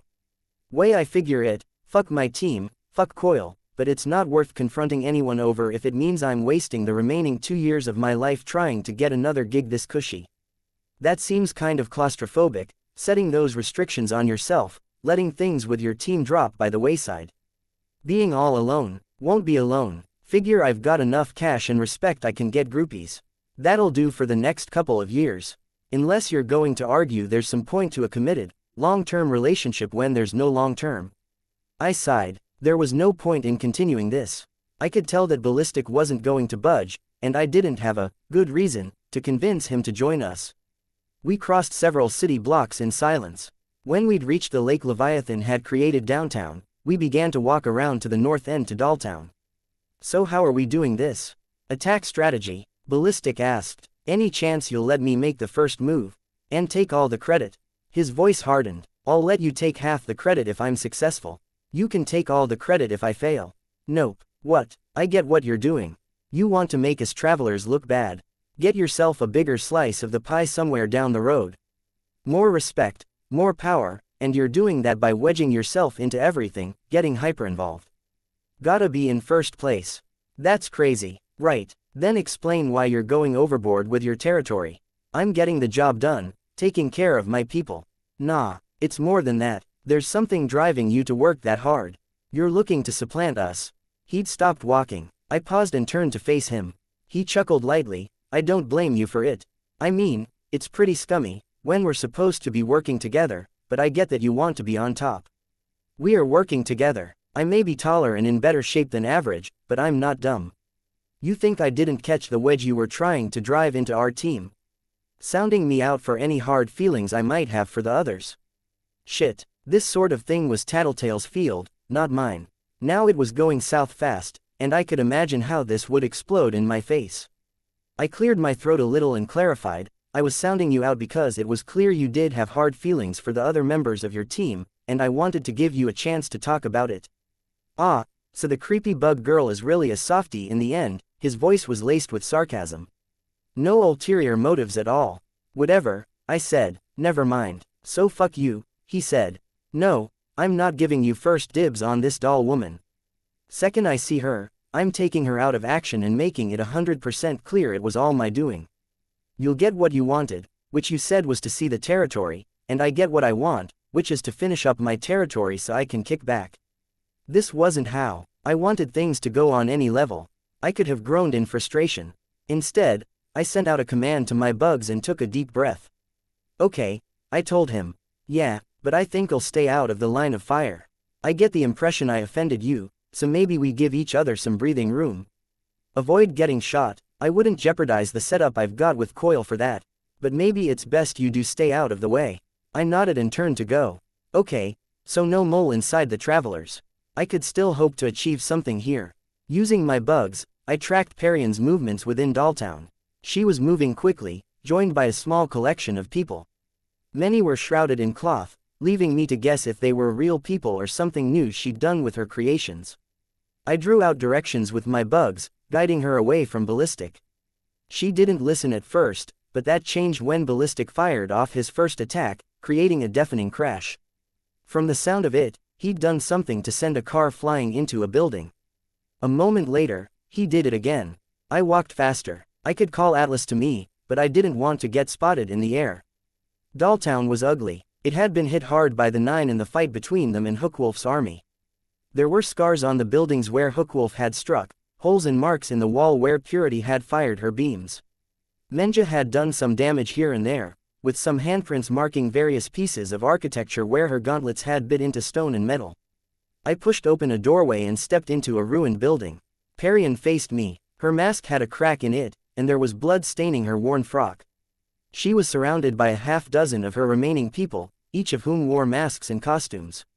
A life-size doll, a man who was wrapped in fabric to the point that he looked something like a mummy, a little girl in a skin-tight suit of flannel with holes cut out for the eyes, one blue and one green.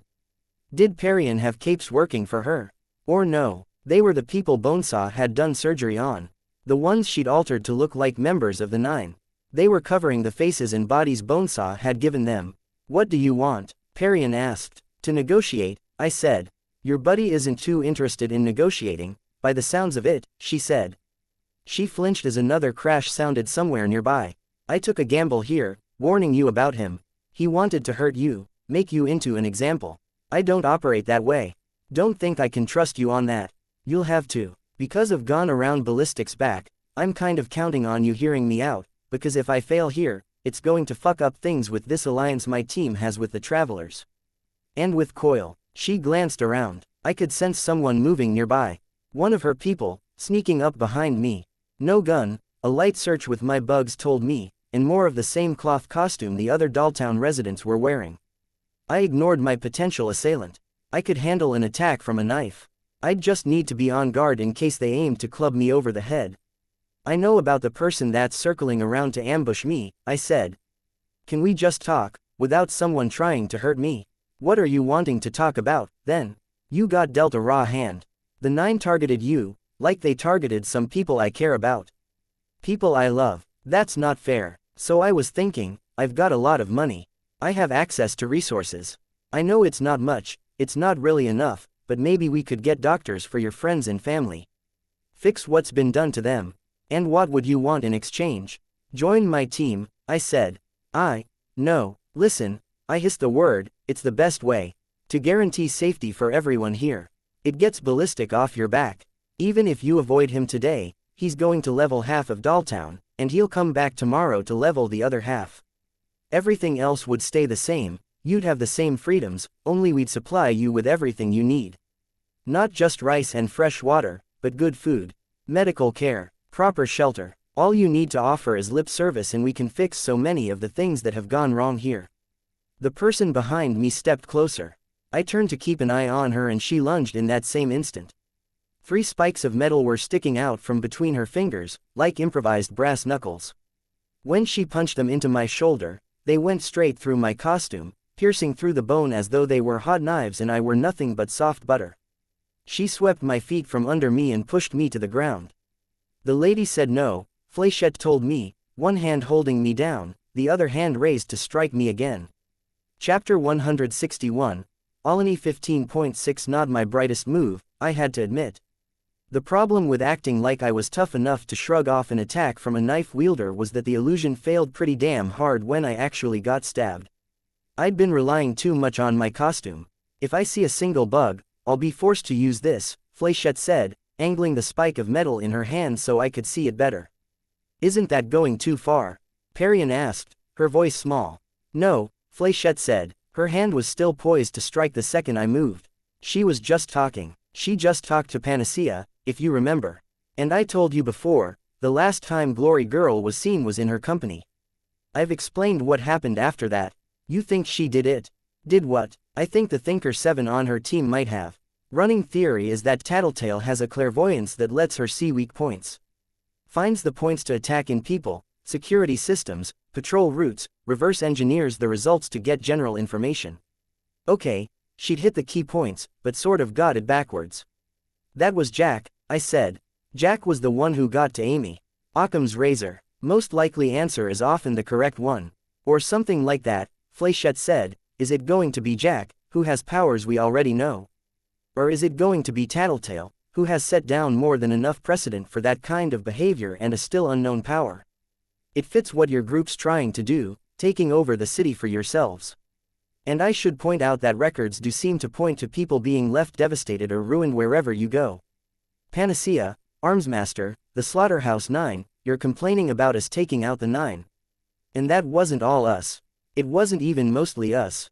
That was everything going to hell and people with issues getting pushed past their limits. We were only involved because we've tried to help every step of the way. You think she was going to do to me what she did to Glory Girl and Panacea? Perian asked. I'd say the possibility exists, Fléchette said. And that's reason enough to be very careful. Damn this. I'm not trying to fucking corrupt or psychologically traumatize Perian. Or anyone else. Yes, we're trying to take over the city. Yes, we're currently working on eliminating the competition, Fléchette murmured, her expression hard. But that's not why I'm here, not exactly. It serves our goals just as well if I recruit Perian. It's one person out of the way, and it gives us a way to help people who need it. So you say, fuck, I hate it when people do that. Everything you say is a lie, including any protests or arguments over the fact that you're a liar. There was a crash, further away than the last. Ballistic had headed in a different direction. For the moment, at least, we were out of harm's way. You're sort of well known in the community for being deceptive and underhanded. Because of what Armsmaster said at the hospital. In part, is nobody paying attention to the fact that he was seriously bent in the head? To the point that the Slaughterhouse 9 thought he was a good candidate for their group. Mannequin targeted Armsmaster to mess with him. It's his MO. He goes out of his way to attack and ruin Tinkers and other individuals who could do something for society. I love how the so-called good guys get to revise events to make stuff more convenient for them. It's a perk. People tend to trust your version of events when you're doing what's right, Flechette said. The spike she gripped between two fingers tapped against my throat, but didn't pierce the fabric. She wasn't using her power or she could have killed me. You're implying that you guys are doing what's right, that much more often than we are. That should be obvious. And you really believe that? Have to. Do you know why Armsmaster was arrested? He wasn't unofficially arrested, then. Do you know why he was cooped up in the local PRT headquarters, with no official title or role? He was in therapy for his injury. He lost an arm. I know. I was there when Leviathan tore it out of the socket. I applied pressure to the wound to try to stop the blood loss. But that's not why they locked him up. They could have given him an administrative position if it was just an injury, and they didn't. Maybe they did. It's not like either of us were there when the decisions were made. With no job title, they didn't list one for him, and with the state of the city, they could have leveraged his reputation alone to boost morale, just by saying Armsmaster was in charge of the local task forces. There's emotional stress with permanent injuries, too. Plenty of people under just as much stress, if not more, after the Endbringer hit. But I'll admit your perspective's better than mine, I said, looking up at her. You joined the wards just in time to see the aftermath of Gallant and Aegis dying. How did they handle that? If the PRT was that accommodating with Armsmaster, I'm sure they arranged for therapy and time off for all the wards. Yes to therapy, she said. No to the time off. Too much to take care of. Oh, I asked. I hadn't honestly expected them to enforce and allow for therapy. It threw me off my stride. Why are you so surprised? And where is this coming from? Tattletale feed you this information?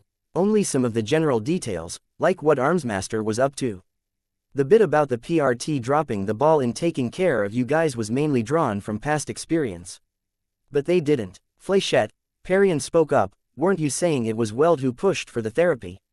Flechette shot her a look, as if she were thinking, whose side are you on? Wards taking care of wards, I said. Okay, I think my argument stands.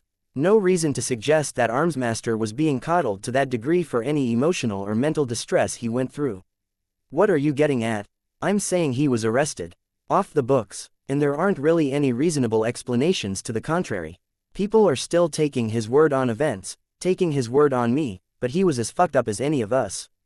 Given the choice, I'm going to take his word over yours, sorry. That's what I'm saying is screwed up. I hissed the last two words.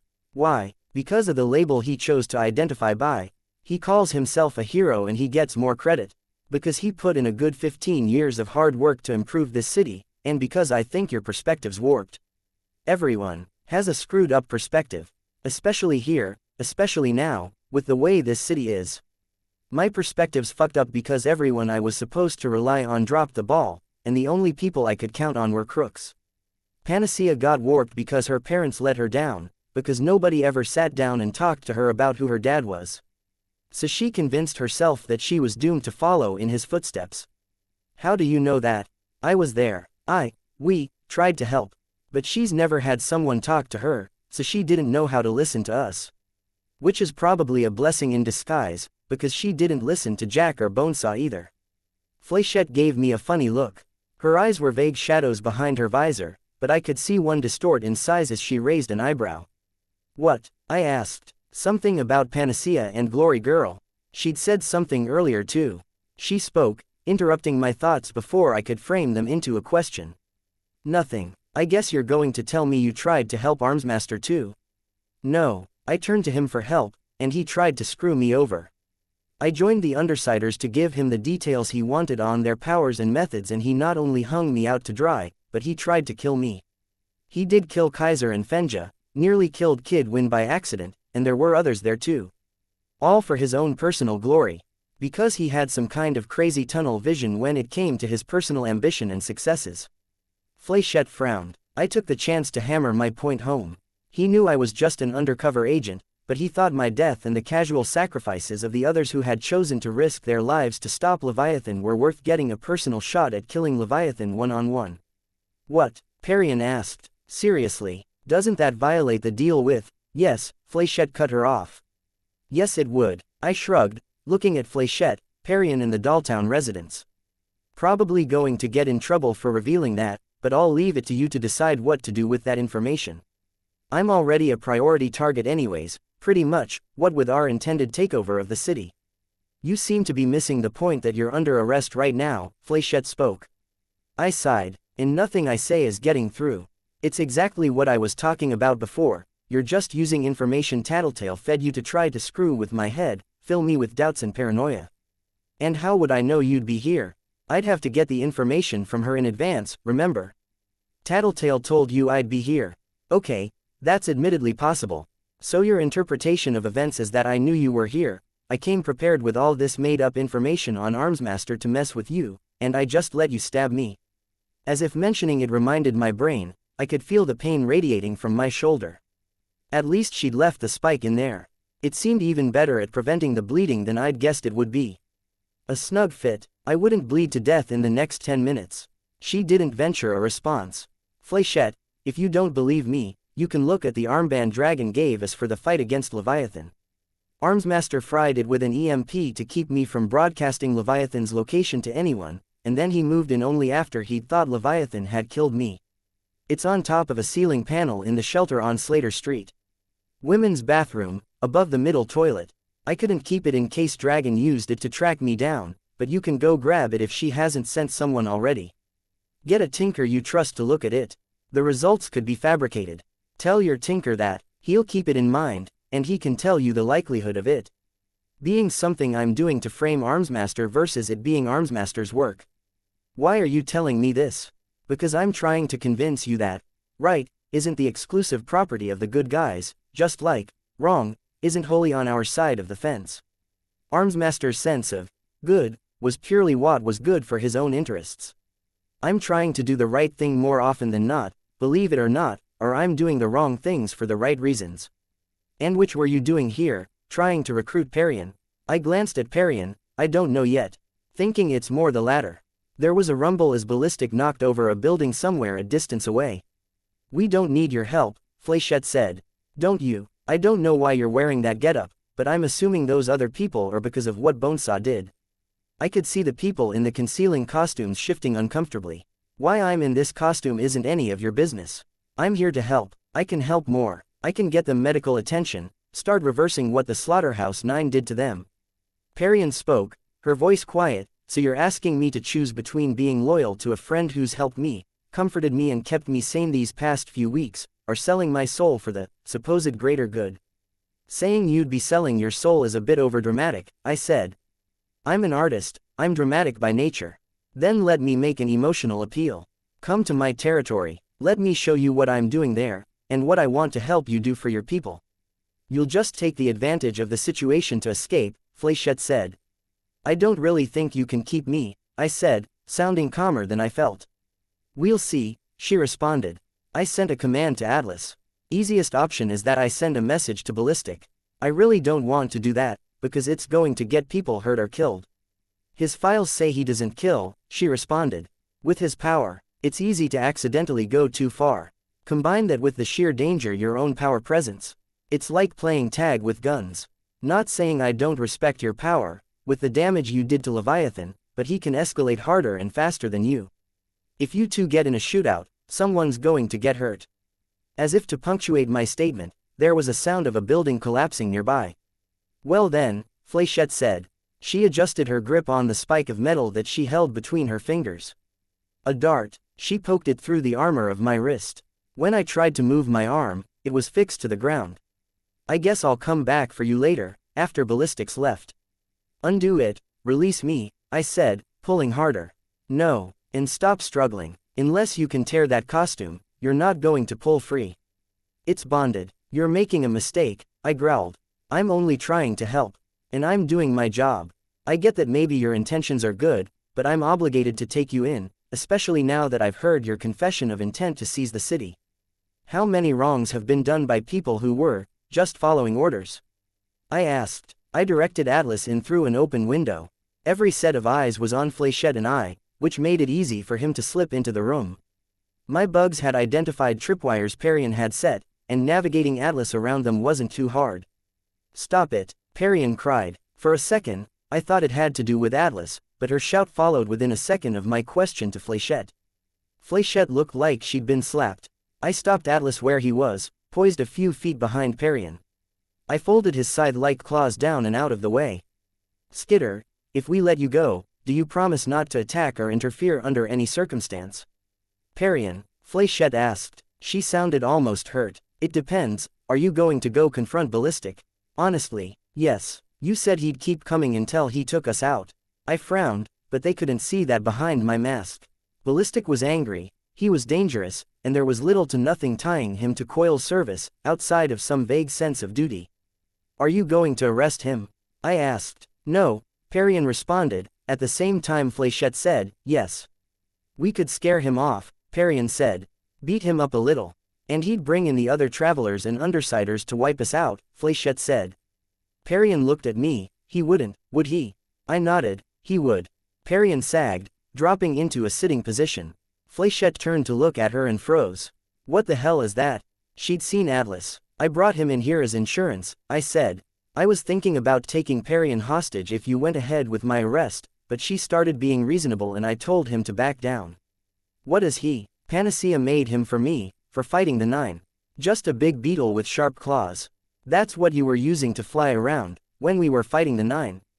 I nodded. Creepy. Look, I said, seeing a chance to regain control of the conversation. I'll extend my offer a third time. Join us, Parian. We're not as scary or as bad as we look at first glance. You'll see that if you check out my territory.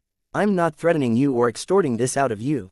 You can say no, because I have a weapon at your throat, Fléchette said. Because it's her call, I said, my voice firm. Because I really do think she'll be safer overall. From those people who aren't as scary or bad at first glance, Fléchette said. From all the other capes and unpowered individuals who would prey on her and her people. I can't, Parian said. No, I have to turn down your offer. I sighed. Damn, damn, damn, damn. Can I ask why? Fléchette's done too much to help me, to help us, for me to turn around and become her enemy. Even if it's for the greater good. And maybe they won't forgive me for it, but I can't agree to short-term gains, to giving them some medical care and reconstructive surgery now, in exchange for becoming a criminal for the rest of my life. What if this was temporary? Can't reveal too much. Can't let them know Coil's reign ends soon, if everything goes according to plan. I'd still carry the label, wouldn't I? Maybe I don't agree with everything Fléchette said, but I do agree that just calling myself a villain, even for a short time, it wouldn't be something I could shake so easily.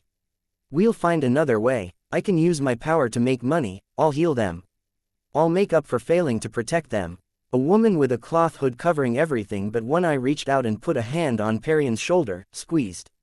She felt the same kind of responsibility for her people that I did for mine. The realization made me all the more disappointed that she'd said no. Okay, I said. Fléchette, I'm going to reach behind my back. I'm not drawing a weapon. No, she said, whatever deals Parian is making, they don't change the fact that you're under arrest. I have to do my job, and with the 9 gone, your faction is a priority. Especially with your suspected involvement in the incident with Glory Girl and Panacea. I frowned. I needed another option. My armor was loaded down with bugs, and that included the compartment. I could feel what I needed. It was just a question of getting it free. Spiders drew silk around the object in question, then made their way across my shoulder and up the back of my arm, braiding the threads together as they went and hooking them against the edges of my armor to get traction in the right areas. They reached my hand, and encircled one finger. I twitched that finger and tugged the thread. Another, harder pull, and it came free. My bugs muffled the sound of the object hitting ground. What was that? Fléchette asked. As a mass, they carried the object into plain view. My cell phone. You make the call, so you know I'm not trying something, I said. Fléchette frowned. There's no reason. There's a great reason, but I don't think you'll believe me if we don't do things my way. Password to unlock the phone is 7281. She picked up the phone and threw it over her shoulder at Parian. Parian caught it. Me. I'm keeping my attention on Skitter. Don't forget to watch that beetle of hers while you're making the call. Parian nodded, too quickly. What was that number? 7281. Okay. Go to the contact list. It's all gibberish. Symbols and numbers and stuff. It's a code. First number that starts with ***. Okay. It's ringing. Should I put it on speakerphone? No, Fléchette said. Tell her you're speaking on behalf of Skitter, I said. Parian nodded. Hi, I'm speaking for Skitter. Tell her, she just said, Emerald S. Tell her celery A, okay. Upstairs, beneath the workbench, to the bottom left of the painting, there's a panel. Tell her to remove it. Parian relayed the instructions. There was a pause of no less than 2 minutes before she said, the girl on the other end says there's a safe.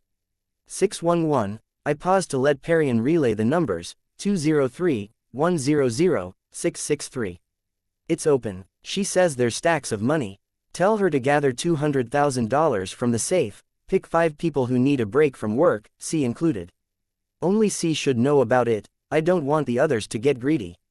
They can pack it into a truck, head north and meet you just before the ramp where Lord Street turns onto the 95. I don't understand. Leave this city, Parian. There's nothing good left here anymore. That money's yours. Use it to heal and help the friends and family you still have left.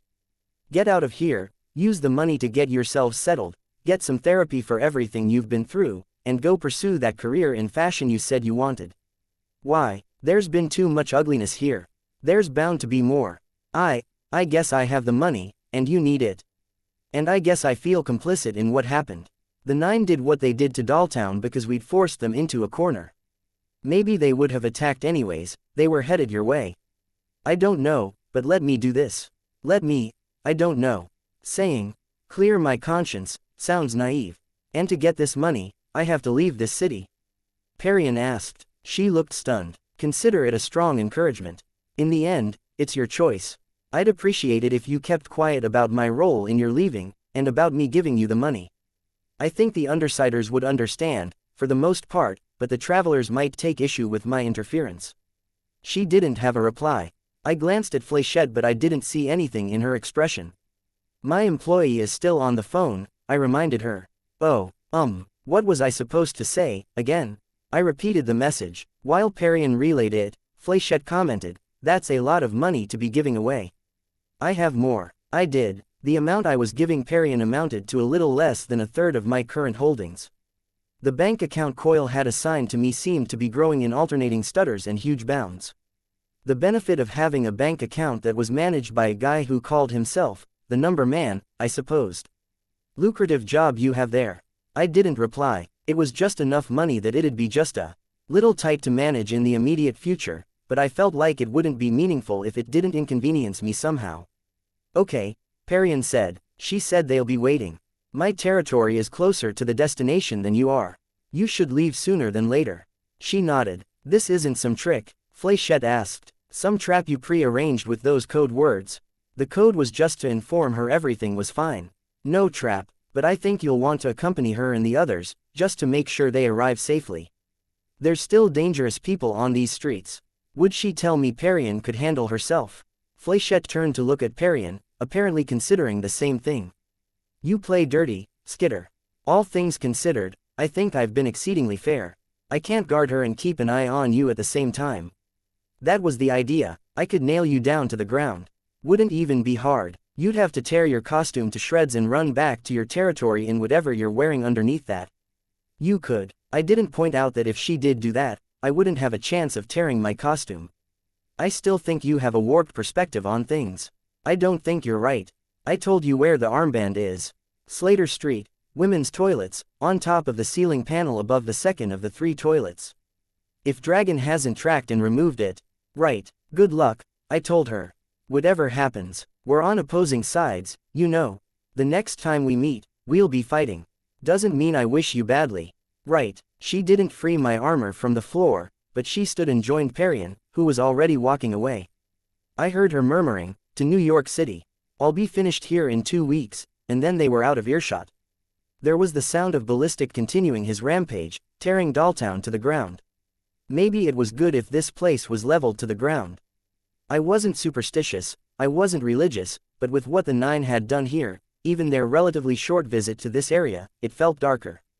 Wrong. There was too much death and sadness that had occurred here. Was that true of the city as well? Was it better just to raze it to the ground and start anew? I reached over slowly, wincing at the coarse sensation of metal dragging against bone and the red-hot pain of my own tearing flesh. The movement in my shoulder had shifted the metal spike Fléchette had embedded there, pulling sideways against the hole it had punched in my shoulder. I could see the blood welling out, running down into the fabric of my costume. Once I had my hand in position, I began unstrapping the armor panel from my wrist. Free to stand, I used my knife and some kicks to get the armor free of the floor. Rather than pull the spike free of the flooring as I might have with a nail, I wound up pulling out a roughly cone-shaped chunk of wood, the spike and everything it had contacted seeming to have bonded together. I picked up the armor and tucked it under one arm. This could have gone worse. I might have to face some ramifications if the PRT took offense to my bringing up what had happened with Armsmaster, but somehow I felt like I couldn't have let Fléchette stay in the dark. I just wasn't sure if that was for my sake or if it was for hers.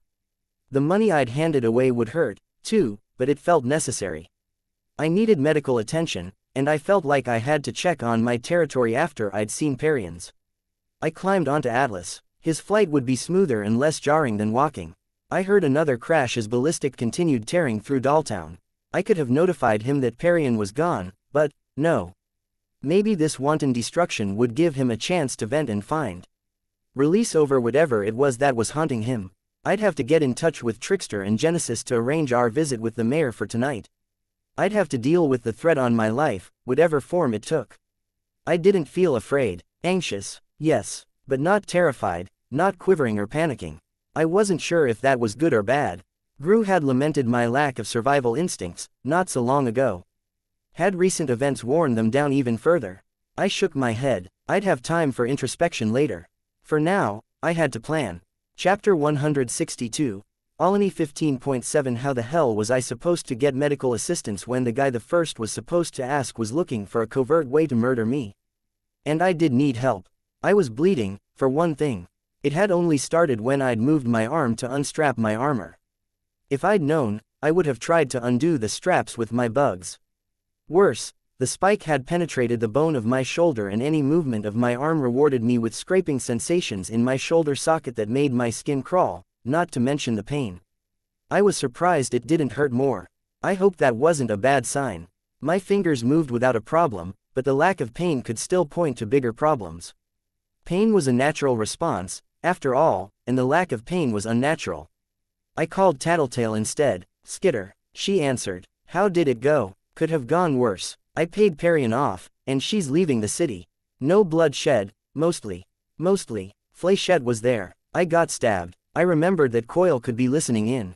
I don't want to bother Coil with it, busy as he is. Being stabbed is serious. It's not too bad. Can you lend me your medic? You're just leaving Dolltown now. Flying home. He should be there before you arrive. I know you two haven't gotten along in the past, but he won't trouble you. He won't trouble me. Was that her way of informing me that he was safe? Well, I still felt better than I would be if I were putting my life in Coil's hands. My desire to convey the image of someone who was confident, fearless and untouchable had led to me getting impaled in the shoulder. It was something of a weakness, but I still found myself doing it as I reached my own territory. I landed Atlas on the beach and made my way into the storm drain, wincing every time my arm moved. By the time I was inside, however, I was pulling myself straighter, raising my chin and squaring my shoulders. I tried to focus on my power to remove my attention from my body. Checking the status of the various cleanup projects, some basic reconstruction, setting up dry and clean sleeping areas, stocking up on food and medical supplies, Sierra and her little one-handed brother Bryce were there as I stepped into my lair, along with a small cluster of older kids and Tattletale's medic, Brooks. I sat down on the stool by the kitchen counter and Brooks started examining my shoulder. You guys get the most interesting injuries, he said, in his characteristic, hard-to-place accent that seemed to put hard emphasis on syllables. Interesting. Metal bonded to the bone. You have some sticking through and into the cavity your socket sits in. I have no idea how I'm going to get to the far end, cannot pull it out, and if I try sawing it off, I am not sure the shavings and flex wouldn't do catastrophic damage over the long run. I would say you need surgery. Damn it, I said. She probably intended for something like that, and every hospital in the area's going to be looking for someone with a spike in their shoulder. I could try to handle it, but it's going to take time to get necessary tools. What tools? At the very minimum, a small rotary grinder, suction, some fine wire, blood, we have those things. He looked surprised. I looked to Sierra. We did get that delivery of stuff for Dr. Tegeler. The dentist. Yeah, but it's not unpacked. I turned to Brooks. We have rotary grinders that we've been using for the cleanup, not sure how clean they'd be. But the rest of that stuff, we've been having it delivered, so the people with medical training can start helping out.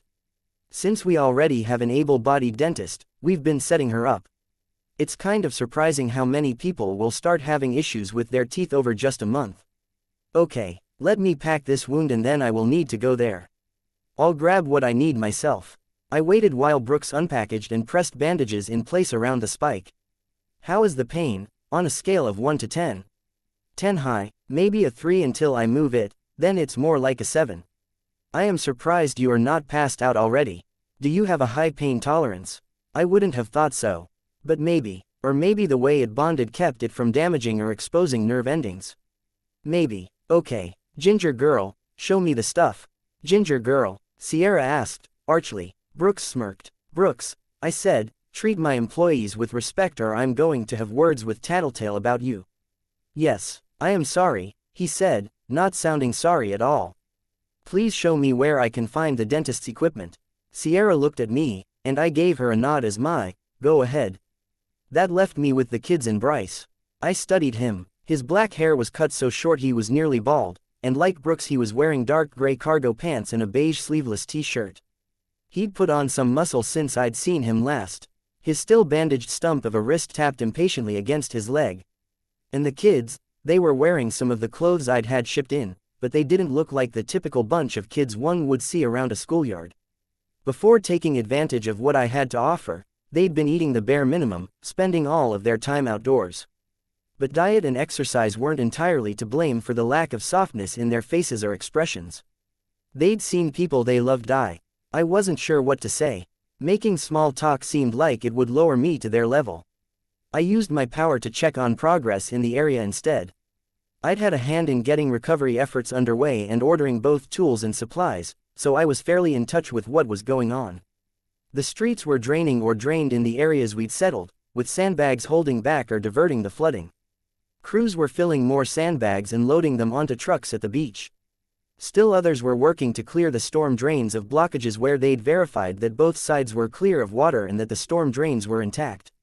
The storm drain leading to my base had been classified unsafe for the time being, meaning I wouldn't find strangers nosing around in there. Burned buildings were being torn down where there wasn't any hope of salvaging them, and small crews of people with the necessary skills were working to assess what could be recovered, assigning simple tasks to people who didn't have the training or know-how. Massive tarps were going up over roofs and being tied down. It wasn't pretty and it wasn't fantastic, but it was something. My bugs noted 170 people at work, 174 if I included the kids here. 184, I realized. I'd nearly missed a crew that was working beneath the streets. The numbers were growing. It was a little intimidating. I didn't have any particular training or talents that really equipped me for a leadership position. Now I was in charge of this many people. Well, I'd do what I could. Supply what they needed, keep an eye on things. Your name? I asked one of the oldest kids. Guy. Sierra didn't have anything for you to do. We're waiting until Char comes back, he said, pronouncing it, Char. She said she was going to put us in charge of some younger kids, then have us run water out to the people working. Good. For now, you can run an errand for me.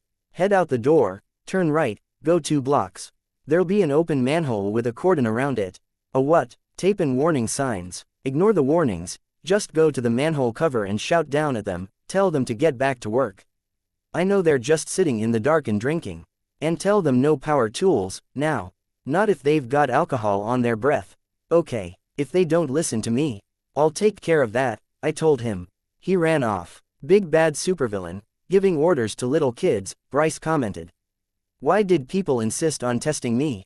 Was it something about being in charge that demanded that they try to establish their dominance? Did people like Bryce have a natural propensity for bucking authority, with me as the only clear target?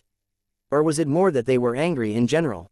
Either way, what did that mean for this city in the long run, if anyone who tried to change things for the better was facing this sort of resistance? I'm giving orders to everyone. Everyone contributes, everyone benefits.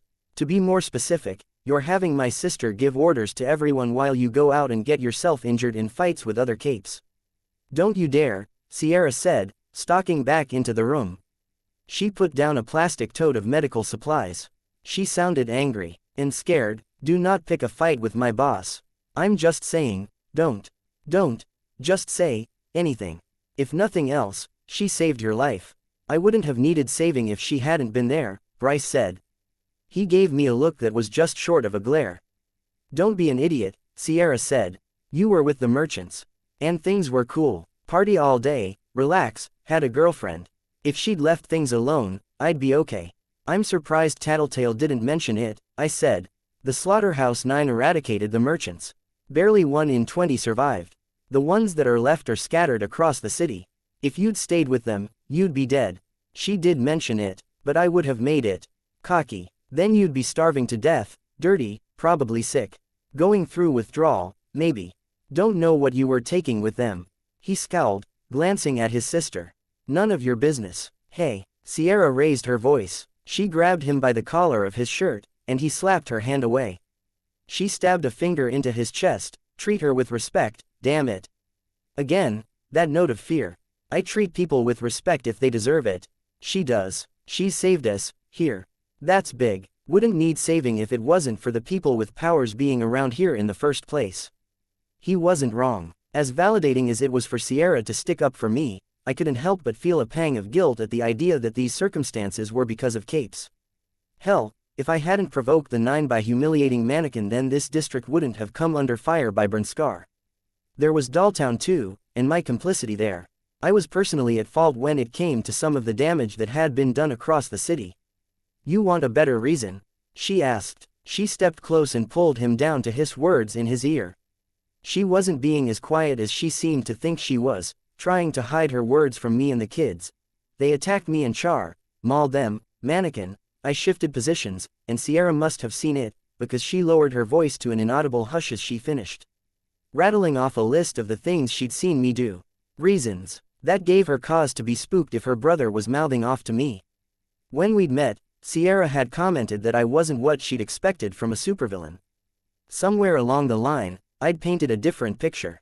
She clearly had no trouble with me on a day-to-day basis, but she also knew that when I was pushed, well, I'd gone easy on the 3 AB members that had attacked her and Charlotte, but that was only in a matter of speaking. I'd still left them fleeing in mortal terror. Bryce looked at me and I could see him give me a once-over glance, as if assessing me in a new light. Go help Brooks, I told him. I'll direct you to him with my swarm. It took him a second to weigh whether he wanted to or not, but he did turn and step out the front door, following the thin trail of bugs that I was gathering between him and the warehouse we were keeping supplies. Want me to go, too? Sierra asked. Your choice. Might be better to give him space. I keep having to do that. When do we start being a family again? I'm not the person to answer that question. If you decide to leave him be, I could use a hand collecting some things so I can make effective use of my time.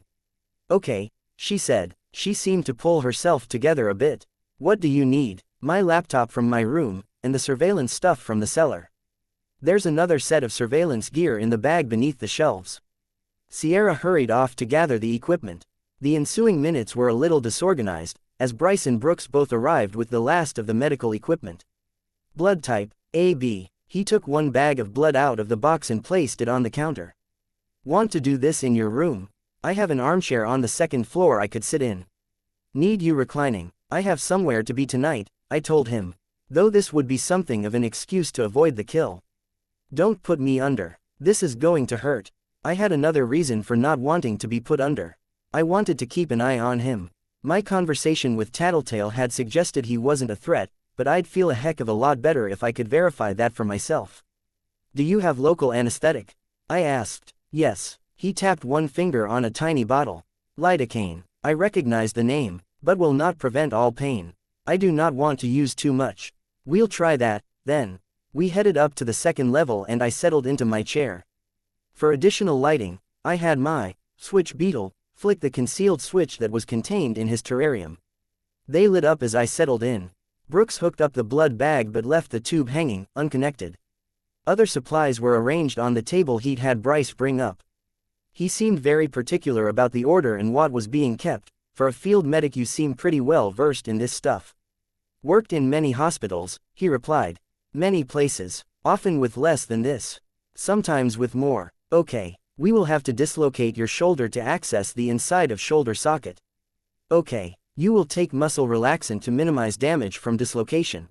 You will need to exercise arm to prevent more dislocations. I didn't like the sound of that, the possibility that it was actually poison, but the muscle relaxant came from the bottle, and they had the brand logo etched into them. One potential danger averted. No way he'd arranged it this quickly. I can do that. I took the pills with a swig from the offered bottle of water. Sierra arrived with the laptop and a large bag. She handed me the laptop and then plugged it in beneath one of the lower shelves. I balanced it on my armrest, turning sideways so I was sitting with my bad shoulder facing out front, my legs curled around me for as much stability as I could hope for. Sierra began arranging towels and plastic cloth around the chair. This would be easier if you just lay down, Bryce said. I saw Sierra scowl at him. It is fine, Brooks said. He lifted my arm and let it flop back down. I tried not to react to the pain that elicited. Only one that suffers is her. Ever a charmer, Brooks, I commented, but my attention was on the laptop. I used the switch beetle to open all of the terrariums, and withdrew collections of spiders, dragonflies, large moths and roaches. They should not touch chair, Brooks said. Or anything on table. Must keep everything as sterile as we can. I know, I said. I gathered the components from the bag, using my bugs to draw them out and airlift the miniature cameras, microphones and transmitters into the air. One by one, I turned them on and used the laptop to connect to them. I used my free hand to click through each camera in turn, making their feeds the focus of the main window. Using my bugs, I drew forms around each, vaguely humanoid. It wasn't as intuitive as I was forced to use my own eyes to assess the accuracy. Still, I managed to rearrange each until they vaguely resembled me. I marched them down the stairs. Outside end first, Brooks said, starting up the rotary saw. Not my favorite sound, and the sensation of it sawing at the metal, it brought back even more unpleasant memories. Being on my back, Bonesaw trying to cut a hole through my skull, I shivered. Don't move, Brooks said. I focused on my swarm clones, staying totally still while he worked on removing the metal end of the dart. They were largely composed of flying bugs, but I was bulking each of the forms out as more bugs arrived, giving them a more solid mass. I used my free hand to pop my earbuds in. I felt bad about leaving my territory as often as I had been. People were spooked, scared and insecure. Having a leadership figure that was never around wasn't helping matters. This would, I hoped, establish a kind of presence that had been lacking. Sierra had been coordinating everyone, trying to put people with experience in charge of people who were lacking it. It was interesting, trying to hold multiple conversations at once with the various project leaders. Difficult, too. For one thing, my speech with my swarms was somewhat lacking, missing consonants, but I could still make myself more or less understood. For another, my ears could only process one thing at a time. I managed by talking with one or more swarm clone while listening with one at a time. After too many misfires and moments of confusion, I scaled down my efforts to a single conversation at once, simply standing silently by with my other selves. I made a mental note to try to practice with that. Exercising the range of my power hadn't done anything for me, and there didn't seem to be any upper limits to how many bugs I could control at once, but there had to be other ways I could train my abilities. Multitasking was one I hadn't tried yet. Trying to interpret the senses of my bugs was another, though I feared it would take a more concerted effort to effect any sort of change. When Charlotte returned, I was in the middle of helping a foreman with the layout of a building, using spiders to draw out a loose web in the general shape of the planned shelter, lifting bits of wood to make the lines more visible from a distance. I adjusted the threads as required to meet his needs.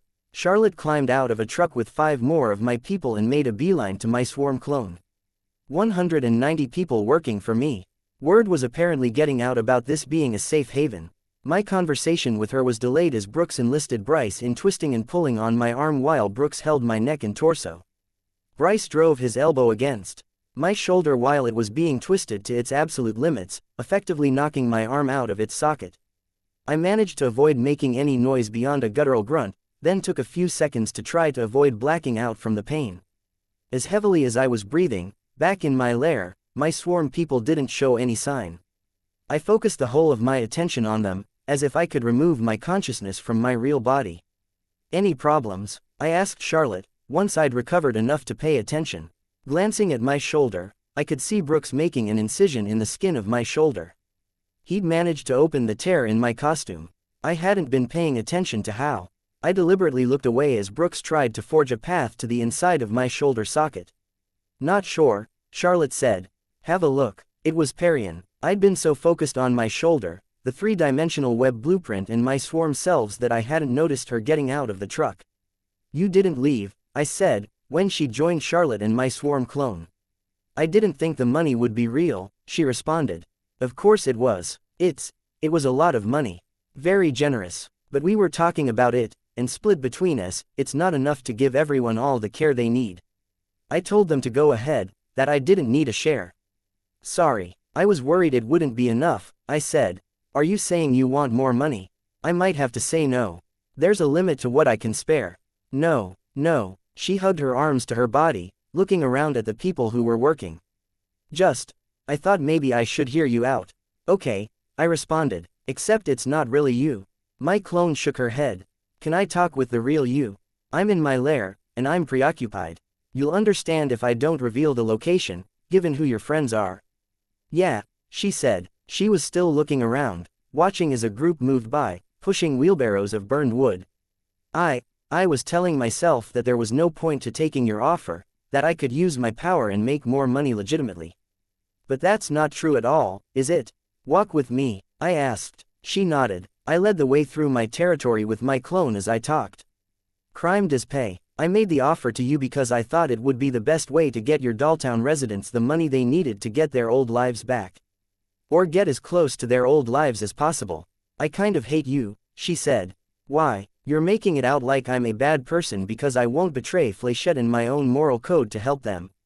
I don't blame you for your decision. I don't think any less of you. But you wouldn't make the choice I'm making. No, I didn't, and you've done more to help my people than I have. You've protected them to the best of your ability through this city's darkest hours. You really think we're past that? The bad days? Yes. I winced as the grinding resumed, this time inside my shoulder socket. A makeshift rigging inside the cavity caught the metal shavings, while Bryce held the tube to suction the metal shavings out. So far, no assassination attempts. Good. I don't know what to do, Perian admitted. Seeing it makes me wish I'd done something like it. I'm not going to push you towards one choice or another. I know. You made that clear when you gave me the money with no strings attached. Look, I said, I know Flechette was saying my perspective is warped, but I think the system, society, it's like a series of rules and expectations that we established under some general expectations. But recent events have made it pretty clear that those expectations, those assumptions, they might not apply. Because of us, capes, yeah, at the end of the day, barring some extreme examples like powerful dictators, there's always the fact that any bad person who doesn't have powers can be killed with a gun, a knife, or even a good punch in the right place. That's not the case with us parahumans. The balance of power is pretty damned off-kilter.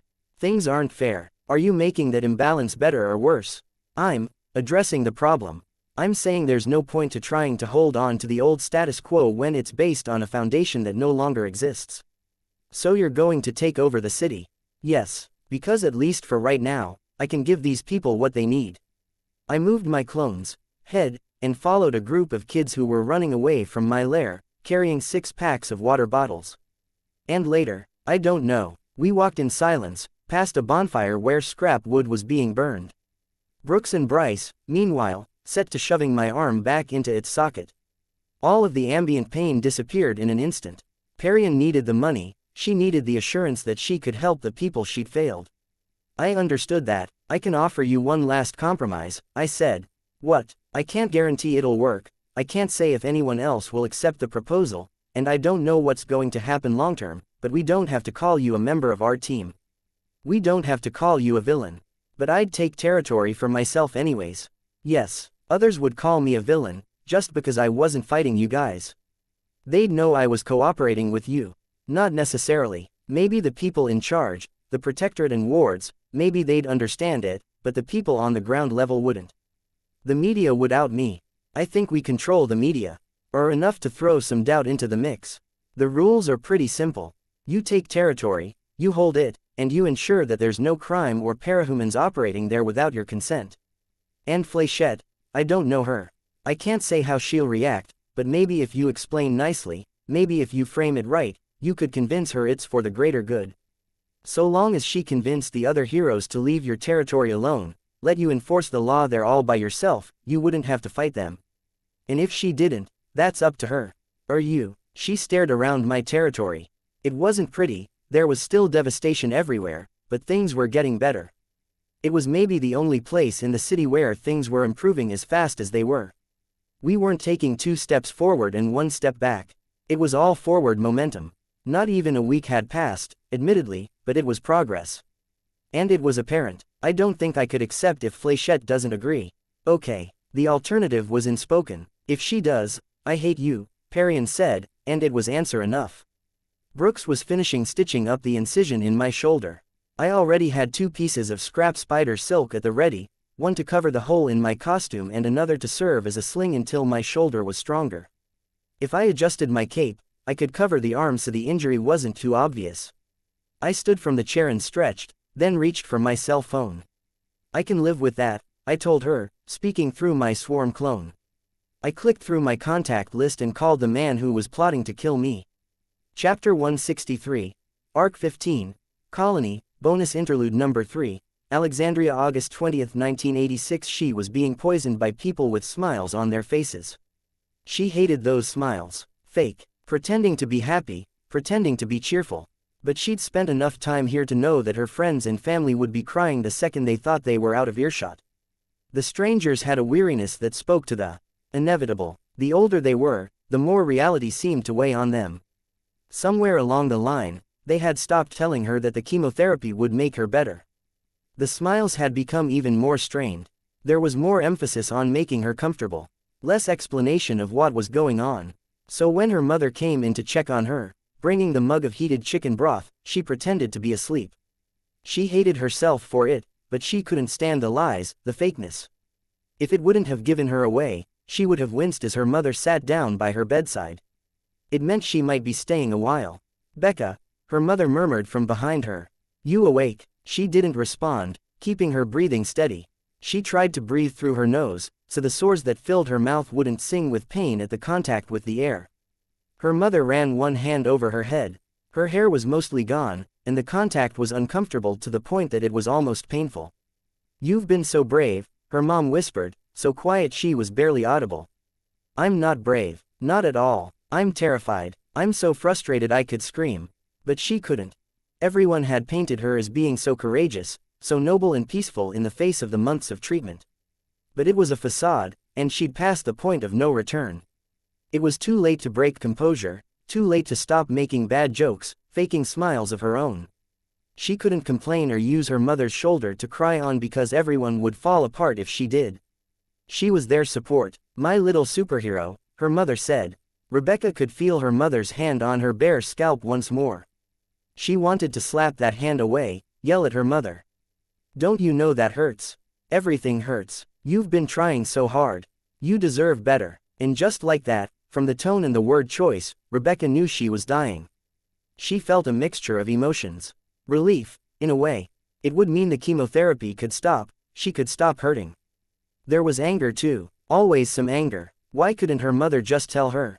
When would they get up the courage to deliver that news? Apparently not tonight. Rebecca heard the scrape of the chair moving as her mother stood, the muffled footsteps as she retreated down the hall. Tears had been harder to come by since the chemo had started. Most days, her eyes were red and itchy, her vision blurry, too dry to cry. But it seemed this occasion deserved them. For a long time, she lay on her side, staring out the window at the cityscape of Los Angeles, tears running sideways down her face, across the bridge of her nose and down to her ear, soaking her pillow. There was a sign that caught her eye, because it was so bright a yellow against its immediate background of blues and dusky purples. The classic logo of a fast food restaurant. It struck her that she would probably never get to eat there again, never get a special kids' meal with the dinky plastic toy that was meant for kids 10 years younger than her. She'd never forget about the toy afterward, letting it clutter the top of her dresser along with the other colorful trinkets and keepsakes. She'd never get to read the third book of the Maggie Holt series, or see the movie they were making of the first book. She'd never have a real boyfriend. It was dumb, but those stupid trivial things hit her harder than the idea that she'd never see her family, her friends or her cats again. The steady tears became sobs, and her breath hitched, making her entire chest seize in pain. The involuntary clenching of her empty stomach was twice as bad, and she started to think she might need to throw up. Or dry heave. Experience told her that would be worst of all. She'd started moaning without realizing it, quiet and drawn out, trying to replace those painful lurching sobs with something else. Do you need morphine? The gentle voice startled her, interrupting both the moans and the sobs. Morphine wouldn't help the most basic, terrifying, inevitable reality she faced. She shook her head. There was a whispering. I'm going to increase the drip just a little, Rebecca Costa Brown. Who? Rebecca stirred, turning around to see who was speaking. A black woman with long hair in a doctor's getup was messing with the IV bag. But no name tag. And there was a teenage girl with pale skin and dark hair standing behind her, wearing knee-high socks, a black pleated skirt and white dress shirt.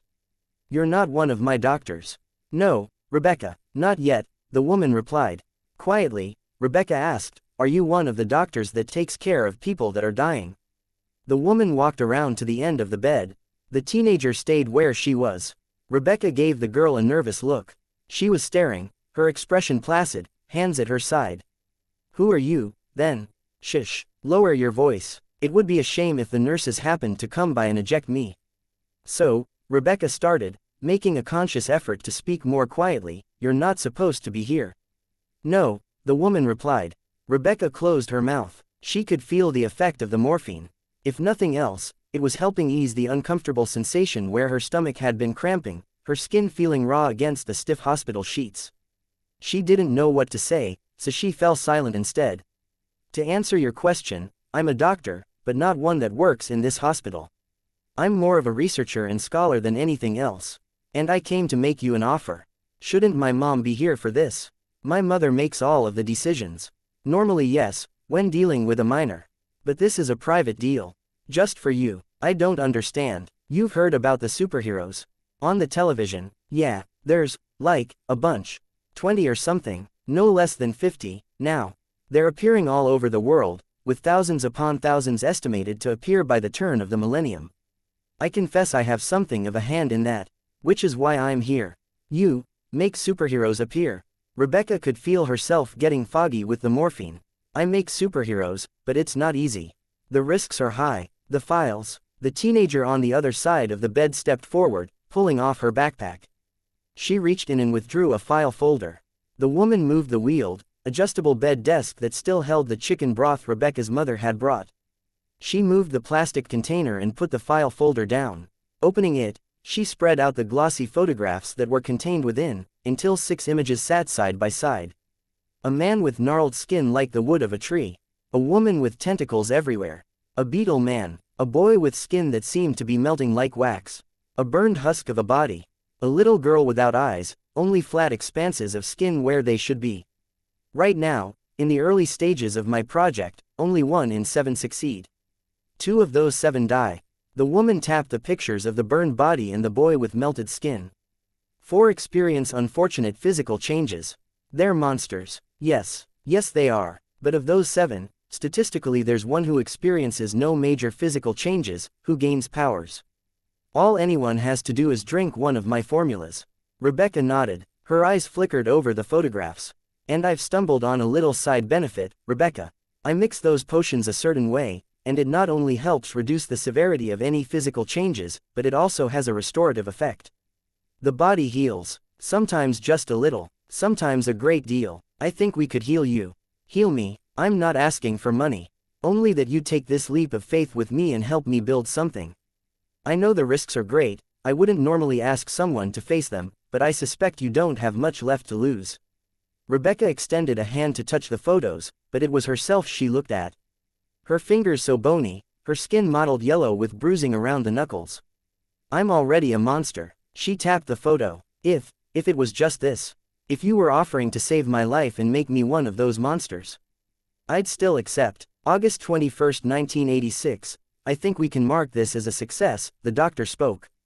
Rebecca opened her eyes. She'd seen something fragmented but profound, but it slipped away as fast as she could think to recollect it. She staggered to her feet, wobbled. The girl in the school uniform caught her before she could fall. I'm not a monster. No. In fact, I don't know if it could have gone better. Rebecca extended one arm. Her skin was a healthy pink, her hand thin but not so emaciated as it had been. I'm better, I would guess so. In truth, I'm not sure how the regeneration affected the cancer, it might even have exacerbated the symptoms. For the time being, however, you seem to be well. I feel really light. That's promising. Rebecca allowed herself a smile, letting go of the girl's hand. She could stand under her own power. Everything around her appeared sharp. She hadn't realized how bad her vision had become. Even her mind seemed to be operating like a well-oiled machine. Had the drugs and poison made her stupid? No, she'd never been like this. It was like her brain had been a bicycle and now it was a Ferrari. Even as her eyes flicked over the interior of the warehouse, she could tell she was processing faster, taking in details and sorting them better, as if her thoughts were no longer limited to the confines of her skull. What can I do? I've yet to start categorizing the results. For the time being, I'm playing a game of battleship, creating what I can and logging the results. I hope to find the patterns and the factors at play, given time. You're going to keep doing what you did with me. Rebecca bounced in place. It took so little effort to move so high. She was better. She was alive, like she hadn't been for months and months. I'm going to find an alternative as soon as possible. The risks are too high, at present. You can understand that what I have is valuable, and every time I approach a potential patient, I face the possibility that I'm going to be exposed. They'll stop you. They'll try. I have her to guard me. The doctor nodded in the direction of the dark-haired girl. But I'd rather work without interference. So what do we do now? What do? I have ideas. Would you object to accompanying me for some time? I could use another bodyguard. I don't even know what I do. Nor do I, but I think it would be a bad idea for you to return home. Rebecca stared down at her hands, clenched and unclenched them. What would her parents say? What would the doctors and nurses say? She walked across the empty building. By the time she reached the other end, she was floating, her feet not even touching the ground. She set her hands on the wall, dragged her fingertips through the concrete, then crushed it in her hands. It should have ruined her skin, left scrapes or torn her fingernails, short as they were, but it hadn't. I used to be a shadow of a person, barely there. Now I'm something more in every way. When she turned around, the girl in the school uniform was whispering in the doctor's ear. The doctor spoke, 2 years, then you decide if you want to stay. Rebecca looked down at the concrete dust that had settled. In the lines and folds of her hands, met the doctor's eyes and nodded. May 1, 1988, Alexandria, the doctor called. Alexandria waited patiently as Contessa adjusted her cape, then strode through the door. The doctor was there, of course. Professor Manton, too. The boy with the math powers was there, standing next to a boy who was staring off into space. She's young, Legend said, sizing her up. She's also one of my best yet, the doctor said. I've heard of her, Hero said. Los Angeles. Alexandria nodded. You took down Strongarm and Mongler. It was impressive, he said. Thank you. The doctor spoke. She's as strong as any parahuman we've recorded. Flies at speeds that match your own, Legend. Near perfect memory retention, accelerated processing and learning. Legend gave her another serious look. She wore a black costume with a skirt, knee-high boots and elbow-length gloves. A heavy cape flowed behind her back. Her black hair was held back out of her face by the metal visor that covered the upper half of her face. It's more typical for heroes to wear brighter colors, he said. It conveys a more positive image. His own costume was a testament to that philosophy, blue with flames and lightning stencils in white. Black's more utilitarian, the doctor said. Harder to see in the dark. And it's easier to get the blood out, Alexandria added. Legend frowned. Do you get a lot of blood on your costume? I hit really hard, she said, deadpan. He didn't seem to appreciate the humor. It didn't matter. Okay, Hero said, folding his arms. Well, it's nice to meet you, Alexandria. But I'm not sure I see the point of this, Doctor. You each committed to assisting my enterprise, in exchange for the powers I could grant. Yeah, Hero said. Now I have 2 things I'd like you to consider. The first is, well, you could consider it a new arrangement. All right, I can keep an open ear, Legend said. Eidolon and Hero nodded in agreement.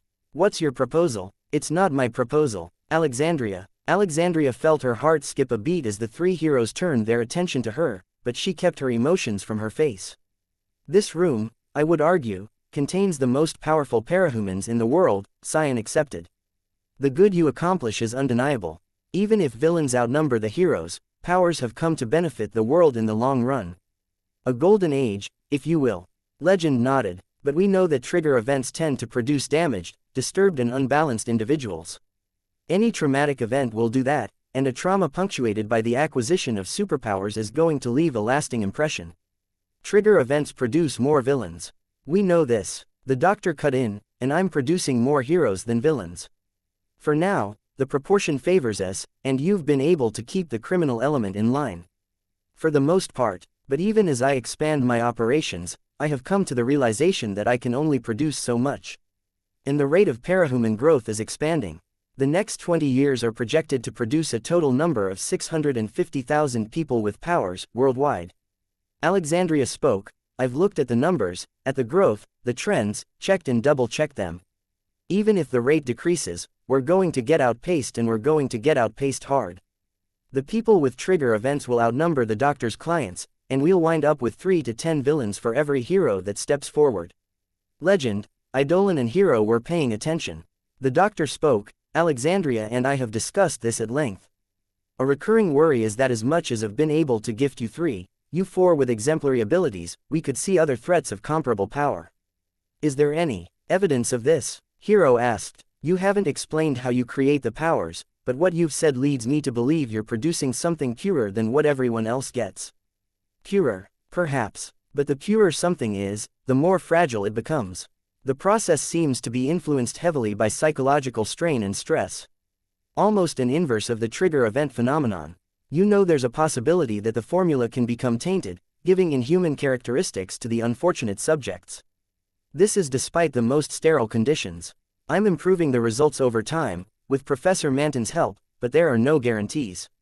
The point we're getting around to, Alexandria spoke, is that even if the doctor can get better results with time and effort, the explosion in the natural parahuman population is inevitably going to produce an individual with powers that outstrip our own. So we lose in the long run? Eidolon asked. We're doomed. No, because I'd like to propose a solution. A way to assert control.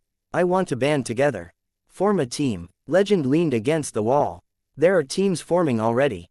Yes, we'd be powerful, influential, but I don't see how that addresses the problems. Simple. We do what the government's been pushing for.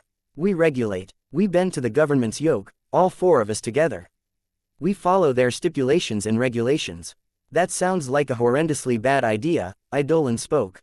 Why? Because if it was us 4, together, we could afford to push back if they pushed too hard, and they'd know that. And just by being there, we could make the project attractive enough to bring others in. Legend turned. And how does this benefit you, Doctor? It doesn't. Not directly. That's why this is Alexandria's proposal. But, Manton spoke, his voice gravelly for his relatively young age, we could send some of our clients to you. Happier clients are better for business. Legend folded his arms. And you'd want to be in charge, Alexandria. No, I think your hero would be a better choice, to portray a kind face and a positive image. You 2 wear the colorful costumes. Not Eidolon, Hero asked. He's too powerful. Not saying either of you aren't, but we wouldn't be able to convey the impression that it's the government in control of the heroes if it was Eidolon front and center. Legend nodded. You've given this a lot of consideration. More than a little, Alexandria admitted. I have an 8-stage plan to incorporate parahumans into society. I've also researched and developed plans for marketing and monetizing capes. America is the most powerful country in the world, and it's a capitalist nation, first and foremost. We'll use that. Seems to be getting away from the idea of doing good deeds for the sake of doing good deeds, Eidolon said. It is, but that's inevitable. The post-baby boomer generation is growing up. Couple that with the explosion in parahuman numbers, and this situation threatens to get well out of control. We need structure and organization if we're going to keep things intact. There's no guarantee your plan will survive contact with government, Legend said. There's one guarantee. What's that? I'm estimating that it will take at least 5 years to establish this plan nationwide. In that span, we'll start with only a few groups in the largest cities. We'll gradually and gratefully accept involvement and oversight from government and law enforcement. We'll also create a subgroup for minors with powers, so we can strictly structure their environment and development. Those are the key points. That gives me time to address your doubts. Again, how? I expect we'll be able to employ the remainder of the plan, the 8-stage integration of parahumans with the public, because I will be in a position of power in the government. I, my civilian self, can be in charge of the government-sponsored superhero teams within 8 years. There's too many holes in that plan. People will wonder why Alexandria and your secret identity aren't in the same place at once. There's more than one solution to that. For one thing, I can work faster and better than my unpowered peers. For another, the doctor thinks she can find a suitable body double with similar powers before the deadline. I designed this costume to be elegant without being attention-getting. No color, as you pointed out. And I don't seek leadership of the team. Instead, I will content myself with working to guide legislation to where we need it. It seems so manipulative. Everything people feared we'd be doing, Hero said. I have booklets of paperwork you can look over. All of the math, all of the projected issues for the future, and all of my proposals and plans. You don't have to give me an answer right away. Just consider it. Okay, Hero said. And, the doctor said, I think it goes without saying that everything said in this room stays in this room. There were nods all around. Good, thank you. There's one more thing I would like to show you. If you'll accompany me. She turned to the girl in the suit and the young man with the 1,000-yard stare. You know where to take us. The girl in the suit placed her hands on his shoulders, tapping one twice. In response, the boy raised his hands, bidding the back wall of the room to fold out into an area that shouldn't have been there. Bright sunlight streamed down around them, a salt-scented wind blowing in their faces. My God, Legend said. He gained a very valuable set of powers, but there was an unfortunate effect on his perceptions. He sees too much at once. He's effectively blind and deaf. He agreed to work for me in exchange for care and comfort. Eidolon and Hero advanced to the edge of the window, staring out at a landscape of tidy concrete buildings and over large trees. There was a coast there, too. I will be locating my operations there in the future. Doormaker will shuttle you to and from my base in the future.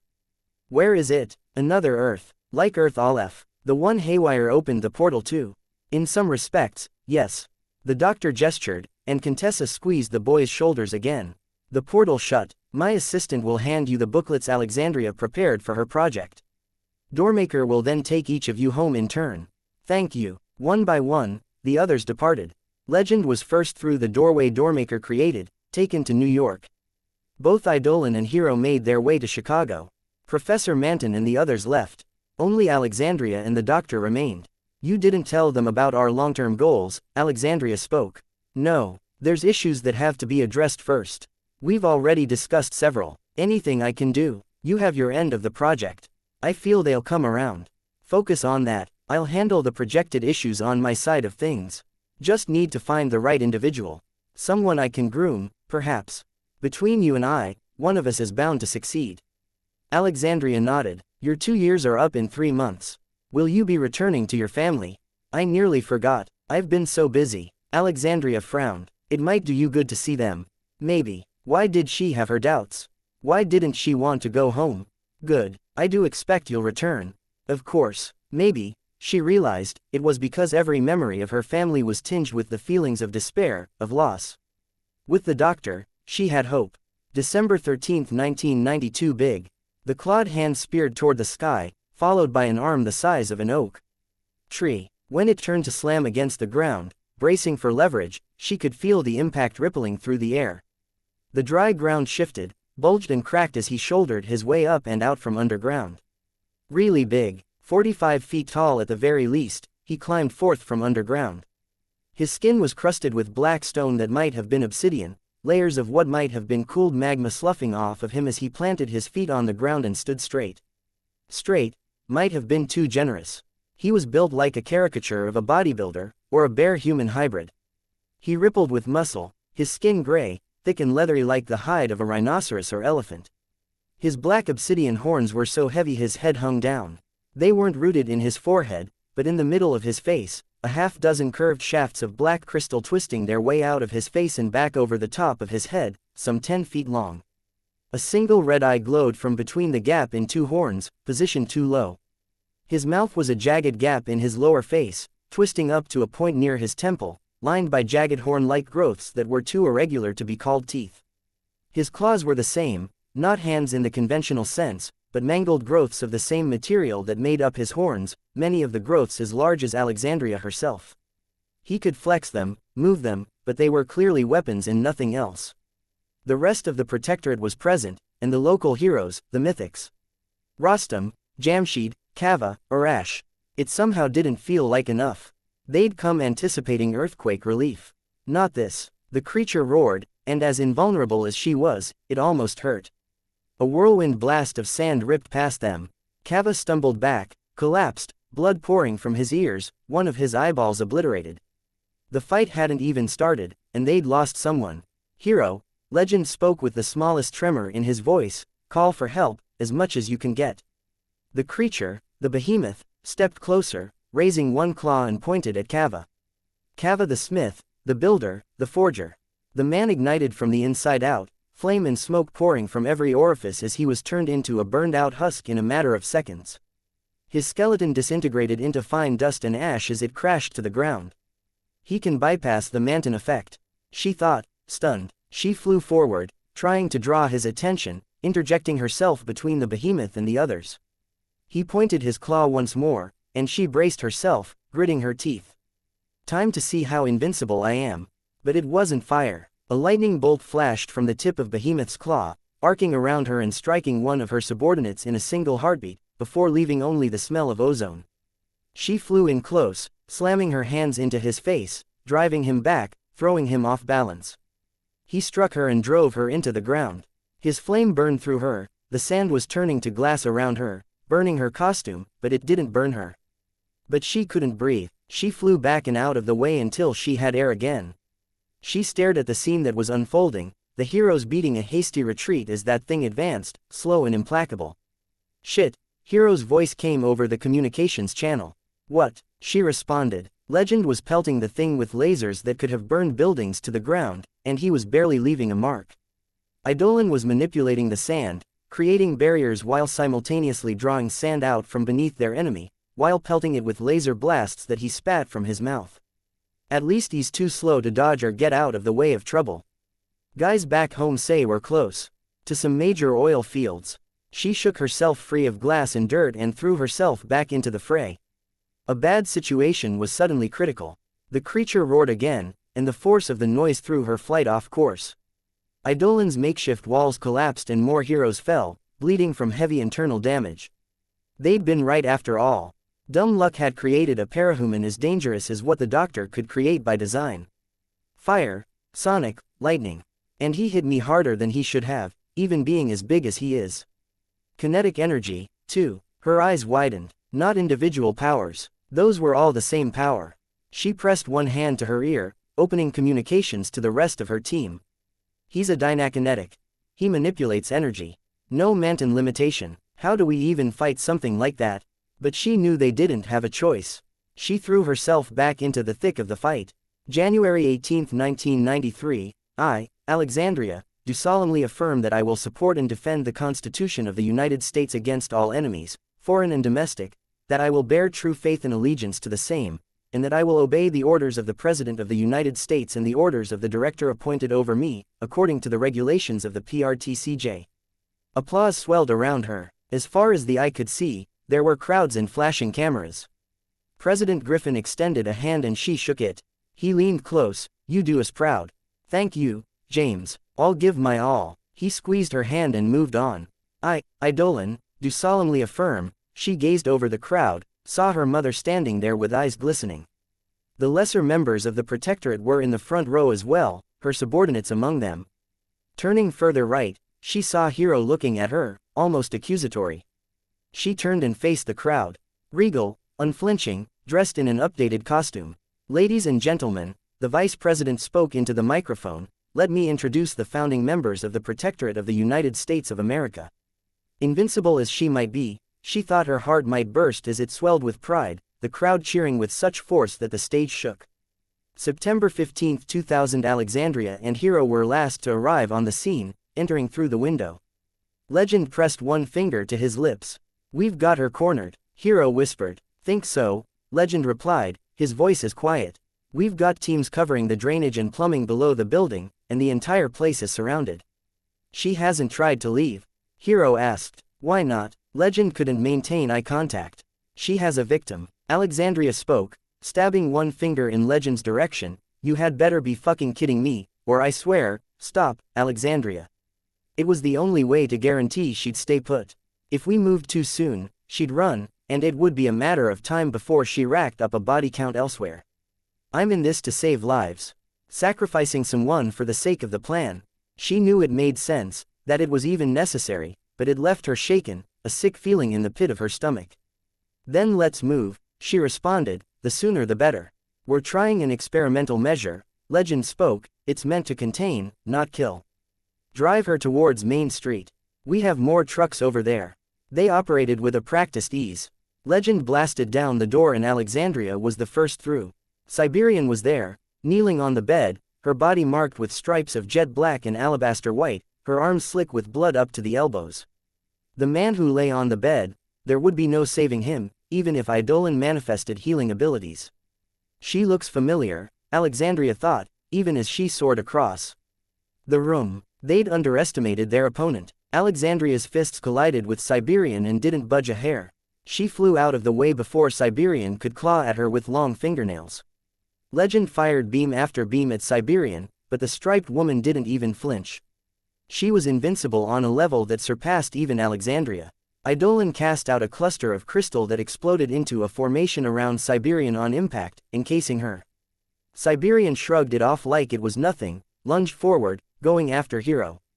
Alexandria dove to intervene, to guard her teammate, but Siberian was faster. She reached Hero first, her hands plunging through his chest cavity. When she pulled her arms free, she nearly bisected him. Eidolon screamed, flying close to scoop up the two pieces of Hero, carrying them outside.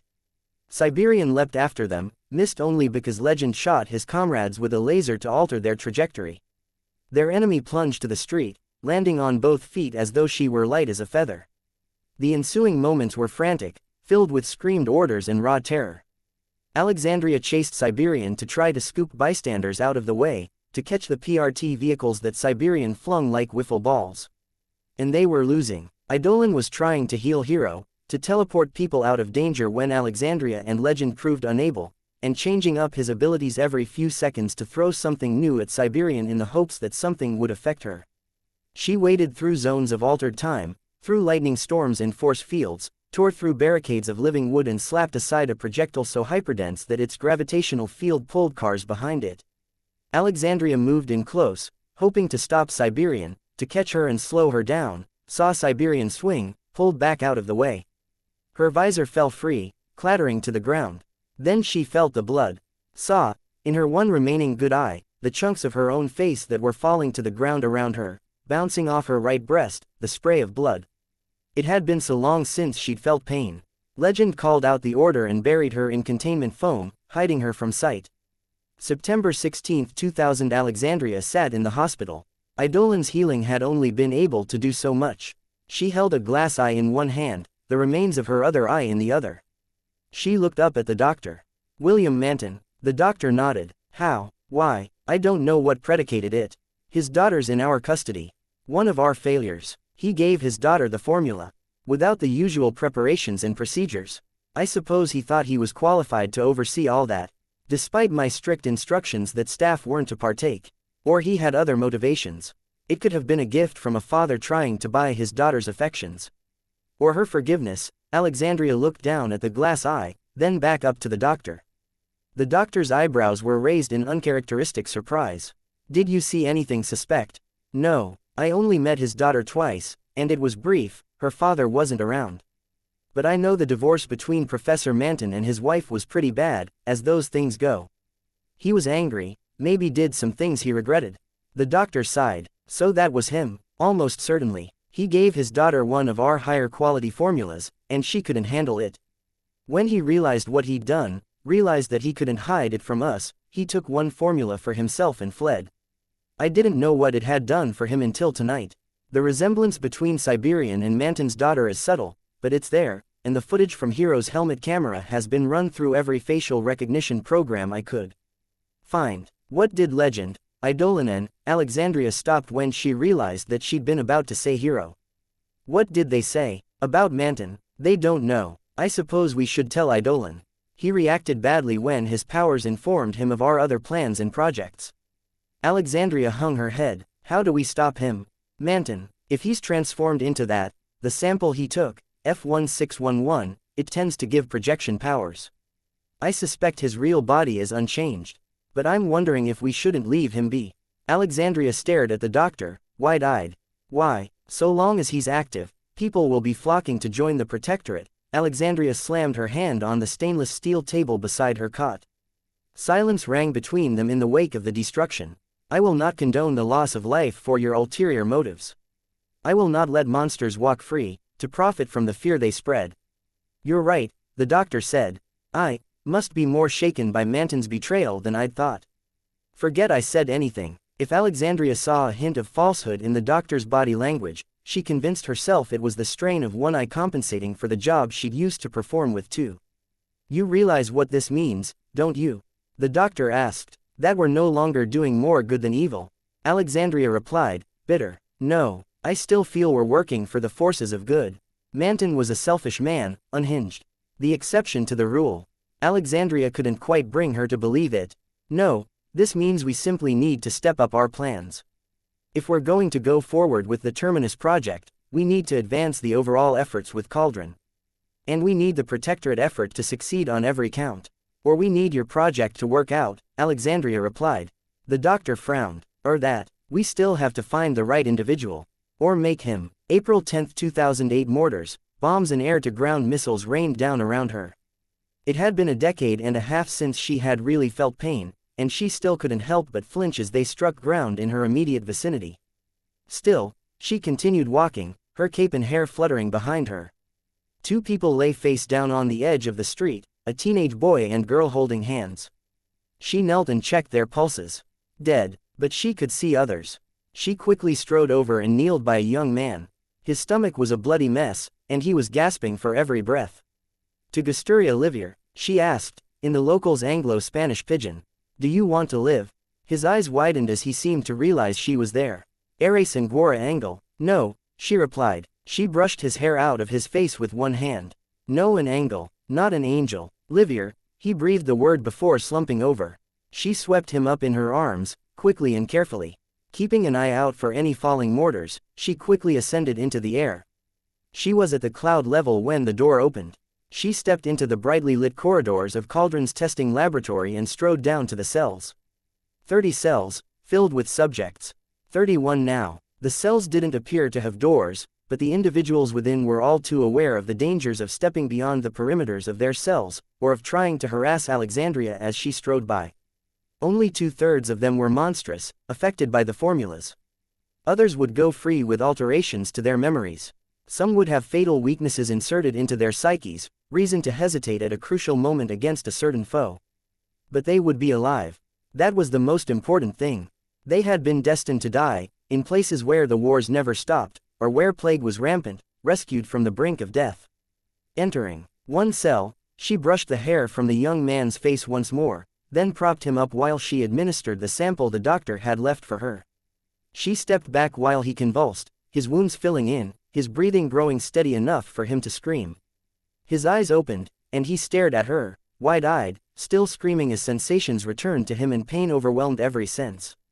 Eres okay, she said, in his language. Eres Levo, it's okay, you're alive. She forced herself to smile as reassuringly as she could. So long as they lived, they could have hope. Living was the most important thing. And here I am, administering poison with a smile on my face. She turned and walked away. June 18, 2011, I guess we have another unanswered question on our hands, Eidolon said. Legend sighed, more than one. William Manton and his link to Siberian, the tattoo on his right hand, our end of the world scenario and the role Jack plays as the catalyst. Too many to count. None of this has to be addressed today, Alexandria said. Why don't you go home? We'll consider the situation and come up with a plan and some likely explanations. Legend nodded. A small smile touched his lips. The doctor turned to Eidolon. You want another booster shot? Probably another Endbringer attack coming up. It's best if I'm in top form. A month or two, either Simurgh or Behemoth if they stick to pattern, Alexandria said. She watched as Legend strode out of the room. Eidolon paused, then gave the hand signal. No bugs, and legend wasn't listening in. The doctor already had the booster shot ready. Eidolon extended one arm, clutching his bicep to help make the vein more pronounced. The doctor injected. The boosters aren't cutting it anymore, Eidolon said. I'm getting weaker. Powers are taking longer to reach their peak, and their maximum strength isn't what it used to be. If this keeps up, then I won't be able to offer anything during this end of the world scenario.